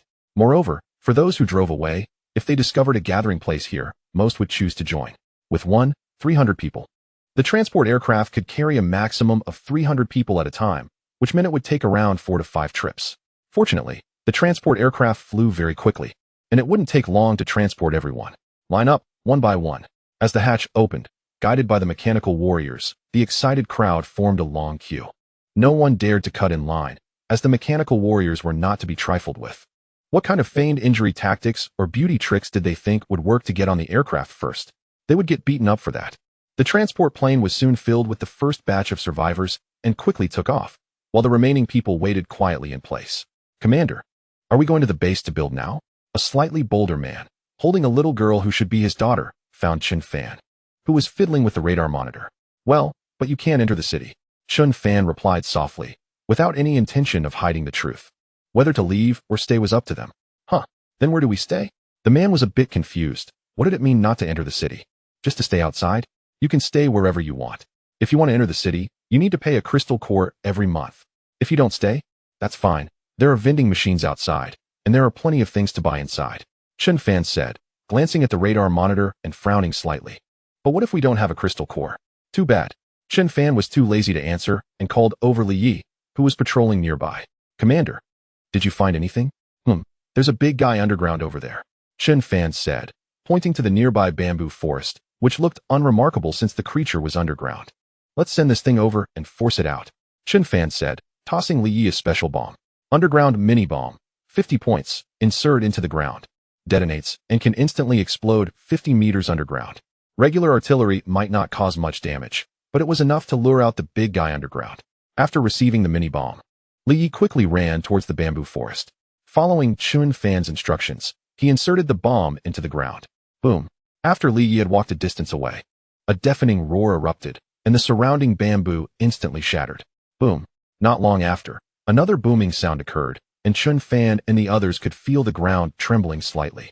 Boom, boom, boom. The ground began to shake violently, and fissures appeared in the soil above. The onlooking survivors fled, hiding behind the mechanical warriors. Chittering. While waiting, a scaly monster suddenly emerged from the bamboo forest. However, it only poked its head out, its crimson eyes showing a hint of human-like confusion. Seemingly not understanding why something had just struck it, it glanced at Chun Fan and the others, and a pair of scaly claws stretched out from the soil. Just when all the mechanical warriors aimed their guns, thinking the creature was about to come out, the monster surprisingly scooped up the earth that had been blown apart around it, and then retracted its head back underground, quickly disappearing. Chun Fan, looking at the radar detector. The creature was moving rapidly underground, not attacking, but crawling a distance before stopping again. It seemed to be distancing itself from Chun Fan and the others. From its appearance, that big guy resembled a pangolin, with extremely thick scales. Just its exposed head was almost the size of a small car. Chapter 79, Flying Zombie Commander. Should we chase it?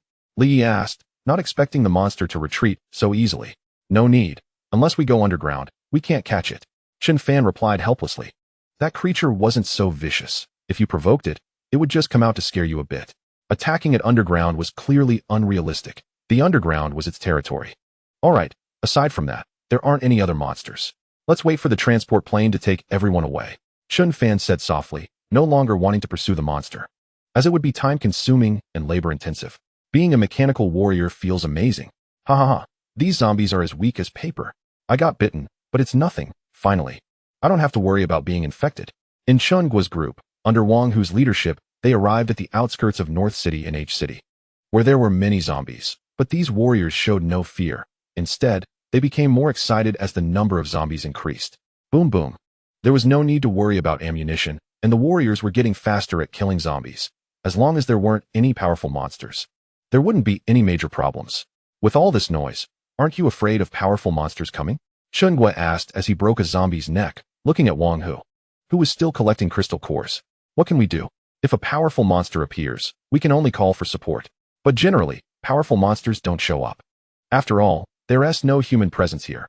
At most, some monsters might come to take a look out of curiosity because of the noise. After so many cleanups, we only encountered a powerful monster once, and that was because there were a lot of survivors around.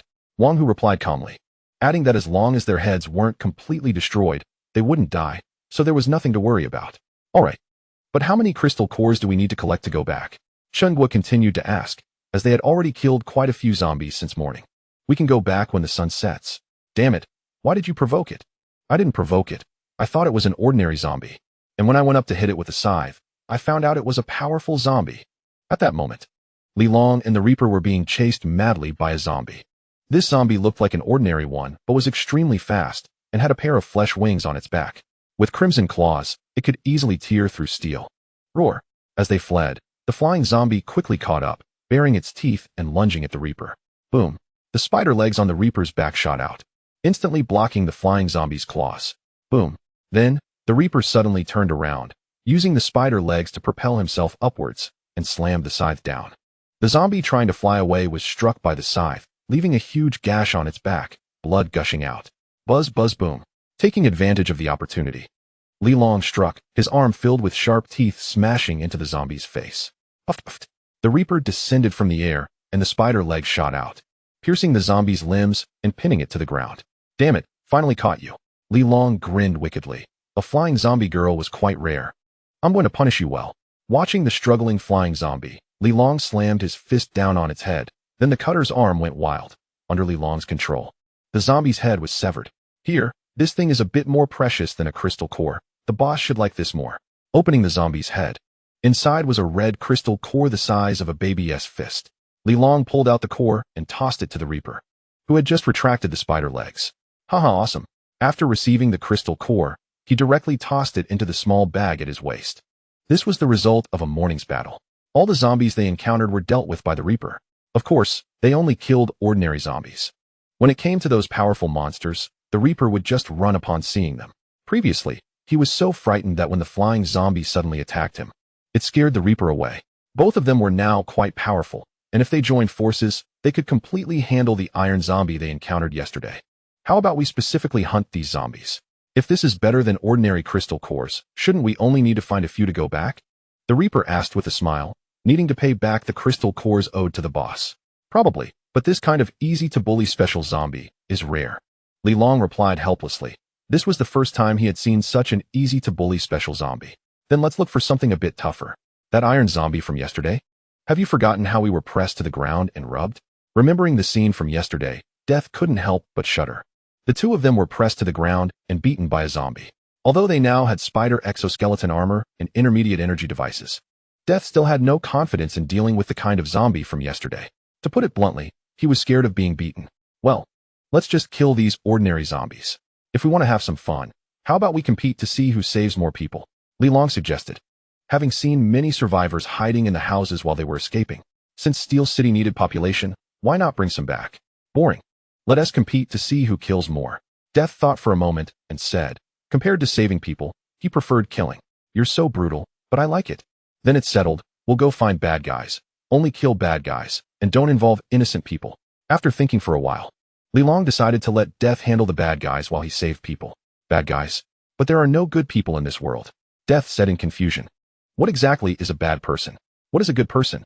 Who cares? You judge for yourself. Anyone who actively attacks you is a bad person to us. And those who eat their own kind. Oh, I'm not sure either. You handle it. Li Long couldn't clarify how to distinguish between good and bad people. All right, then I'll go look for them myself. Death said helplessly, shouldering his scythe and leaving, while Li Long began rescuing nearby survivors. Death was purely out to kill, while Li Long was both killing and saving. Chapter 80. The largest survivor base. Shangjing City. Shangjing City is currently the largest survivor base for humans. A towering giant wall, 12 meters high and 35 meters thick, surrounds the entire vast Shangjing City. Nearly 4 million survivors reside there, with the army numbering close to 600,000. Finally, they reached Shangjing City. At this moment, several jeeps were parked outside the giant city gate for inspection. After the lieutenant and others got out of the jeep, they revealed their identities and underwent basic checks before entering Shangjing City under the guidance of a soldier. As soon as they entered Shangjing City, the lieutenant was shocked by the sight before him. There were refugees everywhere, construction teams repairing houses or reinforcing the city walls. Lieutenant, as you can see, the situation is not optimistic. Food, ammunition, and medicine are all in short supply in Shangjing City. A soldier sitting in the passenger seat of the jeep sighed and said that the situation in Shangjing City was not good either. It's not easy to support nearly 4 million survivors, and they also have to guard against zombie tides and other powerful monsters, with a war breaking out almost every day. What about the granaries? Why is there a shortage of these supplies? The lieutenant frowned and asked, remembering that many armies had rushed to occupy granaries when the apocalypse broke out. Don't mention it. The vast majority of food was contaminated, not just in Shangjing City, but other places. Reserves are the same. Most of it has been contaminated. As for medicine, many were attacked by monsters during transport, and not much could be successfully brought back. The higher-ups believe it may be a targeted attack, the soldier said with a bitter smile. His rank wasn't low either, as he was responsible for guiding the newly arrived troops in Shangjing City to report to the military district. Have intelligent creatures been born among the zombies? The lieutenant quickly asked. Although he knew there were intelligent zombies, the intelligent zombies he had encountered were not formidable, with IQs akin to that of children. It's not that simple. What could it be? An alien invasion. Upon hearing this, the lieutenant's mouth dropped open, and he was speechless for a long time. So now you know why all the troops have been mobilized immediately, right? At first, it was thought to be some sudden virus. But later it was discovered that the situation was not right. To preserve the human race, all forces must be concentrated to deal with the impending alien war. The soldier sighed. It was almost confirmed that an alien invasion was a fact, but it would still take a long time for the enemy to reach Earth. There isn't much time left for Earth, but it's not too short either. Can we succeed? The lieutenant, after a moment of silence, asked what he had always wanted to know. Who knows? The Research Institute seems to be trying to integrate monster genes to cultivate conscious monsters. To put it jokingly, only monsters can defeat monsters. The soldier said with a smile, how ridiculous it is to use such a method to fight those monsters. But it might not be impossible. After all, a batch of new weapons has appeared, reportedly a batch of cold weapons. It seems they are made from crystal cores and monster organs. Although the weapons are strange, It is said that after the Dragon team was equipped with those weapons, they cooperated to slay B-class monsters. Shangjing City classifies monsters as D-class, C-class, B-class, A-class, and S-class. The giant centipede the protagonist previously killed corresponds to B-class, while the Minotaur corresponds to C-class. By the way, it's normal for you to understand these levels. When you get to the military district, there will be specialists to explain them to you. The soldier continued, and the lieutenant understood a bit more. Shangjing City is currently pursuing two routes. On one hand, they are creating new weapons using crystal cores and monster organs. On the other hand, they are extracting monster genes to cultivate gene warriors belonging to humanity to combat powerful monsters. It goes without saying that the extracted genes definitely carry significant risks. If not careful, they could become mindless beasts. Even if successful, at most they would achieve enhanced self-healing abilities or increased speed and strength. There is still a long way to go. Creating gene warriors is not that easy. Bang bang. After driving for quite a distance, the Jeep finally entered the inner city. As soon as they entered, towering mechs, about 3 meters high, could be seen everywhere. Through the glass, one could see the drivers inside. The mechs looked somewhat crude, as if hastily pieced together. You didn't expect that Shangjing City actually had these things. Seeing the lieutenant's shocked expression, the soldier smiled and said, "These things actually existed before the apocalypse, but they weren't very well developed. They are still only half-finished products. A small portion is used on the battlefield, while most are used to build walls or transport supplies," the soldier said with a smile. "It's also thanks to these mechs that a large number of housing units could be built in a short time. There are many interesting things too, which were only brought out by the state for use after the apocalypse.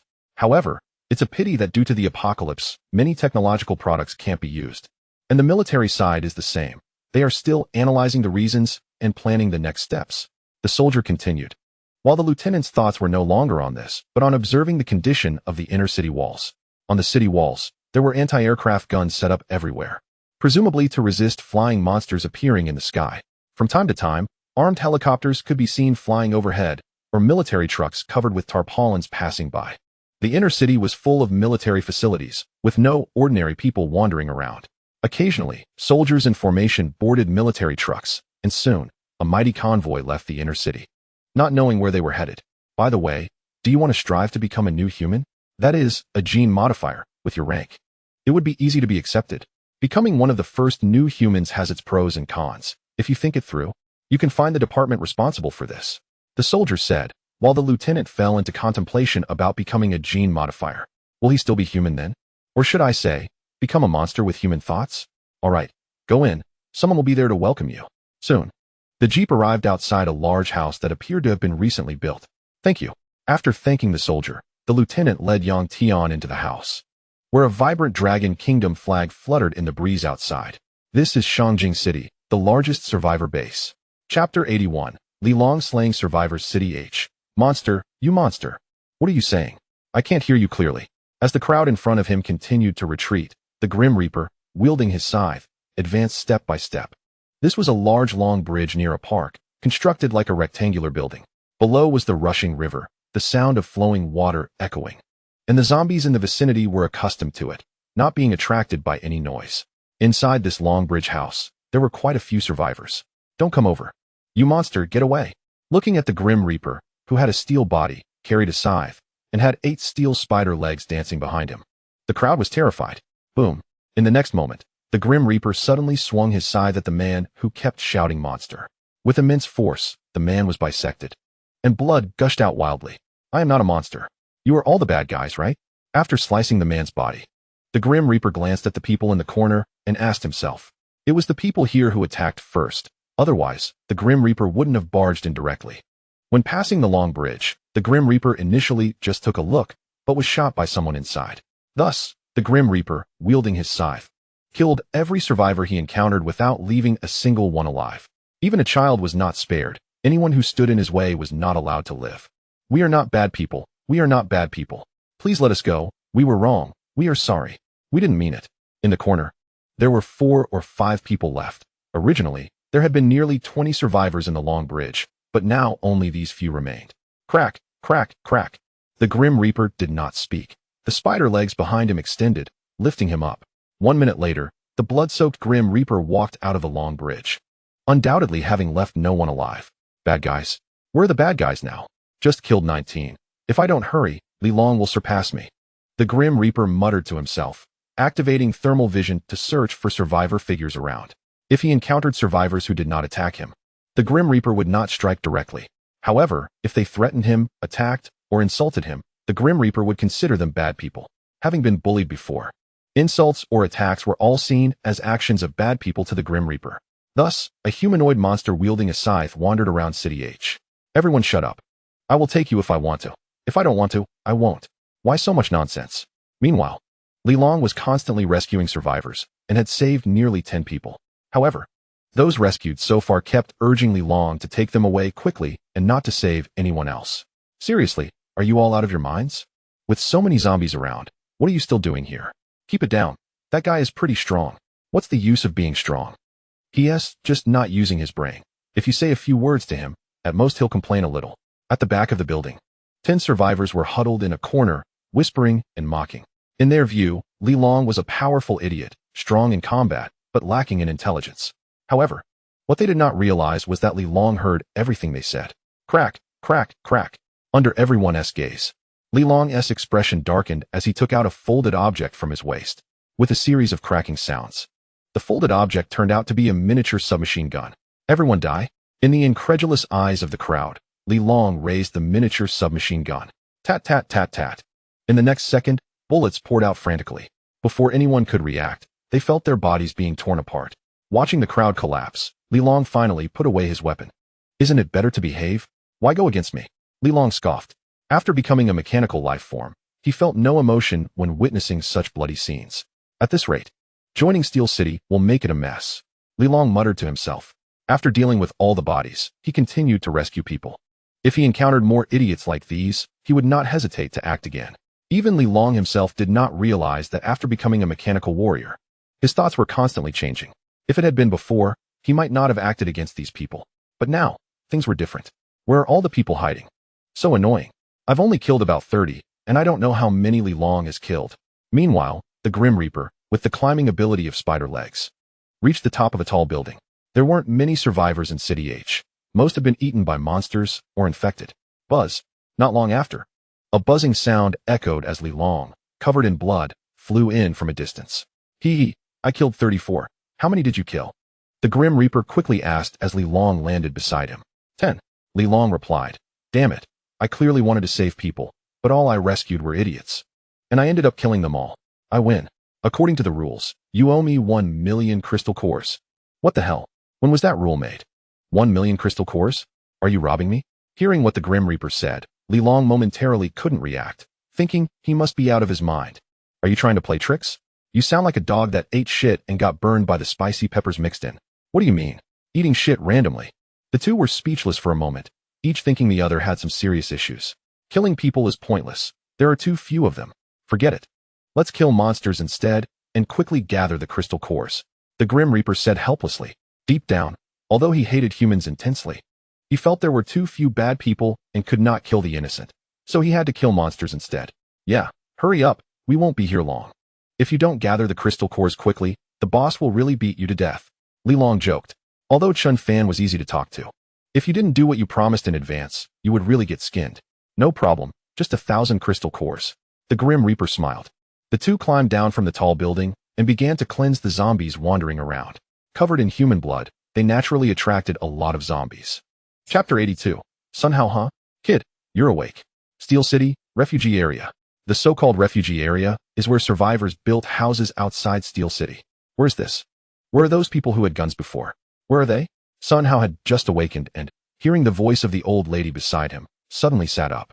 Looking around at the unfamiliar environment in confusion. Are you talking about the Steel City warriors?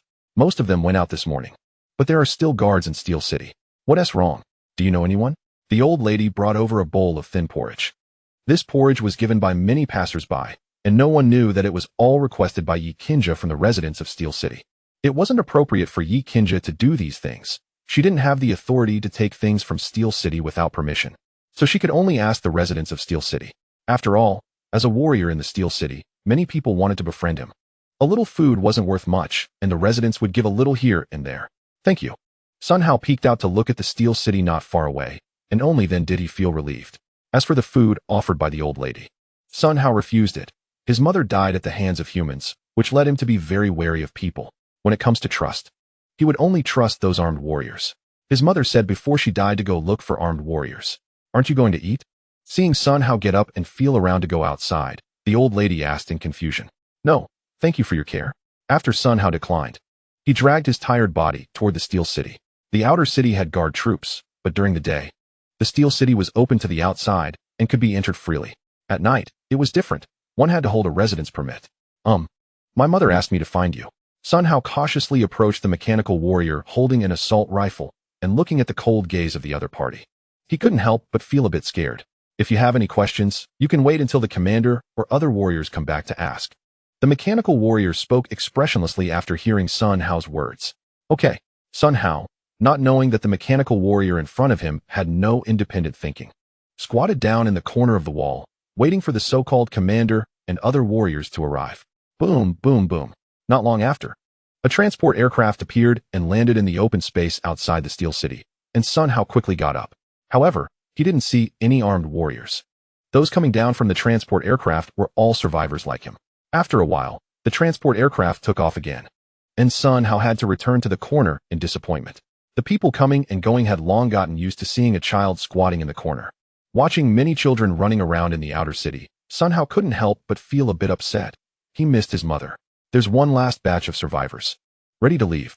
At the red brick factory, with the arrival of the last transport aircraft, more than 200 remaining survivors entered it one after another. Under Chen Fan's orders, all mechanical warriors put away their weapons and entered the transport aircraft in an orderly manner. Squeeze a bit, it's no big deal. Originally, the transport aircraft was very noisy, but with the entry of the mechanical warriors, everyone inside quickly quieted down. Just a moment ago, someone thought of playing tricks to cut in line to enter the transport aircraft and was beaten down by 2 mechanical warriors. It was a disaster. That person was still unconscious and left behind at the red brick factory, not taken away. For that person, this was no different from a death sentence. Soon, the transport aircraft slowly took off, heading towards the Steel City. Commander, along with the survivors near the Steel City, there are almost 2,000 people. Most of them won't be killing zombies or bringing back crystal cores in the short term, so the houses built outside the Steel City will keep increasing. As the flow of people grows, we need to increase manpower to manage. Otherwise, it could easily attract monsters and cause significant casualties. Inside the transport aircraft, Li Yi spoke to Chen Fan, noting that the increasing numbers would easily attract nearby monsters. Let's manage a bit. Just need to pay attention to whether any monsters appear, Chen Fan said lightly, emphasizing that only by creating a stark contrast between the inside and outside of the Steel City would more people be motivated to want to move into the Steel City. Soon, the transport aircraft arrived at the Steel City and descended outside. We really can't go in. So are we going to build our own houses? I don't know. Looking at others building houses, we should also do it ourselves. It's better than being in the original place. At least there are troops here, providing basic safety. Quickly, the survivors in the transport aircraft all got down, and so did Chen Fan and others. At this moment, outside the Steel City, there were survivors everywhere, and many had already started building houses. Some others had devious thoughts, trying to sneak into the Steel City. But they found that the patrolling warriors inside didn't care at all. Those who climbed in thought they were safe and found empty houses to settle in. But what they didn't know was that at night, they would be expelled, and violently so, often receiving a beating. Of course, this was only aimed at those survivors who directly moved into empty houses, thinking they could freeload. There was no way. Meanwhile, Sun Hao looked at the approaching troops, his gaze immediately locking onto Chen Fan and Li Yi standing in front. Everyone was centered on Chen Fan. Even the soldiers guarding the city gate saluted him. It was easy to guess that even if Chen Fan wasn't the commander here, he was still a high-ranking figure. Are you the commander here? Sun Hao quickly shouted to the approaching Chen Fan. Chen Fan was a bit taken aback. It was the first time a child had approached him. What's the matter? Chen Fan asked lightly, but didn't stop, continuing to walk forward with the soldiers behind him. My mother asked me to find you. What does she want me for? Seeing Chen Fan and others walking ahead, Sun Hao hurriedly followed behind. I don't know. My mother told me to follow you. Following you will ensure my protection and that I won't be bullied. Sun Hao spoke plainly, but Chen Fan just smiled. I don't need useless people. If you want to move into the Steel City, just hand over a crystal core, but you can only stay for a month. If you want to join the army, you're not qualified yet. You need to independently obtain 5 crystal cores before I can consider letting you join, Chen Fan said lightly. Previously, He had brought Li Long and Wang Hu because he couldn't afford mechanical warriors, so he let those two help him mine crystal cores. But now, Chun Fan no longer needed help to mine crystal cores. If Sun Hao were an adult, Chun Fan might consider transforming him into a mechanical warrior. But being just a child, what use would that be even if he were transformed? Soon, Chun Fan and his group entered the inner city, while Sun Hao still wanted to follow in but was stopped by the guards. Chapter 83. Angry Spray looking at Chun Fan and the others leaving. Sun Hao didn't know what to do. 5 crystal cores. Sun Hao naturally knew what crystal cores were. They could appear in a zombie's head when killed. 5 crystal cores generally required killing a dozen zombies if luck was poor, and if luck was better, 5 or 6 would suffice. Sun Hao didn't actually want to move into the Steel City. He wanted to join the army. But 5 crystal cores were too difficult for a child. He was powerless to kill zombies. However, Sun Hao had already made up his mind. He wanted to join the army and become part of it. Perhaps it was because of his mother's last words, or perhaps he didn't want to face those things again. Roar. Far from the Steel City, nearly 100 kilometers away, a giant lizard was slowly crawling through the forest. The thick trees around it fell down as the giant lizard moved. Boom, boom. After passing through the woods, the giant lizard arrived on a road. Not far away, there was a county town, which was the giant lizard's destination. It needed to evolve, requiring a large amount of flesh and blood, as well as many crystal cores. Dragging its massive body, it crawled step by step toward the county town, devouring the zombies it encountered along the way. Any living being it encountered, whether zombie or monster, was swallowed without exception.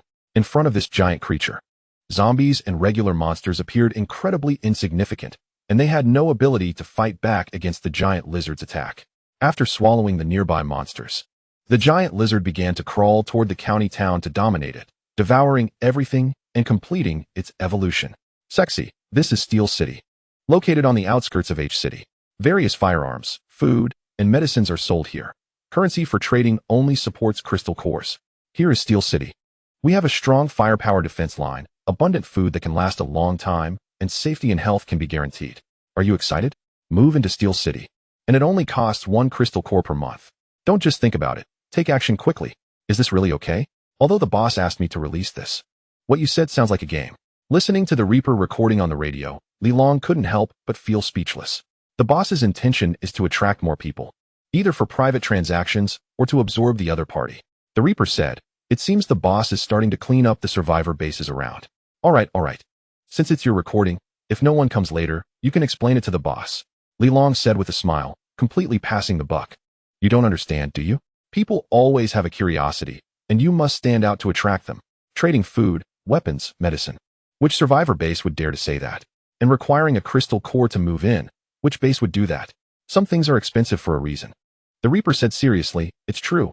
Even poop has its reasons. That makes sense. Let us see if anyone will contact us. Li Long said helplessly, not wanting to say more. The radio is a public channel. Anyone can receive it, so it's expected that someone will come to trade soon. But sure enough. After a while, the radio made some noise, and Li Long and the Reaper quickly listened attentively. Idiot, a single word idiot made Li Long and the Reaper freeze. Who dares to insult themselves on a public channel? I'll insult back. The Reaper angrily picked up the transmitter and started to rant. You really look like you've been cleared from the household register. You big fool. I'll spiral into the sky and throw a pile of poop into your mouth. You dog, challenging your grandpa. What are you barking for? Don't keep whining on the radio. If you're not satisfied, come to Steel City. We'll have a showdown. If I don't shove a Gatling gun up your ass, I'll change my surname. Just wait. You wait for me. Wait for your grandpa. I'll fly up and rip off your dog balls. You wait. Let your leader get ready. I'm coming tomorrow. Leave you. I'm so scared. Just like that, the other party fell silent. Some people initially wanted to talk on the radio, but thought better of it. What trouble are you causing for Steel City? Li Long sighed. Not only did they fail to attract customers, but they also offended people. The boss said, don't be afraid of trouble. If the other party comes, just beat them up and absorb their base. The Reaper said with a smile. As long as they dare to come, it's equivalent to exposing their own base, making it easier to absorb without having to search for them.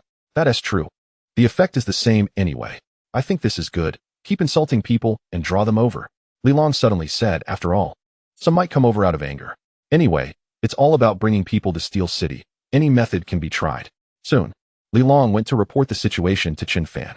Well, kill the leader and his guards, and absorb the rest. Chun Fan said calmly. Not caring about this at all. Currently, there won't be any powerful survivor bases, except for the capital. Chen Fan deals with some survivor bases with a complete dimensional strike, so there's no need to care about these things. If they don't come, Chen Fan would have to look for them himself. Li Long and the Reaper's actions saved a lot of trouble. Although Chen Fan might not be able to resist a large-scale zombie tide, or deal with monsters like Kuin or Ice Dragon, dealing with humans is still easy. People cherish their lives. As long as the leader of a survivor base dies, it's pretty much over for them. Alright, with the boss's words, I'm relieved, Li Long said with a smile, directly returning to the radio to find the person who spoke and giving them a good rant. Many people threatened Li Long to wait. But in reality, not many would come knocking. Everyone is not stupid. With just a little persuasion, they would easily come to their senses. Why is there no one talking? After waiting for a long time, the radio was completely silent. Even those who were originally broadcasting rescue messages had shut up. After being insulted like that, who would dare to speak? Li Long said speechlessly, while the Reaper had insulted everyone's genealogy. No matter how others insulted him, the Reaper didn't feel it. Still grinning foolishly, not knowing others might think they were complimenting him. Chapter 84. Gathering trouble, killing the chicken to warn the monkeys. You guys go ahead. I received the boss's order to check around City H. Around 3 in the afternoon. Chun Gua and the others had cleared most of the zombies in the northern suburbs. Alright, be careful, Chun Gua said with a smile. Wang Hu nodded in response. His mechanical wings appeared, and he flew off into the distance. Just as they were preparing to retreat, Chun Fan sent a message to Wang Hu, asking him to look for iron ore in the western suburbs of City H. Chun Fan remembered there was a mine in the western part of City H that seemed to have been discovered not long ago, and there should be iron ore. The purpose of looking for iron ore was to install a device. Resource extractor, 20,000 points, can extract various minerals within 10 kilometers. After all, buying steel from the system all the time can get quite expensive. If they use a resource extractor, it could save a lot of expenses when expanding the city later.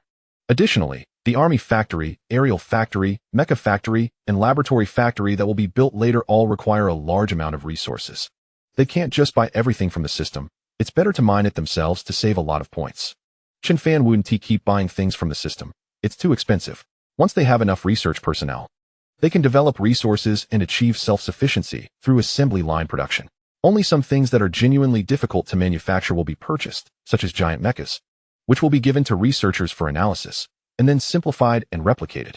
Although the system store has everything, constantly buying with points is not sustainable for Chen Fan. On the way, Wang Hu flew rapidly, and after leaving the suburbs, the number of zombies around gradually decreased. This should be it. Looking at a nearby open-pit mine, Wang Hu slowly descended, holding his rifle and carefully surveying the surroundings. First, he needed to clear out the zombies here and check if there were any hidden monsters to facilitate the installation of the resource extractor later. Bang bang bang, there were many large vehicles in the mine, all used for extracting iron ore, and those zombies were once workers. As Wang Hu opened fire, the surrounding zombies were drawn in, clawing and rushing towards Wang Hu. There were about 50 to 60 zombies, and Wang Hu easily dealt with them without much effort. Buzz buzz then, Wang Hu arrived outside a mine cave and used thermal imaging to scan the area, initially detecting no monsters. The previous gunfire didn't seem to attract any monsters, so there shouldn't be anything hiding inside. Moreover, the cave could be too dangerous, potentially containing flammable gases, so open flames should be avoided. After surveying the area, Wang Hu left, making sure to clean up the zombie bodies to avoid attracting any monsters. In total, it was 40,000 points. Today's earnings are a bit low. Chen Fan sighed. Now he only had a bit over 40,000 points available for himself. Resource extractor, 20,000 points. Mechanical workers, 100 points, can operate various facilities, such as resource collectors and military factories. Chen Fan bought 100 mechanical workers in one go, spending 10,000 points. The resource extractor requires 20 workers to operate, and the number of mechanical workers needed will only increase for the various factories. The factory equipment is high-tech, and Chen Fan does not trust the residents of Steel City to operate it. Mechanical workers are better. They can work endlessly and do not require salaries, only energy. This energy can be replaced with charging stations. Why can't we go in? We've been rescued. Why can't we enter? They need to give us an explanation. Damn it. I've already moved in, and then I was dragged out and beaten. They don't even consider us girls. What is wrong with us living there? Since they want to arrange accommodations for us, why bring us here? As night gradually fell, the people lingering in Steel City were driven out by the mechanical warriors. Now everyone was unhappy and continuously shouted outside Steel City, attracting onlookers from around.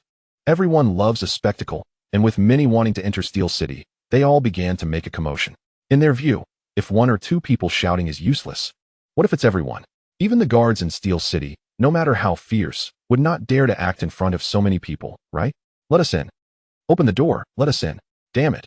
Hurry up and open the door. Outside the city gate, many were shouting angrily. But the soldiers guarding the wall showed no reaction, standing with guns atop the city gate. Show your residence permits, and you can enter. The mechanical warriors kept repeating this phrase, but those people ignored it, continuing to pound on the city wall and shout. The noise grew louder, successfully attracting Chin Fan. Wow, what are these guys doing? The Grim Reaper and Li Long also walked out with Chin Fan. Watching the crowd gathered outside, the Grim Reaper asked with a smile. Who is the leader? Looking at the gathered people, Chin Fan asked calmly. Soon, a group of armed mechanical warriors appeared behind Chin Fan, facing Chin Fan's question. No one dared to speak, and many hurriedly stepped back at the sight of the cold gun muzzles. 1 minute, get lost, and stop barking here, Chin Fan said softly. He didn't want to admit it. After all, he couldn't just kill them all. If no one dared to be the scapegoat, how could he scare the rest? You rescued us and just left us outside. It's disgusting. However, just as Chin Fan was about to turn around, a murmuring voice arose, though very quiet. Chin Fan still heard it. You come here. Chin Fan pointed at the speaker, a girl who didn't seem very old. Since you want to be the scapegoat, don't blame me for being rude. So how is it? The girl was a bit scared at first, but thinking of the crowd behind her, Chin Fan might not dare to do anything. Bang! Suddenly, a gunshot rang out, and the girl fell to the ground. The surrounding people were shocked by Chin Fan's action and quickly retreated, murmuring, just like that? If you want to move into Steel City, 1 crystal core per month. Even a little scrap is not acceptable. If anyone gathers to cause trouble again, no one will get away. Chin Fan glanced at the frightened crowd and said calmly. He couldn't be bothered with them anymore, and he and his group directly returned to Steel City, while the girl's body was dealt with by the mechanical warriors. It's really confusing. It's already good enough that we rescued you, and you still dare to gather and cause trouble. Why don't you just fly away? Chapter 85. The boy in the night looking at the closed city gate. The crowd of onlookers couldn't help but swallow hard. This is too ruthless. Only iron-fisted methods can suppress these people to prevent such situations from occurring again. Stupidity is not a disease, but it is infectious like a virus. In the future, when encountering such situations, kill all the leaders of the troublemakers. If you can't find the troublemakers, then deal with the scapegoats. After returning to the inner city, Chin Fan spoke to the Grim Reaper and Li Long. Don't worry, boss. I want to be like before. Me too. I'm good at killing. The two said in unison. Li Long now had little sympathy and began to prioritize the interests of Steel City in his actions. All right, everyone go down. If there's nothing to do, patrol the outer city and beat up the troublemakers. Chin Fan said calmly. These two have been together all day, and Li Long is almost infected by the Grim Reaper. I hope there won't be 2 lunatics among my subordinates. Damn it, Steel City. Cursing me. And still cursing so fiercely. Less than 20 kilometers from Steel City, before the apocalypse, this was a villa, specifically providing entertainment for the wealthy. Beautiful scenery. Nestled between mountains and water, the villa is large, and the fact that there is only one road leading to it attracted many survivors. At this moment, in the hall, a fat man smashed his broken radio in anger. This man was the same one who had been cursing with the Grim Reaper on the public channel. Boss, calm down. I'm really angry right now. The fat man grabbed the woman speaking beside him and pressed her down. After physically venting his anger, Zhu Ziwei sat back on the sofa. Call the second in command. After ordering the woman beside him, Zhu Ziwei wiped his handgun. Zhu Ziwei was originally the owner of the villa, with considerable power before the apocalypse, and had gathered many younger brothers. After the apocalypse, he relied on the villa's unique geographical position, which was easy to defend and hard to attack, attracting many survivors. Almost everyone in the villa was armed. Zhu Ziwei knew very well what the apocalypse was, so he didn't raise useless people. Anyone who was of no use was thrown out. The entire villa had about 200 people, but all of them were armed. Most had crossbows and guns, only a few firearms, and most were homemade guns. Boss, you called for me. After a while, a man dressed in beach shorts ran into the room. Seeing the broken radio on the floor, he knew the boss was in a bad mood. How many vehicles do we have? Are there many zombies on the road to City H? Zhu Ziwei asked, knowing that after being scolded, he couldn't do nothing and had to teach the other party a lesson. As for what the other party said about strong defensive firepower and endless food, Zhu Ziwei did not believe it at all. There are too many people boasting like that. He also bragged like that outside. Boss, there aren't many zombies on the road to City H. The teams that previously scavenged supplies often collected resources around City H, although there are zombies. As long as they don't get close to City H, there shouldn't be any problems. The second-in-command thought for a moment and said, "People go to collect supplies around City H every day, so they know the situation there well. City H is the real forbidden zone, generally. There aren't many monsters around it. Is there a park around City H?" Zhu Ziwei asked. He had never paid attention to those low-level parks, so he was naturally unaware. "Yes, there is indeed a park nearby. What is wrong, boss? Which blind person provoked you?" The second-in-command asked curiously. It seemed someone had annoyed the boss on the radio. "There's a place called Anus City over by the park. There's a little brat cursing me. Damn it. If I don't teach him a lesson, he really doesn't know how to write the word death," Zhu Ziwei said angrily. He often traveled the road to City H, and as long as it wasn't dangerous, he had to teach the other party a lesson. "What is the situation over there? Do they have many people?" The second one quickly asked, "About 20 kilometers away. To go that far to kill? We need to understand the situation on the other side first. Just a group of small fry. How many people can there be near H City?" Zhu Ziwei sneered. "It's normal to think this way. The more people there are, the easier it is to attract monsters. After all, it's close to H City. If there are too many, they definitely won't survive for long. Is it possible that they are deceiving us? Maybe they aren't even there? Or could it be a case of using others to do the dirty work?" The second one frowned and said, "Who would be stupid enough to directly expose their location? Isn't that brain dead? The other party is acting crazy, talking oddly, and in a weird tone. Regardless, let's make arrangements and go take a look tomorrow. We'll know what the situation is once we get there," Zhu Ziwei said calmly. He thought for a moment and concluded that it was very likely a case of using others to do the dirty work. But since they had already provoked him, and the journey wasn't dangerous, they could go take a look. Perhaps they might stumble upon a gathering place for trash and then grab some supplies to bring back. "All right, I'll make arrangements." The second one didn't object, as there were warriors collecting supplies heading to H City every day. Tomorrow, they could just bring more people along. Even if they couldn't find the other party, they could still gather more supplies on the way back. As night fell, a little boy covered in zombie blood and dirt was crouching behind an abandoned truck. Not far away, a few wandering zombies were illuminated by the moonlight, and one could vaguely see a zombie wandering about. This little boy was Sun Hao. Sure enough, he was just a child, eager to join Steel City, even coming out at night to kill zombies. From the information he gathered from others, he learned that applying zombie blood and dirt on oneself could help avoid detection by zombies. As long as he didn't make too much noise, there generally wouldn't be any problems. Sun Hao held a barbed wooden stick in his hand, which was stained with a lot of blood, indicating that the stick had already killed zombies or humans.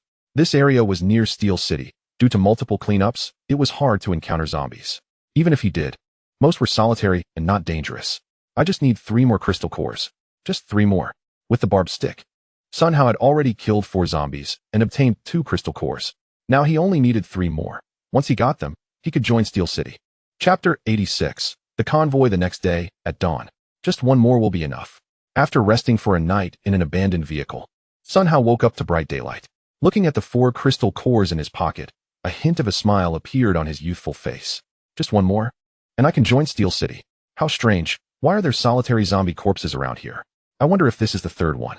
The previous corpses had disappeared, so why were there still bodies left on the road?" Just as Sun Hao was about to push open the car door to leave, he heard voices nearby. He quickly stopped his movements and cautiously looked through the rearview mirror.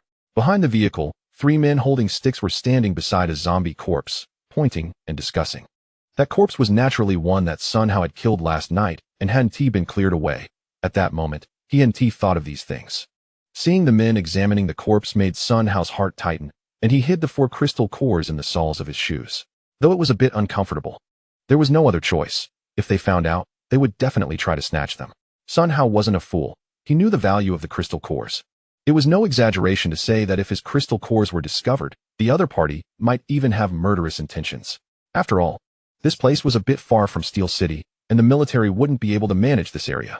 Soon, the 3 men stopped examining the corpse and began walking toward the abandoned vehicle. This was a scrapped small car, and Sun Hao crouched in the back seat, trying hard to hide himself. But without any glass in the car, it was difficult not to be discovered. What's with this little kid? Who cares? He must be an orphan. All right, let's go. When the 3 men walked past the scrapped car, they immediately noticed Sun Hao crouching in the back seat. But they were only surprised and didn't do anything.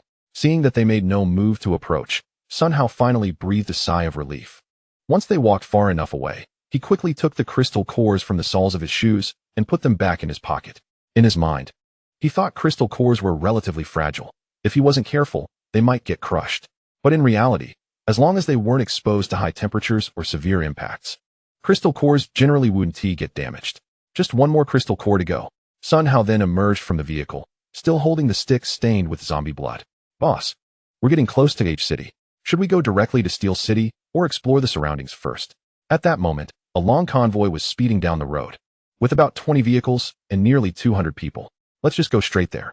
We have so many people. As long as they aren't a military base, we don't need to worry about anything. In the lead jeep, upon hearing the second one's comment, Zhu Ziwei replied calmly. They can't possibly be a military base. If the military were stationed here, there wouldn't be so many survivors trying to escape. Alright, then let's go straight there. The second one didn't think too much about it.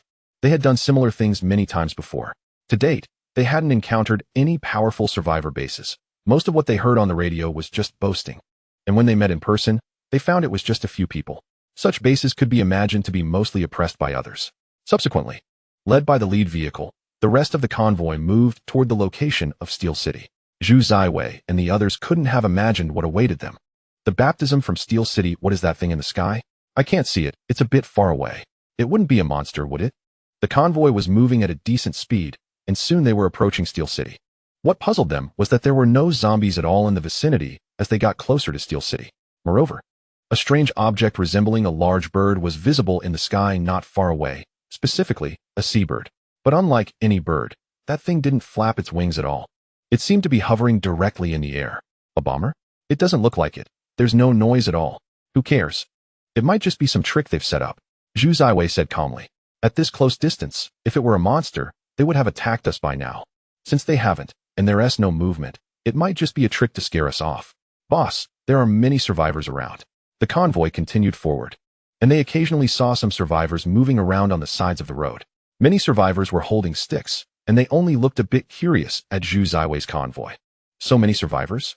As the convoy got closer, the number of survivors increased even more, and they could see clusters of survivors not far away. At first glance, there seemed to be at least 1,000 people. Boss, I have a bad feeling about this. Me too. After the convoy traveled a bit further, Zhu Ziwei and the others saw the majestic city walls not far away and the armed soldiers patrolling outside. In an instant, the convoy came to a halt. And under Zhu Ziwei's orders, they quickly started to turn around. Boom. However, at that moment, an armored vehicle rolled out from Steel City, followed by 2 military trucks. Zhu Ziwei and the others panicked and quickly turned to leave. Boom, boom, boom. But the next second, gunshots rang out, and in the following moment, several vehicles' tires exploded. It's over, we've gotten into trouble. As the armored vehicles and military trucks approached, along with the soldiers who were shooting at the tires, Zhu Ziwei felt a surge of panic, his hand gripping the pistol trembling uncontrollably. The driver, Lao Er, looked even paler, realizing that the other side was the military and that they had to get out and submit to an inspection. Soon, the armored vehicle stopped beside Zhu Ziwei and the others, and a large number of armed mechanical soldiers appeared, directly surrounding the convoy. Earlier, many vehicles had attempted to escape, but they were all shot at by the mechanical soldiers who poked their heads out. Those wanting to flee were so frightened that they dared not make any further moves. The weapons in the hands of the opposing side were indeed real. Li Long and the Reaper stepped out of the armored vehicle, looking at the convoy in front of them with smiles on their faces. Could it be the person who called us idiots yesterday? The Reaper asked in confusion, not clear about who they were dealing with. It's unlikely, right? Would they really be that foolish to come directly over?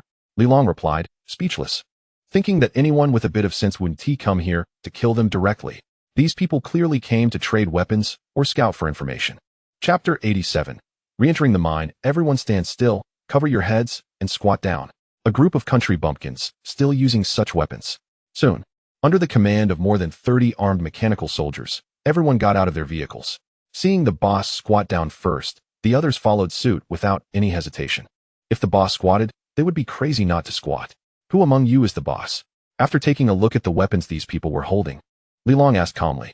Meanwhile, the Reaper was rummaging through the vehicles, not finding any crystal cores but discovering quite a few baby hunting devices. Hearing Li Long's words, everyone's gaze involuntarily turned to Zhu Ziwei, but Zhu Ziwei looked innocent, indicating he didn't know anything. Of course, if he admitted it, wouldn't he just get shot? You get up. Li Long rolled his eyes. If you don't admit it, your little brothers will expose you. Boss, is there something you need? After swallowing hard, Zhu Ziwei quickly stood up to ask. Your voice sounds a bit familiar. Li Long was taken aback, feeling the voice was reminiscent of the person who insulted him yesterday. Boss must be mistaken. We haven't met. Zhu Ziwei was nearly scared out of his wits, immediately recognizing the voices of the Reaper and Li Long. What are you all doing here in such numbers? Li Long ignored the comment and continued to question Zhu Ziwei. Just came to take a look? Am I asking you? Or are you asking me? Then I'm just here to take a look. You brat, stop playing games. Facing Li Long's words, Zhu Ziwei dared not speak. Not bad. So many people. Too bad there aren't miniguns. Looking at the group squatting on the ground, they looked like a bunch of little punks. I know. These people are just small fry, the Reaper said as he walked over, holding 2 boxes of baby hunting devices, speaking in a sarcastic tone. The crowd. Can you not be so blunt? Give us some face, please. Don't you think this guy's voice sounds a bit familiar? Li Long asked the approaching Reaper, sensing it was similar to the person who insulted him yesterday, but not entirely sure. Say a couple of words. Let me hear. The Reaper said calmly after glancing at Zhu Ziwei.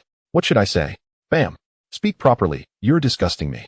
Li Long kicked Zhu Ziwei to the ground. Convinced this guy was definitely the one who insulted him yesterday. Otherwise, why would he be acting like this? Wrong. No need to think. It's definitely the one who insulted us yesterday. As soon as Zhu Ziwei spoke, the Reaper immediately concluded, too damn familiar. We argued for so long yesterday. Then, under Li Long's puzzled gaze, the Reaper ran into the armored vehicle. After a while, the Reaper emerged from the vehicle dragging a scythe, saying, hang this guy up and beat him. Beat him here for a full 180 days. Li Long said to the nearby mechanical soldiers, who without hesitation found ropes to tie Zhu Ziwei up. Regardless of what the other side said, he was ultimately hung on a nearby tree. I'll break one of your legs. If you can last a day, I'll let you go. Looking at Zhu Ziwei, who was bruised and battered, the Reaper said calmly, uft. Without caring about what the other side said, the Reaper swung his scythe down fiercely, and blood began to surge out wildly, with Zhu Ziwei letting out a painful wail. Wait a day, this guy might die in a few minutes. Looking at the blood gushing from Zhu Ziwei's wound, Li Long said helplessly, I never intended to let him live. The Reaper said flatly, stating that it was just about torturing the other party. Even if a miracle occurred and he survived a day, the Reaper wouldn't let him go. Alright, we still have a mission to execute. Let Chen Guo handle these people. Li Long said calmly, stating that how to deal with them was Chen Guo's responsibility. Okay, everyone get in the car. We're preparing to leave. The Reaper shouted to the surrounding mechanical soldiers, who quickly put away their weapons and returned to the military truck. After waiting a moment, they finally left when a team of mechanical soldiers emerged from Steel City. Poor guy, he messed with those two. When Chen Guo arrived with a team of mechanical soldiers and saw Zhu Ziwei hanging from the tree, having lost too much blood and fainted, he couldn't help but sigh. Take these people back. Interrogate them first. Under Chen Guo's orders, the mechanical soldiers escorted everyone back to Steel City. As for Zhu Ziwei, he remained hanging from the tree, quietly awaiting death. Steel City's 2 lunatics are the most troublesome to deal with. Boss, why did you have us install that device? And send so many soldiers? Over on Li Long's side, the convoy was heading towards H City, but not directly to it. Instead, they were going to the mine that Wang Hu had explored yesterday. Because we're idle. And aside from the 30 mechanical soldiers, the rest are all workers. The boss seems to have us install the device and then guard it to prevent monsters from coming. Li Long explained, as the truck behind carried mechanical workers and construction robots to build basic defensive walls. What are we installing? Why do I have to personally guard it as a big shot? The Reaper smiled slightly, finding things suddenly interesting. It seems to be some kind of resource extractor. Even with your intelligence, you won't understand. Anyway, it's a large object that might attract some underground monsters. Li Long said with a smile, remembering that Chun Fan had specifically reminded him to be cautious of the underground monsters. I see. So how long do we need to guard it? About a day. As long as nothing happens within the day, there shouldn't be any major issues afterward. Just send some mechanical soldiers to guard it. The convoy moved quickly, soon passing the outskirts of H City and heading towards the mine. Along the way, Li Long and the Reaper observed their surroundings, but there were no zombies in sight. Only some wandering ones. These zombies didn't get close before being shattered by the turrets on the armored vehicles. Alright, everyone get down, stay alert.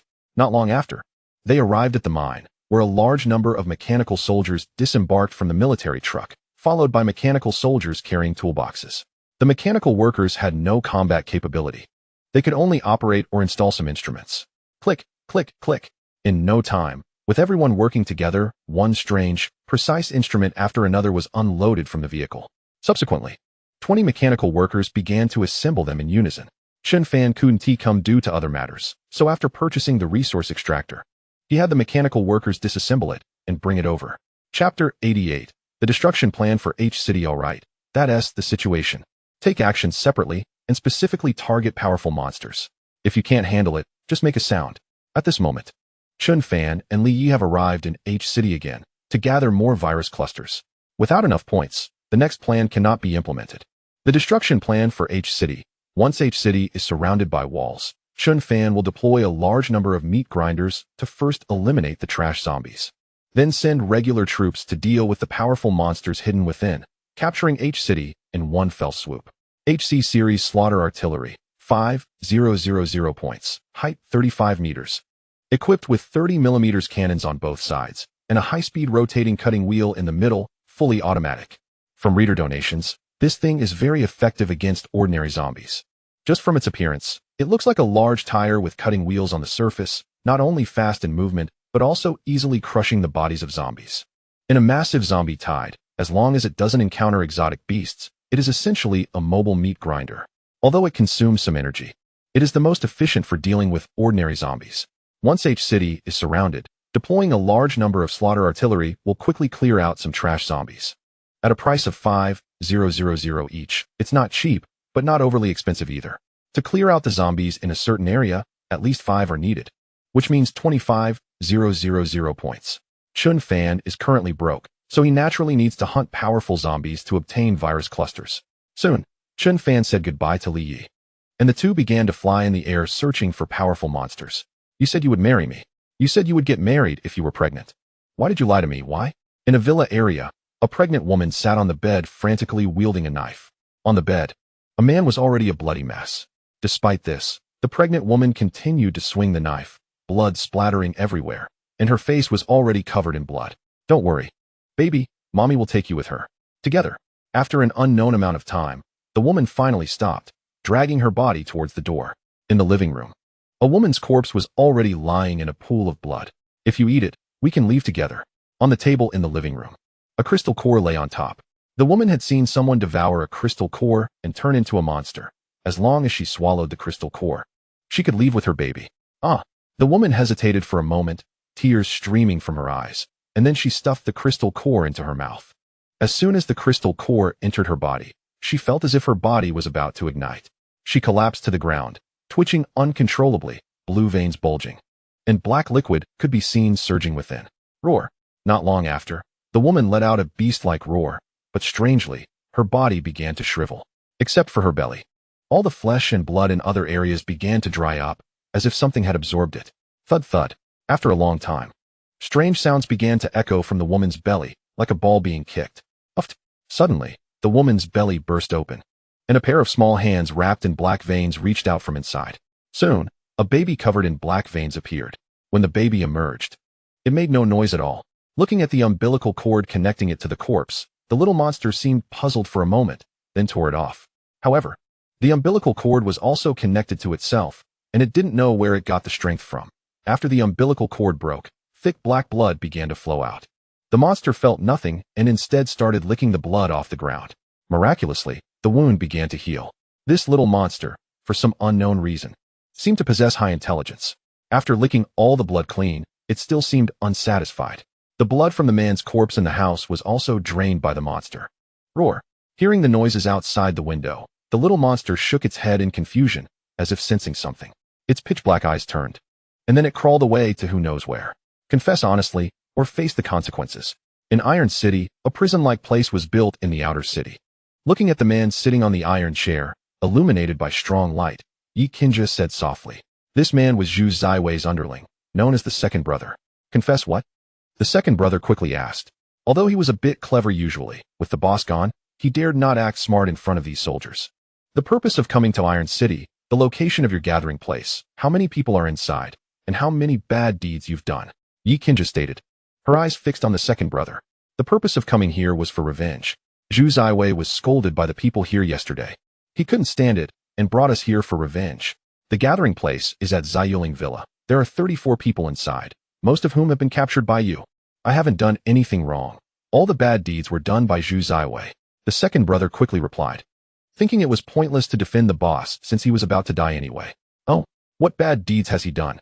Yi Qinjie continued to ask. The second brother hesitated for a moment and then revealed everything Zhu Ziwei had done. Is that all? Can I go now? The second brother asked nervously. But Yi Qinjie didn't respond, instead continuing to write something. All right, I've finished recording. Bang. In the next moment, Yi Qinjie stood up, and just as the second brother thought he could leave, she suddenly pulled out a pistol from her waist. A shot to the head.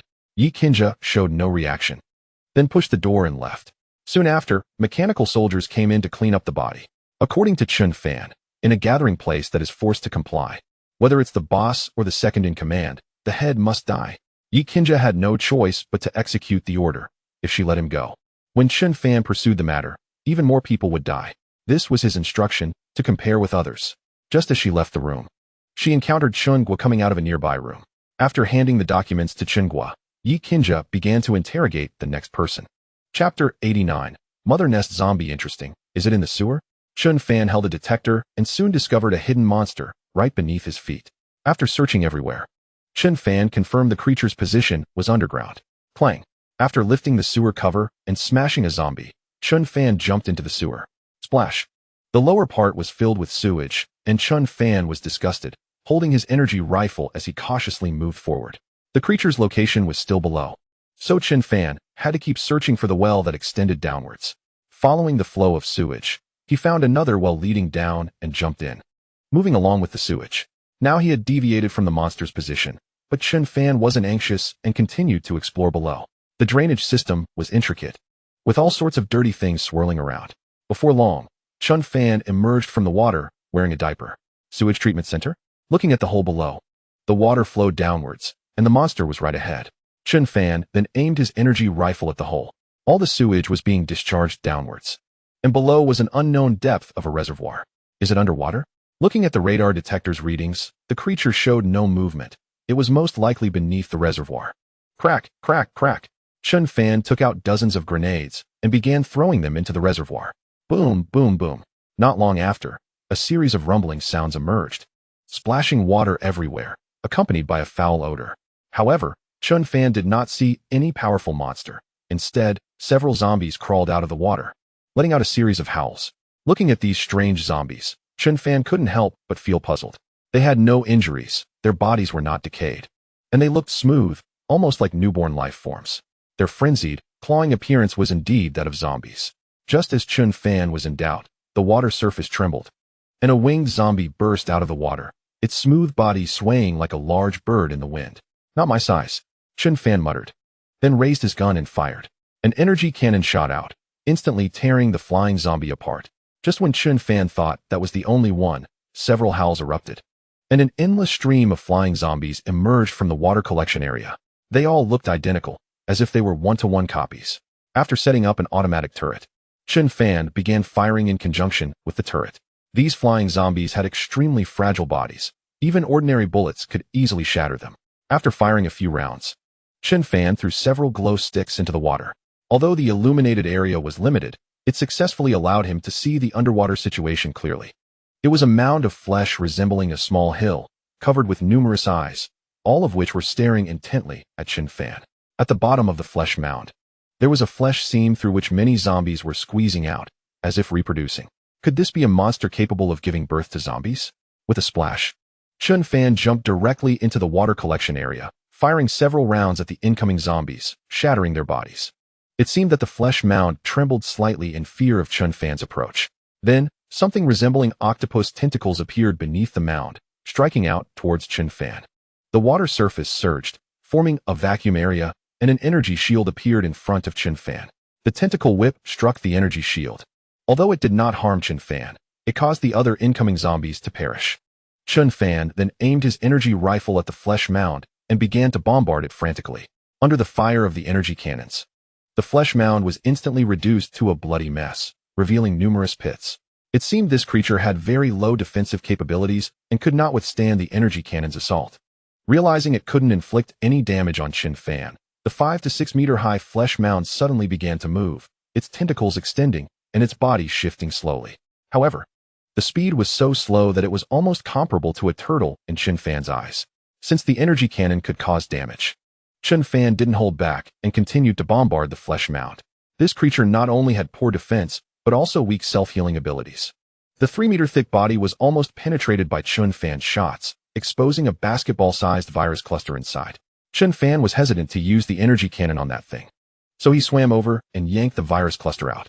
Even though the flesh mound extended its tentacles to resist desperately, it couldn't stop Chen Fan's onslaught. As the virus cluster was pulled away by Chen Fan, the flesh mound ceased its movements. The mother nest, a monster that breeds zombies.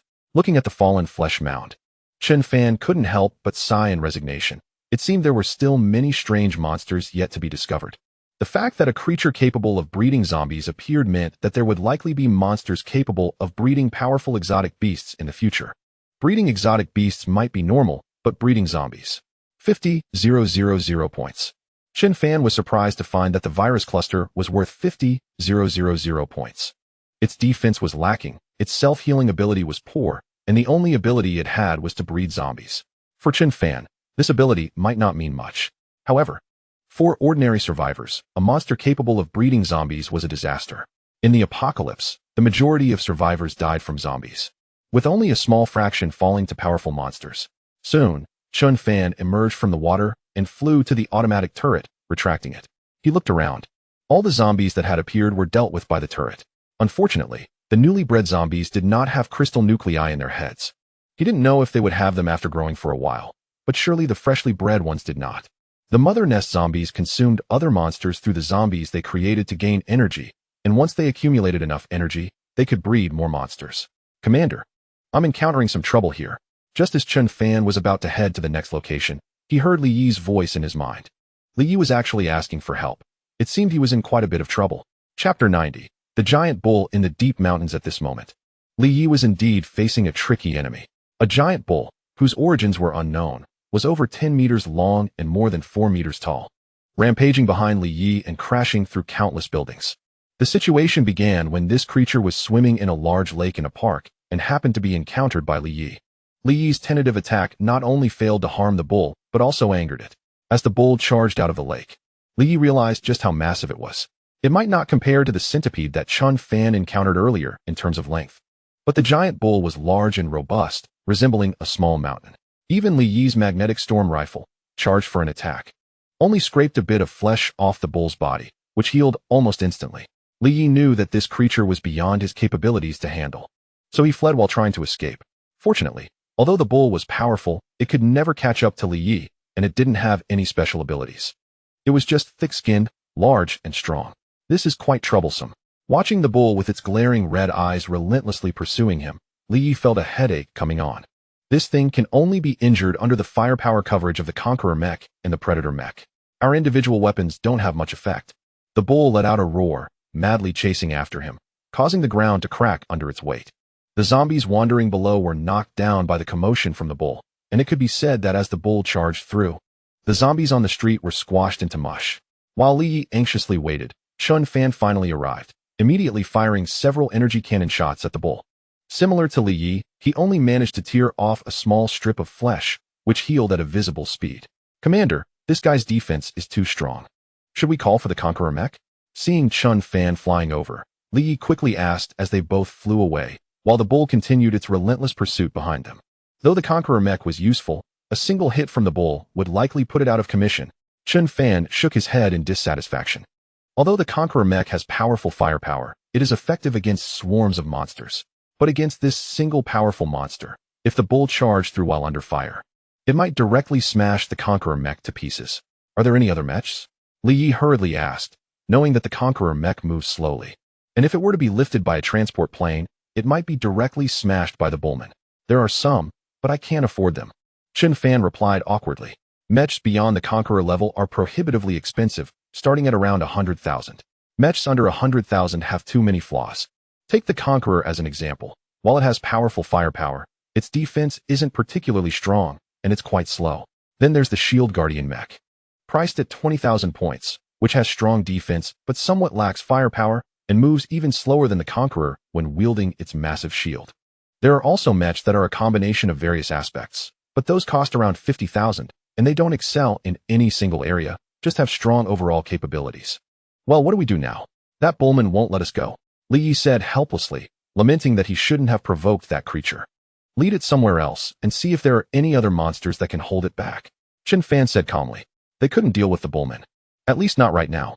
If it came to a fight, they could pull out all the warriors and mechs from Iron City and still have a chance. But the problem was that it wasn't necessary.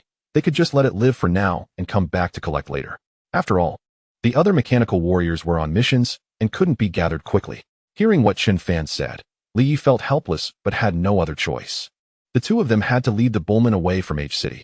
On the way, Chen Fan tried attacking with nano-cold weapons. But the results showed that while he could cut a small gash, it was of little effect. The cut was at most 5 centimeters deep, which meant nothing to the bullman, who was as robust as a small mountain, and it would recover quickly. Let us fly into the forest. There should be other exotic beasts there, Chen Fan said softly. The two had already flown out of H City, while the bullman continued its pursuit after smashing through a large building. It really is persistent. What did you do to it? Did you kill its child? Chen Fan asked Li Yi, who was flying beside him, confused. The last time Chen Fan had encountered a goat, it was because he had killed its offspring. No. That guy was just bathing. I only fired a few shots. Where did you hit? The first shot was to the head, then the back, and finally, what was it? Impressive. No wonder it's chasing us so relentlessly. It turns out you hit its precious spot.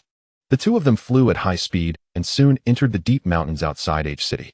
The bullman was not slow either, smashing through giant trees and roaring as it closely followed Chen Fan and Li Yi. After flying for another half hour, a deafening roar echoed across the landscape, sounding like a warning from some wild beast. Chen Fan and Li Yi's eyes lit up. They had finally encountered a big creature. Earlier, many exotic beasts had appeared, but they had all fled at the sight of the bullman. Upon hearing the thunderous roar, the bullman momentarily paused, but seeing Chen Fan and the others not far away, it continued its pursuit. Boom, boom, boom. Shortly after the bullman resumed its chase, a series of rumbling sounds erupted. The ground shook, and the sound of trees collapsing followed. Damn, that's too exaggerated. Even Chen Fan was shocked as he looked at the enormous figure appearing at the edge of the mountain. A giant King Kong stood nearly 50 meters tall, covered in long black hair, with sharp fangs and blood-red eyes fixed intently on the bullman. Boom.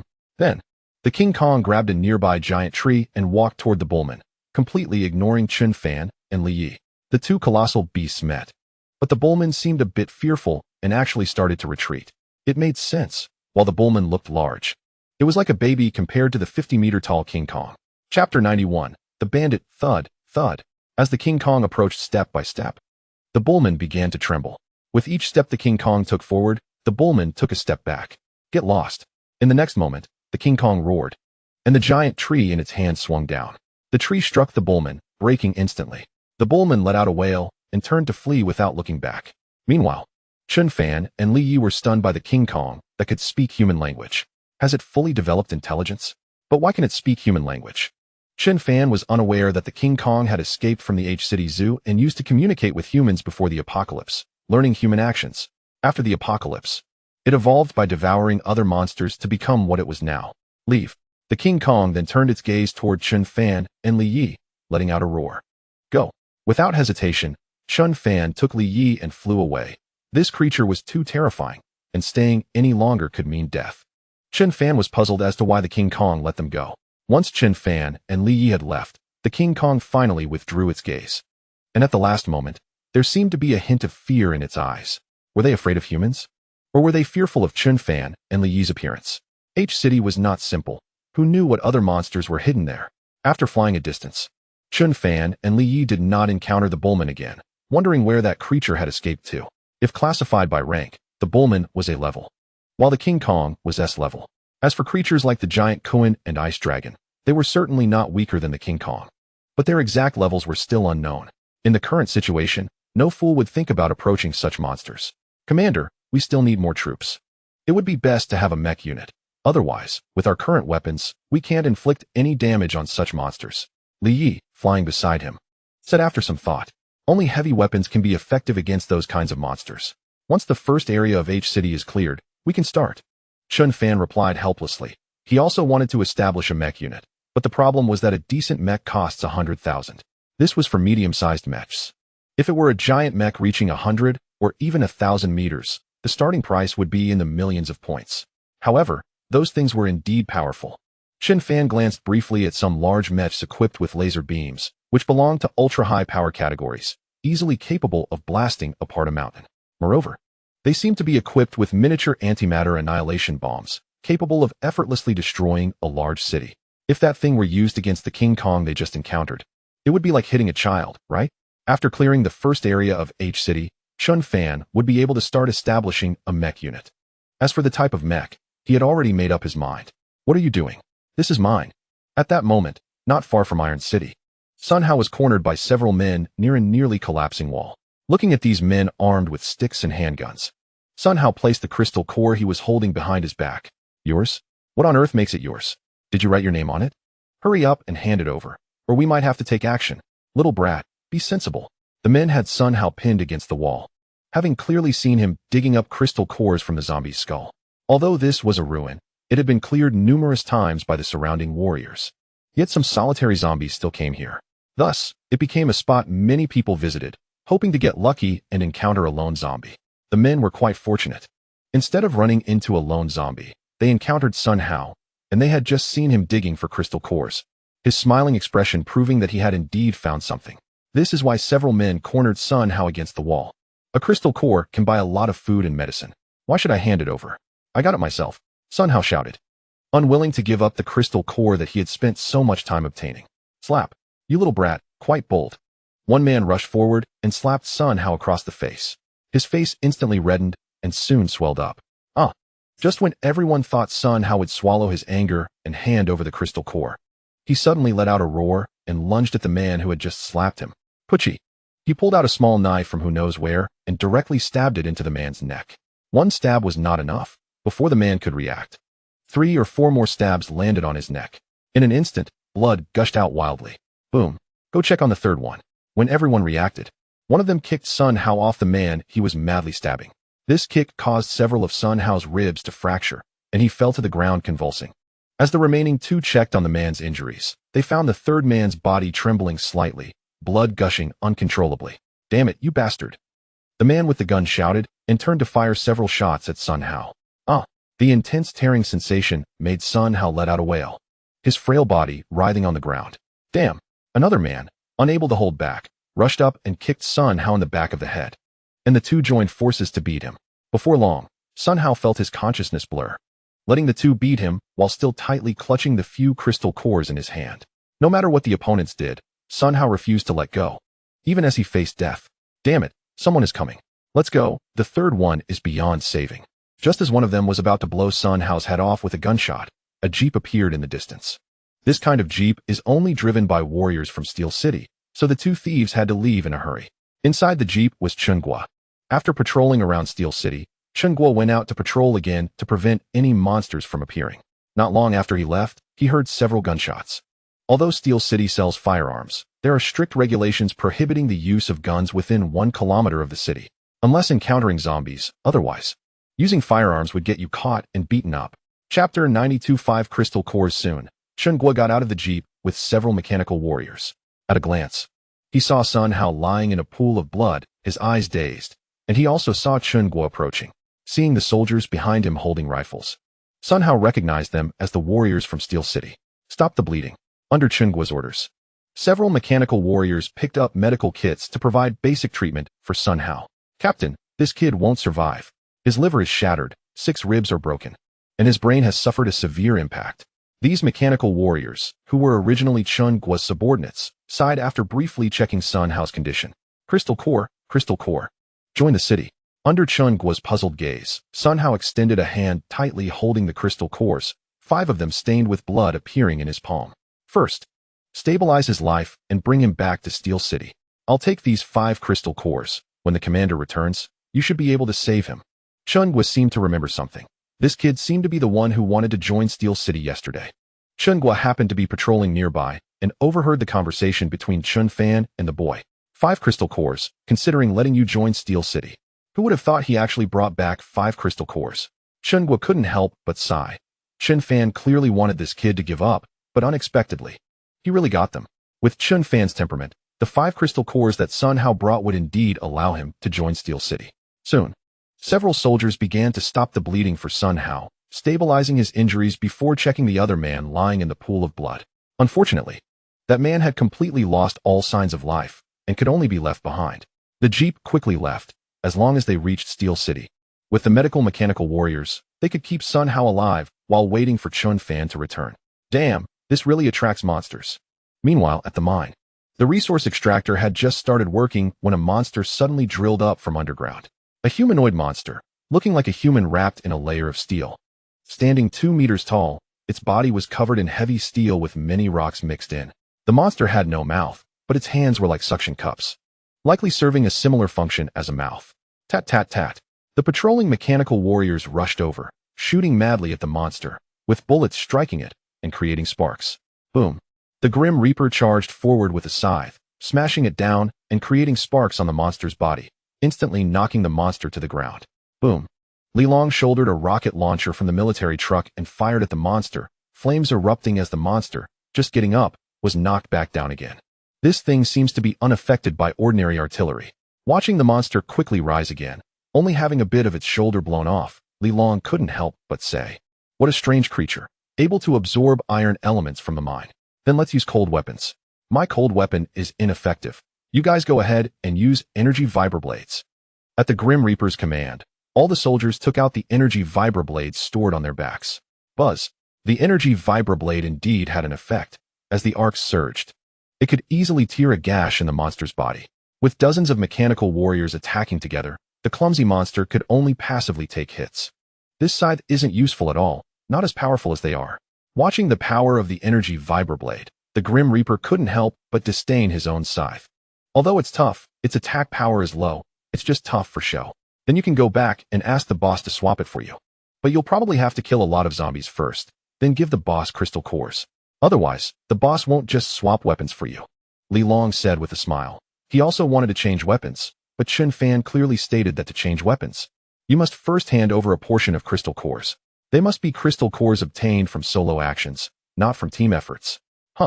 I still owe the boss a lot of crystal cores. The Grim Reaper couldn't help but feel a bit discouraged. If he swapped weapons, wouldn't he owe even more? So, don't think about it for a short time.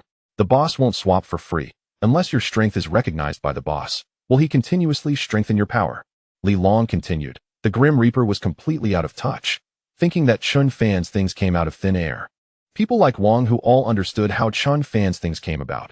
Chun Fan's extensive collection of crystal cores must be related to this. This was no longer a secret among the mechanical warriors. Anyone with a bit of sense could figure it out. However, even though they knew, no one would disclose it.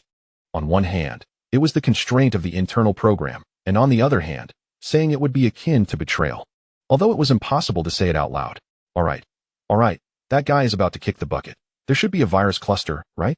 This time, give me that virus cluster, and next time we encounter zombies, the crystal cores will be yours. Looking at the monster that had already fallen not far away, the Grim Reaper said with a smile, "Get lost. Are you playing word games with me? You want the virus cluster for yourself, and the crystal cores for me. Why are you so thick-skinned? Is this how you treat your brother?" Li Long was speechless. Although the Grim Reaper was a lunatic, he sometimes had a bit of sense. On Wang Hu's side, he was leading a small team of mechanical warriors on a special mission. They were heading to Xiaoling Villa to bring back all the survivors. Steel City was in urgent need of population influx, and to execute the upcoming plans, Chun Fan began to annex all nearby survivor bases. Wang Hu's mission was twofold: to retrieve the survivors from Xiaoling Villa and to scout the nearby survivor bases. From the intelligence gathered during previous interrogations, there were quite a few survivor gathering spots around Xiaoling Villa. Among them was a larger survivor base with nearly 10,000 people and a strong armed force. The leaders there were not military or police, but some wealthy tycoons who, during the apocalypse, led a large group of survivors to flee, seizing a lot of supplies along the way. After building their own city, they ruled over nearly 10,000 survivors like local emperors. Chapter 93, Shopping Mall. Not long after, Wang Hu and his team arrived at Xiaoling Villa, where several soldiers armed with homemade guns blocked their vehicle at the entrance. With a clang, the car door opened, and Wang Hu stepped out, accompanied by 10 mechanical warriors holding rifles. The sight startled the 2 soldiers guarding the gate into a daze. "Open the gate," Wang Hu commanded as he approached, and under the threat of firearms, the soldiers had no choice but to open the door. At that moment, there were hardly any people in the villa, only a few women moving around. Most of the soldiers had gone out, leaving only women and a few basic guards behind. "Gather everyone here. You have 10 minutes. Those who don't show up after that will bear the consequences." Wang Hu said to a man who was being restrained by the mechanical warriors, then sat down on a nearby chair. The people here really knew how to enjoy themselves. They were lounging in chairs soaking up the sun. However, due to Wang Hu's arrival, no one dared to sit in the chairs anymore, and they all huddled on the ground, holding their heads. What's going on? Who are these people? I don't know. Could they be the military? If they are the military, that would be great. We could finally leave this hellhole. Soon, several disheveled women appeared, squatting in the square to talk among themselves. Have they all come? Looking at the roughly 30 people gathered, Wang Hu asked the sweating man beside him. A few are still missing. They are the boss's women. The man replied, showing a bitter expression and not daring to say anything more, fearing the boss might return soon. All right, go take care of those few. Wang Hu instructed two mechanical warriors directly, ignoring the bewildered looks from the others. The two mechanical warriors followed the man, and soon screams erupted, followed by several gunshots. The reason for killing those women was not merely because they didn't come out, but for other reasons. Their identities as the women of the base leaders generally meant they would be eliminated, and everyone understood the reasons behind it. Buzz, buzz. Soon, a mechanical warrior brought over a bus that still looked relatively intact. Under the urging of the mechanical warriors, everyone quickly boarded the bus without hesitation. After all, the gunshots had already scared them, and who knew if they would be the next to die? The bus then set off, while Wang Hu stayed behind with two mechanical warriors. He still needed to scout the nearby survivor gathering spots to provide sufficient intelligence for Steel City's next move. Boom, boom. On Chun Fan's side, after the two returned to H City, they did not find any trace of the bullman, so they continued searching for slightly stronger monsters. To avoid encountering powerful monsters alone, the two worked together and, using the radar detector, found quite a few monsters. They teamed up, and nearly all the monsters they encountered were easily subdued. If they faced an excessively powerful monster, they would simply run away together. Commander, it's starting to rain. It was quite strange. It had just been sunny, and now it was starting to drizzle. The sky quickly filled with dark clouds, indicating a heavy rain was imminent. It's not a problem. It won't have much of an impact on us, Chun Fan said calmly. After all, it was just a downpour, nothing serious. Moreover, heavy rain would reduce the monster's sense of smell and vision, making it more advantageous for them in battle. With the radar detector, they could easily locate hidden monsters.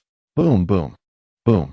Thus, the two cooperated and slaughtered powerful monsters rampantly in H City.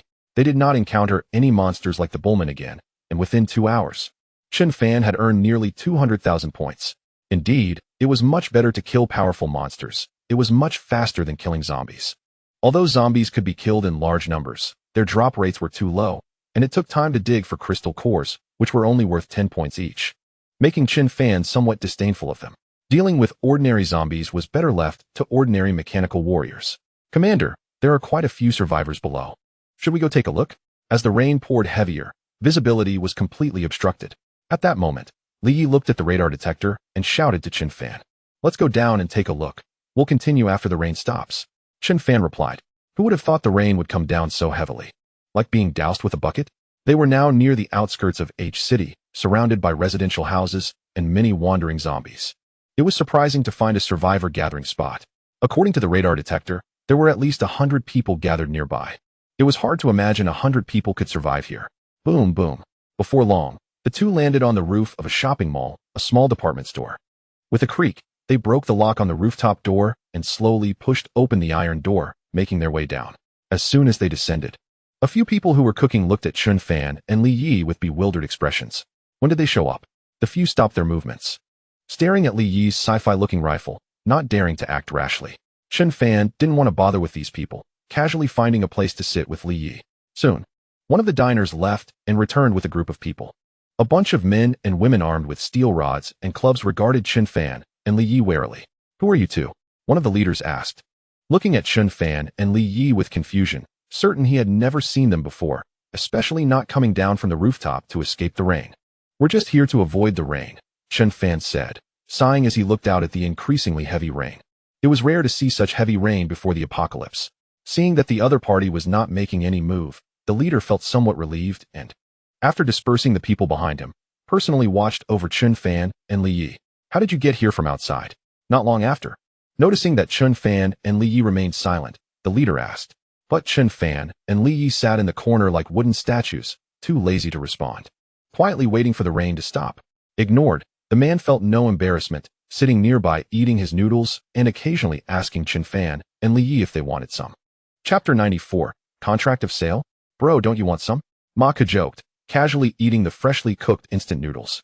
If nothing goes wrong, you two should have been the ones slaughtering monsters around here recently, right? The last helicopter should be yours as well. The person next to you looks a bit familiar. They must have been the one piloting the helicopter before. Mecha continued, which surprised Chen Fan and Li Yi slightly. The helicopter had flown over while surveying the terrain, but Li Yi hadn't seen anyone here at the time. By the way, let me introduce myself. I'm from the original armed special police of H City. Mecha continued talking to himself, not paying attention to whether Chen Fan and Li Yi were listening. What are you trying to express by saying all this? Chen Fan asked calmly. It couldn't possibly be for no reason. Haha, you must have a survivor base, right? We have about 100 people here. Although there are plenty of supplies, it's still unsafe. So, I was thinking of bringing everyone and those supplies to join your base. Mecha smiled slightly, thinking that a base with an armed helicopter must be quite strong. At least, Mecha had never seen that type of armed helicopter, which made him regard Chen Fan and the others as people with some background. I don't need supplies. Just tell me the location and go by yourselves. Chen Fan said calmly. He didn't want to carry so many burdens with him. Although Steel City needed people, Chen Fan wasn't foolish. With so many monsters in H City, what was the difference between bringing so many people and seeking death? Sending a transport plane for evacuation? That wasn't realistic, especially considering the monsters in H City. With various flying zombies and occasionally mutated birds flying by, Chen Fan didn't want to provoke those sky monsters. Dealing with a sky monster often required more time and resources than ground monsters. It would be too difficult for 100 people to leave here. Sigh. If we could leave, we would have done so long ago. Mecha said with a bitter smile, if it were possible to leave. Who would want to stay in this hellhole? But the problem is, most of the people here are ordinary, and if they go out, surviving 1/10 of them is a question. Then it has nothing to do with me. However, Chen Fan suddenly paused, as if he thought of something. However, what? Mecha perked up when he saw there was hope. A base with an armed helicopter must be quite powerful, and if they could bring them along, that would be the best. 20,000 crystal cores, I will take you out. Dispatch troops for rescue. Chen Fan smiled slightly. 20,000 crystal cores was equivalent to 200,000 points for him. That was a huge sum. 20,000 crystal cores? Brother, are you joking? Although I don't know what that thing is useful for, I've collected quite a few, only over 1,000 points. 20,000 is too much. I can't afford it. Mecha frowned slightly, thinking Chen Fan was making things difficult for him. Anyone knows how low the probability of crystal cores appearing is. 20,000 crystal cores is equivalent to killing nearly 200,000 zombies, and if luck is bad, it might take 4 to 500,000. If there are no 20,000 crystal cores, then that is 5 virus clusters. Chen Fan said calmly, ordinary virus clusters are worth several thousand points. Having that is also good. That kind of fist-sized crystal core? I only have one, Mecha said helplessly, and that was picked up from the corpse of a monster. Originally thought to be a large crystal core, but it turned out to be a virus cluster. Then, one virus cluster, and 15,000 crystal cores. Chen Fan said, leaving Mecha completely speechless. Why was this guy so obsessed with crystal cores? Can we trade supplies instead? We have quite a lot of supplies here. Enough food for 1,000 people for several months. And medicine, Mecha said, the department store has no shortage of supplies, and the quantity is large. If taken away, it can feed many people. I don't need supplies. I don't lack supplies. Chen Fan replied calmly, then turned his gaze back to check the weather outside. Then what do you need? Besides crystal cores and virus clusters, let me see what I have. Mecha put down his bowl and chopsticks, feeling helpless. As for taking action, forget it. The other party is not easy to deal with. Just the weapons in their hands can wipe out everyone here. Moreover, looking at Chen Fan's identity, it was clear he was not simple. The soldier next to him, fully armored, was leading under Chen Fan. People. Besides these, I also need people. Do you understand? Sell yourselves. Chen Fan suddenly thought of something. Using humans to transform into mechanical warriors is very cost-effective and doesn't require too many points. What Chen Fan needed were volunteers to be transformed into mechanical warriors, not those who were coerced or threatened. Otherwise, after being transformed into mechanical warriors, if any harmful behavior occurs, it would directly trigger the self-destruct program. If people die, it would waste the points spent on the transformation, which is not worth it. A contract of servitude? How long? Mecha frowned slightly, not expecting Chen Fan to propose such a request. Forever, a lifetime. But I don't recommend you play tricks on me. Otherwise, you will regret it. Chen Fan smiled slightly, allowing the other party to think carefully before making a decision. No way, that is too long. A few months would be fine. Mako directly rejected, joking, selling oneself means becoming a beast of burden. Mako did not doubt the other party's methods. In his view, if they chose to sell themselves, they would only face death when trying to escape. Moreover, even if they escaped, where could they go? Living under someone else's control for a lifetime, Mako did not want to become that kind of person. Then there's nothing to discuss. By the way, when I said sell yourselves, I don't mean just one person, but at least 50. Hearing Chun Fan's next words, Mako was completely speechless. 50 people, including himself and his group, was only about 20. Who would want ordinary civilians to sign a contract of servitude? Who would do such a thing? In Mako's mind, a contract of servitude essentially had no real constraints. As for why not agree first and then go back on it? It was because he was afraid that Chun Fan's backing was too strong. In the apocalypse, various forces are springing up. Who can be sure that some tyrants won't appear? Therefore, Mako didn't want to deceive. If things went wrong, everyone would be buried with him. Chapter 95. The giant Koan reappears. Here, take this. Think it over before using it. Once used, I will assume you agree, and a transport plane will come for rescue. At that time, it will be useless to regret. Unless you're dead, Chun Fan said calmly, taking out a signal pistol from his pocket and tossing it to Mako. Since the other party was a special police officer, it could play a significant role in receiving his subordinates. After all, Chun Fan currently lacked real talent. Although the system store has various high-end mechanical warriors with high intelligence, how should I put it? They give Chun Fan the feeling of rigid thinking. No one is as lively in thought as humans. One moment, they might be thinking about food, and the next moment, they could be staring at a pile of cow dung and grinning foolishly. If he could transform some researchers or highly potential individuals into mechanical life forms and install powerful processors, whatever they do would be twice as effective with half the effort. Even the most formidable mechanical warriors are not made from living beings, but are AI. Even research robots are fed memories, and while they can learn, their thinking is quite rigid, making it hard to let loose.